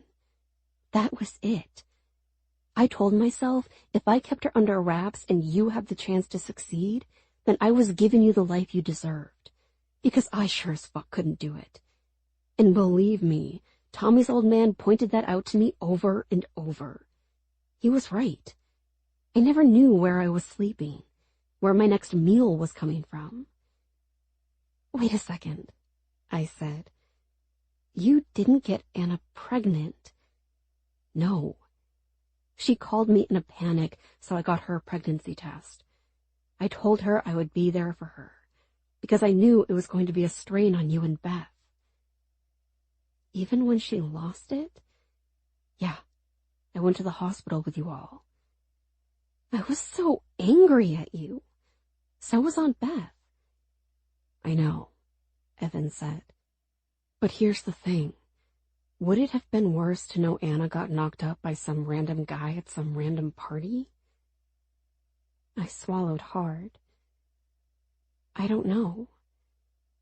I did everything I could until I had to leave Dina. That's the truth. After the accident, I just had to go. That was my limit. I've regretted leaving since the day I did. Because of you, Dina. Because of you. You and Anna never... Never, he said. And I told you I didn't know about the dress. If I did, I wouldn't have gone with her. If I knew you did that for me, Dina, I would have sold everything I owned to give you the best night ever. That's why I'm doing this, sweetheart. I missed out on your success, and I want you to see how much more you have to give in this world. I'm sorry that Anna is gone. It hurts me too, but it doesn't mask my love for you. I was crippled with shock. So everything Evan had been saying was true. My heart was still ripped into pieces. All the mean things Anna did to me growing up, forever picking on me about my weight, forever teasing me about never getting touched by a boy, leaving me feeling worthless when I didn't lose my virginity in the time frame she wanted, which led me to make a dumb decision that I'd never get back. You could have had me all along, I whispered to Evan. I know that, Dina, he said. I didn't get all along with you. So can I just have right now? He put his hand out for me to take. My gosh, did I love him. I never loved anyone else in my life. No person came close. I never really had a real boyfriend or a real relationship because of Evan. I had dates and second dates and things that lasted a couple months here and there. But nothing was like Evan. I looked at his hand, then at him. You did all that for her with nothing in return?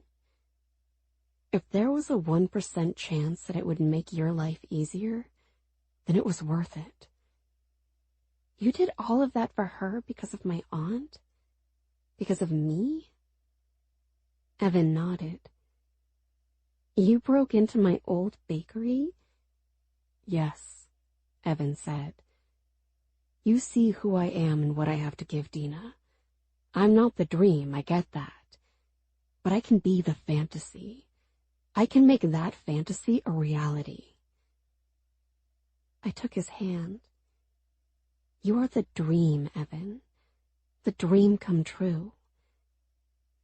I didn't know what the hell I was doing, but I started to climb on the counter, my knees on the stainless steel, shuffling across toward him. It was the quickest way to get to him. It seemed weirdly romantic. Evan ripped his hand from mine and pulled at me, grabbing at the back of my legs. My ass hit the counter with an echoing thud, but then our bodies were touching. He hovered over me, the look in his eyes, the one I used to fall asleep imagining. "I love you, Dina," he said. "I love you right back, Evan," I said. He kissed me, and it had the allure of a first kiss. The way he kissed me, though, the way his hands pulled at me, the way he pressed at me, the way his right hand teased around the front of my jeans. It may not have been our first kiss, but it was going to be my first time fooling around right there in my failed business. Chapter 43. Breathless Echoes. Now, Evan. My hands touched her bare skin, fingers digging into the small of her back, bringing her closer to me, to feel my thickness. There was no stopping us once it started. That I fucking loved. No matter where we were, or would be, when it was time, it was time. She started to grab the bottom of my shirt, but I quickly took control. Before my shirt could hit the floor, she was opening my jeans. Her jeans were already open. My fingertips had already grazed the sweet edges of her desire. Making my next move, I leaned toward her, my lips kissing at her chest.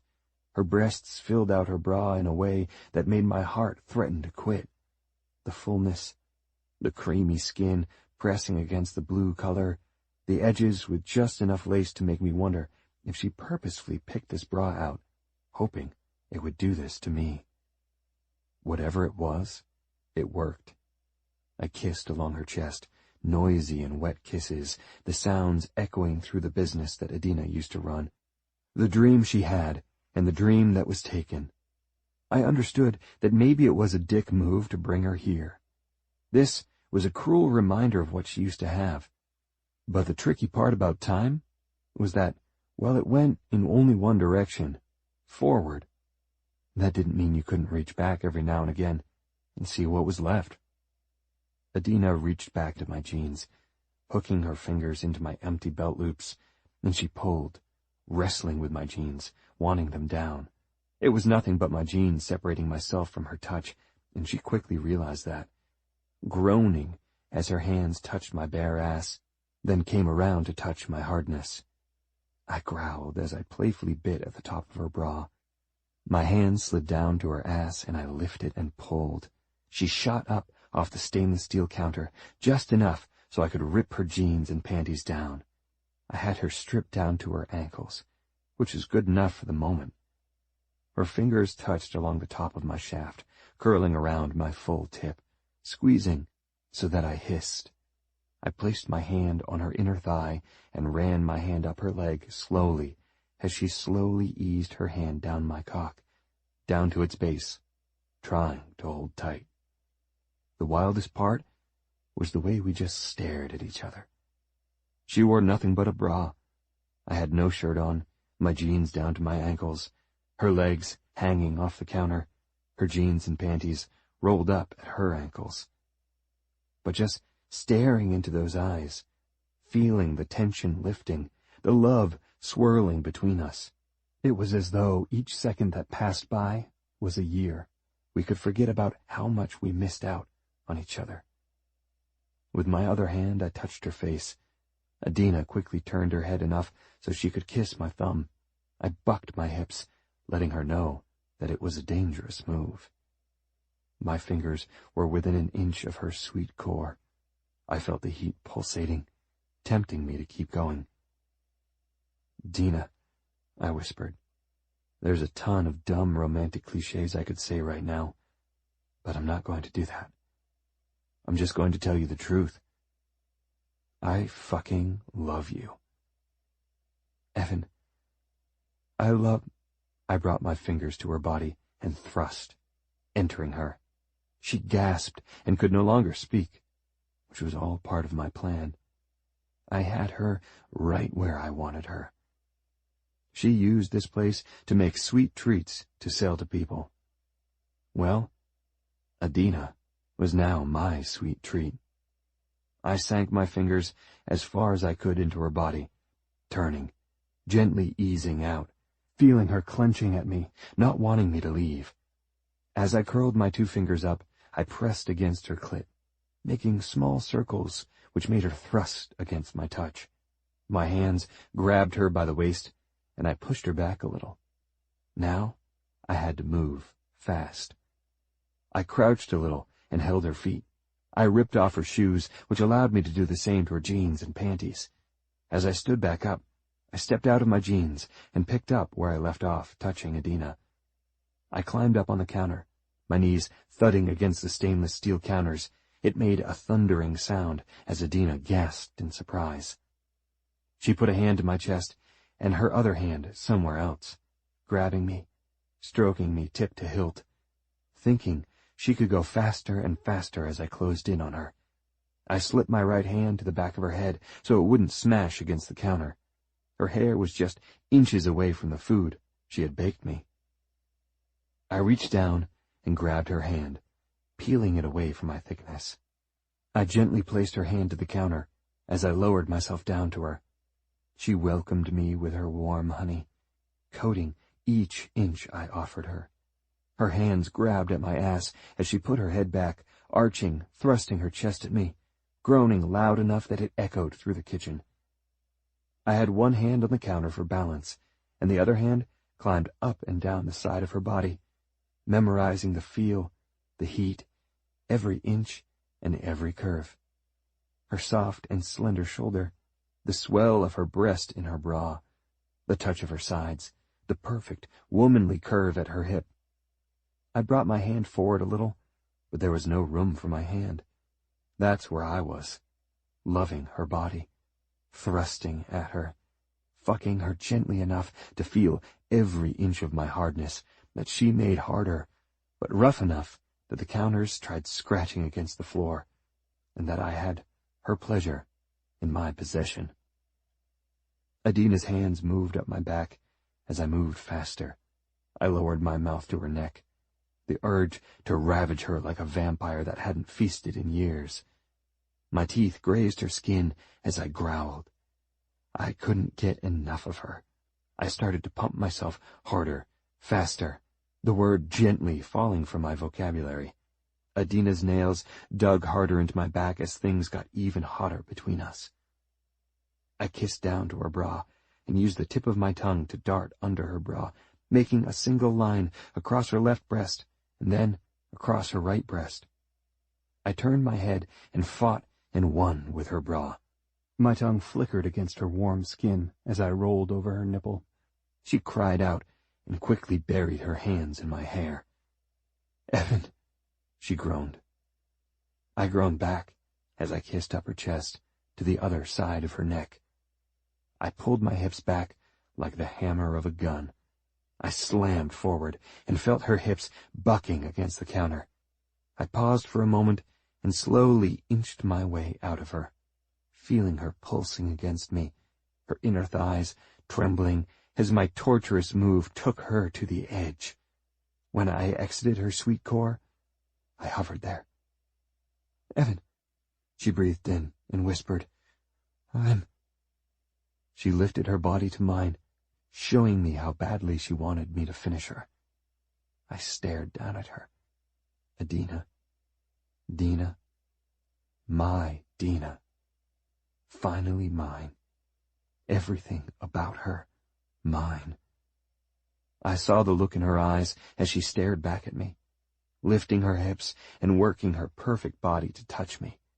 The way her slit touched and teased the tip of my cock. She was swollen and ready to explode. So was I. But the look she gave me, a sense of relief and a sense of happiness, knowing that what she thought about me and her sister wasn't true. I smirked a second before kissing her. A quick peck with our lips, and it turned into a wild and out kiss. The kiss so sloppy and noisy, her groans echoing between kisses. That's when I lowered myself down again, sinking into her, her legs wrapping around my lower back, gasping for air as she tried to put her head back, but I wasn't letting her get away. I wasn't done kissing her. I wasn't done having her, even though my body was seconds away from being done. The best part about forever? You were always just beginning, and always had time. I leaned back on the counter, to my elbows, and took a deep breath. I put my head back and took a deep drag of my smoke. "This is a non-smoking business, sir?" Adina said. She was dressed, which was perhaps the tragedy of the night so far. Me, I was clothed, minus my shirt. I looked at Adina and grinned. "Then kick me out, sweetheart." "I can't. You're my ride home." "Then I guess I win," I said. I took another drag and jumped off the counter. I had to hand it to Adina. She fucking made me feel weak. The second my feet hit the ground, I thought I was going to fall over. No woman ever came close to doing that to me.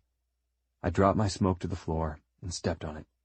She closed in on me, her hands touching my stomach, inching up slowly to my chest and my shoulders. "Evan, what are we doing?" "Catching our breaths," I whispered. "Then I'm going to throw you back on that fucking counter, Dina." She giggled and blushed. "No, I mean us. This. You don't live here.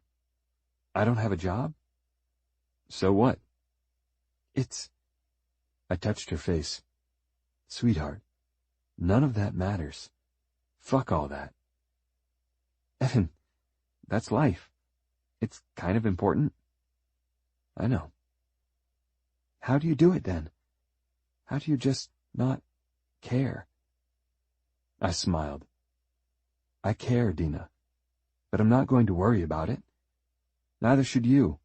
You should finish cleaning up the house and then sit down and decide what you want. You could find a job anywhere and be great at it. You could reopen this place. I'll help you.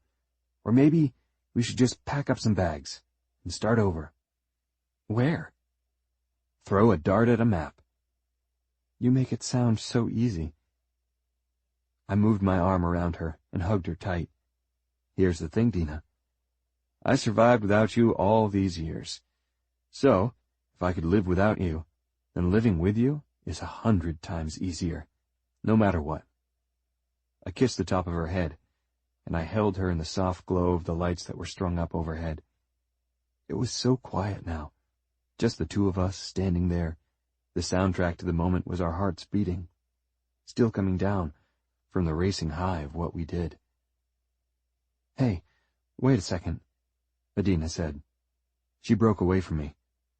"What's wrong?" "You asked me to make you all this," she said. "You haven't tried it." She grabbed the containers of cookies and brownies. "Can't wait," I said. I grabbed for a cookie and bit into it. "Fuck, that's the best cookie I've ever had." "You would have said that if they were store-bought," she said. "That's true," I said. "But honestly, this is amazing." "Try the brownies," she said. I took one.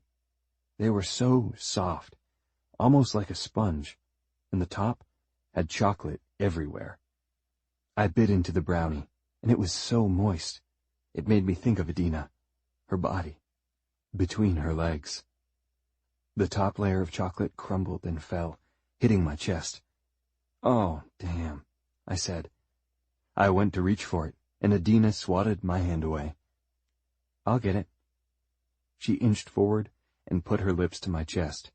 She opened her mouth, and her warm tongue ran up and down, licking the chocolate away. I sucked in a breath. "Very dangerous game, sweetheart. Very dangerous." "Shut up, Evan," Adina whispered. "You're getting your dessert. Now I want to get mine." Adina kissed my chest again. And again. She started to inch down, and I groaned with an exhaling breath. She didn't stop kissing down, either. And there wasn't a single complaint from me. It was now just me and her. The only thing I've ever truly wanted in my life. Chapter 44. All These Dirty Secrets. Years ago. Evan. Anna wanted to hold my hand. We stood up back, and it was right around 2 in the morning. She called me to say she had a bad nightmare and needed me. I had nowhere to sleep for the night, other than my car, so I was just walking around anyway. There was an old swing near the back of the yard. The metal was rusted, but surprisingly, didn't squeak when you sat on it. Anna sat down with a cigarette and took a deep drag, staring forward, her mind way off in the distance. She put her hand out and gave me the cigarette. She didn't take her hand away. "What?" I asked. "Come sit with me," she said. "I want to hold your hand, Evan." "Right," I said. I sat down next to her on the old swing. I put my fingers to hers, and we interlocked our fingers tight. We had never really held hands like this before. "Evan, do you feel anything right now?" "What do you mean?" "We're holding hands. Do you like it?" "I don't know." "Are you in love with me?" "What?" I looked at Anna. "What are you talking about?" "We should be in love," she said. "You and me. We're always together." "I care about you," I said. "And your sister. I don't want you in trouble or her hurt."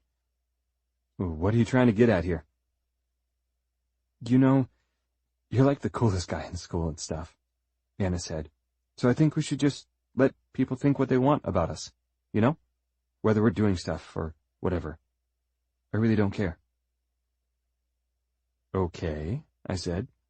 "So you want to lie to everyone?" "Well, so what?" "You know you don't need to lie about that stuff," I said. "I mean, I try to make sure you stay out of trouble, but you like trouble. And other boys like when they think I'm with you," she said. "They think it's wrong when we, you know." "What are you talking about?" I asked. I took my hand away and stood up. "Don't get mad," Anna said. "It's our secret, Evan. We have lots of dirty secrets already, right?" I nodded. "Yeah, right." I looked at the house. I knew what my biggest secret was. The way I felt about Dina. The secret I had to keep. The secret that kept me up at night. "Evan, what are you doing?" Anna asked. "Nothing," I said. Whatever. Whatever you want to do, Anna." She stood up. The swing kept gently going as though a ghost were sitting on it. "You know a lot about me," she said. "Who I really am. Why I do what I do." "You're chasing your pain away, Anna. I get that. I really do." I reached for her hand and interlocked my fingers to hers again. Then I pulled her close, just to see what it felt like. It felt... it felt what it felt. It was a girl pressing herself against me. Of course it felt good. Of course my mind teased things. But my heart didn't do that thing it did when I saw Adina. "I just like to feel alive," Anna whispered. "I want to make everyone hurt like I do. That's when I feel alive. That's when I feel like I'm connecting with people. And when I get attention, it makes me feel good."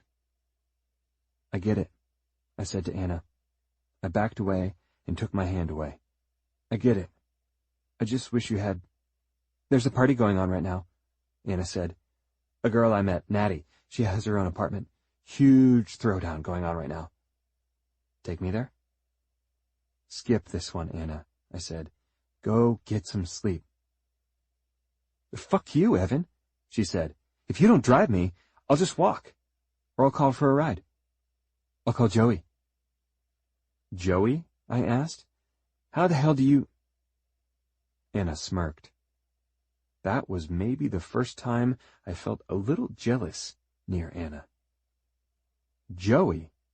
I said. "Are you kidding me? You let him—" "What?" she yelled. "It's just for fun. Plus he's going away, moving to California to live with his dad." "Yeah, see how long that lasts before he's kicked out of the state. That guy is bad, Anna." "No. Are you jealous, Evan? It's so cute." "I'm not jealous. I'm serious. I grabbed Anna's arm, and she slapped me right across the face. Don't touch me, she yelled. Now drive me, or someone else will. I looked back at the house. I couldn't just let her go. She just stood there in defiant silence. If you drive me, I'll tell Joey that you and I, it'll drive him crazy. I'll tell everyone at the party how good you are. You know what that means, Evan. Yeah, right, fine. Let's go. Walk with me. I have to go get my car. We walked, and Anna grabbed my hand. She hugged my arm. She put her head to my arm. She was like a little kid that cried for hours, and finally got the toy they wanted. I hated myself for giving in, but I didn't know what to do. Thanks for this, she whispered.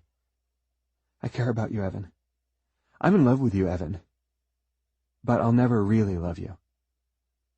I know that, Anna. But our secrets? Forever ours, I whispered. But I knew that was a lie. I could only keep Anna's secrets for so long. Then again, I was sure she had secrets she kept from me. Chapter 45. Get together before the closet. Now, Adina. The doorbell rang and I put my cards down on the table. Nobody cheat. I'm looking as soon as you walk away, Riley said. I'll protect your cards, sweetheart, Evan said. Aw, Evan, oh my Evan, Andy said and laughed. Evan grabbed a pretzel and flicked it at Andy, hitting him square in the forehead. Everyone started to laugh. I threw everyone the middle finger and hurried to the door. I opened the door and looked back. Oh shit, it's the cops! Everyone laughed even harder. Scott jumped up and put his hands up. I'm screwed. I can't go to jail. I'm too pretty. Dude, you look like you forgot that high school ended years ago, Chloe said. Mike started to clap and whistle. Can I come in or what? Tommy asked, standing there in plain clothes. Sorry, I said. Come on in. He was holding a stack of pizza boxes. He walked them to the kitchen. How much do I owe you? I asked. Nothing, Tommy said. No way, come on. I wanted to have a little get-together. Tommy turned and smiled. It's good to see everyone together without drama. That's worth the cost of the pizza. Pizza, Scott growled as he hurried around the table. Evan stood up and put an arm out. You don't get first dibs. Hell no, man. You've got the munchies going on, don't you? See, that's not fair, Leah said. Scott smokes his brain away and eats and doesn't gain a pound. I smelled that pizza and I've gained 5 pounds. Nothing wrong with curves, Mike said. Oh, damn, Riley said. Andy whistled. Mike likes curves, I said. By all means, Evan said. Why don't we all clear out and let you two figure this out? Seriously? Mike yelled. You all suck. You like curves, Leah said. I like the whole scruffy plumber thing. Everyone cheered louder. Mike actually started to blush. He stood up, shaking his head. I need another drink to survive tonight, he said. Another round, Evan said. Everyone go outside, I said. We'll bring out drinks and food. Boo, Scott yelled, cupping his hand around his mouth. Everyone out, Evan yelled. Don't make me arrest anyone, Tommy added. I have my handcuffs. Better give them to Mike and Leah, Riley said. Everyone oohed again. Fuck that, Evan said. I'll take them for me and Dina. I gasped and felt the color rush to my face. Her face is redder than Mike's, Andy said. At least I can get some, I said. Hey, be nice to Andy, Ashley chimed in. He has 2 hands. 2 hands, Mike said. He needs 2 fingers. The world's smallest. Andy grabbed the bowl of pretzels and threw them at Mike. We laughed so hard it hurt. It felt so good to laugh, to forget about all the troubles, all the bullshit in our lives. Tommy opened the back door and ushered everyone out. He was used to dealing with wild and drunk people, so he had the patience to get everyone moving. Then it was just me and Evan in the kitchen. "Wow," he whispered. "Maybe this was a mistake." "No way," I said. "It's good.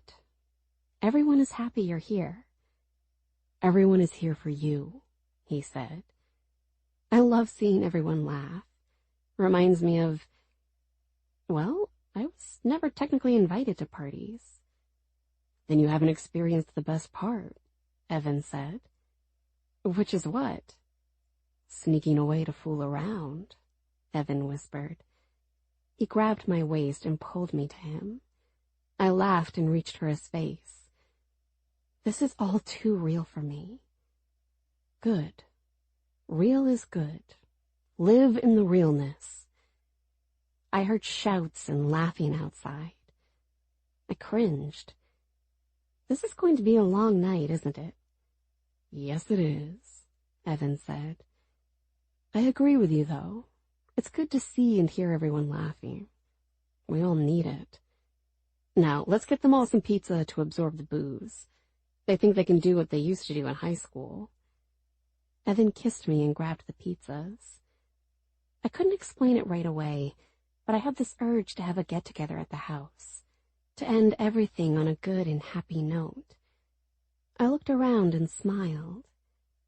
I knew what I wanted to do next, no matter how hard it would hurt.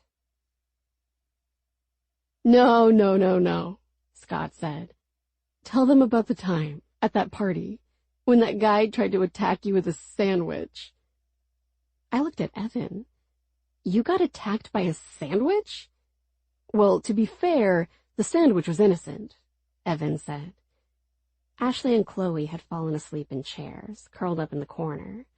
Scott was way out of his mind, but he was safe at the house. Tommy had to leave because he had to work in the morning. Andy sat at the table, playing with the top to a beer bottle. Mike and Leah were dangerously close, feeling each other out. The rest of us sat out in the yard around an old, rusted metal fire pit with a fire going. "That was a long-ass night," Evan said. "The sandwich thing was just the start." Everyone got a little quiet after Evan said that. It made no sense to me. Again, I wasn't cool enough to go to the parties they were talking about. "I want to hear about it," I said to Evan. "Okay," he said with a smile. "So we were at this party. This guy was all tuned up and just started bugging me from the second I walked in. I wasn't sure if he thought I was someone else or just wanted to pick a fight."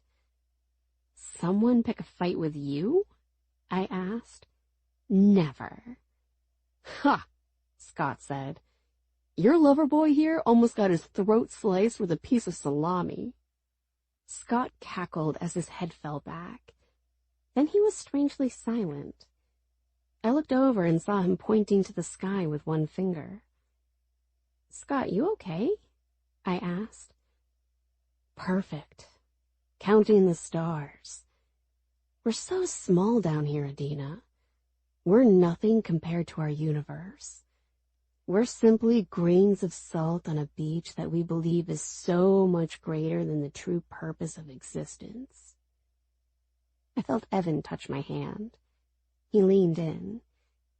"He'll talk himself to sleep, and probably cry. Just ignore him. I mean, can you imagine what it's like up there? Way up there. Out there. There are things happening in the universe that time can't even keep up with." "Do you want to hear about the salami or not?" Evan asked me. "Right. Yes, I want to hear." Scott continued to ramble.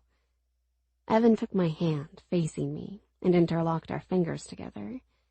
He took my other hand and did the same. our hands locked up tight, just like our eyes. This guy followed me and wouldn't leave me alone. He had been drinking all day. I gave him a couple warning shoves to back off a little. Mind you, this was early afternoon. The party had just got started, but he was all messed up. He started accusing me of stealing something, which could have been true, who knows. Finally, someone decided to make him something to eat, to calm him, to try and sober him up a little. They made him a sandwich. He started following me with the sandwich.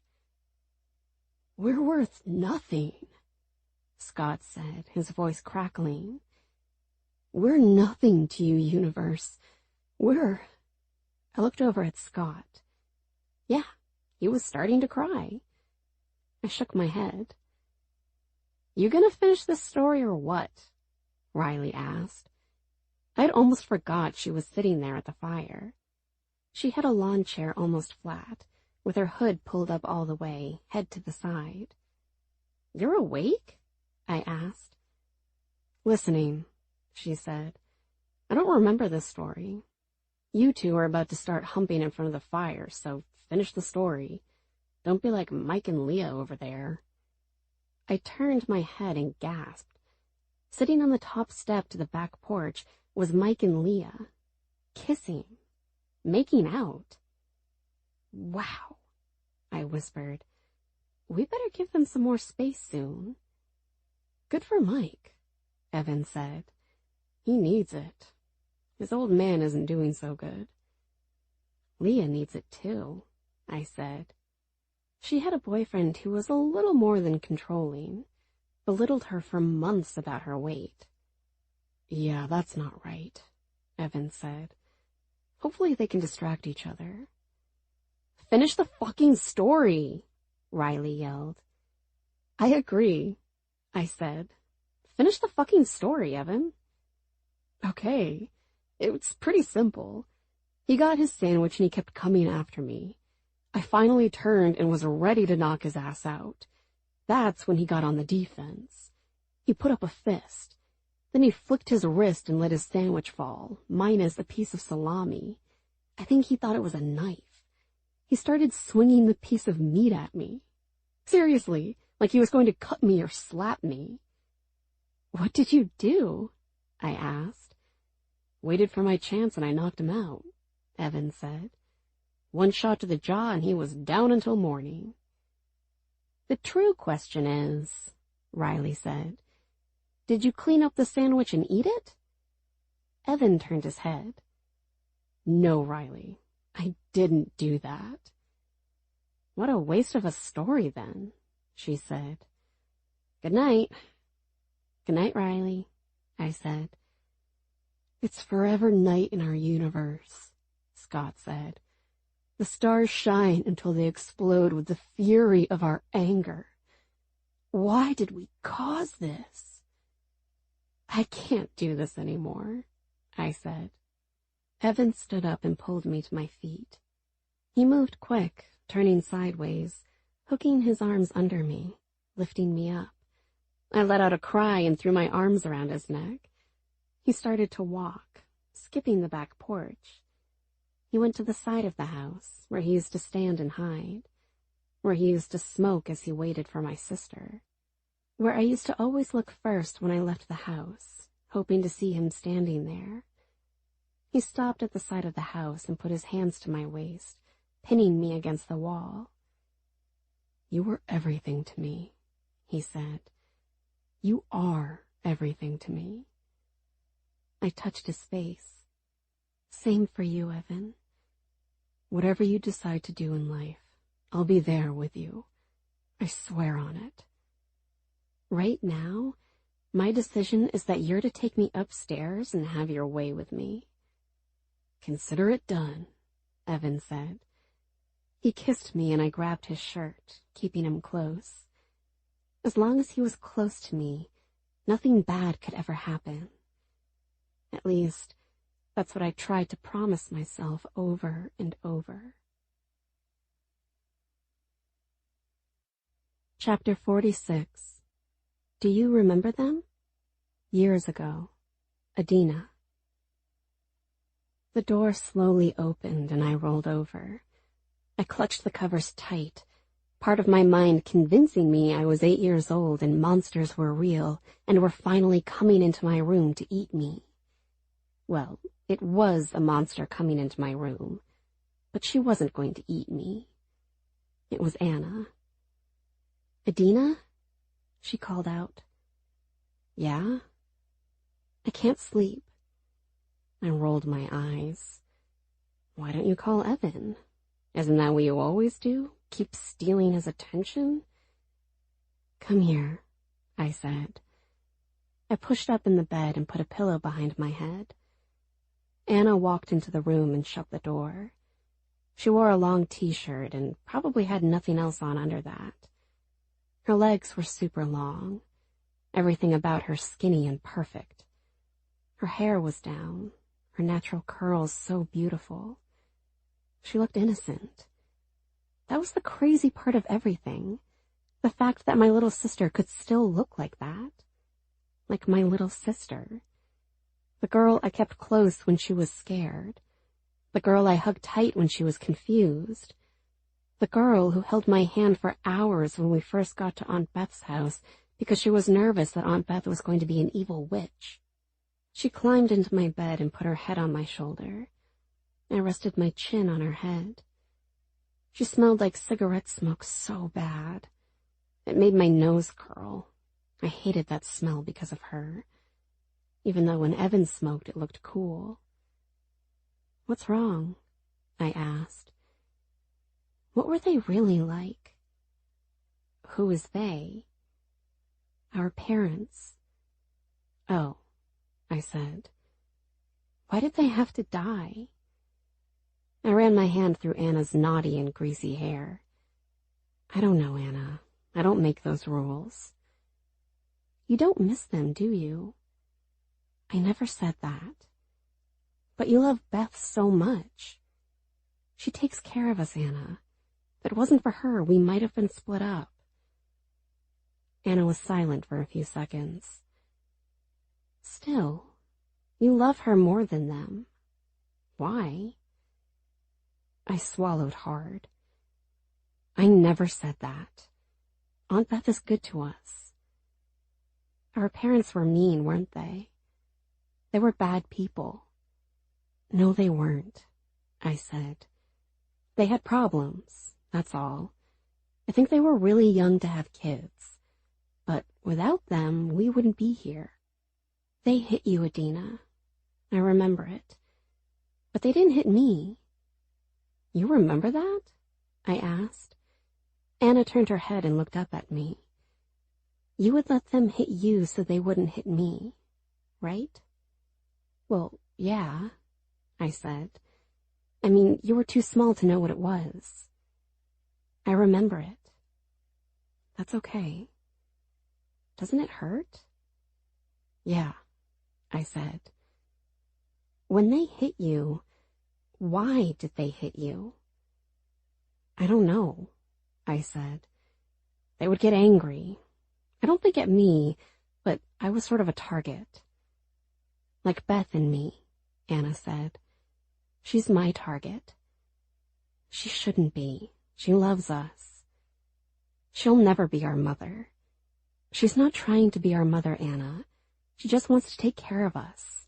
Give us a chance at life." "I call bullshit," Anna whispered. "Nobody should take care of me. Sometimes I wish I died with our parents." "Don't ever say that," I said.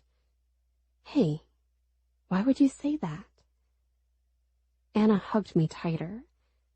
She didn't want to look up at me now. She didn't want me to see her crying. "Were they ever nice?" she asked. "Yeah." "Tell me a story then, about when they were nice." "Well, they were happy when you were born," I said. "I remember one time you were in this bouncer chair, and we were watching cartoons. I was sitting next to you eating a snack. You kept reaching for me like you wanted the snack too, but you were too young to chew food. I wiped my hands and started to talk to you. making you laugh and smile. Mom came over to see us, and she started to laugh, watching you and me together, Anna. She really laughed? Yeah. You were giggling like crazy when I touched your stomach. It was such a deep giggle, too. It made me and her laugh. That sounds nice, Anna whispered. We were a real family. Yeah, we were. There was another side to that story, though. Anna ended up giggling so hard she spit up. Pretty normal for a baby, right? Well, not so much. A second after she spit up, my mother kicked me on the shoulder. She called me a fucking moron for making Anna throw up. That formula was expensive and I just wasted some. She grabbed my hair and forced me to my feet. I had to clean up Anna, which was fine.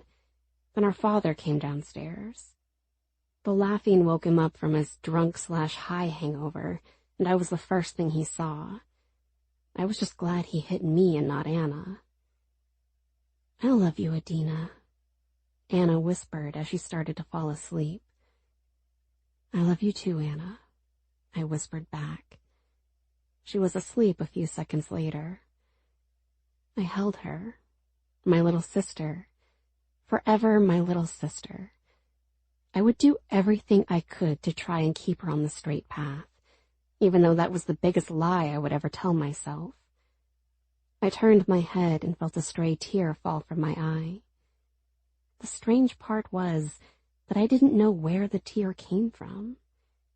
Talking about the past? Knowing I would never be able to stop Anna from hurting herself and those around her? Or maybe it was just both. Chapter 47. A Kiss Goodbye to Everything. Now, Adina. I woke up to find Evan and Riley cleaning the downstairs.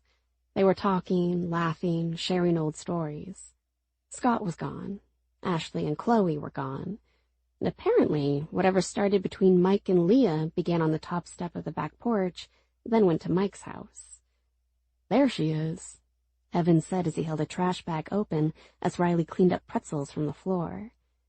Morning, Riley said. You two don't have to do this, I said. I can clean up the house. It was my party. It's fine, Evan said. I couldn't sleep. I woke up outside shivering, Riley said. You didn't sleep on the couch? I asked her. I guess not. I'm going to get going to sleep for the rest of the day. Yay for no work and no boyfriend and all that fun stuff. Riley finished cleaning up the floor and grabbed a coffee mug. Let me make you something to eat, I said to her. I'm fine, Adina. This isn't my first hangover after a party. Right, I said. You were one of the cool kids. So were you, Riley said. You just didn't believe it. I laughed. Yeah, right. Evan poured me some coffee and added just the right amount of cream and sugar. Now, if that wasn't a gesture of true love, I didn't know what was. Hey, that was fun last night, Riley said. I mean, we're probably too old to do that shit, but it was still fun. Almost like we were saying goodbye to everything, you know? I nodded. Yeah, it was good. Thank you, Riley, for being here. And you really didn't have to clean up. Enjoy the rest of your day, she said. And for the record, I hope you never go back to work for anyone. The happiest I've ever seen you, Adina, was when you were working for yourself. That and when Evan just handed you that coffee mug. I felt color rush to my face. I just like coffee a lot. Sure, Riley said with a wink. I looked at Evan as Riley left the house. Don't get any ideas. I really like coffee. Me too, Evan said. Me too. He was super cool as he leaned against the dining room table instead of sitting in a chair, his arms filling out his t-shirt in a totally unfair way. The way his sleepy hair still looked sexy as hell. I have to go to the shop, he said. I need to get some work done. I'll be back when I'm done. How about I come visit you? I said. I'm going to clean some more stuff out of her room. I paused for a few seconds. I'm sure I'll need a break from this place by then. Whatever you want to do, Evan said. We have every tomorrow after today, Dina. I laughed. Is that you being poetic and romantic? Nah, just me telling the truth.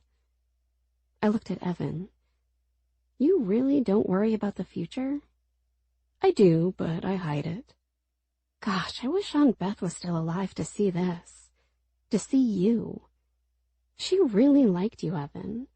I know she gave you a hard time, but she liked you. I know, Evan said. I liked her. She got an unfair hand in everything. She did amazing, though. Sometimes I wonder if she'd still be here. I don't think you can do that, Evan said. You never know when it's your time. The stress, Evan. The stress, the hurt, the anger, the worry. It's like a sickness. Evan slipped an arm around my shoulder and pulled me to his chest. Funny how just 12 hours ago, the table was bustling with laughter. We were playing the card game bullshit, drinking, enjoying life. Now, there I was, getting emotional again over my past. I loved Evan for letting me cry, but I quickly sucked it up and wiped my eyes. You better get going, I said. Nah, Uncle Davy can't ever fire me. I'll stay as long as you need me. I'm fine, Evan, I promise. I just get caught up sometimes. This house, what it all means. I know you do, he said. He put his thumb to the middle of my chin and wiggled his thumb a few times. Go to work, I said. I pushed at his chest. I'm done with you for now. Evan smiled.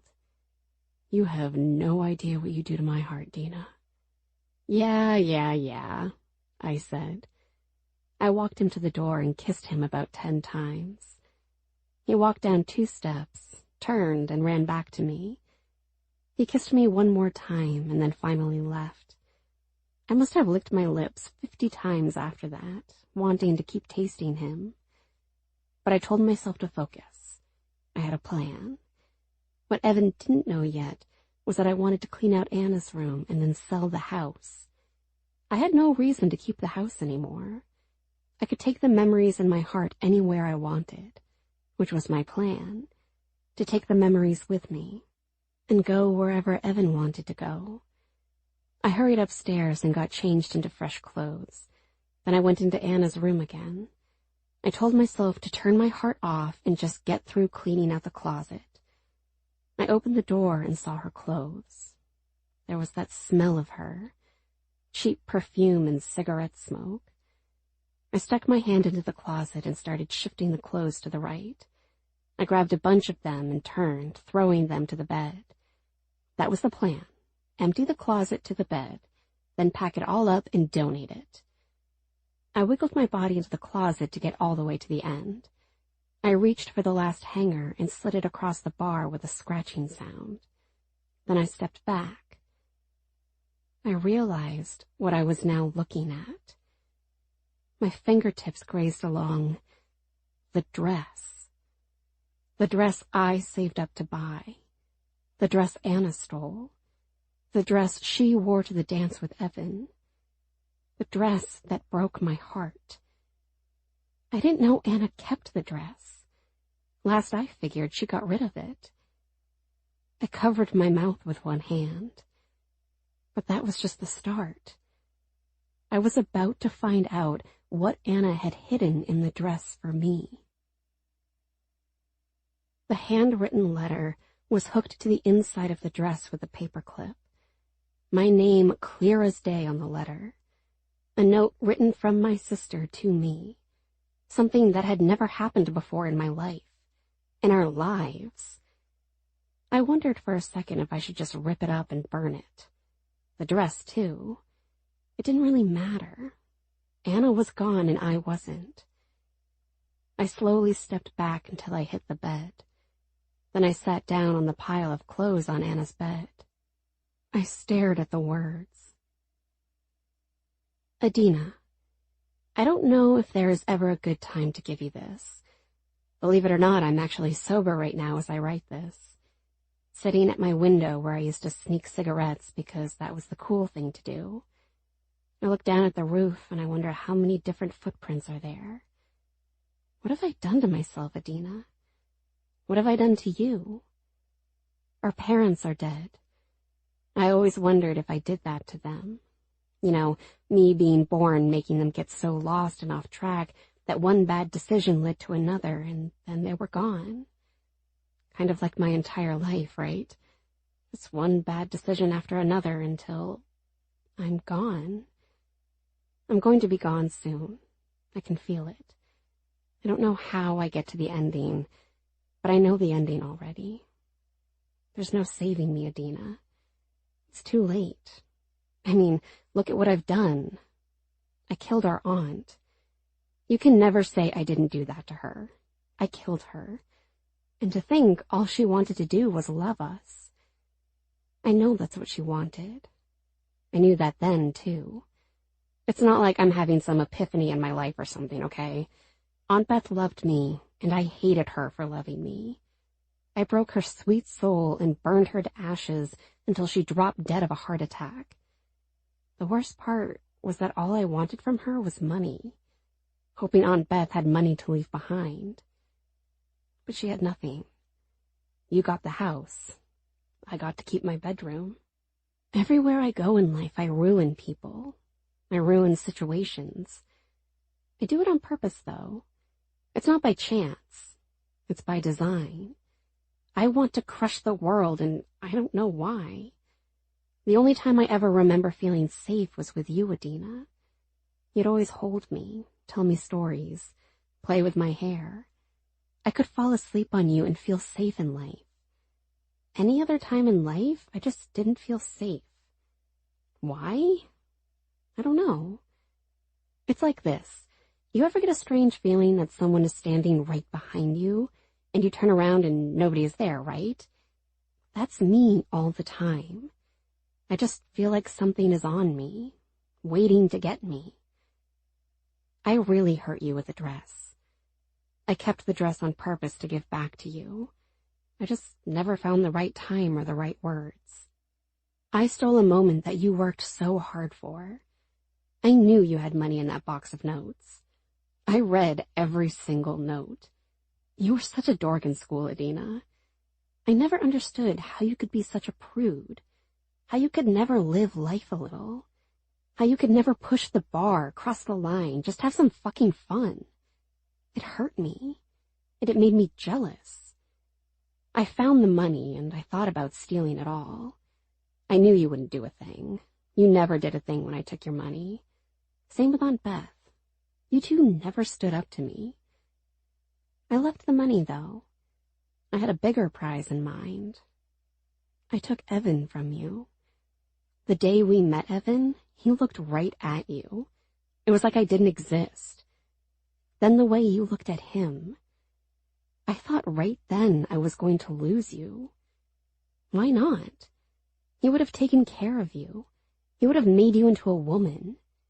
It drove me insane, Adina, just the thought of it. So I forever stole him from you. The day I heard about the engagement ring, that was a lie.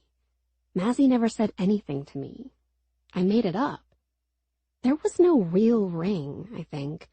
I just wanted you jealous and Aunt Beth mad. I worked hard to spread that rumor and actually convinced everyone to believe it happened. The pregnancy thing? Evan didn't get me pregnant. In fact, I never slept with Evan. Not once. It wasn't for lack of want or trying. He was just always there, by my side, like he wanted to keep me out of trouble. But he never could. Plus, I knew the more I pulled him along, the farther away he'd be from you. I should have never taken that dress from you, or your moment, or everything else I did. I ruined everything, and I will forever ruin everything in your life, Adina. I killed our aunt. I let you take beatings from our parents. I missed our parents with a heavy heart even though they did that stuff to you. I stole your dress. I stole the guy you loved. I took down your business and left you in pieces and just stepped over the pieces. Maybe I should apologize. But how can I when I know I won't stop doing it? If you get $1, Adina, I'm going to rip it in half so we both can't have it. That's me. And I'll be gone soon, so don't worry so much about it. And when I'm gone, you'll have your dress back again. The one you worked for, the one you paid for, the one you probably wore around your bedroom imagining Evan touching you. Yet I stole the dress. I wore it. Evan touched me instead. Speaking of which, the night he left, I was in the hospital. After the accident. Nobody thought I was going to survive. If I had died, you would have been happier. Aunt Beth would still be alive. You two would probably be knitting blankets on the couch, talking about the economy. I survived, but Joey didn't. The one guy that could break Evan down a little and make him jealous. The one guy Evan begged me to never go near. How funny, right? Joey ended up killing himself that night and almost killed me. Evan left that night because he knew he did something wrong. He thought he could save me, and I told him it was his final chance to save me, to love me the way he loved you, to take me right then and have me in a way I never had before, to pack up everything we owned and just leave. We would have been better off because we were both broken souls. That's what I wanted. He asked me to stay with him. He swore he loved me. I remember the sound of the thumping music at the party coming through the walls. We were alone in the bedroom together. The moment was everything a girl could ever wish for. You probably don't remember because you're such a fucking prude, but there's a time when a girl feels things but doesn't understand why. Things that go beyond butterflies. I'm talking things in her body. Well, all those things came rushing back to me that night with Evan. Except I knew what I was doing. I was a woman. He was a man. I didn't care what anyone had to say about that. He took me to bed, Adina. That night, Evan finally took me to bed. Maybe not in the way I made you think, but that's okay with me. I wanted you to think something happened. I wanted that to burn in you forever. The image of me and Evan in bed together. Because I always get what I want. Now I know what's next for me, and that's to be gone. Because that night, Evan broke me. He destroyed me. It was all supposed to be beautiful, but it wasn't. So I decided to attack him, and you. If I broke him for good, I'd break you for good. Joey had a faster car anyway. He didn't mind driving drunk and reckless. Speed was his thing, and it was totally my thing. I just didn't think he'd close his eyes as we were driving. I saw him with his eyes closed, head to the side against the window. I thought he was dead, so I jammed my fingers into his neck. He jumped up, awake, and cursed at me. He slammed the back of his hand to my face. I covered my face as I cried out in pain. He made a fist like a hammer and started swinging at me, muttering something. The car started to swerve left to right. For whatever reason, I thought I could climb into the back of the car and hide from him. I think it was that move that saved my life, because the car lost control for good. I remember this horrible slam sound, like a crack of thunder. I lost my breath and felt like I was getting sucked into a storm. Except the storm was my life. I was through the windshield, and that was the last thing I remember until I woke up. There's your story, Adina. There's everything you've wanted to know. I swore to myself I would write this to you someday, and I swore to myself I would do it sober. Now, I've been staring at a bottle of vodka the entire time I'm writing this. You're in your room, snoring in bed. You're going to get up and go to that job you hate, the job I made you take because I ruined your company. I went into your room and thought about climbing into bed with you like I used to do. I know you'd still hold me. I know you'd still tell me good stories about our life. You always try to convince me life was good, that our life was good, that things weren't as bad as it seemed. And here I thought I was a liar the entire time. You were, Adina. You were a ruthless liar. I guess I could blame you for everything, huh? But I won't. I know it's my fault. I want to break things. I want to hurt people. I kept this dress to give back to you, but I never gave it back because why give you that joy? You'd probably hurry and put the dress on. You'd probably find Evan and dance with him the way you dreamed of. Because at the end of it all, you're the perfect one, Adina. Not me. Not me being skinnier. Not me being more fun. Not me being more willing. Not me being louder and getting more attention. You're the perfect one. How? Because you were always you.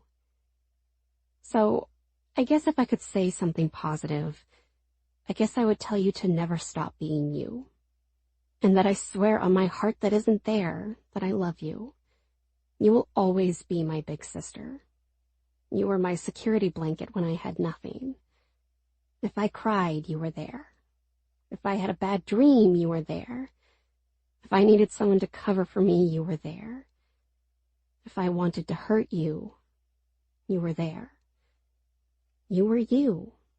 I was never me. I don't know who I am. I'll never know. It's too late. In fact, the last time I felt pretty was wearing this dress. I love you, Adina.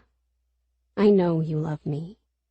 Just please don't ever lose yourself when I'm finally gone. Anna. I folded up the letter and swallowed the boulder stuck in my throat. I slid off the bed to the floor, bringing Anna's clothes with me. I was surrounded by her stuff, the smell of her clothes, the letter in my hand, and the dress hanging in the closet, the only thing left hanging in the closet. I didn't want to cry, but I couldn't help it. Never in my life had Anna written me a letter or confessed to anything. She had spent her life blaming everyone else for her problems. What got to me even more than that was I wanted to know when she wrote the letter. Was it a month ago? A year ago? Or was it the night she died? Did she write the letter, drink all that vodka, go drive her car? Did she try and replicate the accident from years ago that should have killed her? The questions hit me, and hit me hard. I started to swing my arms and fought away all her clothes. I got to my feet and had to get out of that room. The only thing I took with me was the letter. I rushed into the bathroom and dropped the letter as I hurried to the sink. I grabbed the sink and hovered over it, feeling like I was going to be sick.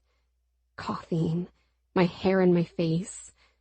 I turned on the water and put a shaky hand under it. I got a drink and took a few deep breaths. I stood up and looked at my reflection in the mirror. I glanced down to the letter on the bathroom floor. I didn't need to read it again. The words were raw and clung to me like glue. Never once did Anna apologize for what she did. She took pride in it. Yet she loved me. She knew what she was doing with Evan, and the night of the accident. I sucked in a shivering breath and crouched to get the letter. I wasn't going to stand around and talk to myself. No, I wasn't going to stand around this house anymore either. Anna was gone. She left behind scars that were unseen but forever felt. She also left the dress behind. The last tie to her, the standing memory of all she did to me. It was time to destroy the dress. Chapter 48. The thing that could have always happened. Now. Evan. I sat in an old chair at the bench where I had been working. I was sorting through a pile of paperwork, trying to keep things organized.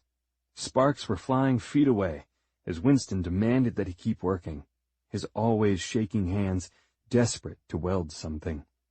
Sometimes it was hard to watch. I heard a thudding sound and looked up to see Uncle Davy standing in the doorway to the open garage, smacking his cane off the metal wall to get my attention. I scooped up the papers, grabbed my laptop, and walked toward him. He crept forward some more and pointed his cane at the fridge. "Grab two," he said. "Beers?" "No, calendar girls," Uncle Davy said. "Reach right into the calendars and make them appear." "See, you think that's a joke," I said, "but I could land those pretty girls. You'd have to pay." Uncle Davy laughed. "Keep your sense of humor, because you're going to need it when I rearrange your face with this cane." "Tough guy with a weapon," I said. I opened the fridge and grabbed 2 beers. "Now what?" "Come for a walk with me," Uncle Davy said. He led the way to the outside of the shop. He fought to throw his cane to an old table and put his hands flat to it as he caught his breath. Damn, there were days when Uncle Davy looked and acted old. Other days, he just looked old, but had the spirit of a 21-year-old kid ready to fight anyone who looked at him funny. "You okay?" I asked. "Shut up," he said. "Open that beer for me." I put everything on the table. I twisted the top and handed the bottle to Uncle Davy. He stiffened his back and turned, groaning as he leaned against the table. He took a drink of the beer. "Now, that's good," he said. "How about a smoke?" "You got it," I said. I gave him a smoke and took one for myself. There was a silence for a minute or so. Finally, Uncle Davy looked over and nodded. "Using computers, huh?" "Called a laptop?" I said. "Yes. Trying to get all the files on a spreadsheet." "Spread what?" "It's to get organized better. Give me a better chance of showing clients what we're capable of." Uncle Davy nodded and pointed to the building with a cigarette between his crooked fingers. "Can't believe this is still standing, all these years later. And you're turning it into something." "Just doing my job." "You want more, don't you, kid?" "I never said that." "But you do." "Doesn't everyone?" "That's the problem with your generation. You always want more." "The problem with your generation is that you won't let go," I said. Uncle Davy laughed. "That's a good one. I like that. You want this business, Evan?" "I don't know." "It's a pain in the ass." "I run it as it is," I said. "You just get to stare at the money flowing in." "I haven't spent money in years," Uncle Davy said. "Maybe you should," I said. "Call it a career. Grab some cash. Go to Vegas." "Evan, don't ever tell me what to do," he said to me, "or I'll bounce your ass out of here for good." "You could try that," I said, "but you won't get far." "So when you make a decision on wanting this place, you let me know," Uncle Davy said. "Does that mean I get it?" "No." "Then why should I make a decision?" I asked. Uncle Davy caught my arm. He squeezed tight. Damn, the old man had some strength. And he looked me dead in the eyes.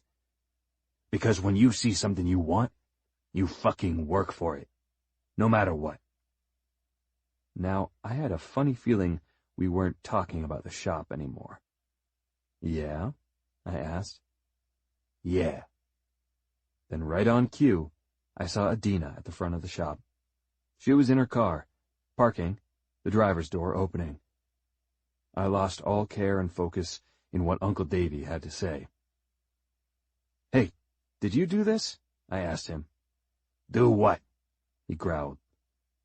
"Adina is here, and you're talking about what I want." "I didn't call anyone.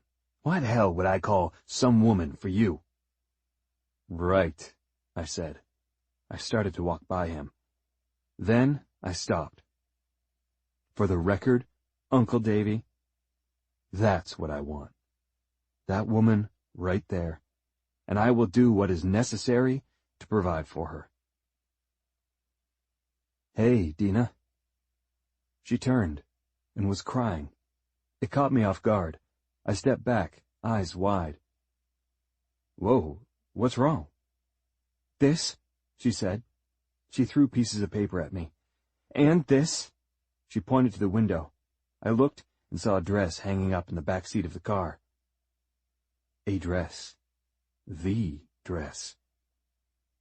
"That's the—" "Yes," Adina said. "I found it in her closet, with this letter attached to it. She wrote me a fucking letter, Evan, and she never gave it to me." I collected the pieces of paper off the trunk of the car. It was a handwritten letter from Anna to Adina. Something I'd never thought I'd see in my life. "When?" "I don't know," Adina said. "Can I read this?" I asked. "I don't care," she said. "But I have something to say first." "Anything," I said. I folded the letter and placed it back on the trunk. Adina opened the back door of the car and grabbed the dress. She threw it on top of the car. "That was my dress. I was supposed to wear that dress, and you were supposed to see me in it." "I know that." "You know that," Adina said. "What else do you know, Evan? Because Anna wrote a lot in that letter. And I'm learning more and more about Anna, you, me." Adina sucked in a breath. "Anna felt like she killed Aunt Beth." "Shit," I said. "She did," Adina said. "Okay, she did. Everything Anna wrote was true, and never once did she apologize, which meant she was being honest. That's the most honest Anna has ever been. What if she wrote that letter the night she died? Huh? What if she wrote that letter, then got into her car?" "No, no, no," I whispered. I closed in on Adina. "Dina, sweetheart, please don't do that to yourself. You know how she was. She could have written that letter any time. It didn't have to be that night." I touched her arms, and she quickly broke away from me. She backed up and pointed at me. The night you left, Evan," she said. "What?" "All those years ago. What happened?" "What happened?" "Yeah, because Anna wrote about it. Is that your next secret? Your next lie?" "Lie? I've never lied to you, Dina." "No? You never told me that Tommy's father wanted you to keep Anna out of trouble. You never told me if you and Anna slept together. You never told me the whole pregnancy thing wasn't yours, or the engagement thing. What else, Evan? Huh? What other deep secrets have you kept with my sister?" She was slicing the air with her hand, but it felt like she had a knife, cutting up my heart, cutting up everything that was left for me to try and fix. "I was young and stupid," I said. "Everything with her. Most of the time I couldn't keep up with her stories and lies, so I went along just to make her happy. For good reason, Dina." "Oh, right. It was for me." "It was." "Christ, Dina, it was always for you." "I hate you, Evan. I hate you for saying that, for trying to make that make sense. Tell me what happened that night, huh? You were jealous of her and Joey, right? She got into that car with him, then you came to the hospital and you left. You left me standing there. You just left, and you never came back, Evan. Not until Anna was dead." I nodded. "Right. That's what I did. That's exactly what I did. I left and lived a life of luxury, Dina. Look at me here, just swimming in the good life, huh?" "Fuck you," she said. "What did you do that night?" I shook my head. I didn't want this to happen like this. Well, it's happening. I turned and slammed my hand to the letter. Even in death, Anna was fucking things up, sticking herself between me and Adina, causing problems. "I was never jealous of her and Joey," I said. I shook my head. "I just knew Joey was going to be the one that got her hurt or killed." "At least he died, right?" Adina asked. I leaned against the car, shaking my head. Then I looked at Adina. It was the deepest and darkest secret of my life. so I spilled it to her. Dina, I killed Joey, and almost killed your sister that night. I grabbed the letter and stuck my hand out. I wanted to read nothing Anna had written. I regretted even asking to begin with, but now I was standing in the fire, and there was no getting out of it.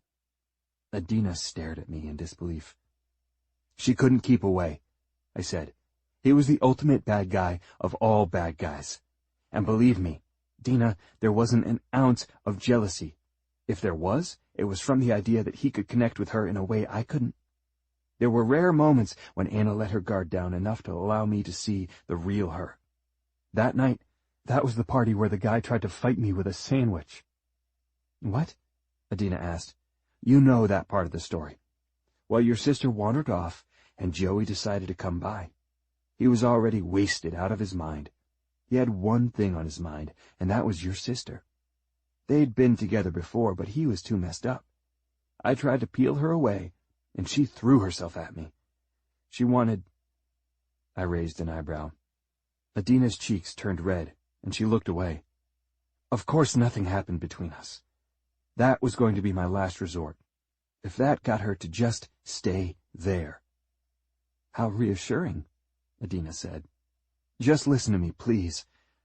I got her outside, and I went after Joey. I put him up against a wall and told him I would kill him if he touched Anna. If he tried to drive with her in the car, he was so drunk and high he couldn't even fight back. He reached into his pocket and took out a baggie with pills in it.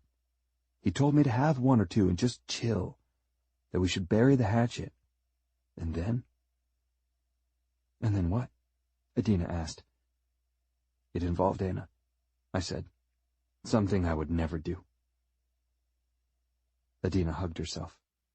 I should have taken the baggie off him, I said. I should have stepped on the pills, flushed them, whatever. I don't know. But I was so fucking mad at that point.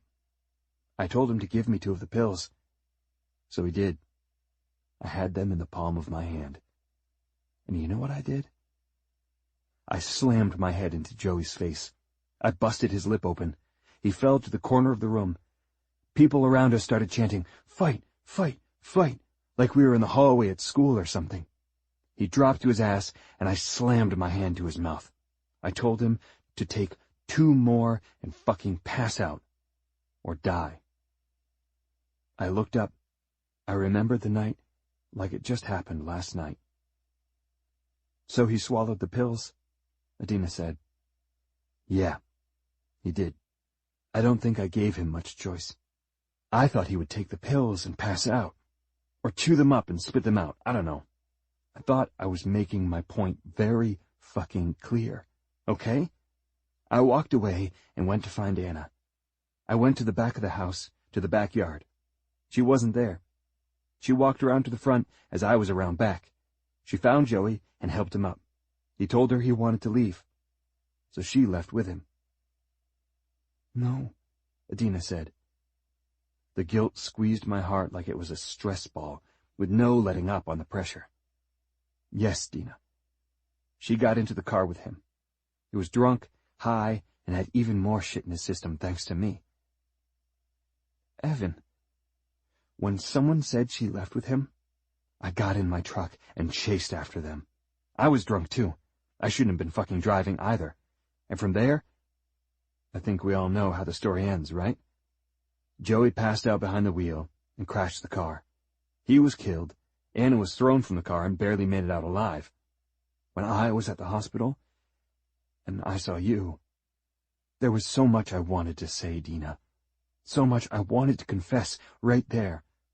But I saw Beth's face, your face. Then the alarm or whatever started going off. Someone was dying. I thought it was Anna. It was Joey, Adina said. I know that now. They found the faintest trace of a pulse at the accident scene, she said. They hurried him to the hospital and tried to do what they could, but being messed up on booze and pills and the accident injuries... I slammed my hand to the letter again. So there it all is, Dina. That's why I left for good. I thought if Anna was going to die then, You'd be better off. I had no business back here. I had fucking failed everyone, and I was done. I couldn't do it anymore with her. I couldn't see the look on your face anymore. That sadness was so deeply rooted. I started to walk away. I didn't want Adina to see me get emotional. I felt something grab my shirt. You don't get away that easily, Adina said. I stopped. What? You should have told me everything, a long time ago. Can't go back now, sweetheart. No, we can't. I glanced over my shoulder. Now what? I want to burn the dress and the letter, Adina said. I want to sell the house. I want to start over. I turned and took Adina's hand. You should, Dina. Then let's... Wait, you should start over. 100% over. Including without me. I broke away from her and had no real idea what I just said. In some way, it made perfect sense, didn't it? She was free of Anna now, completely free, including the dress. Nothing else was left to be said or done. And then there was me. She knew everything. No more secrets. Nothing left for me to say either. I could survive the rest of my life with a broken heart if it meant Adina could go live a happy life somewhere else. Evan, she called out. Evan! I started to turn my head, knowing if I did so, I'd probably end up meeting her halfway for a kiss that would seal the rest of her damn life. Why would she want to mess up the rest of her life with me? It made me angry, but made me love her even more. Evan! I heard another voice yell. I snapped my head back forward and saw Winston standing a few feet away. The look on his face, something I never wanted to see again. He started yelling something else, but my mind went blank. I looked down, and there was Uncle Davy, on his side. Chapter 49. Meet the Grumps. Years ago, Evan. 3 hours ago, I was wiping down the counter at a bar. I had chased the last 2 customers out the door, and scooped up the nightly drunk, a guy named Billy, and carried him through the kitchen and plopped him out back on a milk crate. I dug his cell phone out of his pocket and called his sister to come get him. He'd get paid on Friday and piss it all away at the bar by Monday. I didn't even bother getting changed. I was going to an interview at a welding shop. Hell, I wasn't even sure if it was considered an interview. Through research and luck, I was able to track down someone in my family. Good old Uncle Davy. I had heard stories about him when I was younger, and he was my only chance at finding something that would stick in my life. Sleeping in my truck, working random jobs, lying about my age so I could work in a bar. It was all catching up to me. I spent my days hungover with regret, and my nights staring at the clock, waiting for day to come again. It was my new normal, since that night in the hospital with Adina, after the accident with Anna.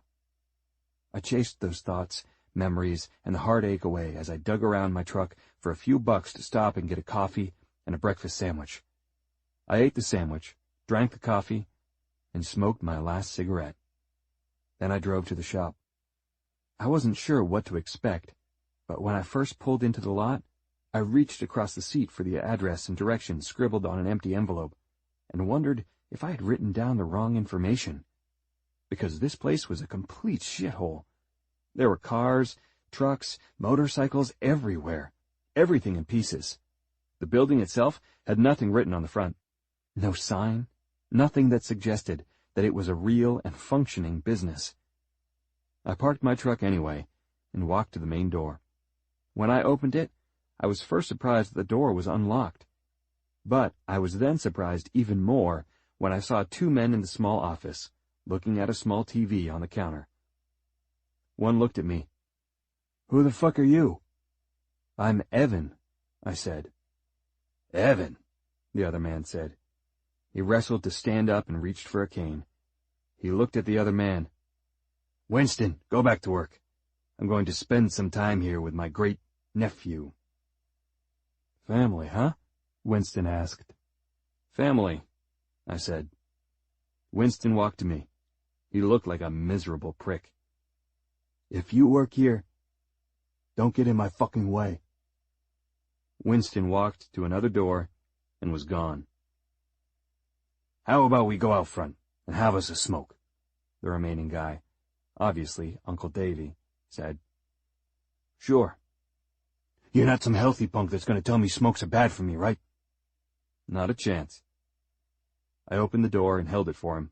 When he got close enough, he gave me a whack on my leg with his cane. What the hell? I yelled. Don't hold the door for me like I'm some old, crippled man. Get outside. Outside, Uncle Davy lit up a smoke. He eyed me, waiting for me to do the same. I'm out, I said. Smoked my last one coming here. Christ, Uncle Davy muttered. He tossed me the smokes. I stole one, lit it up, and threw the smokes back to Uncle Davy. So you want to work here? He asked. It's why I'm here, I said. Didn't go to college? Seriously?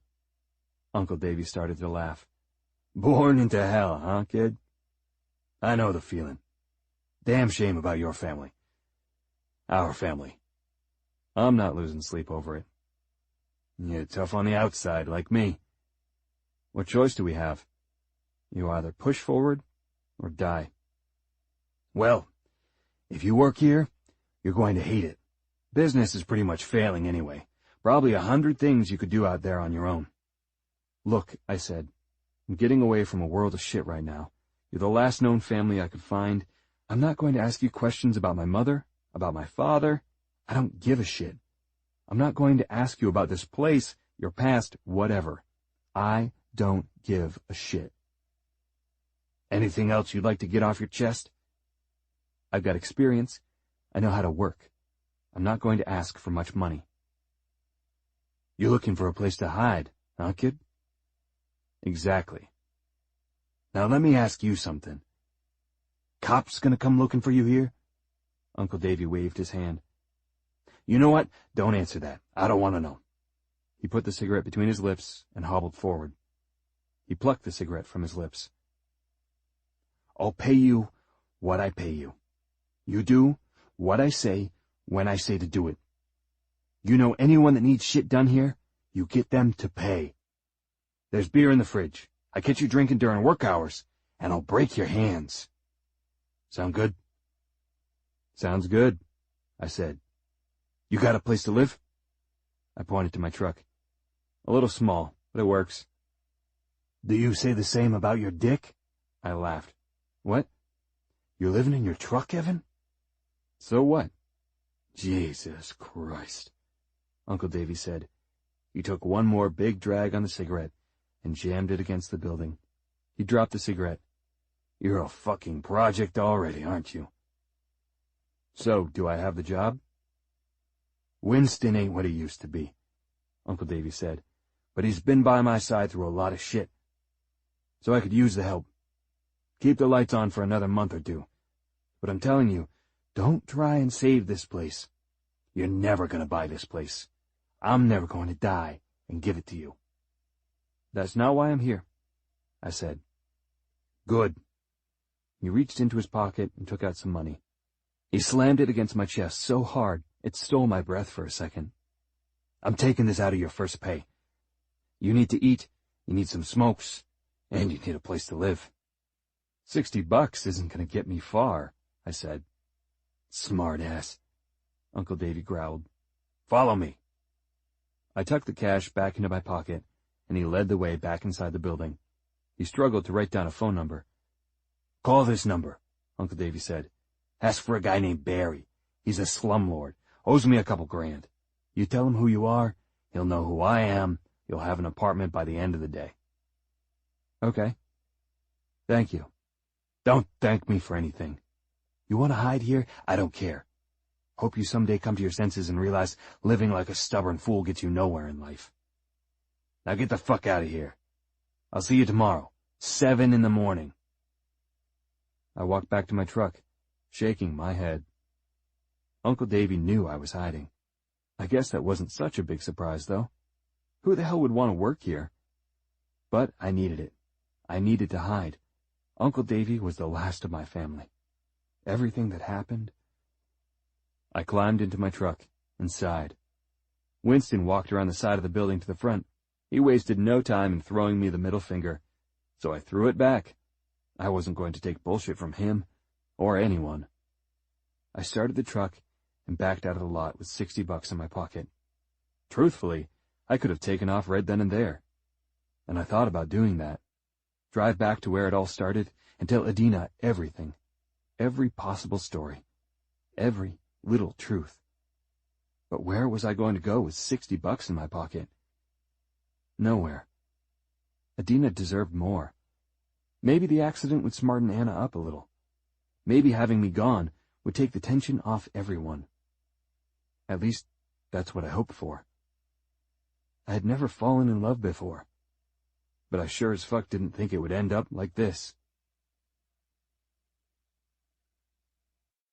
Chapter 50. Always the Heart. Now. Evan. I stood outside the hospital and rubbed my forehead. My heart was still slamming hard against the inside of my chest. If I didn't catch my damn breath and do it fast, I'd end up like Uncle Davy in a hospital bed. The doctor told me it was a minor heart episode, and that he would be fine. That was a relief, considering I stood there and watched paramedics put Uncle Davy's weak body onto a stretcher and put him into an ambulance. He would have to spend at least one night at the hospital for observation, something I was sure he'd get pissed off about. "You okay?" one of the doctors asked me. He had a long and twisted last name, and told me to call him Dr. Rich. "I'm fine," I said. "Just a scare, huh?" "Well, in some ways yes, some ways no."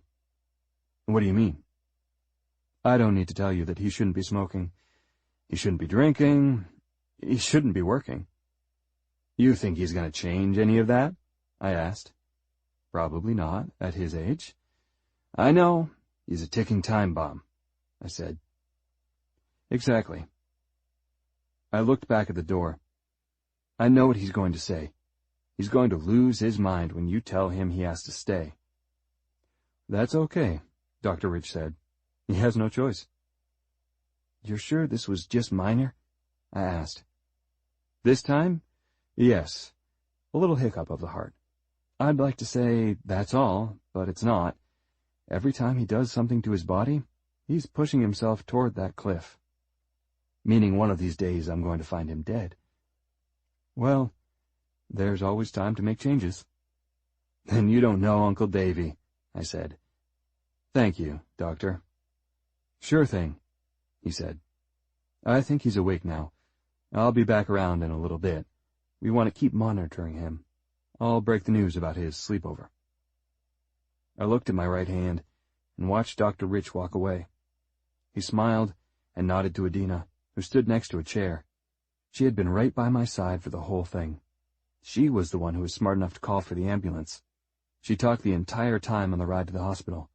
I didn't say a word to her. Everything had gotten all fucked up. Adina half grinned at me. I turned and opened the hospital room door. I wanted to check on Uncle Davy, and then I'd deal with Adina. Shit. At that point, Uncle Davy's heart was in better condition than mine. When I got into the room, Uncle Davy had managed to get himself in a seated position. He had stuff hooked up to both arms, and little tubes for oxygen around his ears and at his nose. In his right hand was the remote for the TV in the room. He was watching the local news. "How do you feel?" I asked. "Like a science project," Uncle Davy said. "When am I getting out of here?" "Tomorrow." I spared the doctor from telling Uncle Davy first. "Like hell." "Easy, Uncle Davy," I said. "Your heart." He growled and waved his other hand. A couple machines beeped louder and then slowed back down. "Gave us all a scare there," I said. "Nothing we can't handle," he said. "Thankfully your girl was there to help me out. You and Winston stood like statues." "Thanks for that." "Probably waiting for me to die, huh?" I smiled. "Caught me." "Try harder next time to kill me," he said. "You're not getting the shop, Evan." "You're something else," I said. "You should be something else," Uncle Davy said. "You think I don't know about job offers going your way? Jimmy has work for you." "I'm not worried about that shit," I said. "Jimmy? He's all talk anyway." "Evan, don't waste your life at the shop," Uncle Davy said. "Well, maybe if I made more money." "Hell no. Get the hell out of here. You think you're going to get me half dead in a hospital bed, and I'm going to start feeling bad for you?" I nodded. "Good to see you haven't changed during this scare." "Scare? This ain't no scare. Just got myself a little extra tired." "Extra tired, huh?" Uncle Davy looked at me. "What?" "You know they're going to harass you. About the drinking, the smoking, working." "If I can't do any of that, Evan, what's living then? I'm going to live the way I want until I don't live anymore. I'd rather go down with a smoke in my lungs and a smile on my face than curling my lip at a piece of fucking rabbit lettuce." I laughed. "You know, maybe the little scare is getting to me instead. So I want you to know that I appreciate the job, the chance, you being the only family I've had. I love you, Uncle Davy." "Something tells me that your girl is out there waiting, huh? She's good enough for that, I bet." "Yeah, she's out there." "You need to go out there, then. That's the girl that brought you to my shop to hide. You don't think I can tell the difference when she's in or out of your life? And here you are, worried about me. I'm hooked up to enough machines to do just fine. You're not getting the shop, Evan." I reached for Uncle Davy's shoulder and squeezed. "Feel better, old man." He moved fast, reaching across his body and grabbing my hand. "I love you, Evan. I'll never say that again." I broke away from the bed and exited the room. My first scan, left to right, showed me nothing. Adina was gone. I made fists and gritted my teeth. I turned to the right and started to jog a little. Ironic as it was, this was the same hospital where I had my last goodbye with Adina. The night of the accident, the hallway was eerily similar, even though it was a different floor. I saw the end of the hallway, where there was a large window. That's where Adina stood. Relief washed over me when I saw her. She hadn't left, which was good. Or maybe it was the biggest mistake of her life. We stood there facing each other. The worst thing between us from day one had been Anna.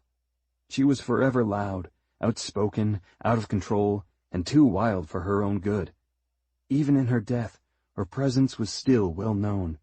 I could see it in Adina's eyes, the lingering hurt, still wanting and needing to grieve. At the end of the day, Anna was Adina's sister, and Anna had lost her life. The silence just kept pouring over us, as though we were standing under a waterfall. I finally stepped forward and reached for Adina. I let my fingertips glide along her hands. "I'm so sorry, sweetheart," I whispered.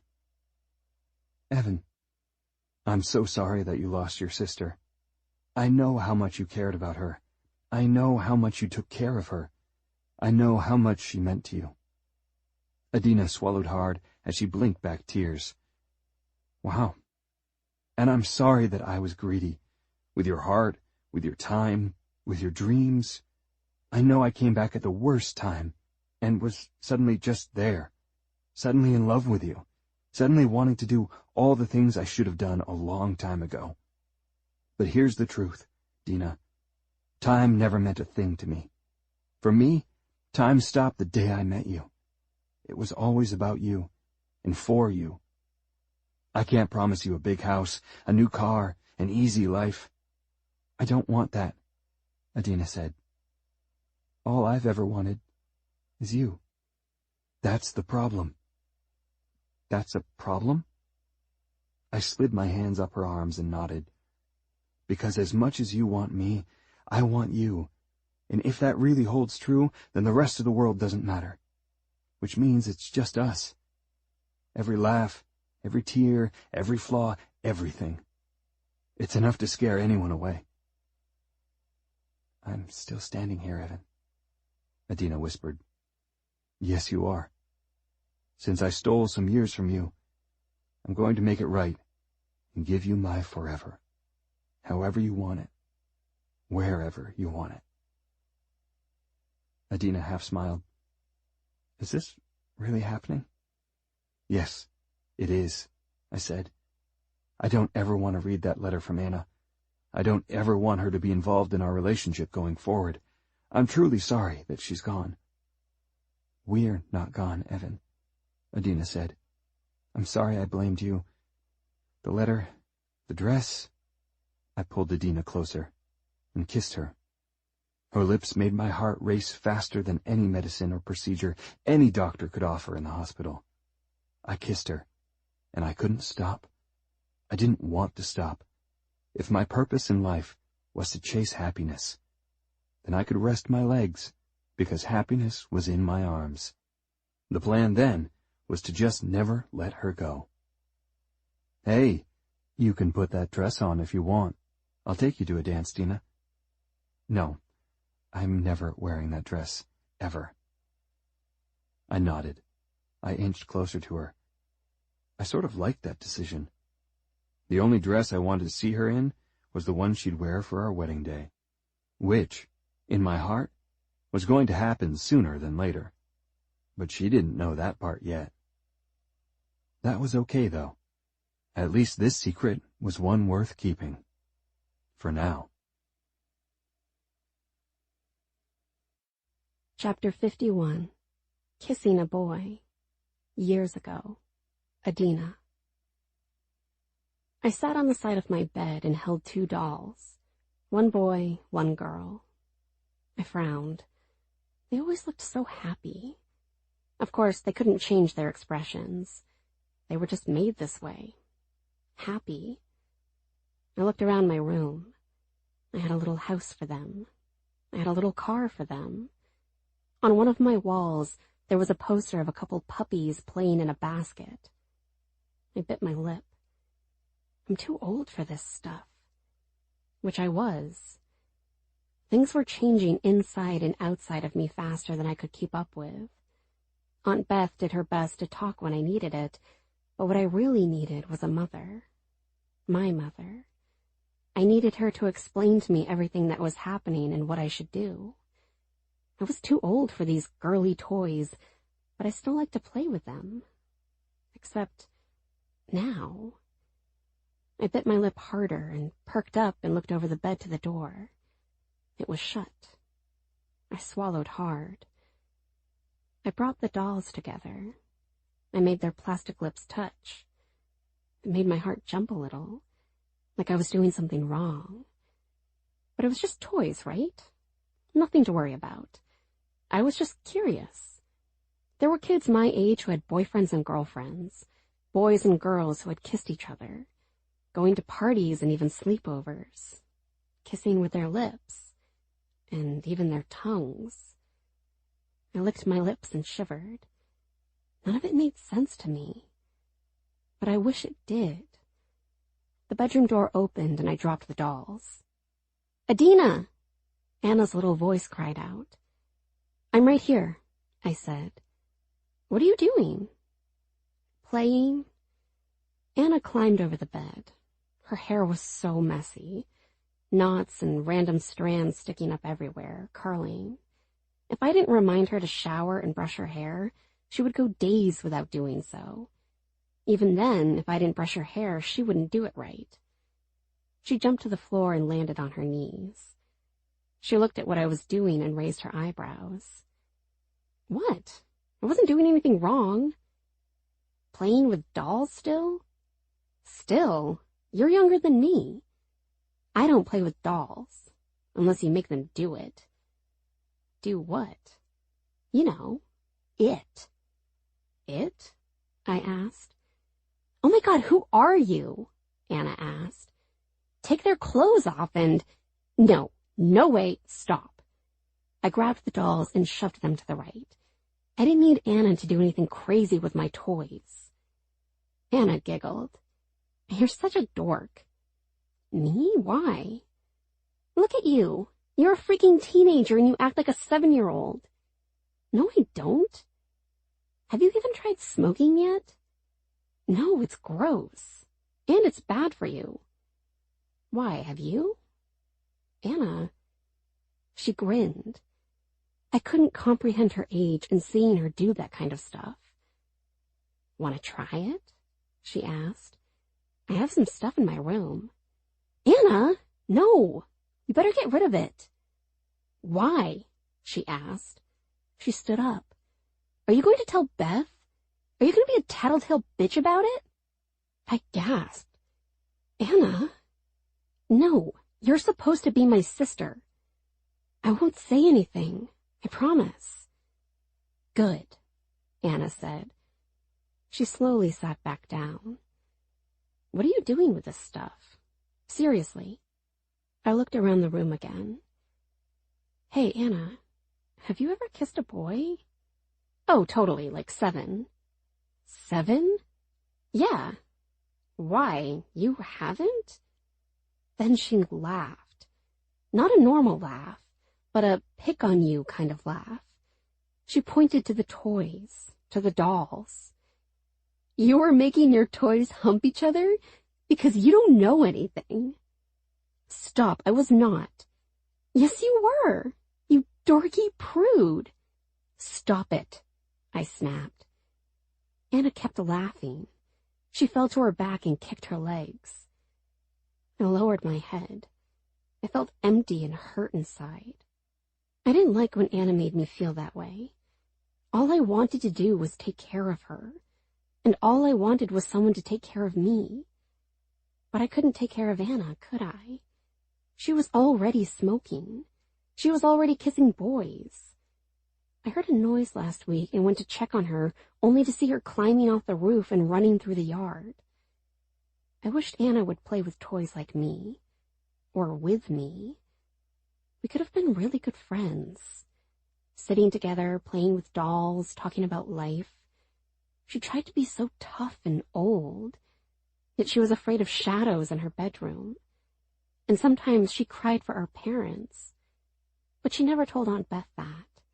She would just come into my room, into my bed, and cry, wishing our parents were alive. I looked at her on my floor, laughing at me. I could have said something hurtful to her, but I held back. I didn't want her to ever feel like I did when she made fun of me. I needed that laugh, Anna said. I was coming in here to tell you that you should come for a walk with me. A walk? Why? No reason, just to do it. No, you're going to get into trouble. No, I'm not. Swear to me then. Anna stood up again. Fine. Screw you, Adina. Play with your stupid dolls. Rub their plastic bodies together like some loser. I don't care. Don't say I didn't try to show you how fun the world can be. I swallowed hard.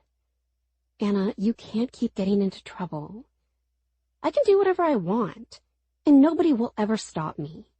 If you tell Aunt Beth I'm gone, I'll tell everyone at school that you play with dolls. I gasped. I shook my head. Anna. See you later, she said. Make sure you cover for me. I turned, on my knees, leaning against my bed. I watched her leave my bedroom. I felt a tear escape from my eye. I didn't care what Anna had to say about anything. Someday, I would find a boy who was nice and who loved me. Someday. Epilogue. Keep searching. Now, Adina. I dug my nails into Evan's back as hard as I could. I didn't want to hurt him, but come on, I sort of did. He thrust hard and deep, my back against the hardwood floor, trying to arch, but I was pinned by his rock-hard chest. His lips kissed up to my left ear, where he groaned and growled, then nibbled. I thrust my hips at him, working with his body as my toes started to curl as climax was inevitable. My mouth opened to let out a yell, but I was breathless. A second later, Evan's mouth connected with mine. We started to kiss as I came. Evan right there with me, knowing exactly how to love me as my body peaked with pleasure. In a fast and wild move, Evan hurried up to his knees. He pulled his chest away from me and his hands grabbed my hips. Lifting me, positioning me where he wanted me, he kept going, offering his thickness over and over as the depths of my core continued to pulse with a tingling release that threatened to leave me numb everywhere. I tried reaching for something, anything, but ended up slapping my hands to the hardwood floors, my nails curling. I swore that I was going to leave scratch marks in the floor. Evan looked gigantic before me, his hands gently sliding around my ass, holding me steady as he kept going. I groaned as loud and as much as I wanted to. Why? Because we were in a house. Our house. Evan started to move his hands up my back. I loved his strength, tender yet rough. He made my back lift up off the floor, all the way to my neck. I looked like I was in some crazy yoga pose, but this feeling was so much better than fucking yoga. As his hands curled up around the top of my back, he slowly lowered himself back down to me. He then put a hand to the floor and kept his other hand spread wide across the top of my back, pulling me with ease, making me sit up a little. Our bodies collided, and I hurried to touch his face. We were gently bouncing as his powerful thrusts began between my legs and forcefully rippled through the rest of my body. When we kissed, sometimes our lips touched, sometimes they didn't. It was perfect. It was nothing but temptation and satisfaction at the same time, swirling together like a crazy storm, and I was in the middle of it. Evan grunted, and I felt him getting ready. The pressure grew, and I gasped, my right hand grabbing the back of his hair as I forced him to kiss me. Our tongues flirted as I felt him let go. Right there on the floor in our new house, where our couch would be in about 20 minutes. With a long exhale, Evan rolled to his back and took me with him. I rested my head on his chest, feeling his heart racing. "Okay," he said. "So that takes care of the kitchen, the dining room, and now the living room." I laughed as I blushed.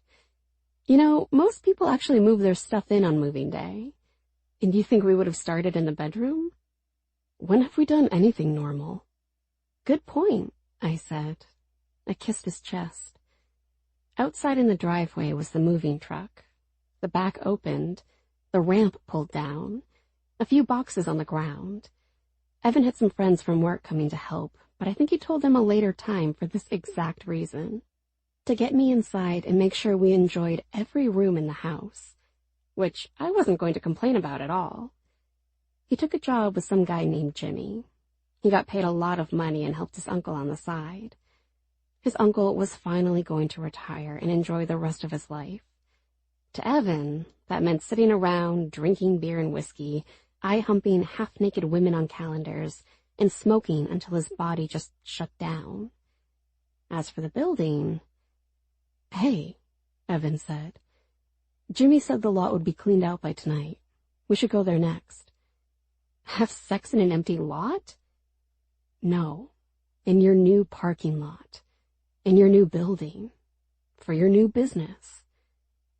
I smiled. "Let me get things up and running first." "Oh, I can get things up and running in no time." I laughed. Evan's uncle refused to hand the business over to him, but he had no problem in helping me buy the building and get it redone into my dream business. The old man even signed off on everything to help me. I wasn't sure if he liked me or just wanted to piss Evan off. Although by helping me, it didn't exactly piss Evan off. Whatever it was, it sort of worked out. I was able to sell the house and use that money to put toward the building and of designing my dream bakery. I had spent countless hours sitting at Evan's crammed table in his crammed apartment, starting over from scratch with a business plan. But it was well worth it. I didn't expect Evan to show me a listing for a house. It seemed insane to buy a house right after selling a house and buying a building and starting the process of starting my business over. But Evan had everything organized with it. The house was perfect. Not some brand new house, but a lot more room than a little apartment. There were projects inside the house everywhere, which meant all we had was time in the house. The only thing I left with from Aunt Beth's house was the dress. I couldn't just throw it out. I couldn't burn it either. But I couldn't bring it into the new house. As luck would have it, the mortgage person had a sign on her desk about donating dresses to those who were less fortunate. So that's where Anna's dress went. Well, it was my dress, but Anna... whatever. The dress was gone. Someone would wear the dress and never know the impact it had on my life. And I just hoped the person that wore it would feel beautiful, enjoy their night, and pass the dress on to someone else. If Anna's last and lingering memory was making someone feel pretty, then it was worth it all. Evan looked down at me as I just stared at him. I couldn't help but stare at him. He was gorgeous, and he thought I was beautiful. So in some crazy way it all worked. He grinned and it gave me butterflies. That grin. It was the same one he gave when he told me about his uncle wanting to help me get the building. It was the same one he gave when he showed me the listing on the house. My heart raced. Something was up. The doorbell rang. My eyes went wide. I'm naked. Me too. You're a guy, go answer the door. With my dick hanging around. It'll scare whoever it is away, I said with a giggle. Funny, he said. Evan picked up his jeans and hurried to step into them. I reached back and grabbed a folded-up blanket. It had been used as a makeshift pillow when Evan and I first started on the living room floor, but ended up across the room. Whoops. I opened the blanket and wrapped it around my body. I approached the door with caution. Yeah, thanks. I'll give you a call later. I raised an eyebrow. Evan shut the door before I could see who it was. He turned with a piece of paper in his hand. He went from the foyer to the kitchen and I followed him. What was that? I asked. Pizza, Evan said. What? Some kid handing out menus for a pizza place, he said and laughed. Hope he didn't look through the window and see the show, huh? I blushed and looked at the counter and saw the menu. Pizza, I said. So there's dinner for tonight, Evan said. Sounds good to me. Evan grabbed the blanket and pulled me to him. He lifted me up and put me on the island in the kitchen. He looked at the stove. Well, we have about 30 minutes until the guys get here, he whispered. I guess we could kill that time. His hand slipped between the opening and the blanket. His fingertips touched my skin and I shivered. Oh, Evan. He peeled the blanket off me and I was sitting on the island with no clothes on. I reached for his jeans and he put my hands on the island. We started to kiss and things heated up within seconds. Evan pulled away and grabbed the blanket. What the fuck are you doing? I growled. Evan grinned again. That grin. There's one thing left I have to do before forever starts. What are you talking about? I was sitting there on the island in the kitchen, my body aching and wanting Evan, and he was backing away from me. I thought it was some cruel joke. Until he reached into his back pocket and took out a ring. He held my hand and put the ring into it. He curled my fingers up before I could get a real look at it, but I knew what a diamond ring looked like. I looked at him again. Our eyes locked tight. No words said. I tried to count the seconds that passed by, but my heart was pounding too hard and fast to keep up. Since the day I met you, he whispered, and until the day I die, Dina, it's always been about you. Evan, I already promised you my forever, but I think you'll look even more beautiful wearing this ring.